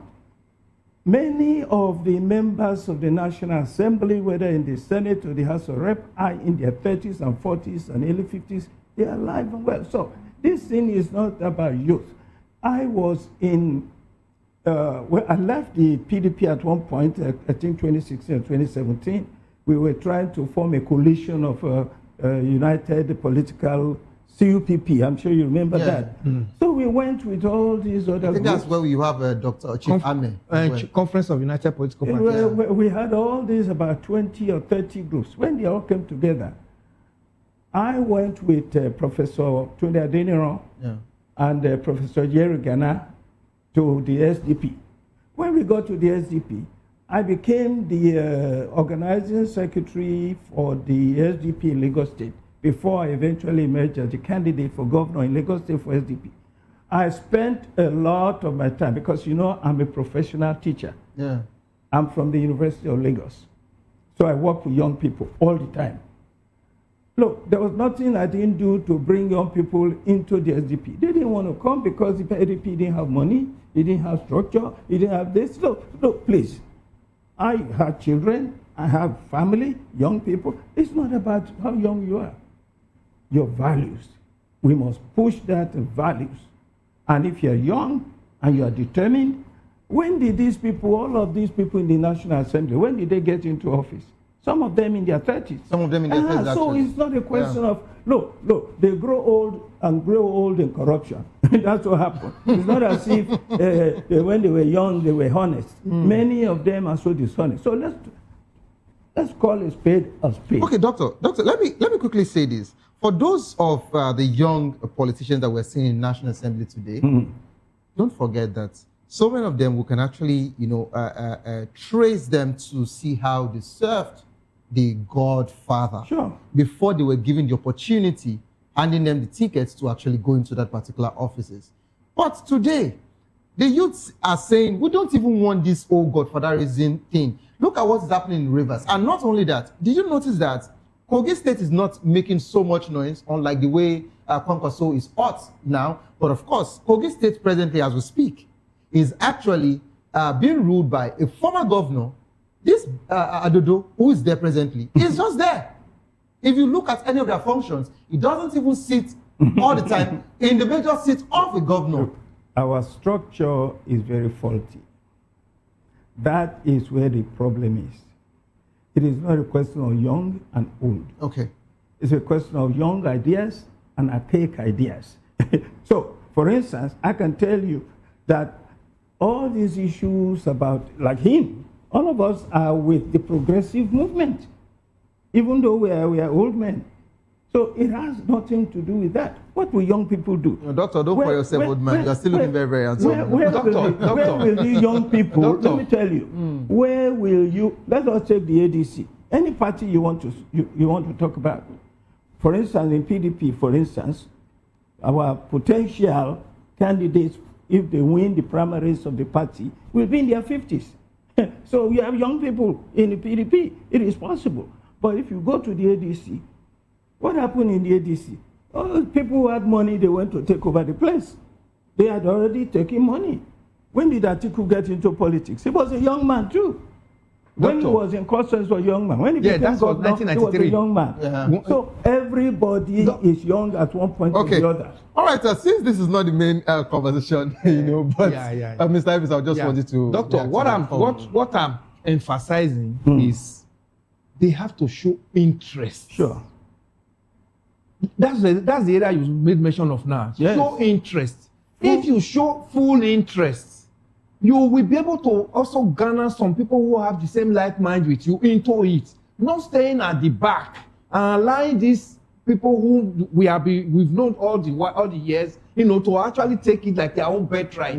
That's where I am. That's what I'm talking about. I agree with you. Even if all the names I mentioned were military men, they got into the military before they got that opportunity. If they were not in the military, they were laid back. doctor, they won't be there. Okay. That's exactly what I'm talking about. Interest is what I'm saying. You must show interest so that you cannot be. Look at this young man, Yaga Africa, that sponsored the bill on not too young to rule. You say that at least that one came into line. It came into being. So things of this nature, they should be the interest should be aroused. They should be told their responsibility so that they know when to step in. I hold young people accountable. I agree with you. Thank you. I'm only going to twist it a little bit. They have to show interest and they have to show commitment and they have to be honest with themselves. Don't deceive yourself and pretend, because I'm telling you, the offers I gave them, not too young to vote, I worked with them.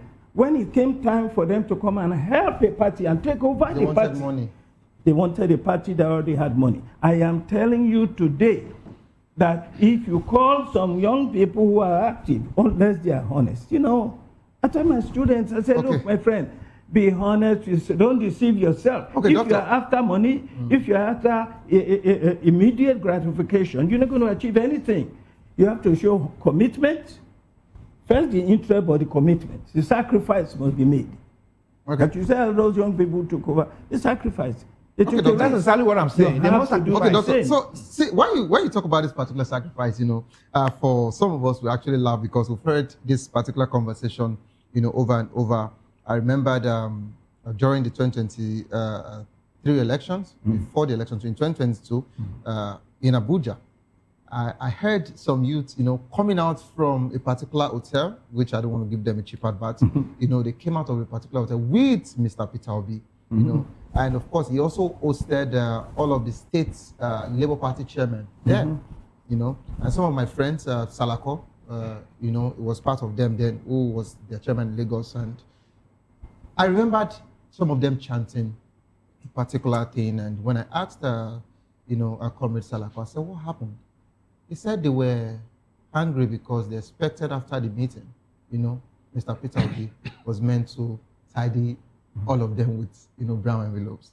And they can't imagine them coming and everybody coming from different places and they're just coming to have meeting and that's it. You see that statement of Labour Party, not the give shishi, that particular word. Labour Party lost a lot of members. If we need to go back to, if they need to go back to the drawing board, that's one.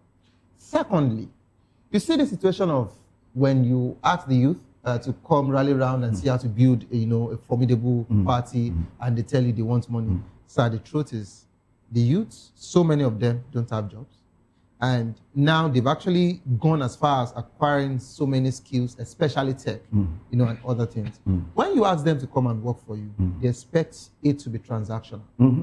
So if the ruling party has been investing so many of them, it's not because they love the party or because they believe anything. It's not because they love the offer that has been presented to them because of the money. Yes. So what I would say,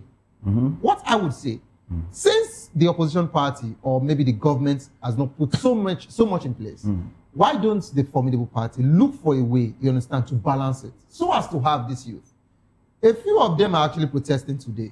If you would come out with you and say, oh, they are following you and all of that, but you know so many should have actually joined that movement, knowing fully well that you are a person of merit that they should vote for. But it is easy for them to be convinced. So that's the situation. This is where the change has to take place. Look, most likely you've gone through the same. I've been in the PDP now for about, straight along for about 10 years. You cannot imagine, and I know the president today, Bola Tinubu, personally, because when Fashola was governor of Lagos State at about 2008 or so, I was actually, after, you know, we had this problem in PDP, and my leaders, Jerry Ghana and Adeno, decided to go away, so I went with them. But, look, at this point in time, young people have an opportunity to come into the party. It's a sacrifice you make. I have been approached till today by members. In fact, I paid a big price last weekend for being in the People's Democratic Party, because the APC friends of mine, they ganged up against me and they did something that was unfortunate for me. But I took it. I refused to go to APC. If I wanted a position in APC today, I will get it because I know the president personally. I will call him and I will say, my friend, I'm ready, just give me something. They will be giving me money, I'll just be sitting on the bench. I don't have to play. You know? Okay. So it's a sacrifice, my dear brother. You have said it all. You have said it all. These young men come, but don't tell me because you're young. Old men, there's some old people that have honesty, that have integrity. There's some young people that are crooked more than anybody else in the world. So it depends on individual. But what we need in Nigeria today to get it right is sacrifice. And I must commend those 15 senators. And we must never forget that the House of Representatives, the congressmen in Nigeria, voted fully for electronic transmission. And they actually chanted, a few words. So we need to know where the fight is. But doctor, we have allies. Doctor, let me respond to that. Since we're in the main conversation, let me respond to that. You said you appreciated the 15 senators, led by Baribe, and of course, Natasha was also there watching the video where they said no. Victor Omar. Yes, but guess what, doctor? Did you hear one of the plenary section? And after that particular plenary section, I don't know if you watched it, when the APC had their caucus meeting, the president of the Senate made this assertion. I'm quoting him. And he said, they are complaining that people are moving to APC. They are moving because of the things we are doing. I have so many of them there, sir. The remaining ones, that was the statement, the remaining senators that are there in the opposition, they have approached me individually together and said that take us to the president because they want to join. And I told them, I said, I don't just want a Senate that will be full APC. That's why I said they should just remain there as opposition. So do you know that? Is that what? Well, the Senate President Akpabio is a liar, is a crook. I call him a criminal. We have had this before. I went on TV once and I said he did this. Evidence. When he was NDDC, when he was governor, everywhere he goes. That's my governor. Your governor, you should go home and make sure he doesn't get back into the Senate. He doesn't deserve it. In the first place, he didn't even win. He came in through the back door. That's why I was not expecting. We have to send him out. Doctor, why you use the word he didn't even win? Did he even contest? That's the question. Well, he didn't even contest. Exactly.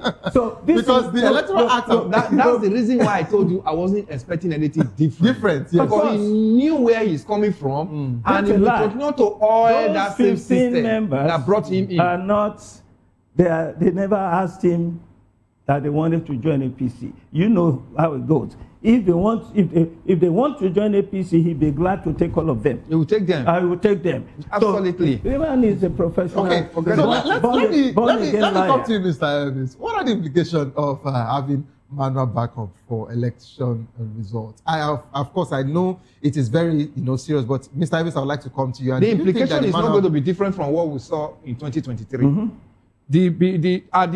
On that day of the election, don't be surprised, that's the day you will now hear that there is no network in Nigeria. So it's just like taking us back to what we saw in 2023 when they told us there was a glitch at the middle of the coalition. So that's the fear. You will now discover now that on that day, most part of Nigeria will tell you there is no network, and they will now resort to manual collation. And in that manual collation, all the manipulation that is expected is going to take place. That's the fear. That's why Nigerians were like, take this off. Let us now know from the onset, this is what we are going into. But now we are going into what will be easy for them to manipulate, because at the end of the day, they will come back and feed us with that same lies they fed us with in 2023 that stayed true, that got us to where we are now. So, Doctor, I'd like to get your take. For the National Assembly, they actually said that the backup is not because they want to, bank on the backups, of course, but should in case there is a glitch or, of course, they lose network. And don't forget that the Senate President also mentioned that about 9 states don't have, network in some of their rural areas. He already said this. And we don't also know what it takes for them to make sure that, networks are working for just that particular election. And if you say that if there is no network, let that election or that vote be cancelled, don't you think that they would have to budget for another money to plan another election? Look, I think you said it all. Thank you. It's all a question of electoral integrity and administrative honesty. You know, the commission that provides information on communication has said clearly NCC that 90%, more than 90% of Nigeria has communication. We even have almost 5G is almost 12%. Yeah. And 3G, we have 3 and 2G. 3G is 80-something%. 2G and this thing can be transmitted with just 2G. You understand me? It is not an excuse. What we have going on now, Nigerians understand it. Anywhere you go, they'll tell you exactly what is going on. It is consistent with the effort, the determination of Bola Ahmed Tinubu to steal the election in 2027. His administration has become such a failed administration. Now, our economy is going down every day. Security is not there. Unity is not there. But we're told that the reforms are actually looking good and the economy is getting better. Well, they can say anything they want to say. Statistics that is coming from their MBS. We know. They even said that food prices are down. That statistics is coming from their own MBS. That's how much do you buy a bag of rice? Some are people saying 50 to 40,000. Well, the point is from where? From where did it come down to 60,000? And that even after buying the bag of rice, you just take it to the pot and cook the bag of rice and just start eating. Remember all the condiments. What about the cost of gas? And even the cost of transporting it to your own house. So look. Let's just say the fact of the matter is the economy is in shambles, security system. So we are very secure now too. Everything is okay in Nigeria. So they said everything is actually under control. Look. Only God will determine how to punish these people. Because we already are ready to punish them. And I'm telling you... Why use the word you are ready to punish them? In what way? Please, I like clarity. We are going to vote them out. Okay. Nigerians understand that. And that's why part of the plan is to make sure they deregulate and undermine every political opposition. And that's been going on with efforts to destabilize the PDP, with efforts. Now, they're talking about they want to deregister ADC. The ADC, that was our conversation yesterday. I was going there. You see, when you have this kind of onslaught on democracy, this one is part of it, whereby whether you vote for us or not, we win. Don't forget that the president of Nigeria is on record, on tape, saying, how do you win election? You take it, you grab it, you run away with it. Okay. Let me come to you, Mr. Aviation. So what is going on now is simply an effort to deceive Nigerians into believing that, there are some states where, some rural areas where you can't transmit. You can transmit everywhere. And by the way, let me explain something that even I had to think about. I read it from Falcons. And it's true. And you vote. Do you vote? No, I can't. I'm a broadcast journalist. I should be, You should go and vote. I should be reporting that Vote before you come and go back to your job. Anyway, you and I vote. As Falcons put it, we don't vote electronically in Nigeria. By the way, I used to work in the United States for 20 years, and I'm telling you, they vote electronically. Just like you punch now. Yeah. My name shows up, you want to vote for me, bam, bam, you vote for me. That's it. It's electronic, it's gone.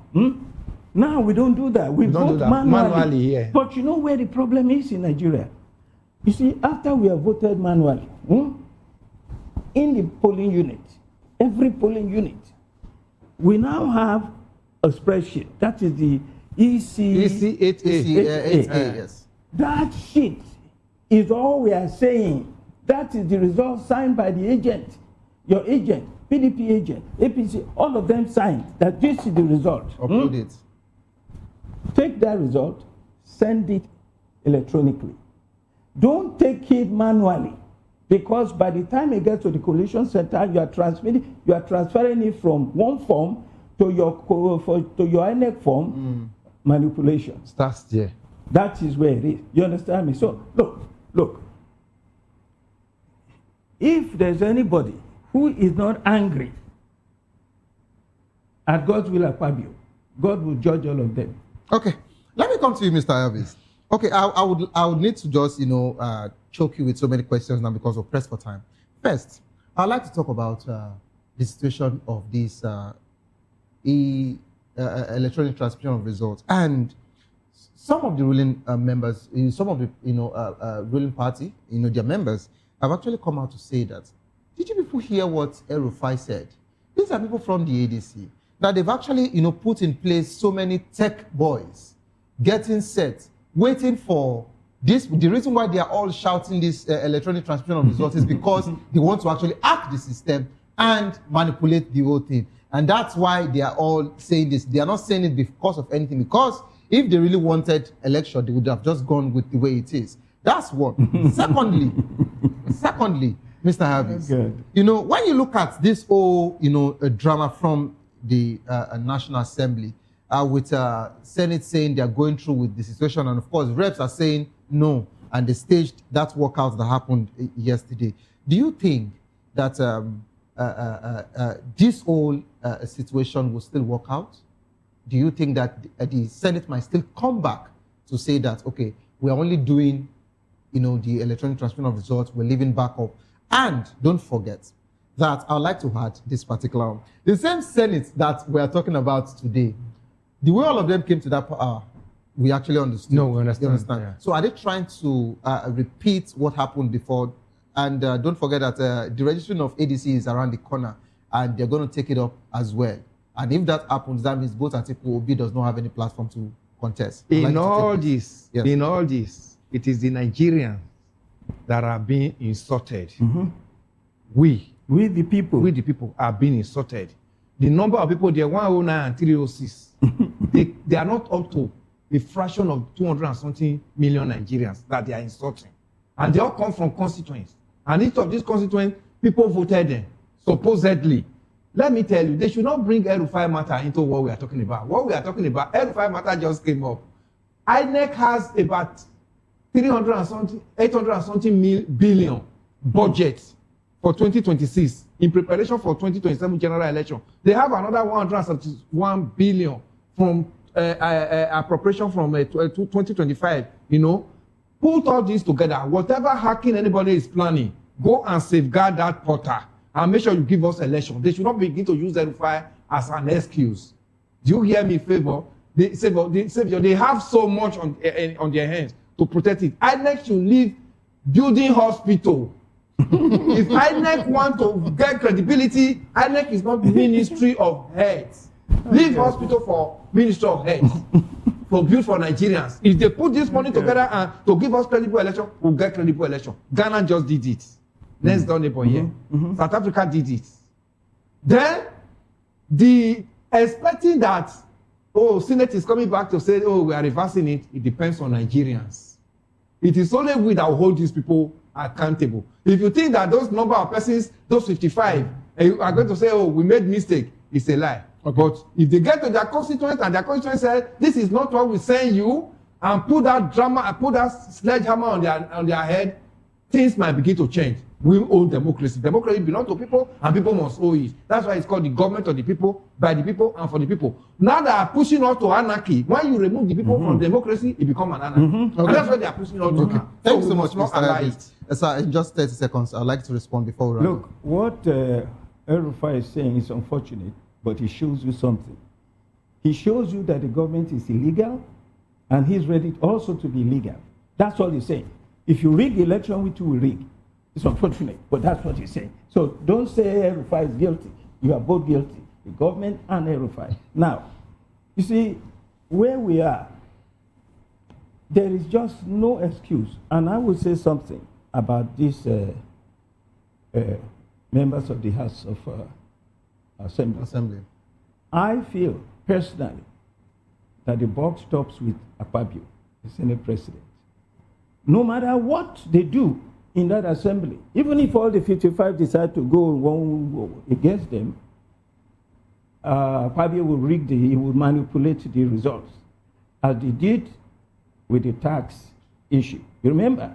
Something else came up, because I remember Victor Ume actually said that 85% of them voted for electronic transfer. Yes. What happened?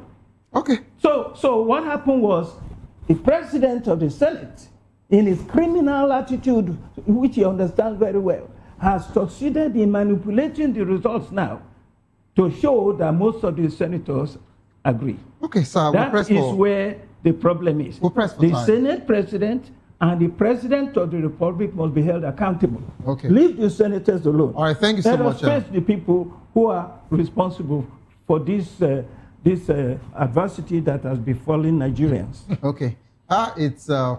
It's really painful that we're pressed for time, and we don't have much time. I would have wanted, this conversation to continue. Thank you so much, Mr. Heavis, for being part of the show, and thank you so much, it's my pleasure, Dr. Adek Tokumbo Pierce, for being part of the program. Hopefully, I would have you again. You'll be back. Yes, we have to plan another date, on here.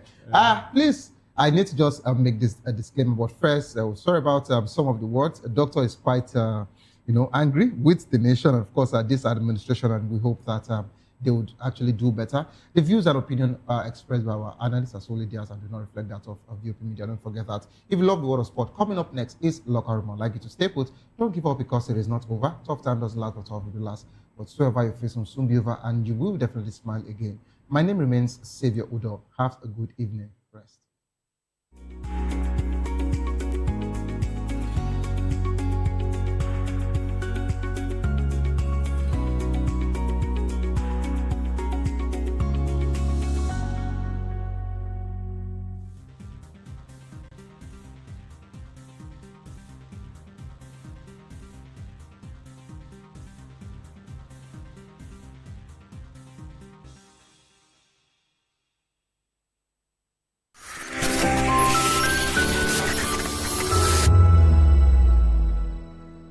Behind every broken desk lies a broken promise. Education shapes the nations. But who is asking the right questions?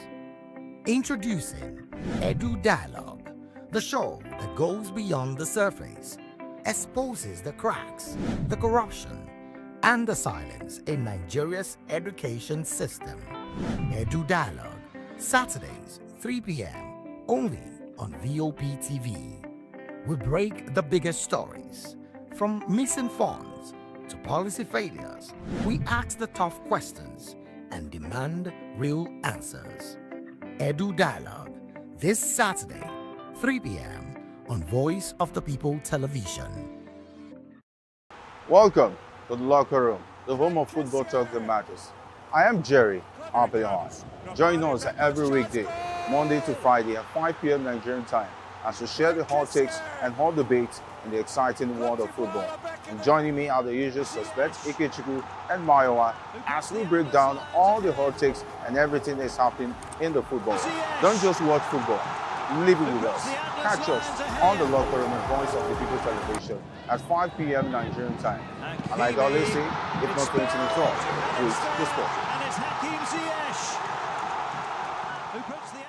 To know the happenings in the maritime sector, join us on the program Maritime Frontiers on VOP TV as we discuss key areas in the maritime sector, from aquaculture, maritime transportation, maritime labor regulation, oil and gas exploration, ferry and passenger insurance, marine pollution and prevention, port operations, and lots more. Maritime Frontiers, exploring Nigeria's blue economy.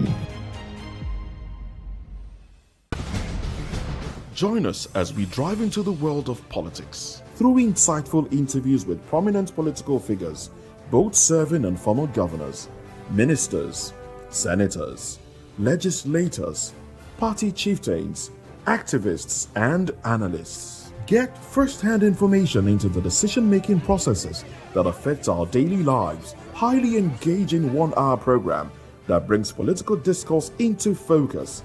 I am Chukwuma Okoro. Political Lens, Monday through Friday, 6 to 7 p.m. Join us. Are you ready for the extraordinary? Something big is happening on your screen. Introducing VOP TV, Now streaming on SLTV channel 264. From breaking news to captivating conversations, news analysis, giving you all sides to the story. We bring in-depth discussions on the issues that matter, from politics to sports, entertainment, and lifestyle. VOP TV on SLTV channel 264. Join us as we redefine what television means to you. Voice of the People Television, VOP TV. Now you have more than a voice.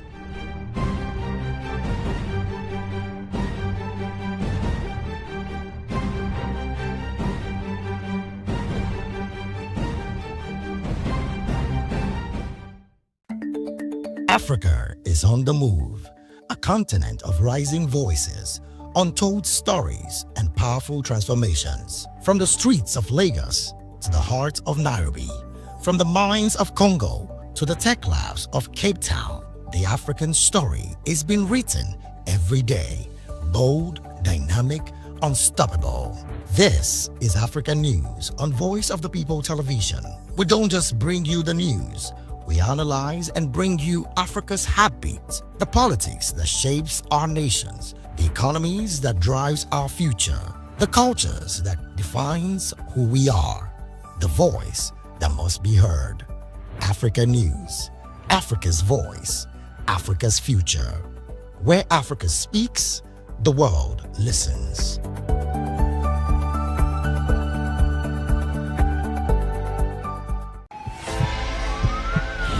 This is Health Check, your weekly guide to better living, smarter choices, and trusted answers. From everyday wellness to urgent health issues, we've got you covered. Health Check, only on Voice of the People Television, where your health has a voice.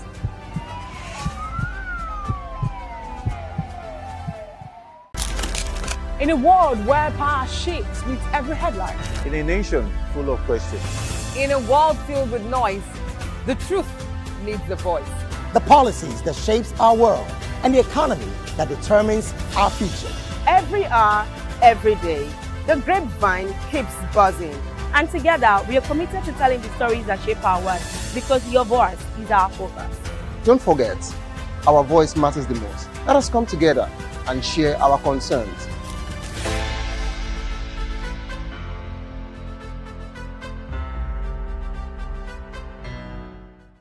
In a world where truth is the ultimate power and opinions scream the loudest, it's time to wade through the noise. Hunger no get tribe. Hunger no get religion. And scan the human interest and trending topics that matter. Stay tuned to The Issues, your plug to the stories making the buzz, from politics to science and technology, social justice, and more. Let's tackle the tough questions and expose the truth. The Issues on Voice of the People Television, Mondays to Fridays, 8 to 9 p.m. The Issues. Don't just react, understand. We encourage you to click on the like button and subscribe to our YouTube channel. We are Voice of the People TV. Also follow us on all our social media platforms. We are at VOP TV Live. Visit our website www.vop.ng for fresh and trending news. Also watch us live on SLTV channel 264. VOP TV, Voice of the People Television.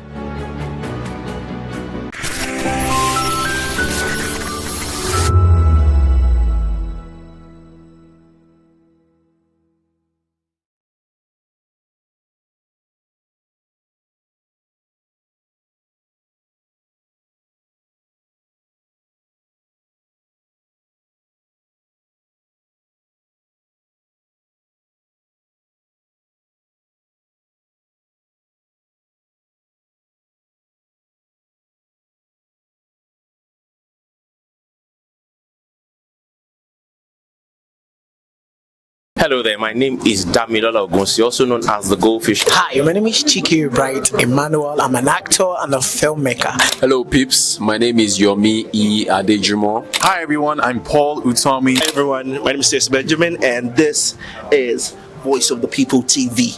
I need you to keep it locked to VOP TV. See, are you looking for good entertainment? You want to get good movies, good music, politics, talk shows, sports and entertainment. You really want a channel that gives you everything you need without you having to run around. VOP is where you are. That's Voice of the People. If you're not listening to this, you're not one of us.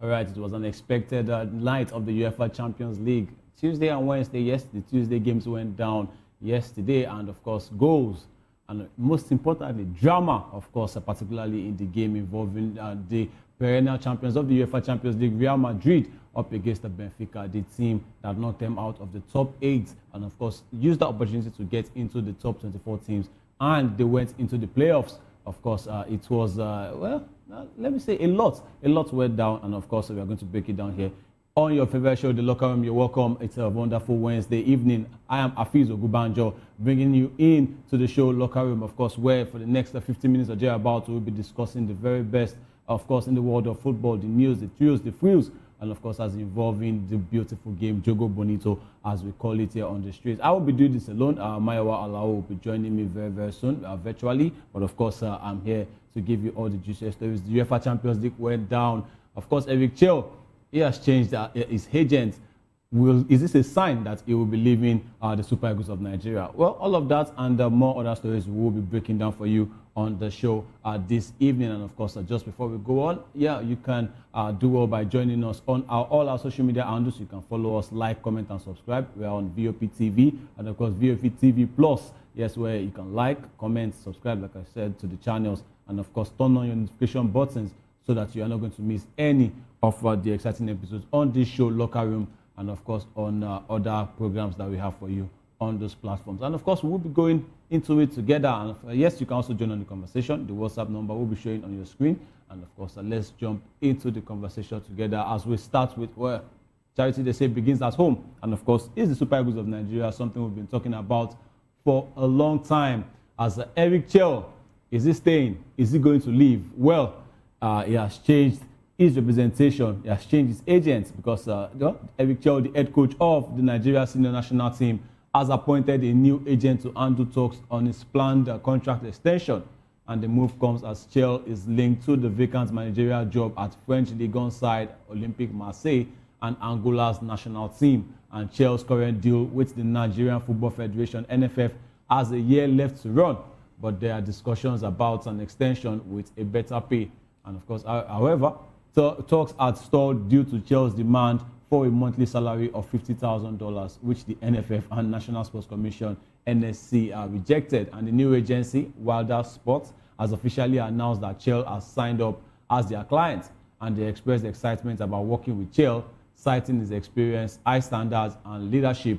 And of course, they cite those points as a valuable assets. And Chell's future is uncertain, with interest from Marseille and Angola, but is expected to continue as Nigeria's coach pending a new agreement. We discussed this yesterday on the show where Mayowa and of course Jerry, he was with me here on the show yesterday, where we were discussing about, Eric Chell, is he going to stay or is he going to leave as the coach of the Super Eagles of Nigeria? And there was a point I put out where I said, in the words of Ibrahim Gusso, he said, anyone that wants to, bring Chell out of his contract, we have to wait when his contract expires because they still have 1 year with him, and that's running until 2027.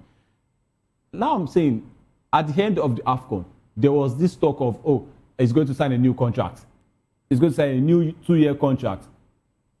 Does that mean that with what he said yesterday, does that mean that those talks are going to be like rubbish? Because if he's signing a new contract, you are not going to say he has 1 year with us. If you put pen to paper over that new contract, you're not going to come out and say he still has a year. So I feel like for me, if there's no new contract, if they still want to keep it to the end of his contract, then maybe so be it. But I don't think Olympique Marseille will be waiting, because also Angola, because they want to push their team forward. And yes, Eric Chell, you can argue that Of course, this is his biggest job, in his Nigeria career, managing the Super Eagles of Nigeria. But then he has still done his bit. This was somebody that wasn't even brought in, to come and do very well, to be honest, because it was brought in, like I, popularly say, it was brought in the line of fire. So it was somebody that, look, just steadied the ship a little bit. Maybe we're not expecting you to get to the World Cup, but he did his bit. The damage has already been done from the beginning. I mean, there was no coach for the Super Eagles for about 11 months. We're just seeing people coming here and there. There was no stable coach for the Super Eagles. And now they brought in this man. 18 games played, 12 games won, and 6 draws. I think for me, that's very, very good. Yes, you can say he lost via penalty shootouts in the AFCON semi-final, of course, in the World Cup playoffs. But then, when it comes to the penalties, like we popularly say, it's anyone's game. And of course, over 90 minutes, this man can boast of not losing a game so far for the Super Eagles of Nigeria. And these players, we have also said on the show, we established it, that these players have taken to him. I was talking about Electoral. They've taken to him. Alex Iwobi has come out to say, look, I want to work with this man. Victor Osimhen wants to work with him. All the players that he took to the AFCON, even the ones that he's still looking to invite to the national team, they seem like they want to play under him. And once you establish that player-coach relationship, trust me, you are going to go places. And of course, there are still talks about Nigeria, will they go to the World Cup and all of that. If that does happen, and Chelsea was already gone by the time, maybe to an Angola or to a Marseille, I mean, with these boys, we'll be now looking to, learn from another manager's tactics and all of that. I think there's a lot, involved in Eric Chell, getting a new agent. And just like I said also, getting a new agent, it means that there's something that is actually going on. Because trust me, if there are no transfer talks, if there's no possibility that you might be moving away from the Super Eagles of Nigeria, I don't think you will be getting a new agent. Now you are signed to a new agency, it's been announced, and it looks like they also want him as well. And with that, I won't be surprised, maybe in the coming weeks or in the coming months, I mean, we will be seeing Eric Chell, being Olympic Marseille's new manager. And of course, well, let me just say good one for him, but we have to make a decision in time. We really, really have to make a decision in time. Is he going to stay or is he going to leave? Marseille are still stalling on trying to bring in a new manager for their team, and of course they want to do that quickly. They're a big club, especially in France. They are looking to get the team back on track for European places, the Champions League or the Europa League. And since De Zerbi left, they are yet to get a new manager. But we'll be going into that also because they've made it like a decision that it seems like Eric Chell might be snubbed for that role. They are still stalling, but it looks like he might be snubbed for that role because Eric Chell, the Super Eagles coach, is no longer the top contender for the Olympic Marseille managerial job. Habib Beye, a former Rennes coach, is a popular name also amongst the Senegalese. He was at the 2002 FIFA World Cup with the Senegalese team. The former Rennes coach, Habib Beye, is now the favorite to take over, with Marseille reportedly close to appointing him as their new manager. And this comes after Roberto De Zerbi's departure and Beye's strong ties to the club. Of course, he used to play for Olympic Marseille. Yes, it makes him the leading candidate. And Chell had been linked to the Marseille job, but it seems he's no longer the top choice. And he's been in France recently, attending Marseille's Coupe de France match, but his focus remains on the Super Eagles. And Nigeria's Football Federation President Ibrahim Bousso has reiterated Chell's commitment to the team, despite rumors linking him to other African national teams. And Chell's performance at the 2025 AFCON, where Nigeria finished third, has boosted his profile. And is reportedly in demand, with countries like Tunisia, Guinea, Angola, and Mali interested in hiring him. And Tunisia is willing to offer him a monthly salary of around $100,000. I mean, Maiwa is with us, and perfect timing for him to come into the show. Maiwa, good evening and welcome to the show. I mean, incredible night of Champions League football, and we saw the drama. We are going to go into that, as we move on into the show. But of course, a good win for Real Madrid. It seems like after that last result, people were saying, look, Benfica, go and put all your investment on that one, that Benfica was going to get a win. It was looking sure, but then Real Madrid had to show them who is boss in the Champions League. Good evening and welcome, Maiwa. Well, it's always amazing to be here. I mean, a whole lot of craziness in the Champions League yesterday. I mean, the racial law took away from the brilliance of the Champions League. A whole lot of top people were also disappointed.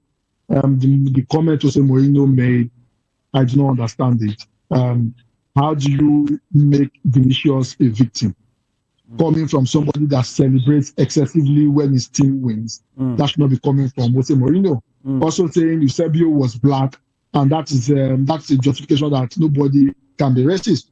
And for Gianluca Pristini, it's an Argentine, and this is not the first time people are complaining about how Argentine treats blacks in time they play against blacks. Yeah. Remember the 2022 World Cup final? Yeah. The French players also complained.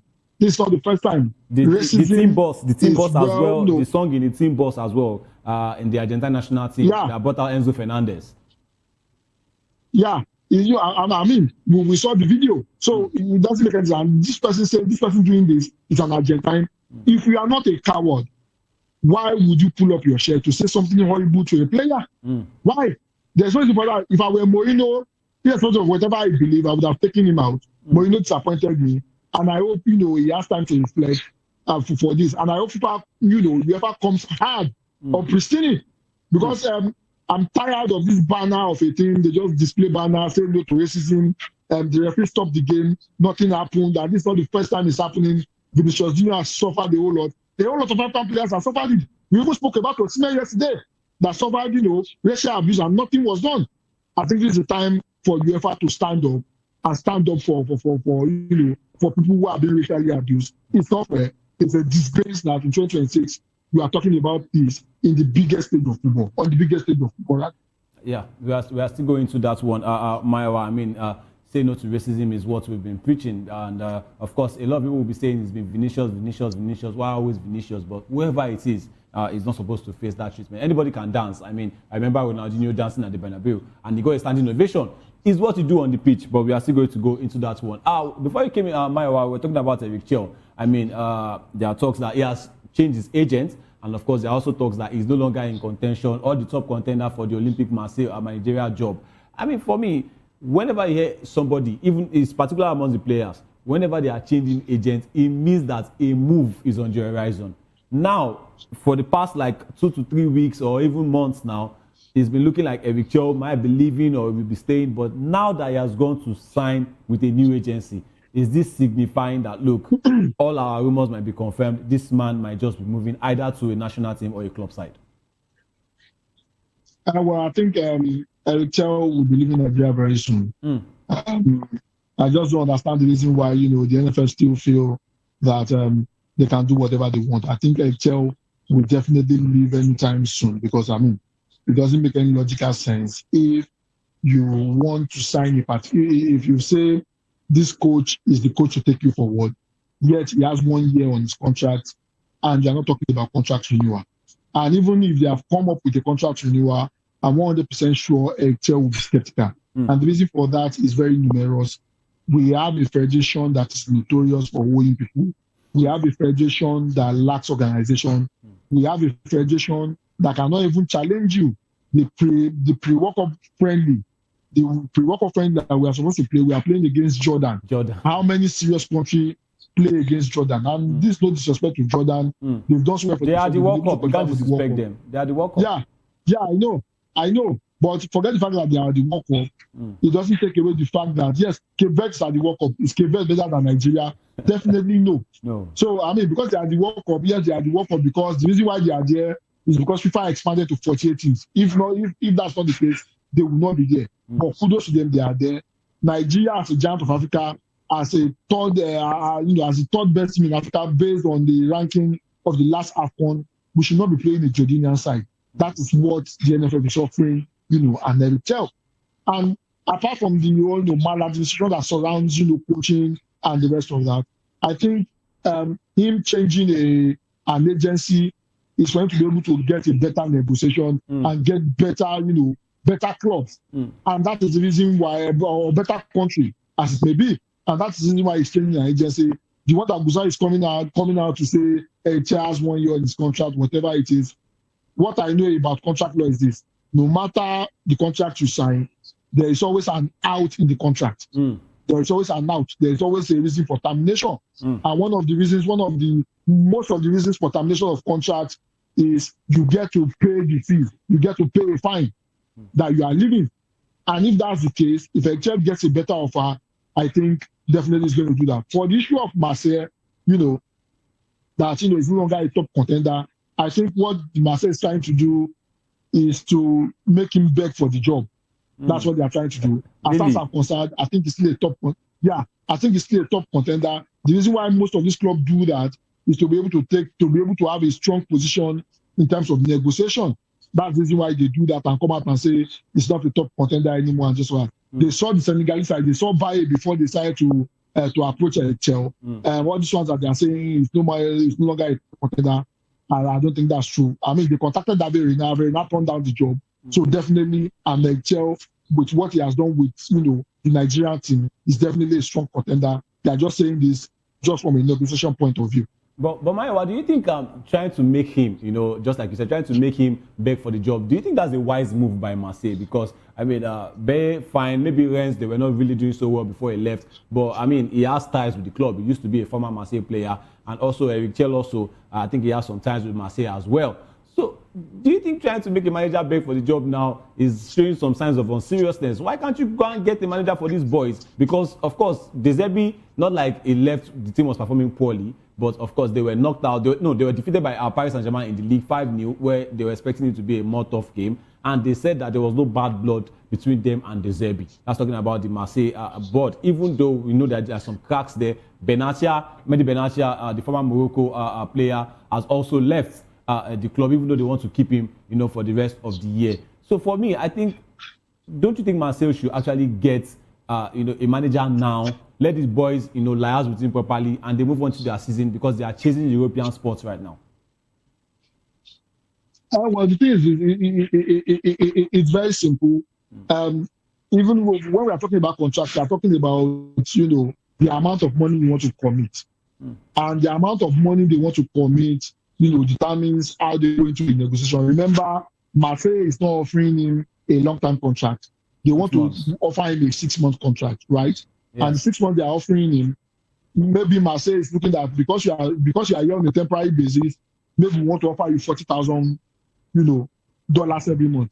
Yeah. And the Electoral looking at his achievements and looking at other African countries chasing after him, might probably be telling them that he wants an $80,000. Do you understand? So them coming back, and definitely they know because the situation, the maladministration we have in our in our FA is not something that the world does not know. The world knows about it.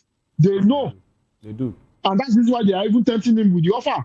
If he was so satisfied with the Nigerian job, the Marseille offer will not even tempt him. That's just the honest truth. They know. So that's the reason why. So if they tell him that, okay, you're no longer a top contender, and they know it's coming back, it's coming from a country that has history of owing people for over 30 years. Definitely, that will want to play into the psyche of, if I lose this opportunity, I might not be able to get a better opportunity. That's one. Number two, remember we spoke earlier in the last segment that he has changed agent.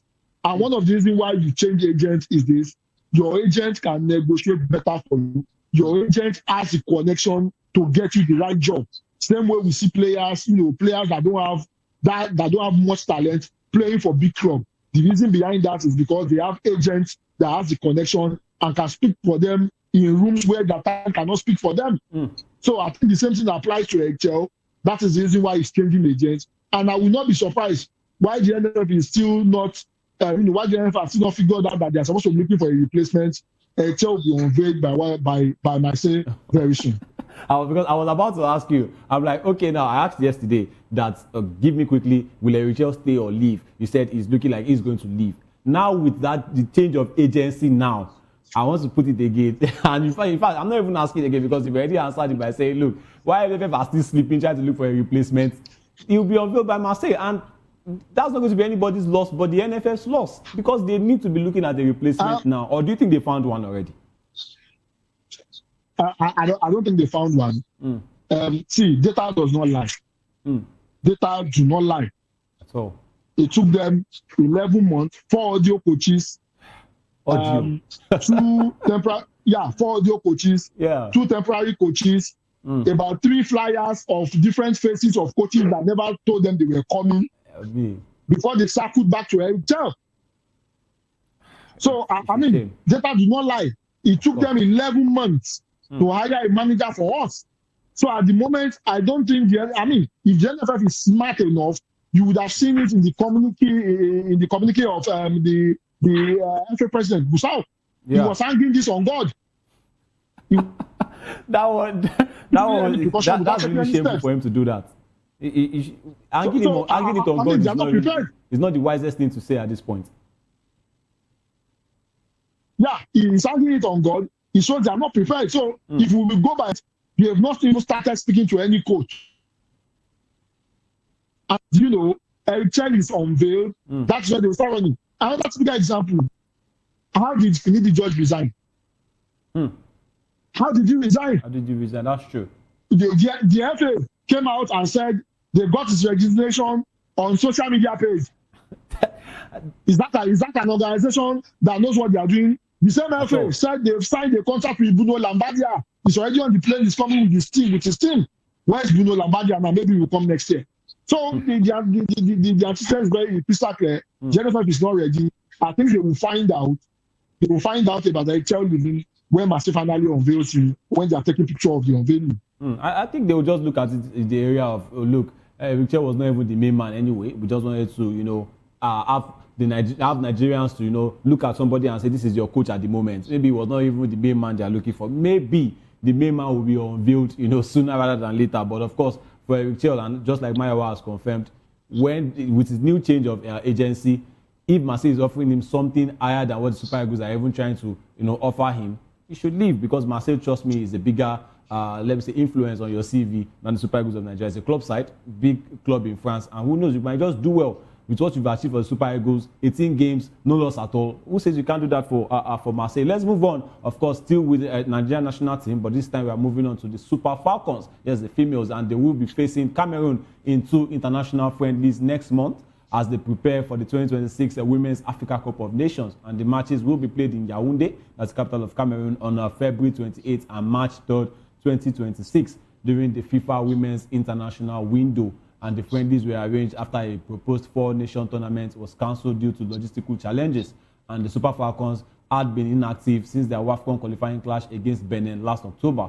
And NFF General Secretary Mohamed Sanusi said the matches will help the team prepare for the continental tournament and global qualification. And the 13th Women's Africa Cup of Nations will be held in Morocco from March 17th to April 3rd, 2026. And Nigeria, the most successful team in the competition's history. In fact, some can even say the only team in the competition's history, aims to retain their title and qualify for the 2027 FIFA Women's World Cup in Brazil. Myra, the barest minimum, of course, is the semi-final. And when you get to the semi-final, you already know that you have the World Cup on the horizon. You are looking at the World Cup. Playing against Cameroon, as against the Super Eagles that want to play Jordan, who are already in the World Cup, and the Super Eagles not even sure of their World Cup tickets yet. Don't you think this is a more serious, serious team to play in preparation?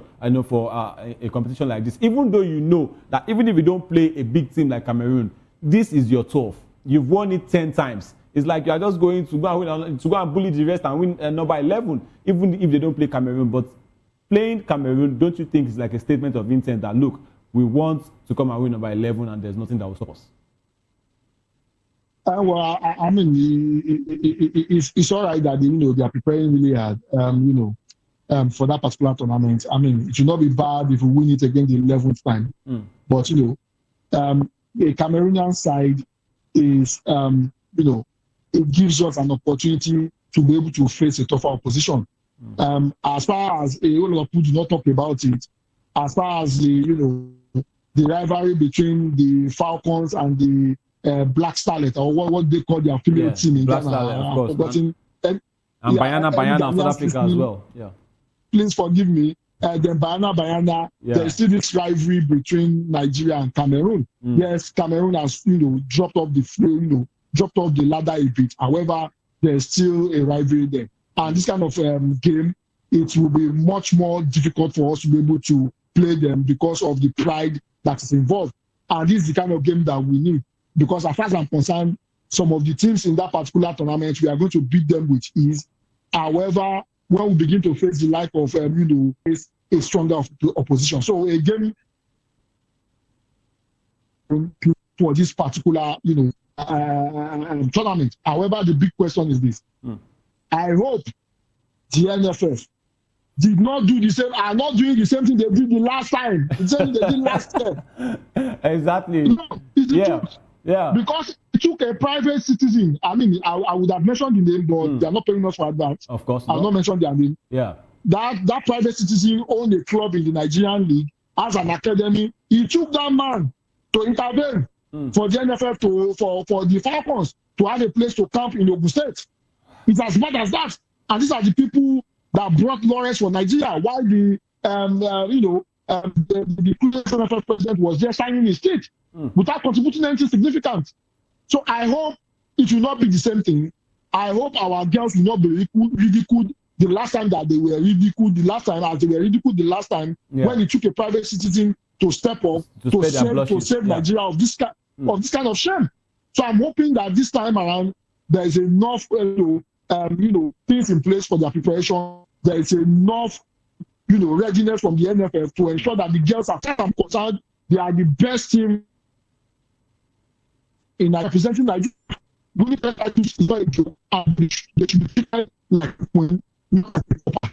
Of course, I mean, even stemming from their success in the last edition, where they had a rewards from the president and all of that, the delays it took and all of that. I don't think NFF will want to repeat all those antics, going into this tournament this time around. And of course, also it's looking like Morocco will be the ones that are going to be hosting, because still there's nothing, from official, from CAF and also from the Moroccan Football Federation are saying, look, we want to step down, or CAF saying we found a replacement. So the way it's looking is like Morocco is going to host the tournament. Which team, Mayowa, will you look from the 16 teams and you say, look, this team might just be the ones to prove a problem to Super Falcons? Or do you think Super Falcons will breeze all the way and win number 11? I think it's going to be very difficult for the Super Falcons. It's not going to be easy. Yes, some of the teams that you have there, I think some of them we should be able to beat them any day, any given time. Yeah. However, like David would say, football is like biscuits. You don't know where it will crack from. You don't know where to crack. No team is small. You can think a team is small, and they will show and they will put pepper in your eye, as they say in local parlance. So I think they should not take any of those teams for granted. And it's very important that they take all those teams as a top team and play them like a top team. However, the biggest team that will give us, a bit of headache, some headache, not a bit of headache, a whole lot of headache, will probably be in your Morocco. If you look at those two teams, it's a struggle for us to beat them, and that's just the truth. Morocco, the last time, it was due to their carelessness. How do you lose a 2-goal lead in the final? And a lot of people might say experience and the rest of that, but it was their carelessness. South Africa, it took a mistake from their goalkeeper for us to be able to win that particular game. Yes. It was not an easy game for us, and it shows that those teams are beginning to step up. Even our first game, I think we played, if I'm not mistaken, I think we played Algeria first in that particular tournament, if I'm not mistaken. Yeah, and Algeria, we had to win by and we had to win by a goal. Thereabouts, we struggled in that particular game too. Before the coach decided to make some changes in the second game, and started seeing free flowing football. But that's to tell you that teams in Africa are beginning to step up. South Africa and Morocco especially, they're on our neck, and I think we need to step up if we want to continue to be ahead of them. Okay, well, let me ask you this question quickly. Should Nigeria go on to win number 11, at WAFCON 2026 in Morocco? And Asisa Doshuala, of course, she will be the captain. Or let's say it's Ashida Ajibade, of course, but she's like a leader of the team without the armband. Where would this leave Asisa Doshuala in, let me say, in the Nigerian female footballers rankings? Is she going to be regarded as the GOAT, undisputed, or do you still see a certain Perpetual Nkocha ahead of her in the rankings? Well, if I'm not mistaken, Perpetual Nkocha has 4 medals. If I'm not mistaken, maybe 4 or 5 medals. If I'm not mistaken, of the Asisa Doshuala should be on his 3rd or 4th. If I'm not mistaken. Yeah. Asisa Doshuala has not gotten to the quarterfinals of the World Cup yet. I think he needs to do that. Nkocha, and the rest of them, Messi Akide, and the rest of them, they've gotten to Precious Dede. They've gotten to the semi-final of the World Cup before, and it was because of their inexperience. That is why they couldn't get past Matas Brazil in that 1999 quarterfinal. I think we should be able to go past Brazil if we have been able to hold our nerves because we scored in that particular game. So because of that, I would want to be good for her. That's my number 2. Porter played for Nigeria until she was around 38. Asat Fiola is in her early 30s. And it's looking like she might not even be involved anymore. Yeah, and she's already done. Remember how many games did you play in the last tournament? Yeah, the cap appearance. So it shows that, and I'm not taking anything away from her. She has done well for herself. The longevity is not there. Gone are the days we see players playing in their late 30s. How many of our players are late 30s? The only person that played, the last player that played into the 40 is this particular lady that broke her hand. I can't remember. Onomebi. Yeah, Onomebi is the one. Yeah. Onomebi played until she was 40. After Onomebi, I don't think maybe Odega is around thereabout. Maybe Odega will not be going to the next match because also we had the cameo appearance in the last tournament too. So longevity is beginning to reduce, and that is the reason why I will not, I will not call it the GOAT. I don't think even if she goes with them in this particular tournament, I don't think she's going to play a whole lot. She'll just be there on the side. She'll just be like another Ahmed Musa, cheering the girls and sharing experience with them for them to be able to do better. Of course, and let's say the role she is going to play, because number 11, of course, you might say, look, are you girls not tired of winning? It seems like any tournament they go in, they are the favorites. That's talking about the WAFCON. And this one, 2026, is not going to be an exception. I expect the Super Falcons, to blow all other teams away, even though you want to give, let me say, big kudos to all the other African teams, because back in the day, you could see that not many teams were bringing their challenge forward. The likes of, maybe if you want to say anything that will challenge the Super Falcons, maybe it's the Bayana, maybe Cameroon. But now, in recent years, we've been seeing Zambia. We've been seeing also Ghana trying to step up, and we've seen Morocco as well. I mean, 2 finals already back-to-back, even though they've lost both. But then, let's see how this tournament will shape up in Morocco 2026. Let's still talk on Nigerian players, this time in club football. Maybe not really good news. Crystal Palace has removed a Nigerian attacking midfielder, Christantus Uche, from the UEFA Conference League squad to make room for new signings.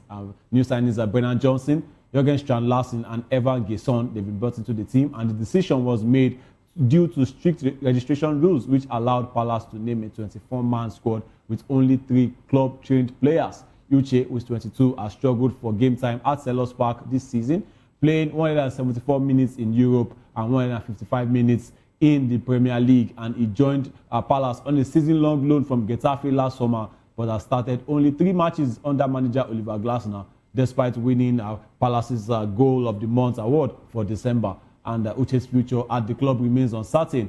His loan deal contains an obligation to buy clause triggered only if he starts 10 matches this season, a target that currently appears unlikely, very, very unlikely. And the potential lifeline for Uche is that Glasner would depart at the end of the season, meaning a new manager could offer the Nigerian a fresh start at Palace. I mean, it's safe to say that Christantus Uche hasn't had the best of starts at Palace. Maybe it looks like the moment he stepped in at Selhurst Park, it looked like it was not the man, for Oliver Glasner to replace a certain Eberechi Eze, Mayowa. Well, I think the thing is, you have to give it the opportunity to be able to try. Remember, there was a situation whereby he was told to be training with the under-22s or under-21 before they finally integrated him. Yeah, before they finally integrated him back to the team. I'm hoping that's not a disciplinary issue, because how do you bring somebody on loan and you are the playing? He's only played about 3 games, and he has to meet the obligation of 10 games before they can even consider buying him. I think it's not in the plan of Oliver Glasner. And if you have only played 3 games, I also want to, start you from him and bring in players that have been, that have been doing so well. The Larsen, if I'm not mistaken, scored a fantastic goal for them. Scored a fantastic goal for them, joining. So, and that sign that, he wants to make a statement. I think Christantus Uche needs to go back to the drawing board, and his coach, I will take it back to the Nations Cup. There's a particular Bright Osai somewhere that had a very good game on the game. Yeah, very poor. Yeah. Everybody called for himself. I called for himself. Yeah. But look at Bright Osai somewhere from the second game onward. It was a rock. It means he was able to go back to the drawing board and do something about himself that Etel could not drop him. The same cannot be said for Zaidu Sanusi that was dropped, and that was the end of him. So I think Mr. Sanusi needs to go back to the drawing board and ensure he impresses the coach enough for him to be able to make it. I think that's enough quality to be able to play regularly in that Crystal Palace side. I'm concerned. I think that is much more difficult than Palace, and he was able to break into that party. I think he has the quality to be able to do it. He just needs to ensure that he impresses the coach in training for the coach to be able to repose his confidence in him to bring back into the team. But if the obligation to buy targets, that's if he plays 10 games for the club or makes certain appearances, I think up to 10, if that doesn't work out, if it's not met, don't you think Uche should go back to his club, Getafe, and try to win back a place? Because it looked like it was a very, very instrumental figure for the club under Jose Bordalas, and it seems like Jose Bordalas, don't you think is going to welcome him with open arms if he goes back to the club?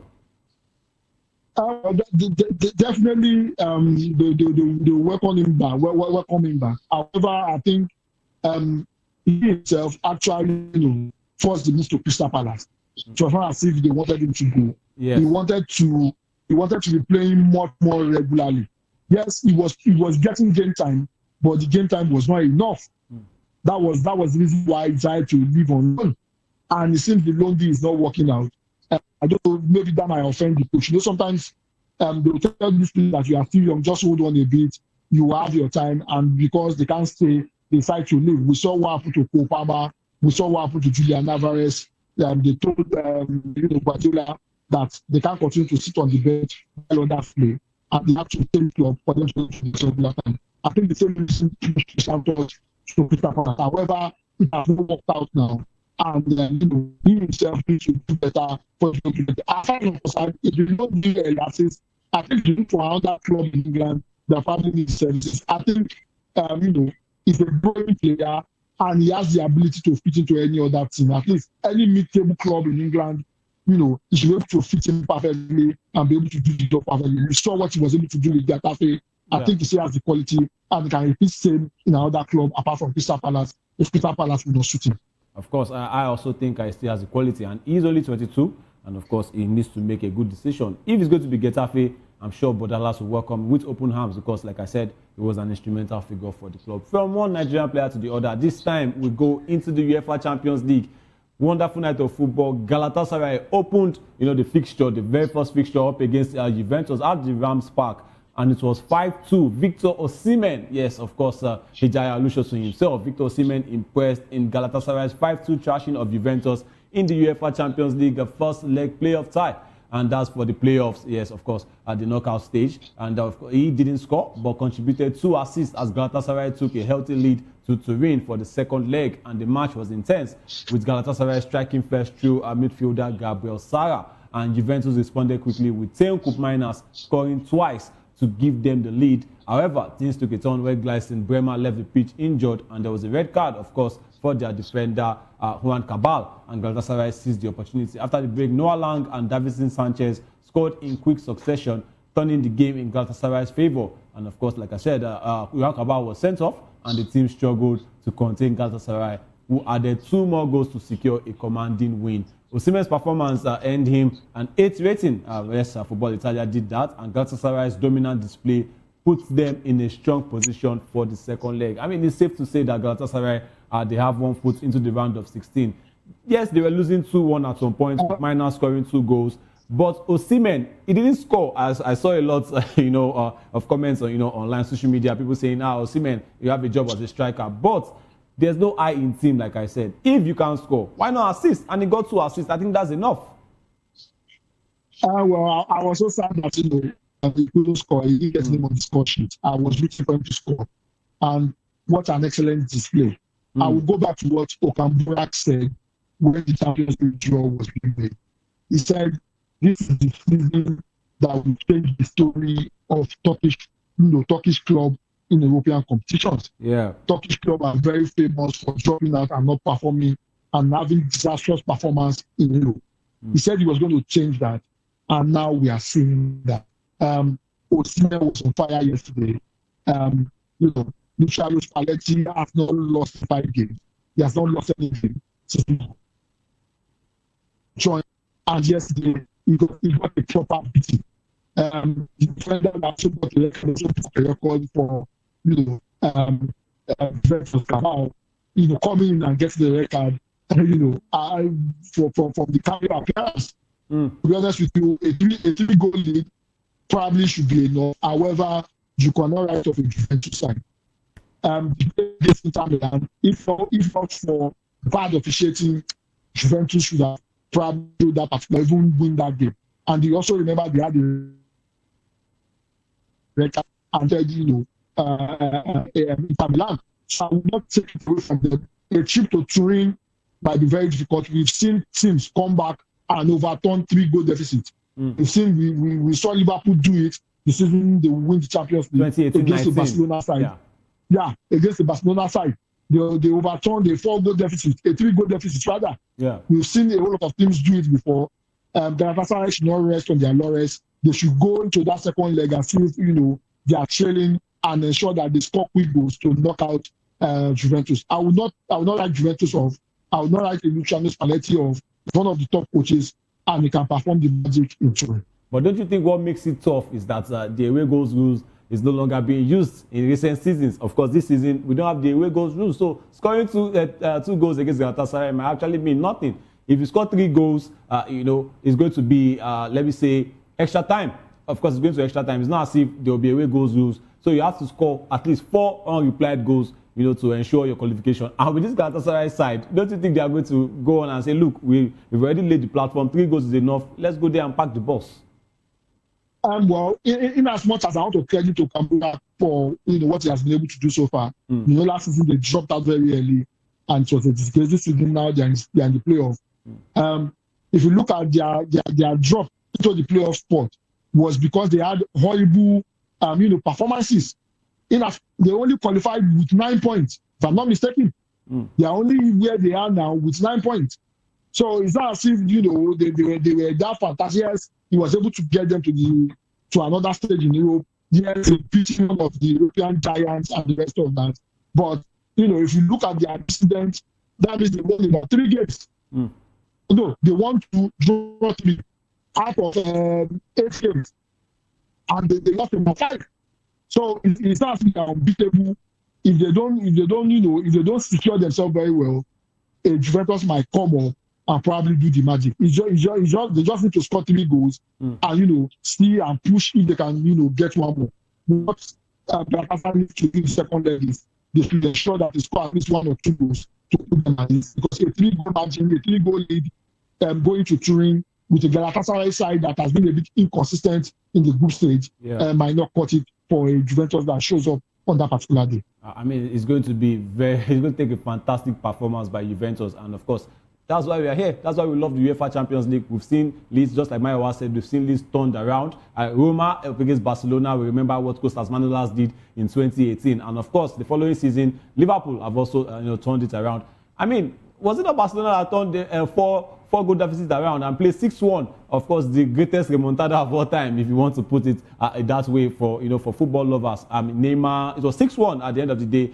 Luis Enrique was also there. But let's move on also to another game in the Champions League last night. This one, brilliant goal, but the drama. Vinicius Jr., he doesn't seem to find a way to get out of the media. Always involved in the media, Vinicius Jr., even when he's right.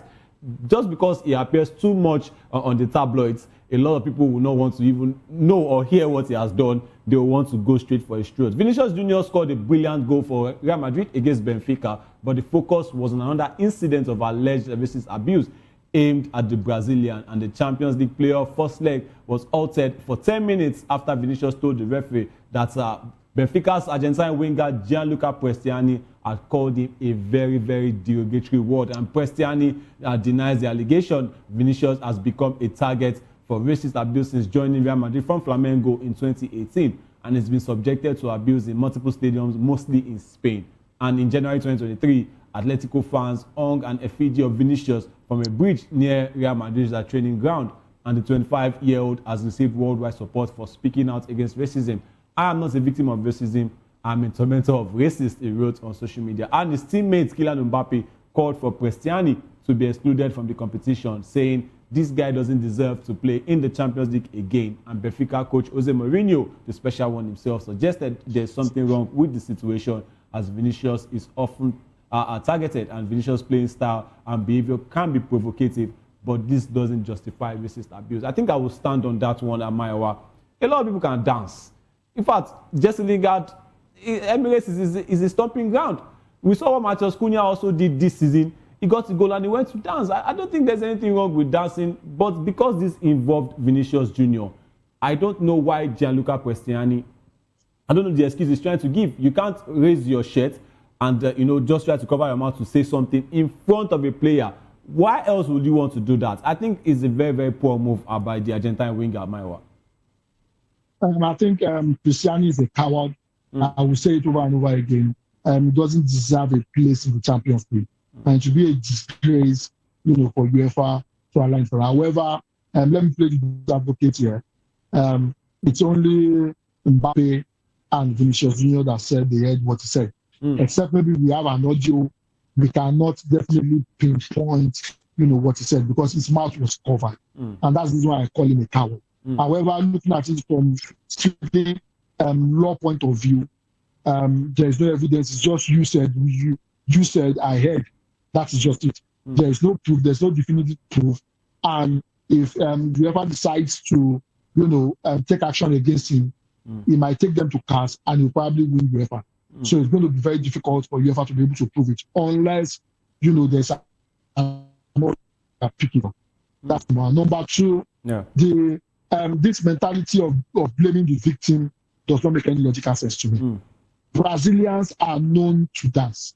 They don't call them, the reason why they call them Samba boys is because of their moves, it's because of how they dance. Exactly. Paquetá, Richarlison, Cunha, a lot of Ronaldinho. Even Neymar, yes. Neymar, they dance when they score. This is not the first time Vinicius Jr. is dancing. And in football, yes, sometimes because of how you perform, it's a bit edgy. I do not understand why the ref decided to even yellow card him. It doesn't make any sense. Yeah, he yellow carded because he said the celebration was successful. I don't understand. That means Jamila would have also gotten a red card for his famous dance. Back in the day. That's for Jamila's dance. Yeah, Italian 90 playing against Argentina. It doesn't make any sense. I don't have the reason why the ref decided to card him. The person I'm most disappointed in is Jose Mourinho. He was trying to justify the attack. He said Vinicius Jr. is always attacked because, he's provocative. So being provocative justify you being called, I can't even repeat the word. Exactly. I can't even repeat the word because it's shameful. I can't repeat it. Being called that derivative name, it doesn't make any sense. And I hope UEFA does something about this. I hope UEFA does something about this. All right. Yeah, because if they don't do anything about it, the banners that they display will just be useless. All right, Maiwa, we have our time is already fast spent, but let's quickly close this one because 4 games were played last night. Another 4 games will be played today. Bodo Glimt will be up against Inter Milan, and of course we have Club Brugge up against Atletico Madrid. It seems like Club Brugge cannot leave Ademola Lookman's neck alone. They played him at Atalanta. Remember the trouble it caused, with the penalty when under Gasperini during that time, his time at Atalanta. Now he's playing against them again, this time at Atletico Madrid, and he's up against his teammate, sorry, not his former teammate, his current Super Eagles teammate. I was talking about Rafael Onyedika. What is the game that you think is going to, blow up this night again? Are we going to see the same, just from last night in the UEFA Champions League? Quickly, Maiwa. I think Atletico Madrid wins it. Simeone has been praying for that particular game. That was why he lost over the weekend. So I think this will be at the time for Ademola Lookman to shine. He has been in the groove. And the giant killers, Bodo Glimt, that defeated the Man City side, they might shock Inter Milan tonight. Inter is traveling away, and Bodo Glimt might shock them and probably win. So surprises might come up in this particular game. And also Karabakh against Newcastle. Karabakh might also do it against an inconsistent Newcastle side. All right, Karabakh against Newcastle also is going to be an interesting one. Thank you so much, Maiwa, for coming onto the show and putting your inputs this evening. Well, it's always amazing to be here, and I hope Electoral does not dump Nigeria and let NFF disgrace us again. Thank you for having me. All right. Thank you very much, Maiwa. Of course, the UEFA Champions League games will be taking on this night. Quarterback against Newcastle, Bodo Glimt up against Inter Milan. You have it on your screen. Olympiacos against Leverkusen, and of course, Club Brugge up against Atletico Madrid. We want to watch all those games, and we are going to bring you the results and all the analysis tomorrow on the show. It's been Locker Room. I am Afiz Ogubanjo. Up next is Political Lens with Chukwuma Okoro. Stay tuned and bye for now.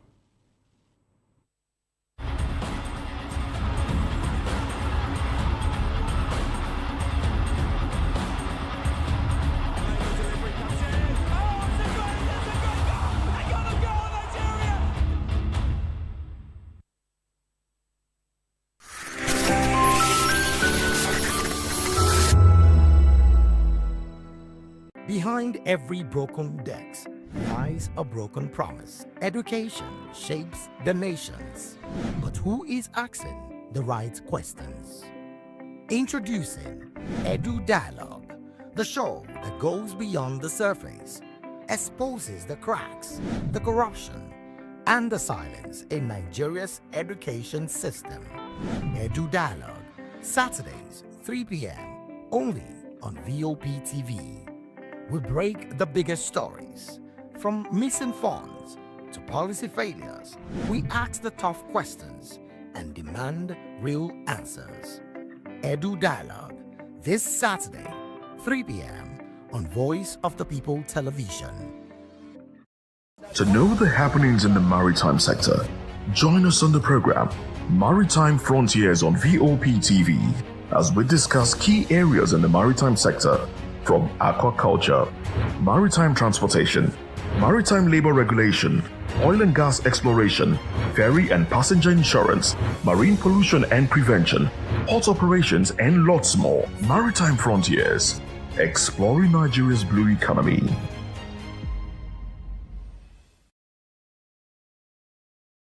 When you say, make Nigeria no happen to you, me sef go say, make you no happen to Nigeria.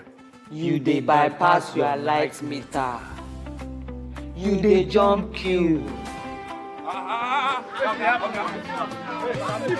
Yet, you dey wait make Nigeria change for you. My brother, my sister, you sef change. Oh yeah, see that Naija pikin wey pack dirty wey block gutter wey dey cause flood. Abba, Naija pikin. Make we take care for our environment. Gen Z is no one work. Now quick cash them they find. Just like that, boys don't turn Pablo. And girls?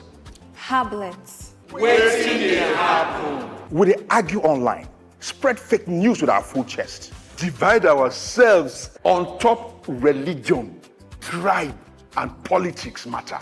But we go dey shout, no unity for Naija.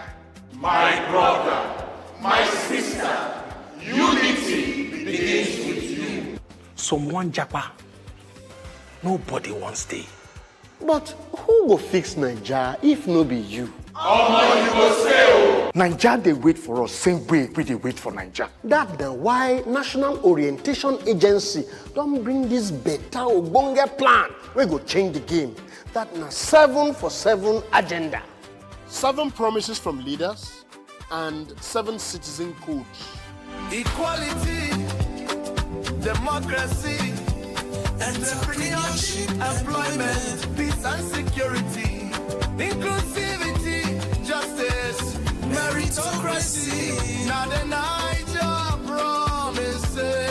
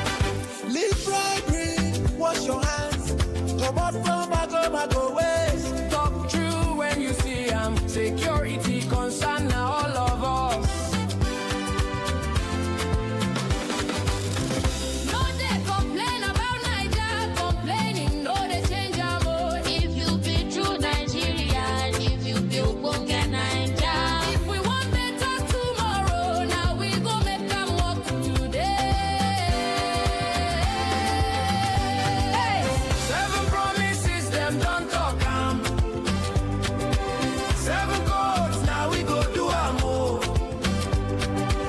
No they wait, no they look face. Join body, make we run the race. Now you and me, now you and me, now you and me. Go fix our Niger.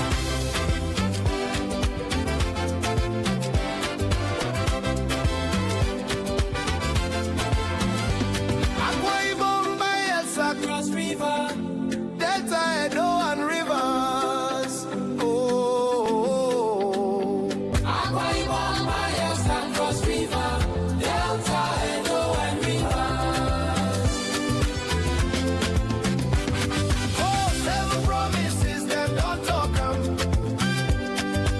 7 codes, now we go do 'em more.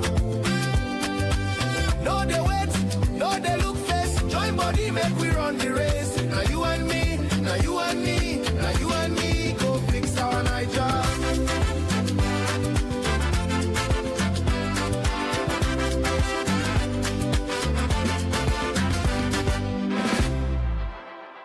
If we be true Nigerians, we go rise hand in hand, uphold the 7 for 7 agenda for Niger, our hope, our pride, and our strength.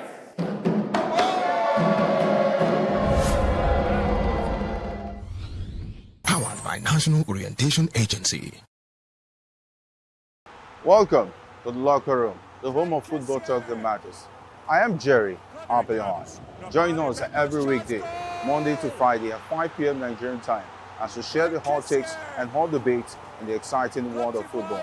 And joining me are the usual suspects, Ikechukwu and Mayowa, as we break down all the hot takes and everything that's happening in the football. Don't just watch football, live it with us.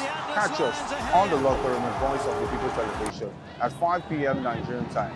And like I always say, if not 20 minutes off, please discourse. And it's Hakim Ziyech, who puts the Join us as we drive into the world of politics through insightful interviews with prominent political figures, both serving and former governors, ministers, senators, legislators, party chieftains, activists, and analysts. Get first-hand information into the decision-making processes that affect our daily lives. Highly engaging 1-hour program that brings political discourse into focus.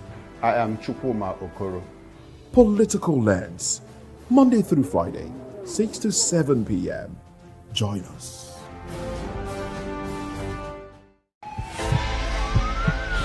This is Health Check, your weekly guide to better living, smarter choices, and trusted answers.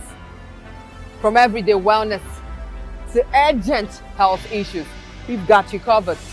Health Check, only on Voice of the People television, where your health has a voice.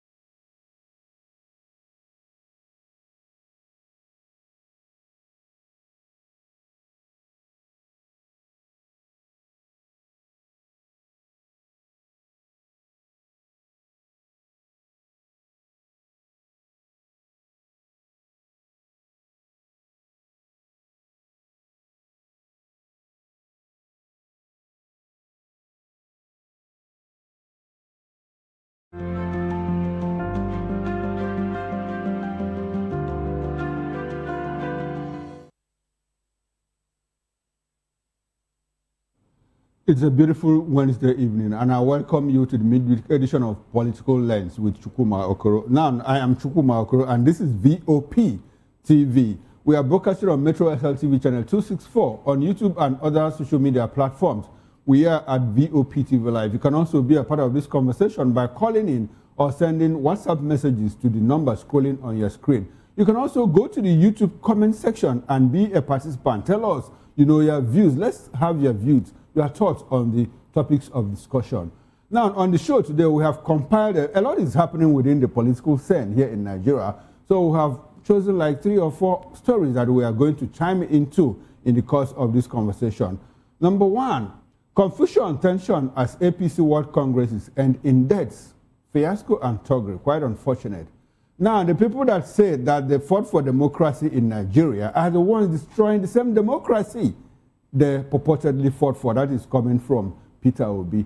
Away from that, with Makindale's potential exit from the PDP to the ADC, probably, PDP has lost a foothold in southern Nigeria. Now, El-Rufai should answer to the fraud allegations and not play politics.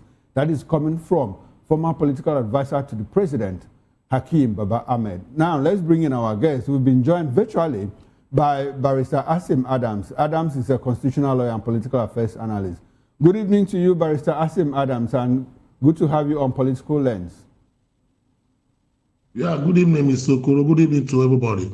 Good evening, Barrister Adams, and welcome to Political Lens. Now, before we get into the show, I would like for you to, set your phone on auto-rotate so that, okay, beautiful, I understand it's okay from the tech team. Barrister Adams, now let's get into it. The World Congresses of the All Progressives Congress, APC, in the lead up to its national convention slated for later this year, have been marred by deaths, fiasco, thuggery, and postponements across several states of the Federation. Now, in Ondo State, violence marred the APC World Congress in Danre local government area, leaving 2 people dead and 3 injured, according to police reports. But the command spokesperson said tactical teams were deployed after armed thugs attacked participants and set a vehicle ablaze. Commissioner of Police Adebowale Lawal led a joint security response to restore order while investigations into the incident are ongoing.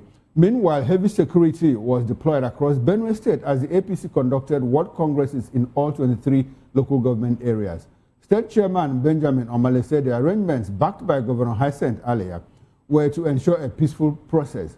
Party officials confirmed that materials were distributed early and that the exercise aimed to elect ward executives and delegates without disruption. But in Delta State, suspected political talks, allegedly loyal to House of Representatives member Jonathan Ukodiko, disrupted the APC World Congress in Oto Owe/Akewe Ward 6, Isoko North local government area of Delta State. Party members accused the lawmaker of attempting to impose ward executives ahead of the 2027 elections, leading to tension and the eventual collapse of the exercise. The accused denied involvement, while local party leaders confirmed the Congress did not hold due to the violence. And in Adamawa State, the APC has postponed its state and local government World Congresses in Adamawa State, according to a letter dated February 17, 2026, addressed to Independent National Electoral Commission.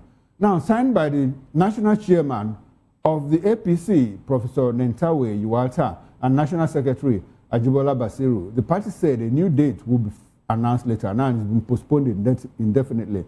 Sources claim the delay may allow Governor Amado Fintiri, to finally, the camp, to finalize a planned defection from the PDP to the All Progressives Congress, APC. Reports across states show that confusion, carnage, and thuggery greeted the exercise. Now, let's bring you in, Barrister Asim Adams. This is just World Congresses, and we see this level of brigandage. Does it foretell what will happen at a high level? Talking about in the lead up to the APC National Convention. They have to do World Congresses, local government congresses, state congresses, now the National Convention, to elect national officers and probably a presidential candidate, senators, senatorial candidates, House of Representatives candidates, and all of that. If at the world level we see this level of brigandage, what do we expect to see, in the coming days, in the future? Are you able to tell us, lead us into all that you know? Help us make sense of it all, Barrister Asim Adams. Yeah, thank you very much. There's no difference from what has been happening in our political ecosystem for decades. There is no internal party democracy. There is violence and desperate politicians who want to win by all means possible. That has been what we have seen. That has been what has occasioned right from time. So it's not even new. So we were thinking by now that they've gotten over it, but nothing has been done about that. And that is the fear I have. You know, I was talking to a group of people yesterday, and I said that you may have very good laws. Assuming the Senate was able to pass that bill for real-time, transmission of results, and you have it in the Electoral Act, that it's not just by itself, that we still need to do more for elections to be credible in Nigeria here, because the foundations of our elections are faulty. Now, let me give you in this scenario now where just the beginning, the local government level, that is the smallest or minutest level of congregation of elections, and you are seeing this kind of violence, you are seeing this kind of distortions, and even loss of lives. That is at the local government level. We have never gotten to the state level and the national level. Then you're not talking about elections next year. So if politicians at this point could decide to unleash violence on, even their party members, that is the card-carrying members, their own political parties, could not even do credible elections or what they call congresses or whatever they call it, then what do you think will happen in the general elections? Okay, that has been my worry. That has been your worry. And Barrister Adams, is clearly worrisome. But when you frame it around the normalcy, that is what we are used to. Well, I am not sure everybody will agree with you. Personally, here, I don't have an opinion, but I don't think I agree with it, because at some point, I was also involved in monitoring elections at the ward level, congresses. Take, for example, the last PDP Congress in Abia State. I was part of it. Okay, in the 2022, in the lead up to the primaries, I was part of it, and the whole exercise was seamless. Even the Labour Party, the exercise was seamless. Even in the APC in Abia State, it was all seamless. But we see a situation where now the APC, like you said, and I have not heard, in recent times, even as far in 2022 that I made reference to, that people were, in Ondo State, 2 people were killed. The state party chairman of the APC was assaulted. And I have not heard of this level of brigandage at the ward level, at the local government level, at the state level. And so it becomes worrisome when you say that it is a norm. I will not agree personally, and I'm sure that a lot of people will not agree. But like I said, I don't have an opinion, but I'm just telling you what I experienced. We're using my state as a case point. Now, people are worried. Is this a product of everyone trooping to the APC? You recall that in the past 2 years or so, we have, if Ahmadu Finturi joins the APC, we will have about 30 governors in the APC. And is this issue of this person is 001, like in Rivers State, where you are, there is this problem of who is the leader of the party in the state, who is the political leader of the state. Is it a product of everyone trooping into the APC? Because some people also predicted that the APC was going to implode because they have old members. Now, people that moved from one party to another one, from PDP, from Labour Party to the APC, are coming to assume positions of authority away from the people that nurture the party from the grassroots. Could this be a product of all of that? Well, I wouldn't rule it out, but I don't think it's the main reason, but it could be part of it. For me, the main reason why you see people, kind of unleash violence in situations like this is when you have people who are very desperate. They want power by all means. They see political power as the beginning and the end of their existence. That if they lose out on political power, their life is gone. They have placed so much on it. So it's like an investment or an investable tool that, let me put in my effort here so that I can start cashing out once I win that ticket. At the moment I begin to cash out, open and close, then I'll become wealthy, I'll become popular. Because you have seen that in those days, one of the means for you to, get, be rich or whatever, is for you to get a good job. When you finish school, you go with your certificate, looking for a good paying job to sustain your living and maybe up your living. But today, what we do is that charlatans who did not ever go to school, we wait for election year like this and begin to militarize the system.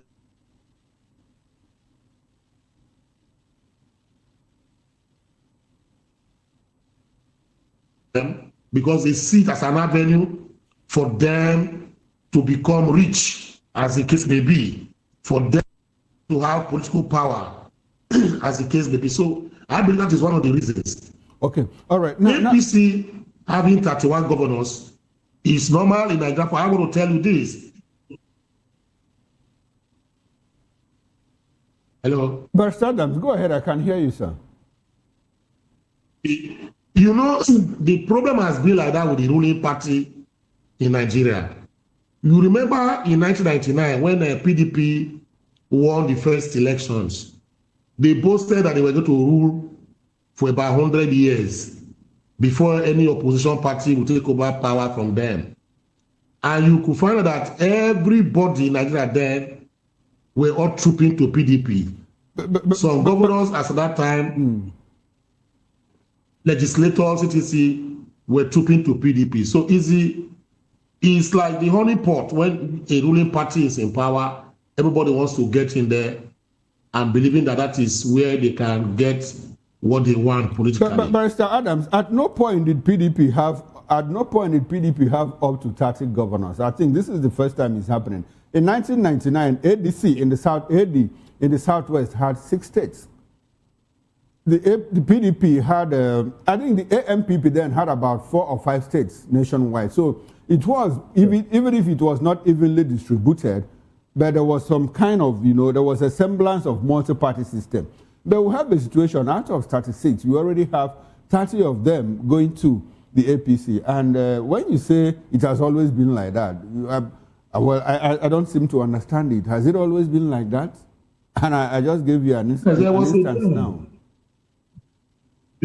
There was a time, if you check your history book, there was a time you found that PDP had the highest number of governors. They had 22 governors. In its fold. They had 22 governors. Good, 22. Okay. 22 out of 36. Okay, 22 out of 36. Yes.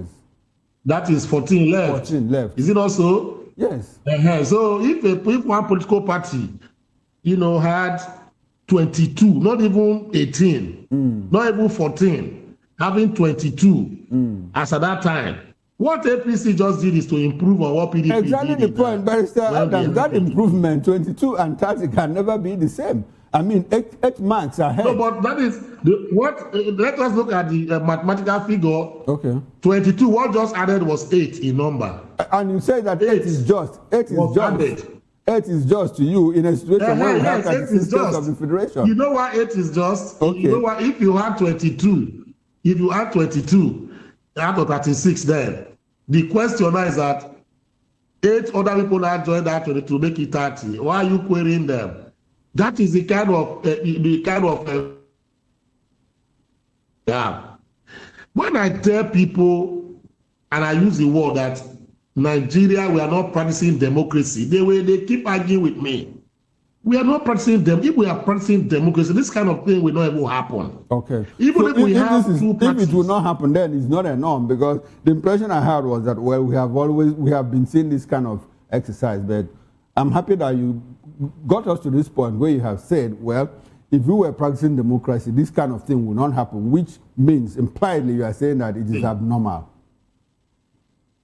It's abnormal. It's abnormal. Okay. It's abnormal in when it comes to issue of democracy. Okay. But it is a normal in Nigeria. It's a norm in Nigeria, according to Barrister Adam. All right. Now, Barrister Adam, before we leave this topic, because we have other topics to touch on in the course of this conversation, are we likely to see an implosion of the APC before 2027, using this as a gauge? I mean, if at the ward level we are seeing all of this, what will happen at the state level? Are we likely to see an implosion? Is it something that might just certainly happen? We are going to see. Yes. Land on your thought, Barrister. I can certainly. Yes, certainly we are going to see an implosion. That is either before 2027 or after 2027. Okay, beautiful. Now let's get into the second topic of discussion. Now, Peter Obi, former Labour Party presidential candidate and former governor of Anambra State, has condemned the use of tear gas on peaceful protesters in Nigeria, calling it evidence of democratic backsliding. He said the citizens were attacked simply for demanding free, fair and credible elections, describing the act as a betrayal of democratic principles. Obi criticized leaders he claimed once championed democracy but now undermined it. He urged Nigerians to resist what he termed ongoing threats to democratic governance and to unite in protecting the country's institutions. His remarks come amid controversy over the Electoral Act Amendment Bill and disagreements within the National Assembly regarding mandatory electronic transmission of results. Civil society groups and opposition parties are also pushing for strict enforcement of e-transmission measures ahead of the 2027 general elections. Barrister Adams, according to Peter Obi, the people that fought for democracy are the ones undermining it now. Do you share that sentiment with Peter Obi? Well, I wouldn't know whether who are those who fought for democracy.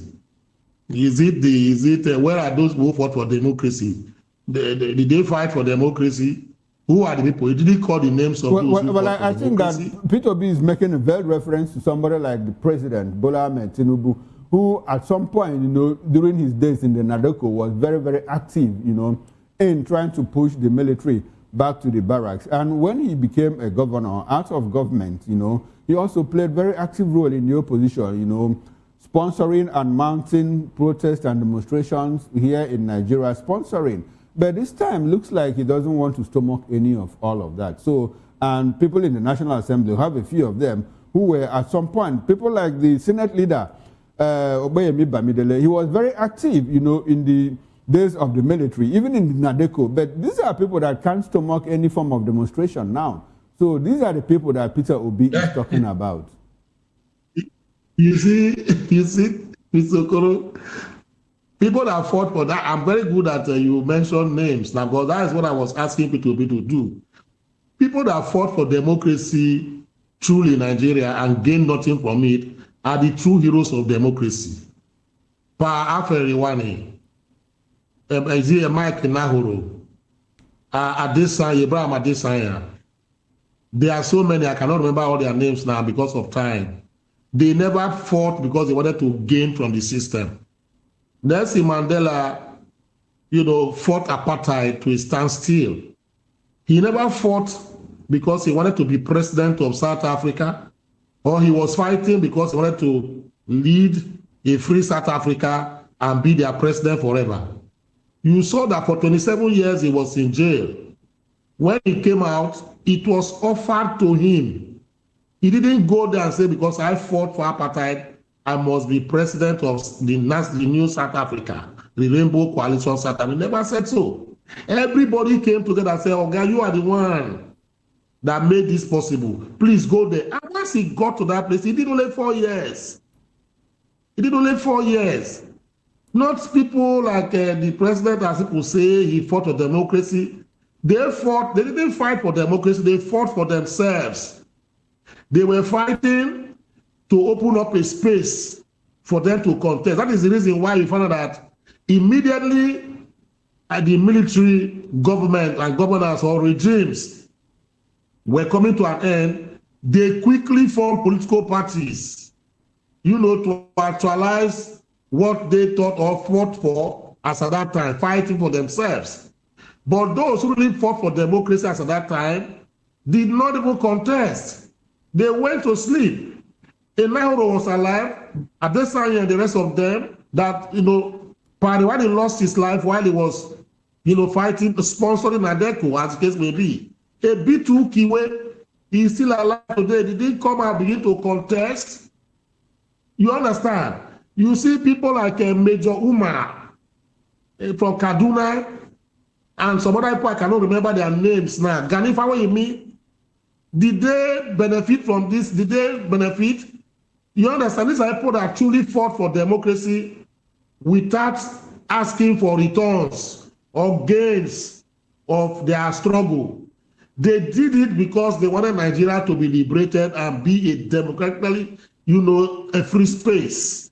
Not because of their personal gains, as the case may be. You cannot compare those people to people like Tinubu that fought to open the space for them to now contest, as the case may be. That is why we are having these kind of situations.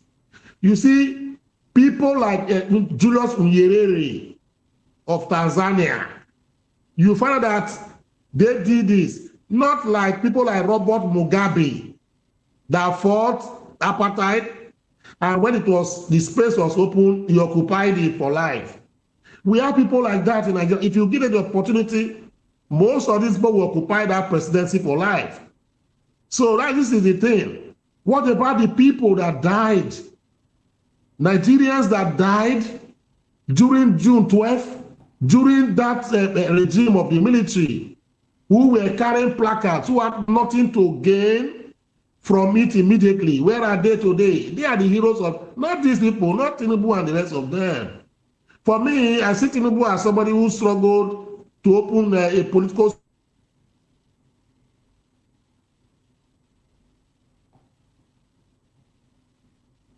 space. So when people begin to tell me that they democracy, you need to ask them that question. What do you mean by fighting for democracy? Okay. When you fought for yourself. All right. Barrister Adams, I like the reference you made to South Africa, Now, let me ask you, if the president does only one term and says 2027, Nigerians, bye-bye, will you commend him as a hero of democracy? Like what Nelson Mandela did? Him as one of the heroes of democracy. Because I will know that he didn't come in there because he wants to have that personal gain for himself. But when you now begin to say, because I fought, then you must do the maximum 8 years. Even when people feel you are not doing okay, even when people feel you are not doing all right in government, you still want to force yourself on the people. Yes, they are giving you that grace. I say, because you fought for democracy, or you were part of those who fought to open the space for democracy to thrive, let us give you that opportunity. You did that. And at the end of the day, you became the president. I magnanimously, I thought in the true spirit that he would have said, I'll just do 4 years. And I'll do, he sets an example. He becomes a statesman. He becomes a statesman. That is what I thought. For me, statesmen are people like a B2 Kiwe. What if he thinks that his work is not done? No, I'm talking to BC Kano, I mean. Ndubisi Kano, not a B2 Kiwe. These are the heroes. Ndubisi Kano, he never came out to say he wants to become governor of his state, even though he risked his life for democracy in Nigeria. He has not come out to begin to say no. Because I did this, I must get a ticket as my candidate for governorship in my state. These are people I regard so much. I give them credit. I see them as my heroes. So these are the kind of things. Okay, all right. But Barrister Adams, let's go back to the reason why Obi is, trolling this leader, saying, well, you supposedly fought for democracy, but you are destroying the same democracy. Is coming out from what happened in the Senate. I have not spoken with you since the House of Reps and the Senate harmonized the electoral law as amended, the reenactment, the new amendment. Now, they came up with, the House of Representatives had to go back on their words. On the 23rd of December, they had said, well, we approve compulsory e-transmission of results. But yesterday, they changed the song and said, well, let's roll with the Senate. Where Senate says it is hybrid. If you can do electronic, you do. If you cannot do, or where it's not possible, you use manual, which is hybrid. Taking us back to where we are coming from, the 2022 Electoral Act. Now, what's your reaction to all of that? Does it look like, because these people, the argument of the National Assembly is that at this point, Nigeria is not yet ripe for e-transmission of results. They say we don't even have steady power supply, we don't even have network connectivity in all nooks and crannies of the country, and all of that. Will anybody fall them? What's your position on this? What do you think, Barrister Adams? Do you think that we are ripe for e-transmission of results? I want to say with due respect that before now, I have made my stand known. You see, the Senate, and even those who are clamoring, who are the people clamoring for e-transmission of results? Is it not the opposition? If you look at the riots, the protests in that, is it organic? It is the opposition parties that are organizing their supporters and maybe Showore and the rest. Showore belongs to a political party. So those are the people. It's not like NSAS where the whole Nigerians will come out and begin to say. But they will tell us that Nigerians say, who are Nigerians have said so? That is the best way of transmission. Even if you do e-transmission of results, will that stop a rigging of elections in Nigeria? That is the problem, because people don't want to be very realistic. I have said this before. Nigeria does not even from our laws, it's a hybrid. It's hybrid. No, between manual and electronic. They want that law. Nigerians want that law changed. They want it to be made compulsory. Well, if who are the Nigerians who want the law changed? That's what I'm saying. Is it the Nigerians or the political parties in opposition that want the laws changed? Well, Nigerians make up the political party. Public opinion, seems to sway in favor of. See, Mr. Okoro, that is a mistake we all make. Okay. Not all of us belong to political parties. I'm not a card-carrying member of any political party. Okay, but what about public opinion? Barrister Adams, what about public opinion? Public opinion, if you go through social media, across social media platforms, Nigerians seem to be demanding for mandatory transmission of results, electronic transmission. And the Nigerians asking, and which yardstick they use in a state and a country where statistics are faulty and not accurately done? Is it based on social media? Is on social media I see all these things taking place. On social media, and social media is not a realistic platform. I have told people that you see the swell of activities on social media. One man can hold about 3 handles and begin to gather crowd and say 1 or 2 things, and you think it's social media or Nigerians. So Barrister Adams, at this point, okay, the bulk majority of Nigerians are what? Land on your thoughts, sir. The majority of Nigerians who are on the street, like myself and the rest of them, we are looking at the two parties struggling on how to amend, Electoral Act. But me, I'm of the opinion that it's not going to bring credible elections. Now, please, if you give me time, I will just explain one second. Go ahead, sir. Go ahead. Are you aware, or let me ask you, which election has been described as the freest and fairest credible election in Nigeria history? I don't know if you know. No, go ahead, sir. I know. June 12th. Is it not so? June 12th. That is the election the even international observers have used as a yardstick today. June 12th was not done based on electronic transmission of results. It was done because it was an organic election. The people came together and said, this is the person we want to vote or to become our president. Based on whether religious, ethnic line, nobody cared. Every Nigerian man had that, whatever I said, this is a person who wants to be our president. And they work towards that election. Then there is a man at the helm of affairs called Humphrey Nwosu. Mr. Professor Humphrey Nwosu, he ought to be given an award. Humphrey Nwosu, the INEC headquarters ought to be named after him. He conducted the election under military regime. And when soldiers and Babangida felt that, look, we don't want this man to become the man that is winning, we don't want him to become president, they contrived situations. Reports had it that Nwosu ran away with the results of the people, and that gun was even put on his head. That if you don't stop announcing this result that they are going to shoot, he said they should shoot him. And he went ahead to announce that result. And today we knew that Abiola scored XYZ and the number of whatever is called. That's number one. There was no electronic transmission. Number two, Abia State, where Oji Alex Oti today, people are saying is the best governor is this and that. The particular lady, one Professor Ngozi also, held her ground, even when manipulations took place, that it should announce a different set of results.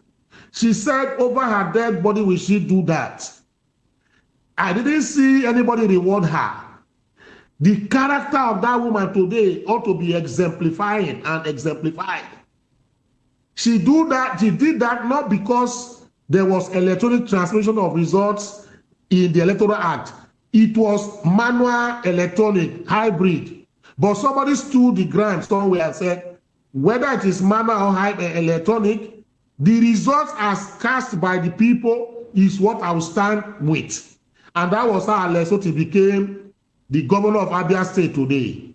So a similar thing I'm asking Nigerians to think better on this time. Oh, okay, so now you may have an electronic transmission in your paper, your constitution, your electoral act, but the INEC officials, the presiding officers are corrupt.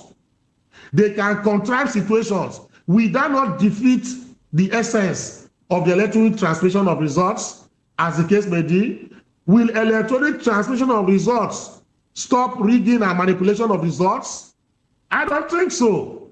We have seen a situation where the judiciary in Peter Obi's case, they couldn't stand above board. Why did they not do that? Electronically, results were transmitted to the IRED in 2023. But the judiciary that made Tinubu president did not rely on the IRED results. They went and relied on the which were transmitted electronically. They went and relied on it and declared, a Tinubu president of Nigeria. You understand the point now? And the contrived situation, that is why you see the judiciary was part of it. So if the judiciary is corrupt, if you like, have electronic transmission of results in your electoral act, you are still digging the same grave for yourself. So apparently, Barrister Adams, that is just my take. Based on your position, what you are saying is that the problem is not with our laws, but with the operators of our laws. Absolutely, absolutely. Let me tell you, if a man that is sincere, you know that in this country, JAM, even as it is, that they do electronically, a girl, Messioma, was able to infiltrate and hack, JAM, website where she gave herself scores and gave herself 380 something and over 400. And people thought that was her scores. But when JAM now realized that their system had been hacked electronically, they raised alarm. People did not believe them until the girl now said, yeah, it is true. Okay, all right. Now, do those things. Okay, let's wait into the next conversation because we still have two other. Let me just round up on this. I'm sorry, please. No, go ahead. Sir. It's just a second. No, go ahead. Just a second. Go ahead. So that tells you, I am not in support of what the Senate did, though, but I am saying that it is a political affair between them. Who are the people that we gain from it? Are they not the politicians and the political parties? That is number one. Number two, does that give you a foolproof, that you will not rig elections in Nigeria? I don't believe so. Assuming on the day of election, you have electronic transmission, but there is violence in the electoral, in the polling units. Both presiding officers and everybody ran away. Will you have any result to transmit electronically? So we need to address all these things holistically, not picking and choosing which one to do. All right, Barrister Adams, I think I would like for you to come back here another day so that we can, interrogate properly the new amended Electoral Act of 2022 based on what the Senate and the House of Representatives have harmonized in the past 2 days or so. I'd like for us to expand it. The president has even assented. Okay, assented. The breaking news. Okay. Yes, the breaking news just now. Okay. Yes. Now, let's get into our next topic of discussion. Seyi Makinde, governor of Oyo State, the only remaining silent governor in the PDP, is reportedly considering defecting to the African Democratic Congress, ADC, potentially leaving the party with only its 3 northern governors. This follows court recognition of the Nyesom Wike faction of the PDP as authentic leadership, intensifying internal struggles.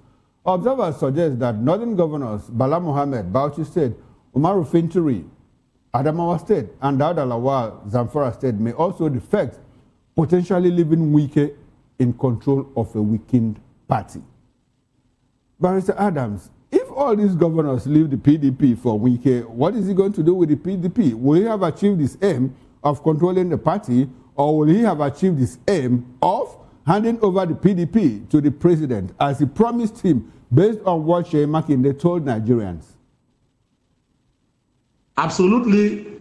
The PDP, if it happens like that, the PDP now become a bounty to Nyesom Wike to present and say, I told you I was going to get the head of Moses, and this is the head of Moses, my Lord. So the PDP will now become a bounty, a loot, that is used amongst, pirates. It becomes a loot. And once you have it now, you keep it to yourself. It's a laurel, kind of. So that means that I told you I'm going to lobotomize and dismember PDP and make sure they don't function. I have done that. And that is what the man has said. That is why you see I follow Nyesom Wike. He may not be a politician you love or like, as the case may be, but he made his statement and stood by it. He fought it when everybody was even against him. Look at it now. They not left the party for him. What does that mean now is that he's holding the party. He drove everybody out of the party. Dino Melaya and the rest of them that were saying they will stand him toe-to-toe. Where are they today? You understand? That is why you see I follow him, his principles in Nigeria electoral, whatever. He has gone to read the books of Niccolo Machiavelli. The reason why when you say the prince, Machiavelli is saying the essence of politics is power. Let us not deceive ourselves. The essence why you are going to politics is for you to get power. And how you get power by any means possible, it doesn't matter, but the end will justify the means. That is what Wike did. He does not care what you say, but he knows he needed power, and he got the power and neutralized a formidable opposition like PDP. Have you ever thought if PDP were to be together, like they were not dismembered and all the governors were in PDP, everybody was in PDP against the APC? Do you know that by now Tinubu would have run in a I am telling you from my experience. Do you know that by now we would have been having credible and viable alternative, not ADC? You understand? So he went for that big political party that had, history, that had the kind of men that can destabilize Tinubu. Have you ever imagined if an Atiku Abubakar, Dino Melaye, Saraki were all remained in PDP, and Nyesom Wike was even in PDP as case may be, and Tinubu is in APC? Do you know what would have happened by now? Barrister Adams. The election would have been concluded. Barrister Adams, if you have Nyesom Wike do all that you have ascribed to him, now will you consider him a hero or a villain? He's a hero to people. He's a villain to others. What is For me, he's a hero to me. Okay, on what count? He's a hero. On what count? On the grounds that he's a principled politician, the only one I've seen. Okay. He stands by his words. All other politicians are like the British weather. Today they say this, tomorrow they do the next, the opposite, as the case may be. Nyesom Wike is a hero to me. He might be a villain to others. He's somebody that I have seen that we have said that the moment Nyesom Wike is behind you, he will not shift. Don't be scared. He will remain with you till that battle is won. But this same Nyesom Wike that has turned to a hero to some people, according to you, is the same man that said, do you expect me to leave the cancer, malaria, and go to answer, making reference, to PDP and APC. I know that formally he has not joined the APC, but he's working for an APC government. And apparently he has destroyed the PDP for the APC. Does that make him a man of his words? I'll never leave PDP. I will never destroy PDP. No, we are not talking about P2B. We are talking about Nyesom Wike now. So use the example. You are talking about Nyesom Wike, my person. So I have the right to profile P2B and make examples. No, but P2B is not in the issue. My brother, I'm coming there. Nyesom Wike. My friend but told me Adams, that. the issue here is Nyesom Wike. I want to use. You said he's a man of his words. You say he's a man of his words, and I'm giving you his words to him. His words that he recanted. He stood by his words. Okay. He said. He didn't join APC. He's a card-carrying member. He's working for the APC as a government and destroying the PDP for the APC. Listen, what he said is that I can never be a member of APC by his words. He's not a member of APC. He's not a card-carrying member of APC. Because I collaborate with you does not make me part of you. I love your family does not make me a family member. I work with your family does not make me a family member. When it comes to when they are to discuss family issues, I will not be there, as case may be. And that is why I was trying to say, let me not even use P2B for an example, if you don't want me to do that. Okay. Because he said also, I will use it.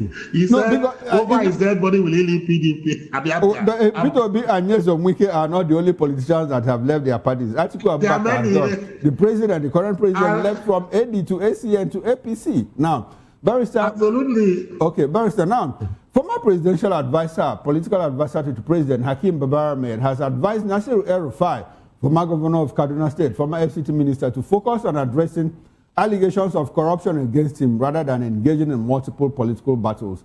While speaking on a national TV program, Baba Ahmed said the claims that El-Rufai stole public funds should be subjected to judicial scrutiny instead of being dismissed as mere political disputes.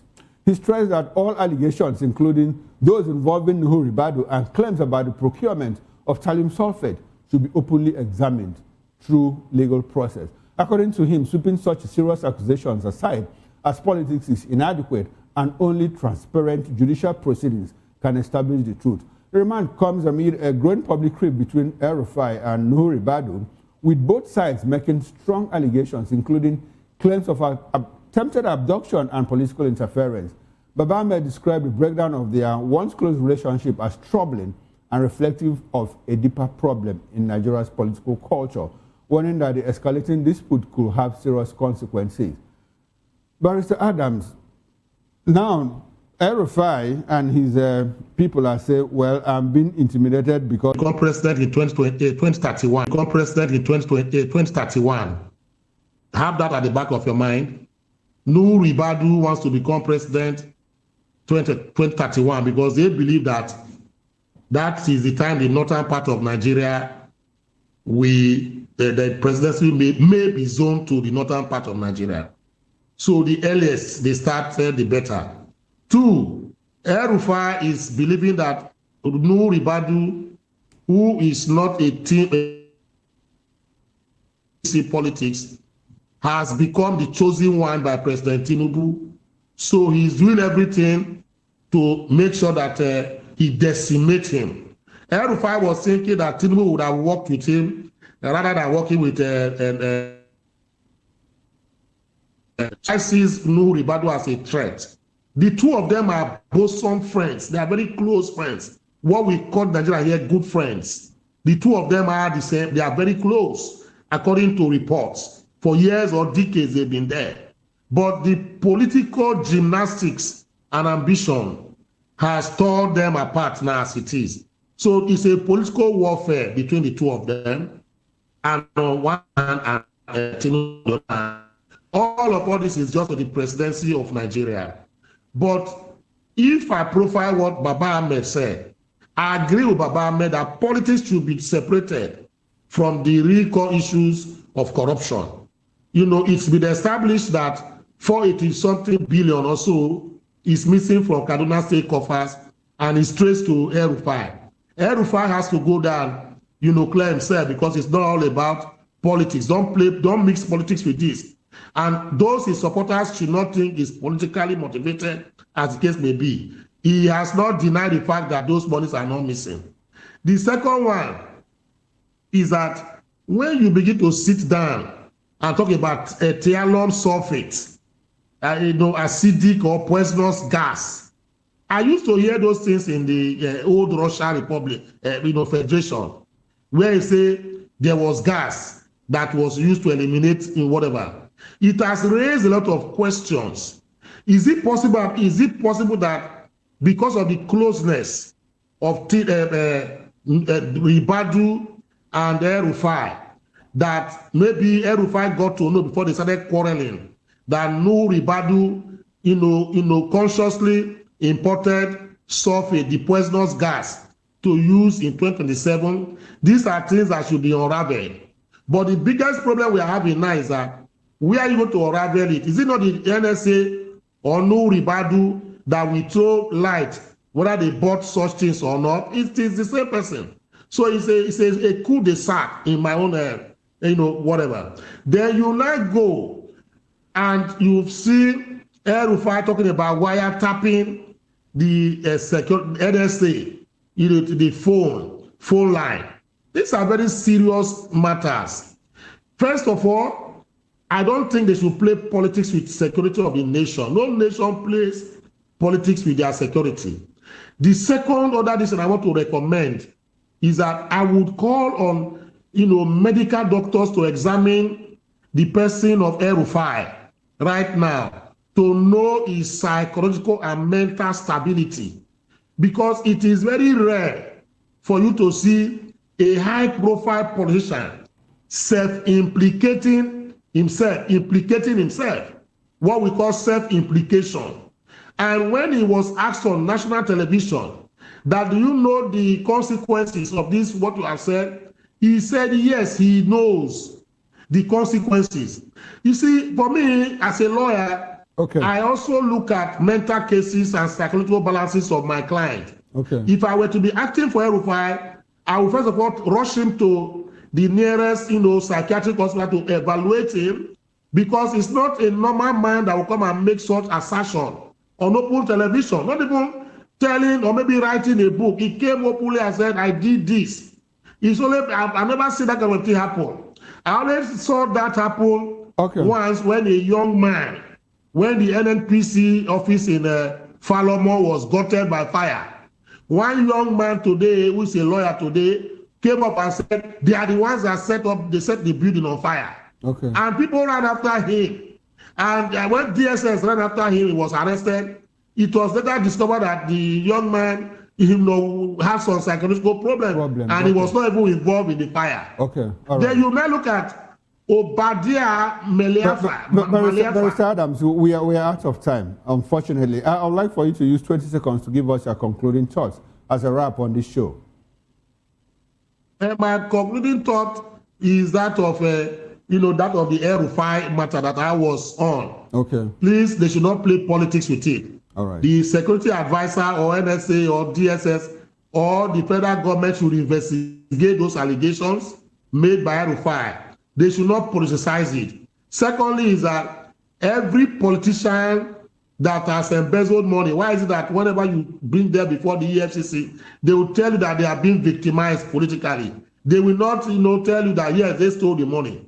Nobody talks about the money stolen. He will say, because of the fact that I am in opposition, that is why they are victimizing me. But when you ask them, did this money go through or not, he will keep quiet. If a man like Yahya Bello now goes to ADC and EFCC come after, he say, because I left the APC to ADC, that is why they are coming after me. So we should not politicize corruption in Nigeria. Now, this would be a good place to draw anchor on this program. We'll be speaking with Barrister Asim Adam, constitutional lawyer and political affairs analyst. I am Chukwuma Okoro. Up next is Issues with Nana and Dimduto. Bye for now, and see you tomorrow, 8 o'clock on the morning show. Enjoy the rest of your evening.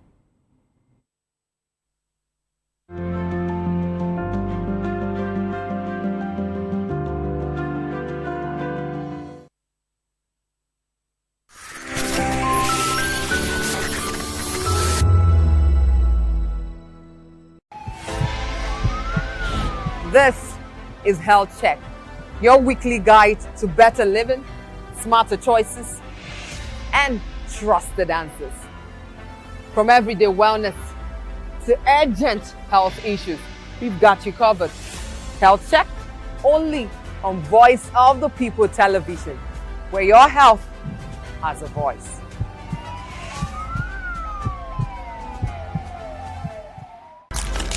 In a world where power shapes with every headline. In a nation full of questions. In a world filled with noise, the truth needs a voice.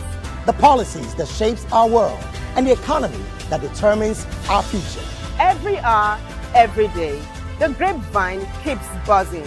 And together, we are committed to telling the stories that shape our world, because your voice is our focus. Don't forget, our voice matters the most. Let us come together and share our concerns.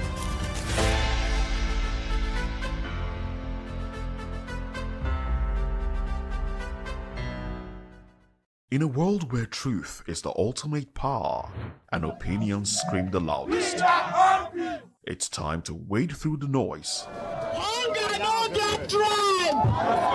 Hunger no get religion. And scan the human interest and trending topics that matter.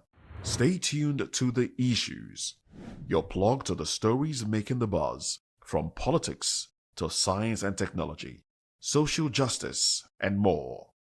Let's tackle the tough questions and expose the truth. The Issues, on Voice of the People television, Mondays to Fridays, 8 to 9 p.m. The Issues. Don't just react, understand. Are you ready for the extraordinary? Something big is happening on your screen. Introducing VOP TV. Now streaming on SLTV channel 264. From breaking news to captivating conversations, news analysis, giving you all sides to the story. We bring in-depth discussions on the issues that matter, from politics to sports, entertainment, and lifestyle. VOP TV on SLTV channel 264. Join us as we redefine what television means to you. Voice of the People television, VOP TV. Now you have more than a voice.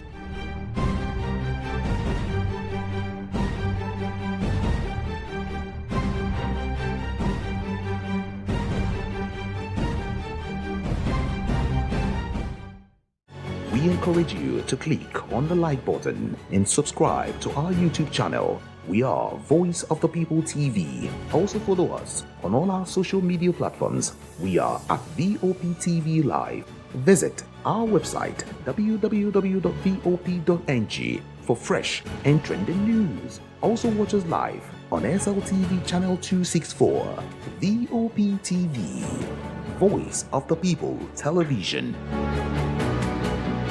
To know the happenings in the maritime sector, join us on the program Maritime Frontiers on VOP TV as we discuss key areas in the maritime sector, from aquaculture, maritime transportation, maritime labor regulation, oil and gas exploration, ferry and passenger insurance, marine pollution and prevention, port operations, and lots more. Maritime Frontiers, exploring Nigeria's blue economy.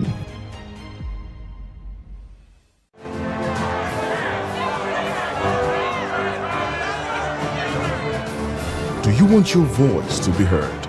Do you know that you matter in the scheme of things? The People's Voice, the show where ordinary citizens take center stage as we discuss the biggest stories that affect you and I. With you in mind, we facilitate lively discussions, debates, and interviews on the topics that matter most to you and I. From social justice to economic empowerment, education to healthcare, governance, and more. Tackling tough topics and amplifying your voice. Join the conversation and make your voice count. The People's Voice. Make your voice count. Behind every broken desk lies a broken promise. Education shapes the nations. But who is asking the right questions? Introducing Edu Dialogue, the show that goes beyond the surface, exposes the cracks, the corruption, and the silence in Nigeria's education system. Edu Dialogue, Saturdays, 3 p.m., only on VOP TV. We break the biggest stories, from missing funds to policy failures. We ask the tough questions and demand real answers. Edu Dialogue, this Saturday, 3 p.m. on Voice of the People Television. Africa is on the move, a continent of rising voices, untold stories, and powerful transformations. From the streets of Lagos to the heart of Nairobi, from the mines of Congo to the tech labs of Cape Town, the African story is being written every day. Bold, dynamic, unstoppable. This is African News on Voice of the People Television. We don't just bring you the news. We analyze and bring you Africa's heartbeat, the politics that shapes our nations, the economies that drives our future, the cultures that defines who we are, the voice that must be heard. Africa News, Africa's voice, Africa's future. Where Africa speaks, the world listens.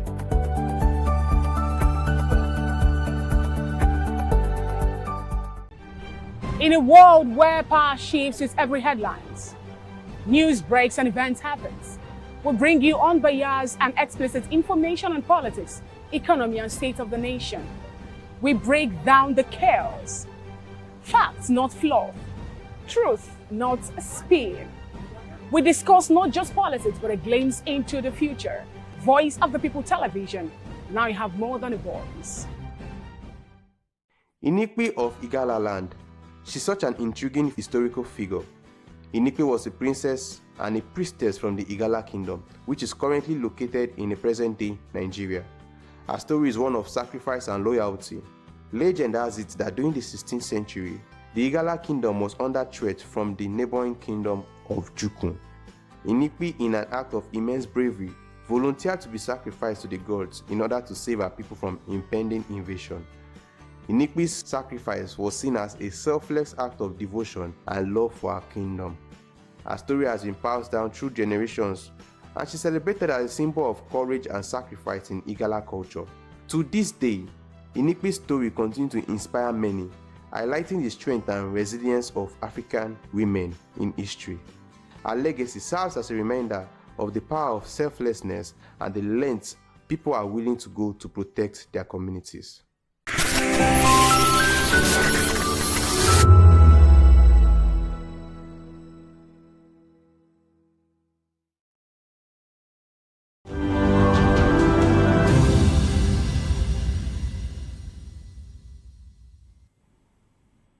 Hello Nigeria, it's another exciting episode of the Issues on Voice of the People Television, and we bring you the most important and pressing issues shaping our nation today.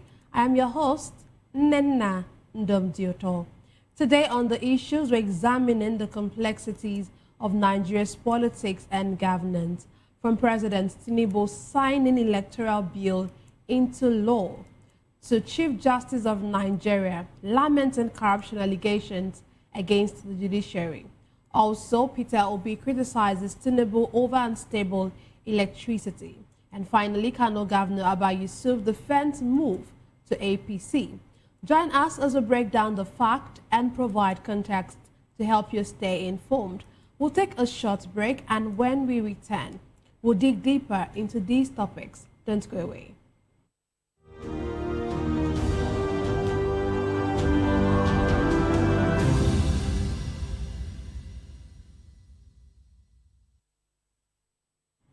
Glad to have you back. Let's dive straight into what we have for you today.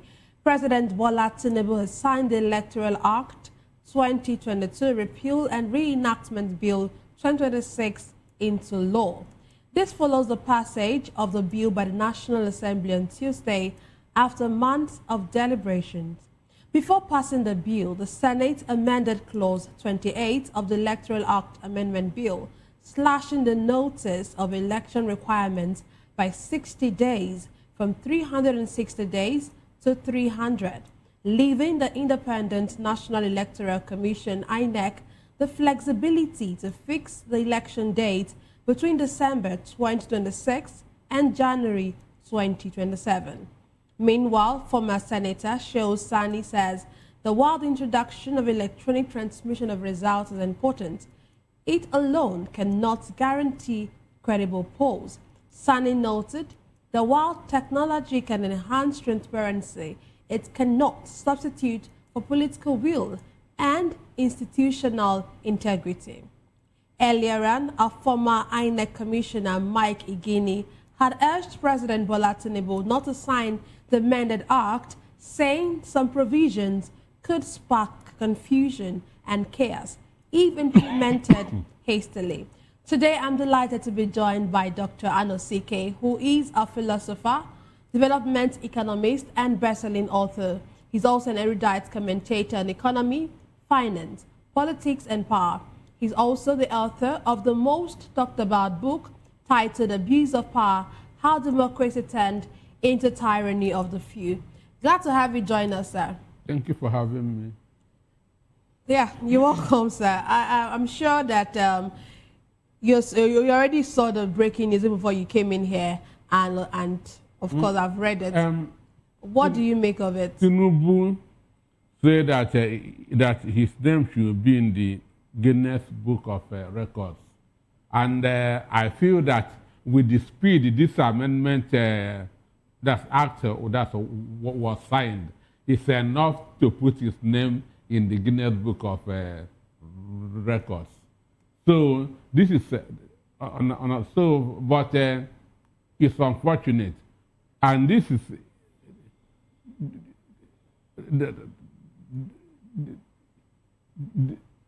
it is unfortunate that this is happening at this point in time when everybody is talking about doing things right, and he feels that if he waits a minute, that things can go wrong. So that is the speed of signing it that's into law. But the issue is this. I still believe that power belongs to the people. And the people united can never be defeated. If Nigerians say enough of Tinubu's administration, nothing can stop it.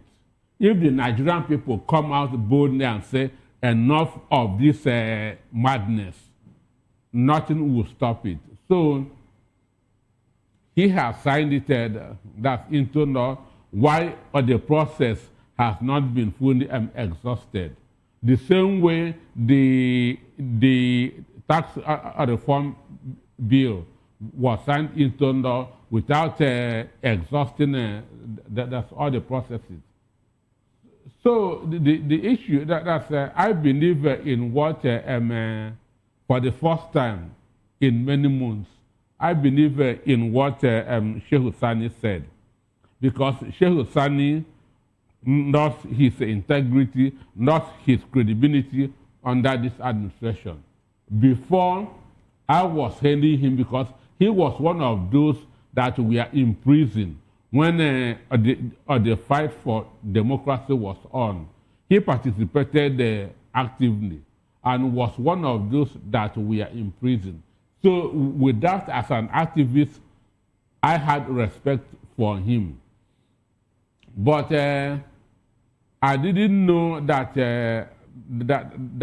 he only complains when things are not favoring him. But when things are favoring him, all is well. Because El-Rufai is not in Tinubu's administration. That's why he is praising Tinubu. But an activist should always stand for the truth, no matter who it is in favor or is against. An activist, his number one priority is the people and not the government. So he did that under Buhari administration, but I read him wrong then because he was outside. Today he is inside. Understand? But what he said that it is not only the electoral bill that makes election free, fair, and credible. That is 100%. He's right.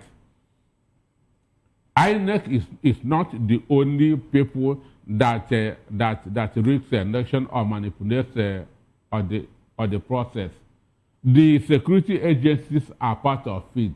Political parties are also part of it. So if the political party did not do the right thing, no matter what INEC does, understand, the election will not be credible because one, INEC don't hire thugs. INEC don't snatch ballot boxes. It is political parties that does this. Understand me? Then,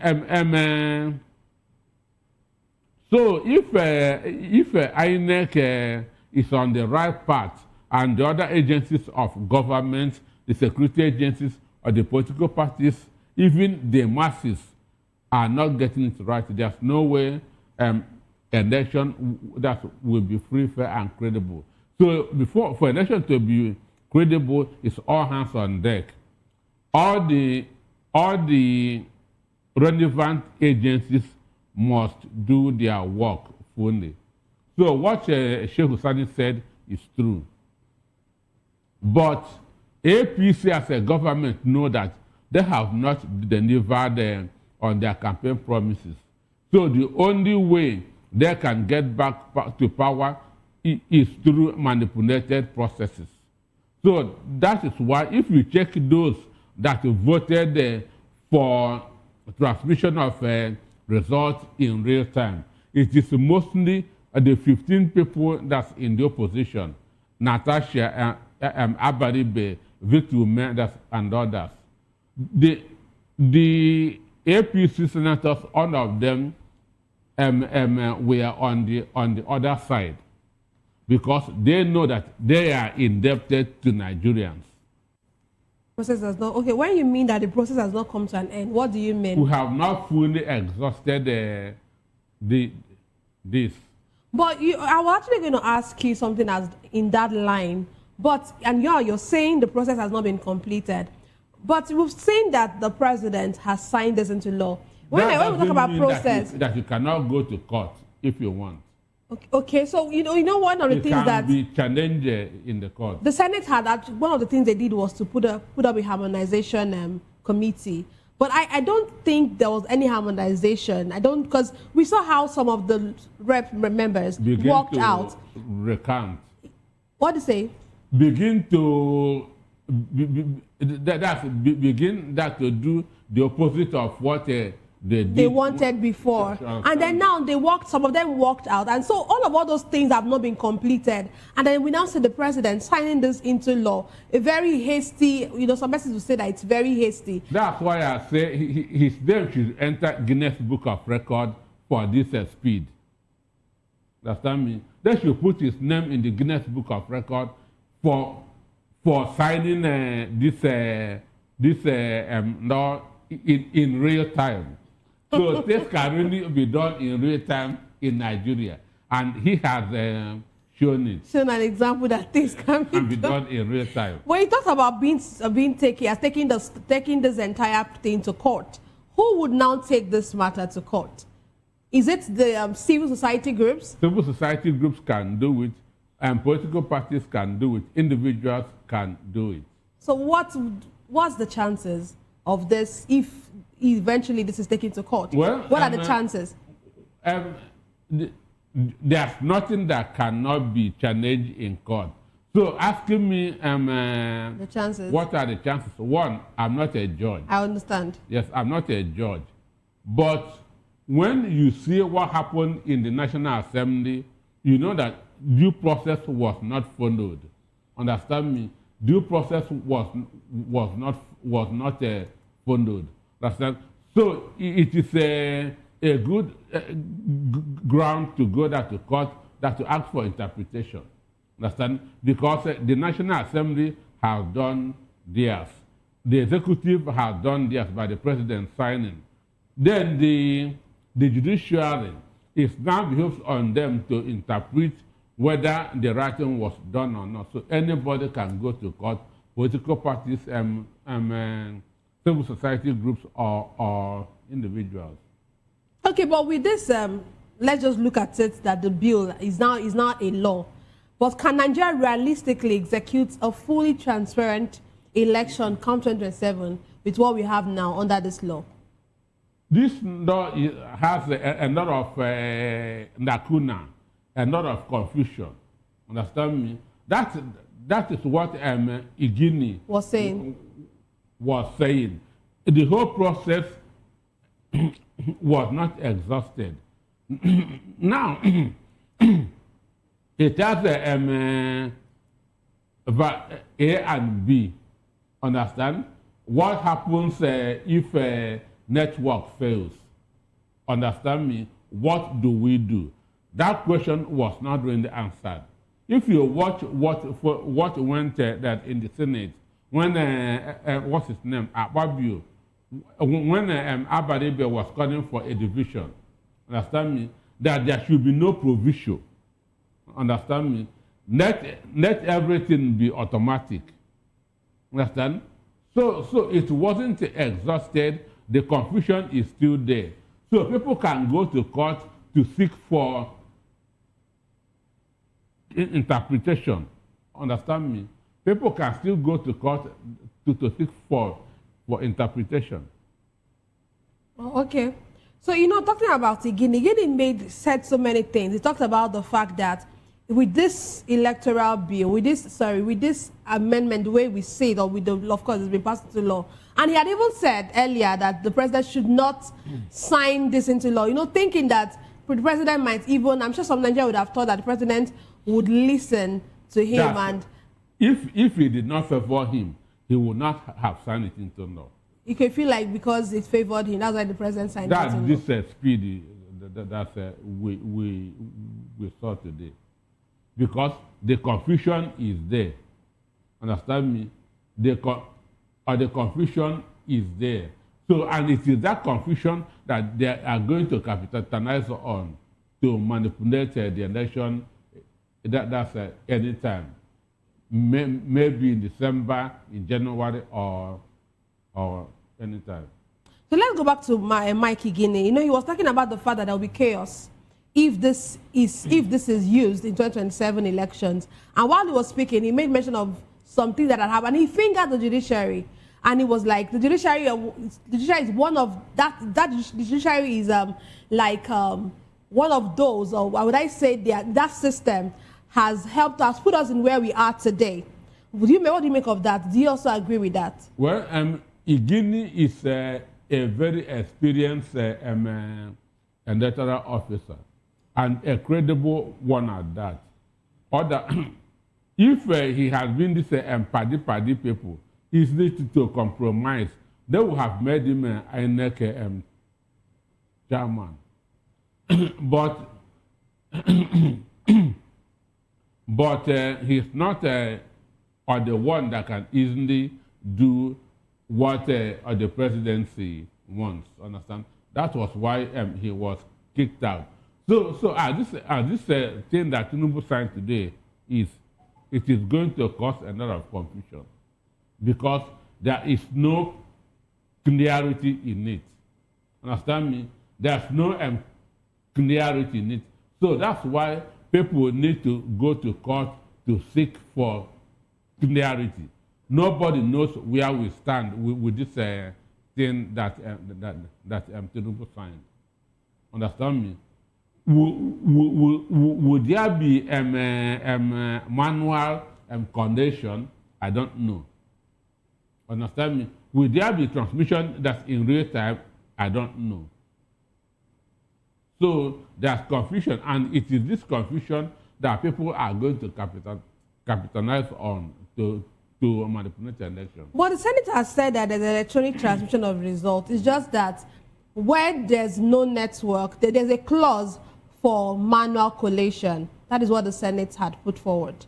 And I'm sure that is what is. But again, everybody, Nigerians, we are talking of automatic transfer. Real time. That's why this guy said, what's his name, Abaribe, there should be no proviso. Because it is this proviso that they used to manipulate. Understand? They will tell you that this one did not work. So let's use this. Understand me? But some persons have actually said that even if there's an automatic transmission of results, that politicians can still manipulate and be able to manipulate the infrastructure, the technology, and then we'll not get to have network failures. It's not possible. Okay. It is not possible because there cannot be manipulation of the network in a whole town. It's not possible. Not necessarily in a whole town, but maybe in a polling unit. Not a polling unit. How many votes are in the polling unit? But may not really be a whole town. But it could be a section of a town. Maximum of 500 votes in each polling unit. Understand me? So, for me, APC senators know what is waiting for them if there's free, fair, and credible election, and that's why this is happening. But they also don't know, I keep on saying it, the evil that you condone today, the evil that you promoted today, may tomorrow come back to hurt you. Because APC is not going to be in power forever. PDP was talking about being in power for 60 years. Today, they are in the opposition. So these people that make this law today may tomorrow find themselves in the opposition. They will now be talking about that amended because it doesn't favor them anymore. Let's look at this change to the notice period for 2027 polls. What do you make of it? Well, that's a guideline has been given. So INEC has that to study it and now choose a time that is comfortable for them. Understand? Elections has always been held in February. But mind it is not in the Constitution. So they can take whatever time is convenient to them and fix it.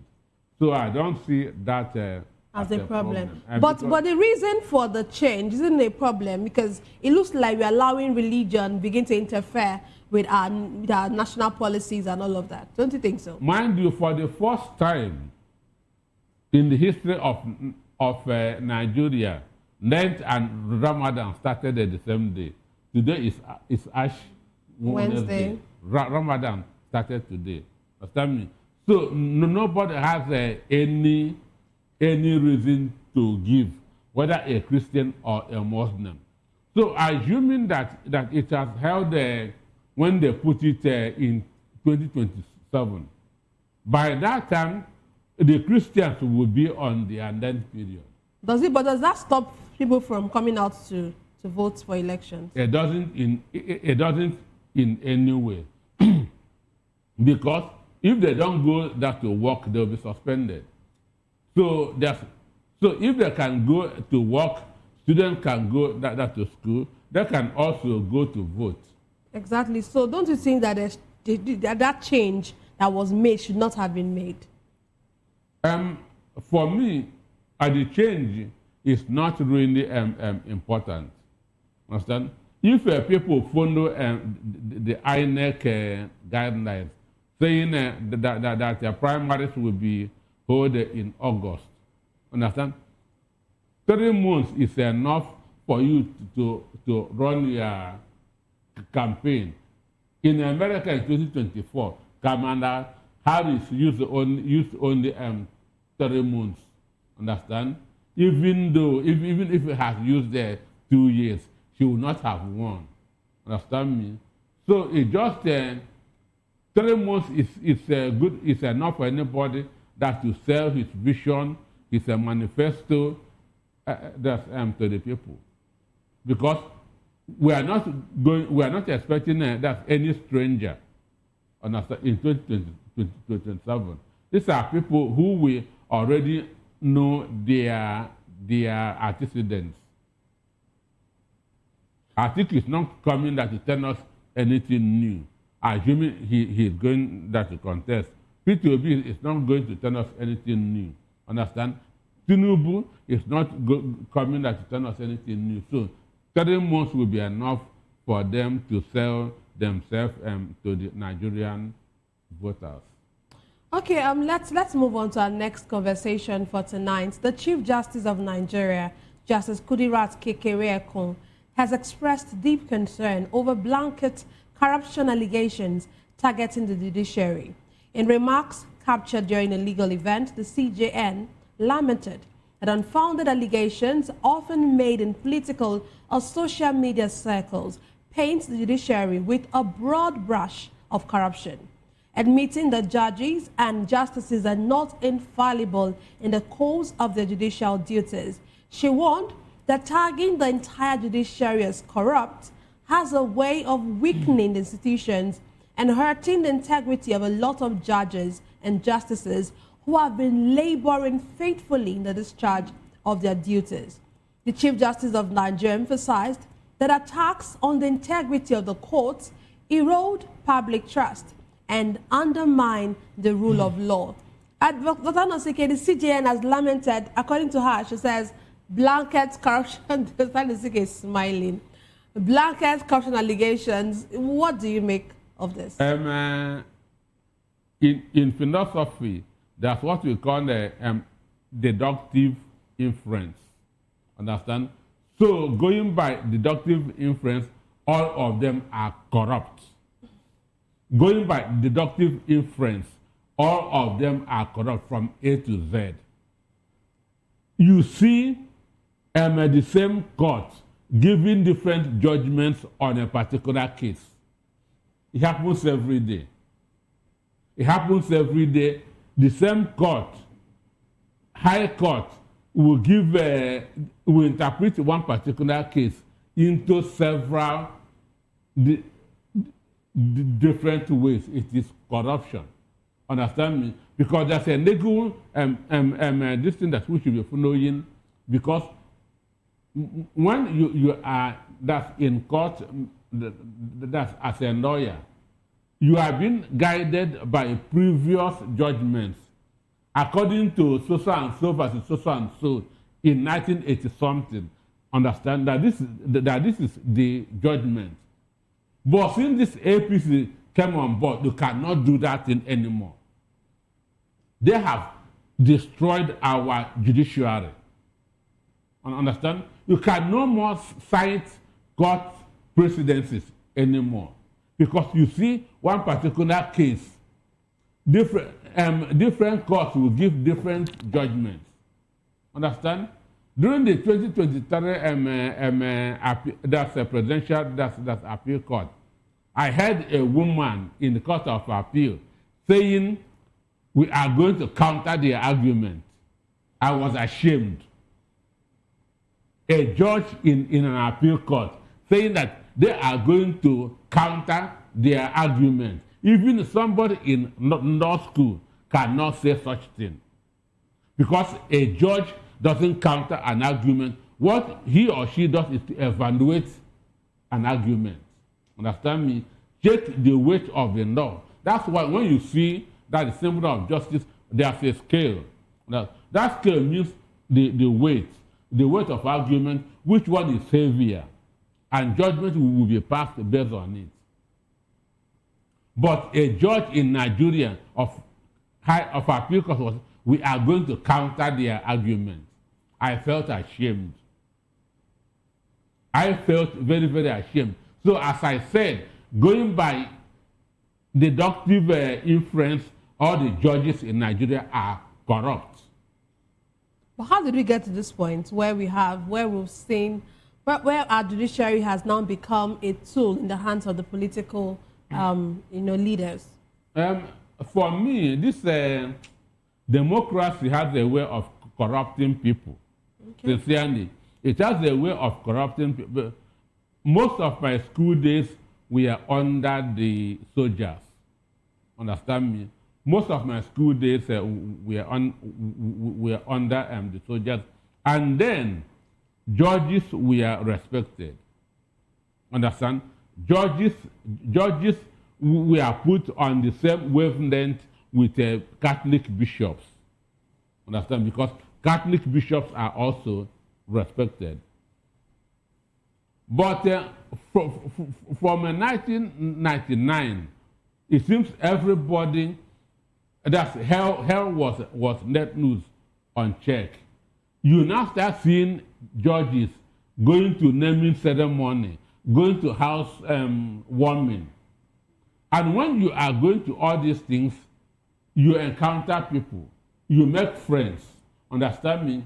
Even a judge is not supposed to print a business card. A judge is not supposed to print complimentary card. But you see these people giving out their numbers. That's where that corruption started. So I can say that it is democracy that corrupted them. The same way it has corrupted our professors. Understand me?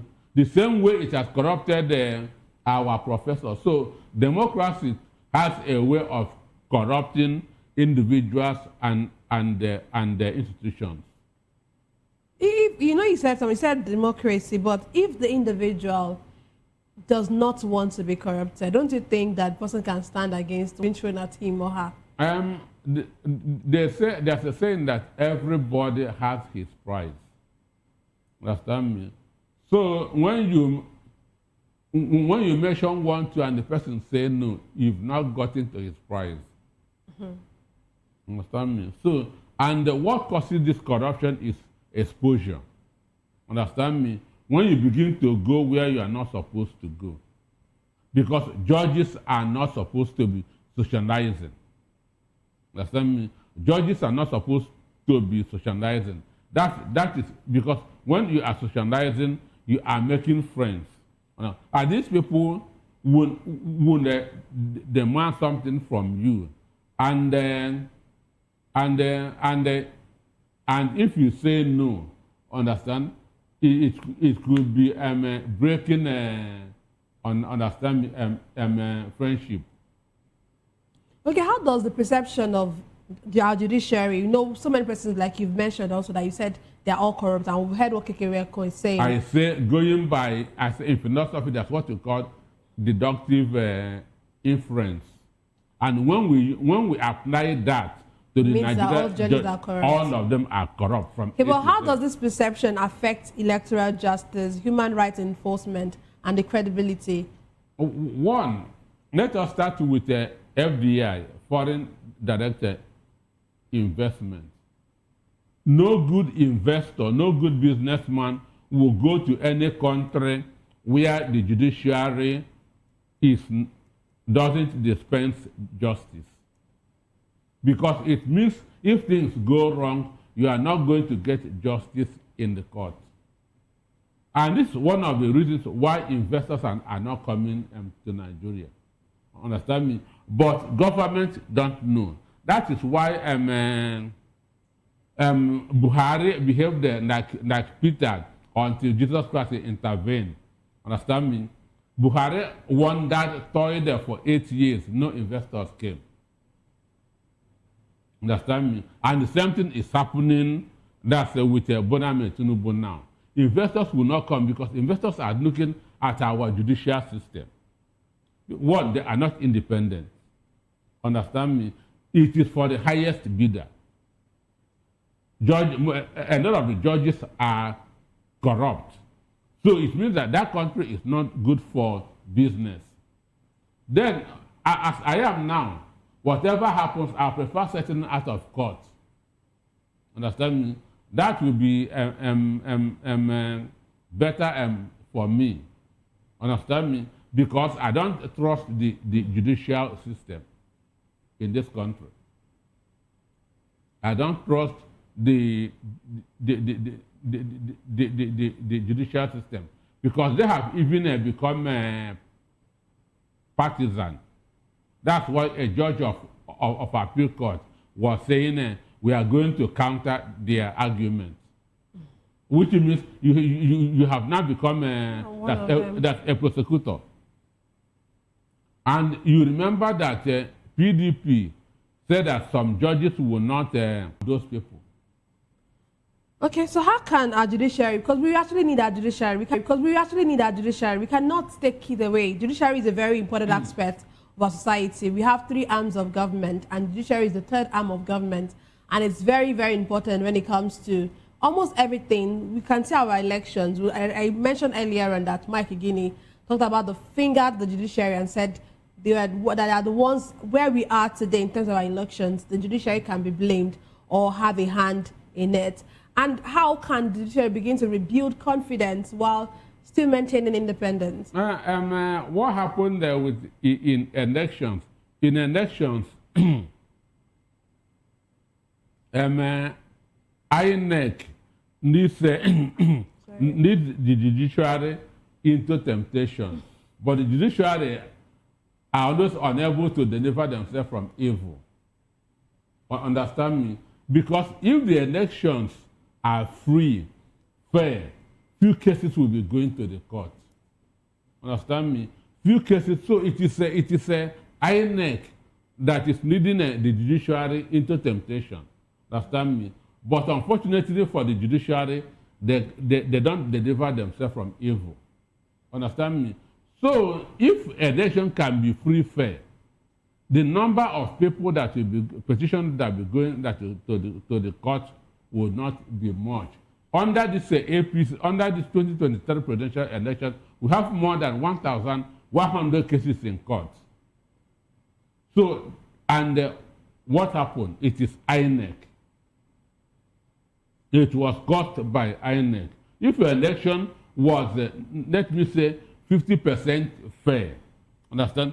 The cases that will go to court will be reduced by 50%. Understand me?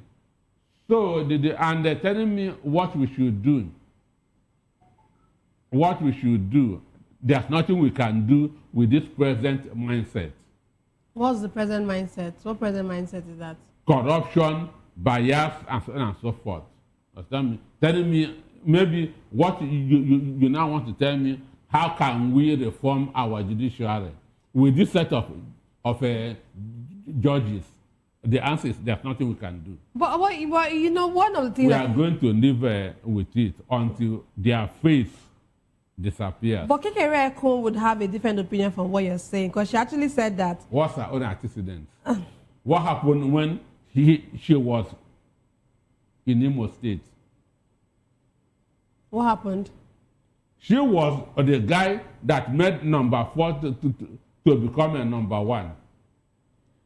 But she's, okay, so you know, this statement she made, we're getting to appoint new judges, and she said that some of the things that they use when it comes to appointing these judges, she talked about the fact that they look at integrity and all of. Don't you think, can't you just cut some slack to the judiciary? Don't you think that we still have some of them who are not corrupt?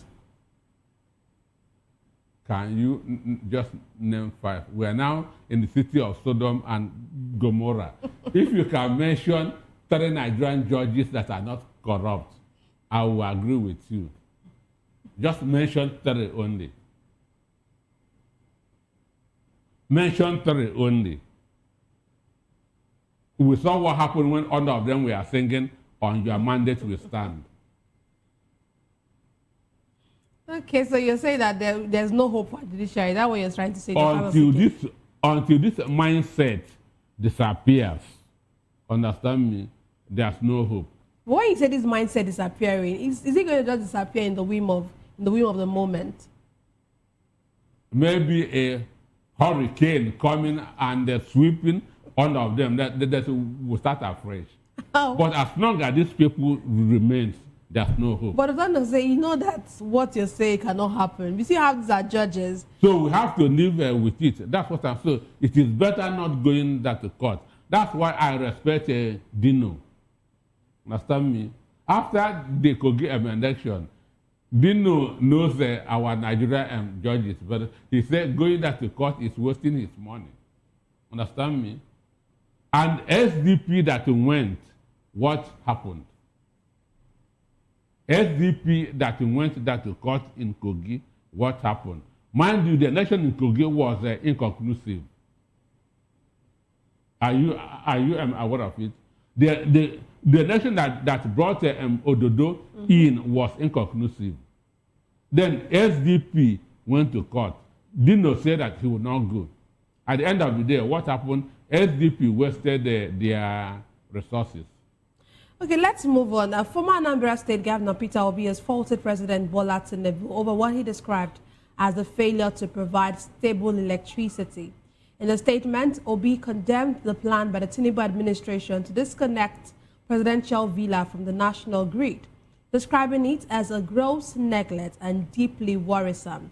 He further reminded the president of his campaign promise to deliver steady electricity within 4 years in government. In a related development, the president of the Nigerian Labour Congress, Joe Ajaero, has criticized ongoing reforms, saying Nigerians are paying for darkness amid tariff increases and persistent outages. President of the Nigerian Labour Congress, Joe Ajaero, has decried the privatization of Nigeria's electricity industry, saying that it has failed and has plunged workers, households and businesses into deeper energy poverty. He disclosed that more than a decade after privatization, the sector remains characterized by frequent grid collapses, poor supply and rising tariffs.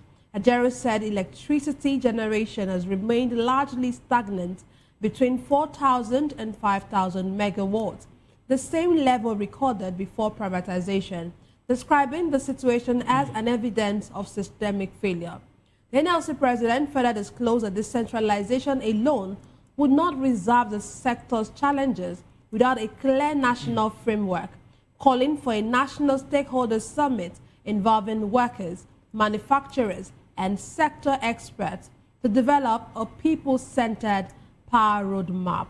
Tana CK, I'm sure, I don't know if you have power where you are, where you stay, but we've seen a lot of electric. We've had so many people complain about this in recent times, in few weeks, and last week, and then this week as well. So what do you make of all of this? And then, I told you on this program that I have resolved to be buying wash and wear shirts. Okay, understand me? I told you this. Yes, you said that. Yes. Understand? Because these people will disappoint you. These people will mess you up.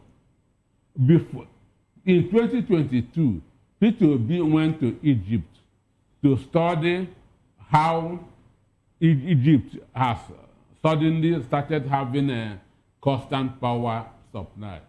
Those in APC were mocking him.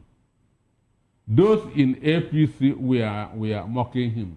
And Tinubu said, if he doesn't give Nigeria stable power supply, let them not vote for him in 2027. Today, we've gone from fry pan to fire, and people are still defecting, campaigning for somebody who told you, if I don't do this, don't vote for me. Understand me? So that shows you how hypocrisy that has entered into a lot of Nigerian system. So without power, economy cannot grow. Without power, economy cannot grow. Everywhere in the world that there's that the economy has developed, power is the main thing. Power is the main thing. So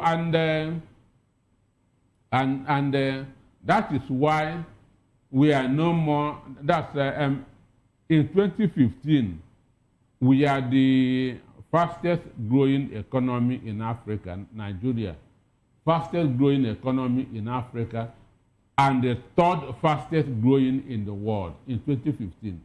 But today we are no more talking about a growing economy. We are not talking about the biggest party in Africa. Understand? So, but Tinubu or Aso Rock disconnecting from the national grid, to me, is a height of insensitivity. Is the height of insensitivity. It shows that these people don't care a hoot about how the Nigerian people are feeling.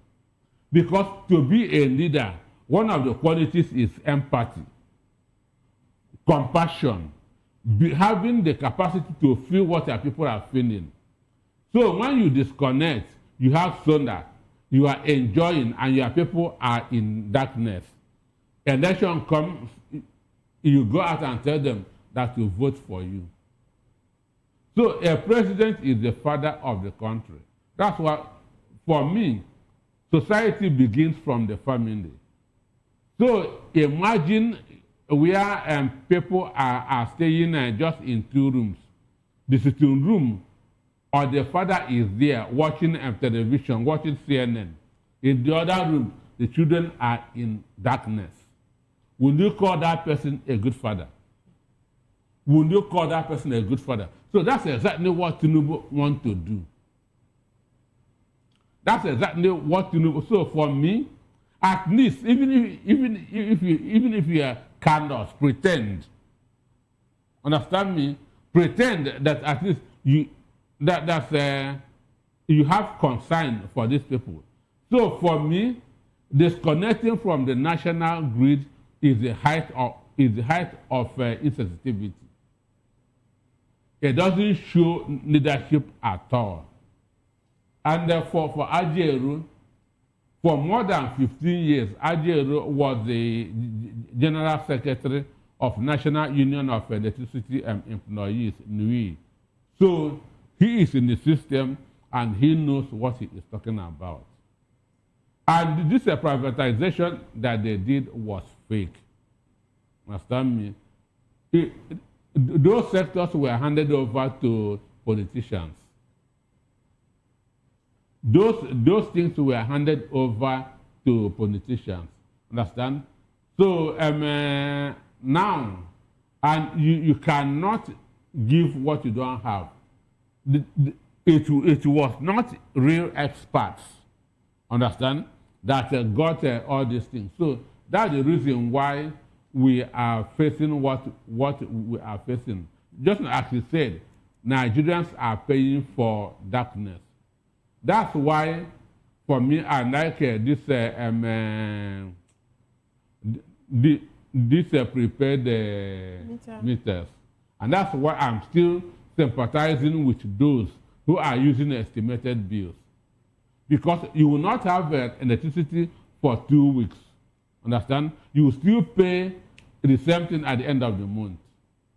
They will be in their offices, be counting for you while you are in darkness or burning fuel. Where I am staying, at times I see electricity as from 12 midnight. Then before 5 a.m., understand me, they will take it. Meanwhile, you have started using fuel from 6 in the evening till around 11. Understand me? Which means they are not helping you in any way. They are not helping you in any way. And Nigerians still want to, this is, it's unfortunate. Let's have your concluding thought, Dr. Anosike, before we draw the curtains on the show.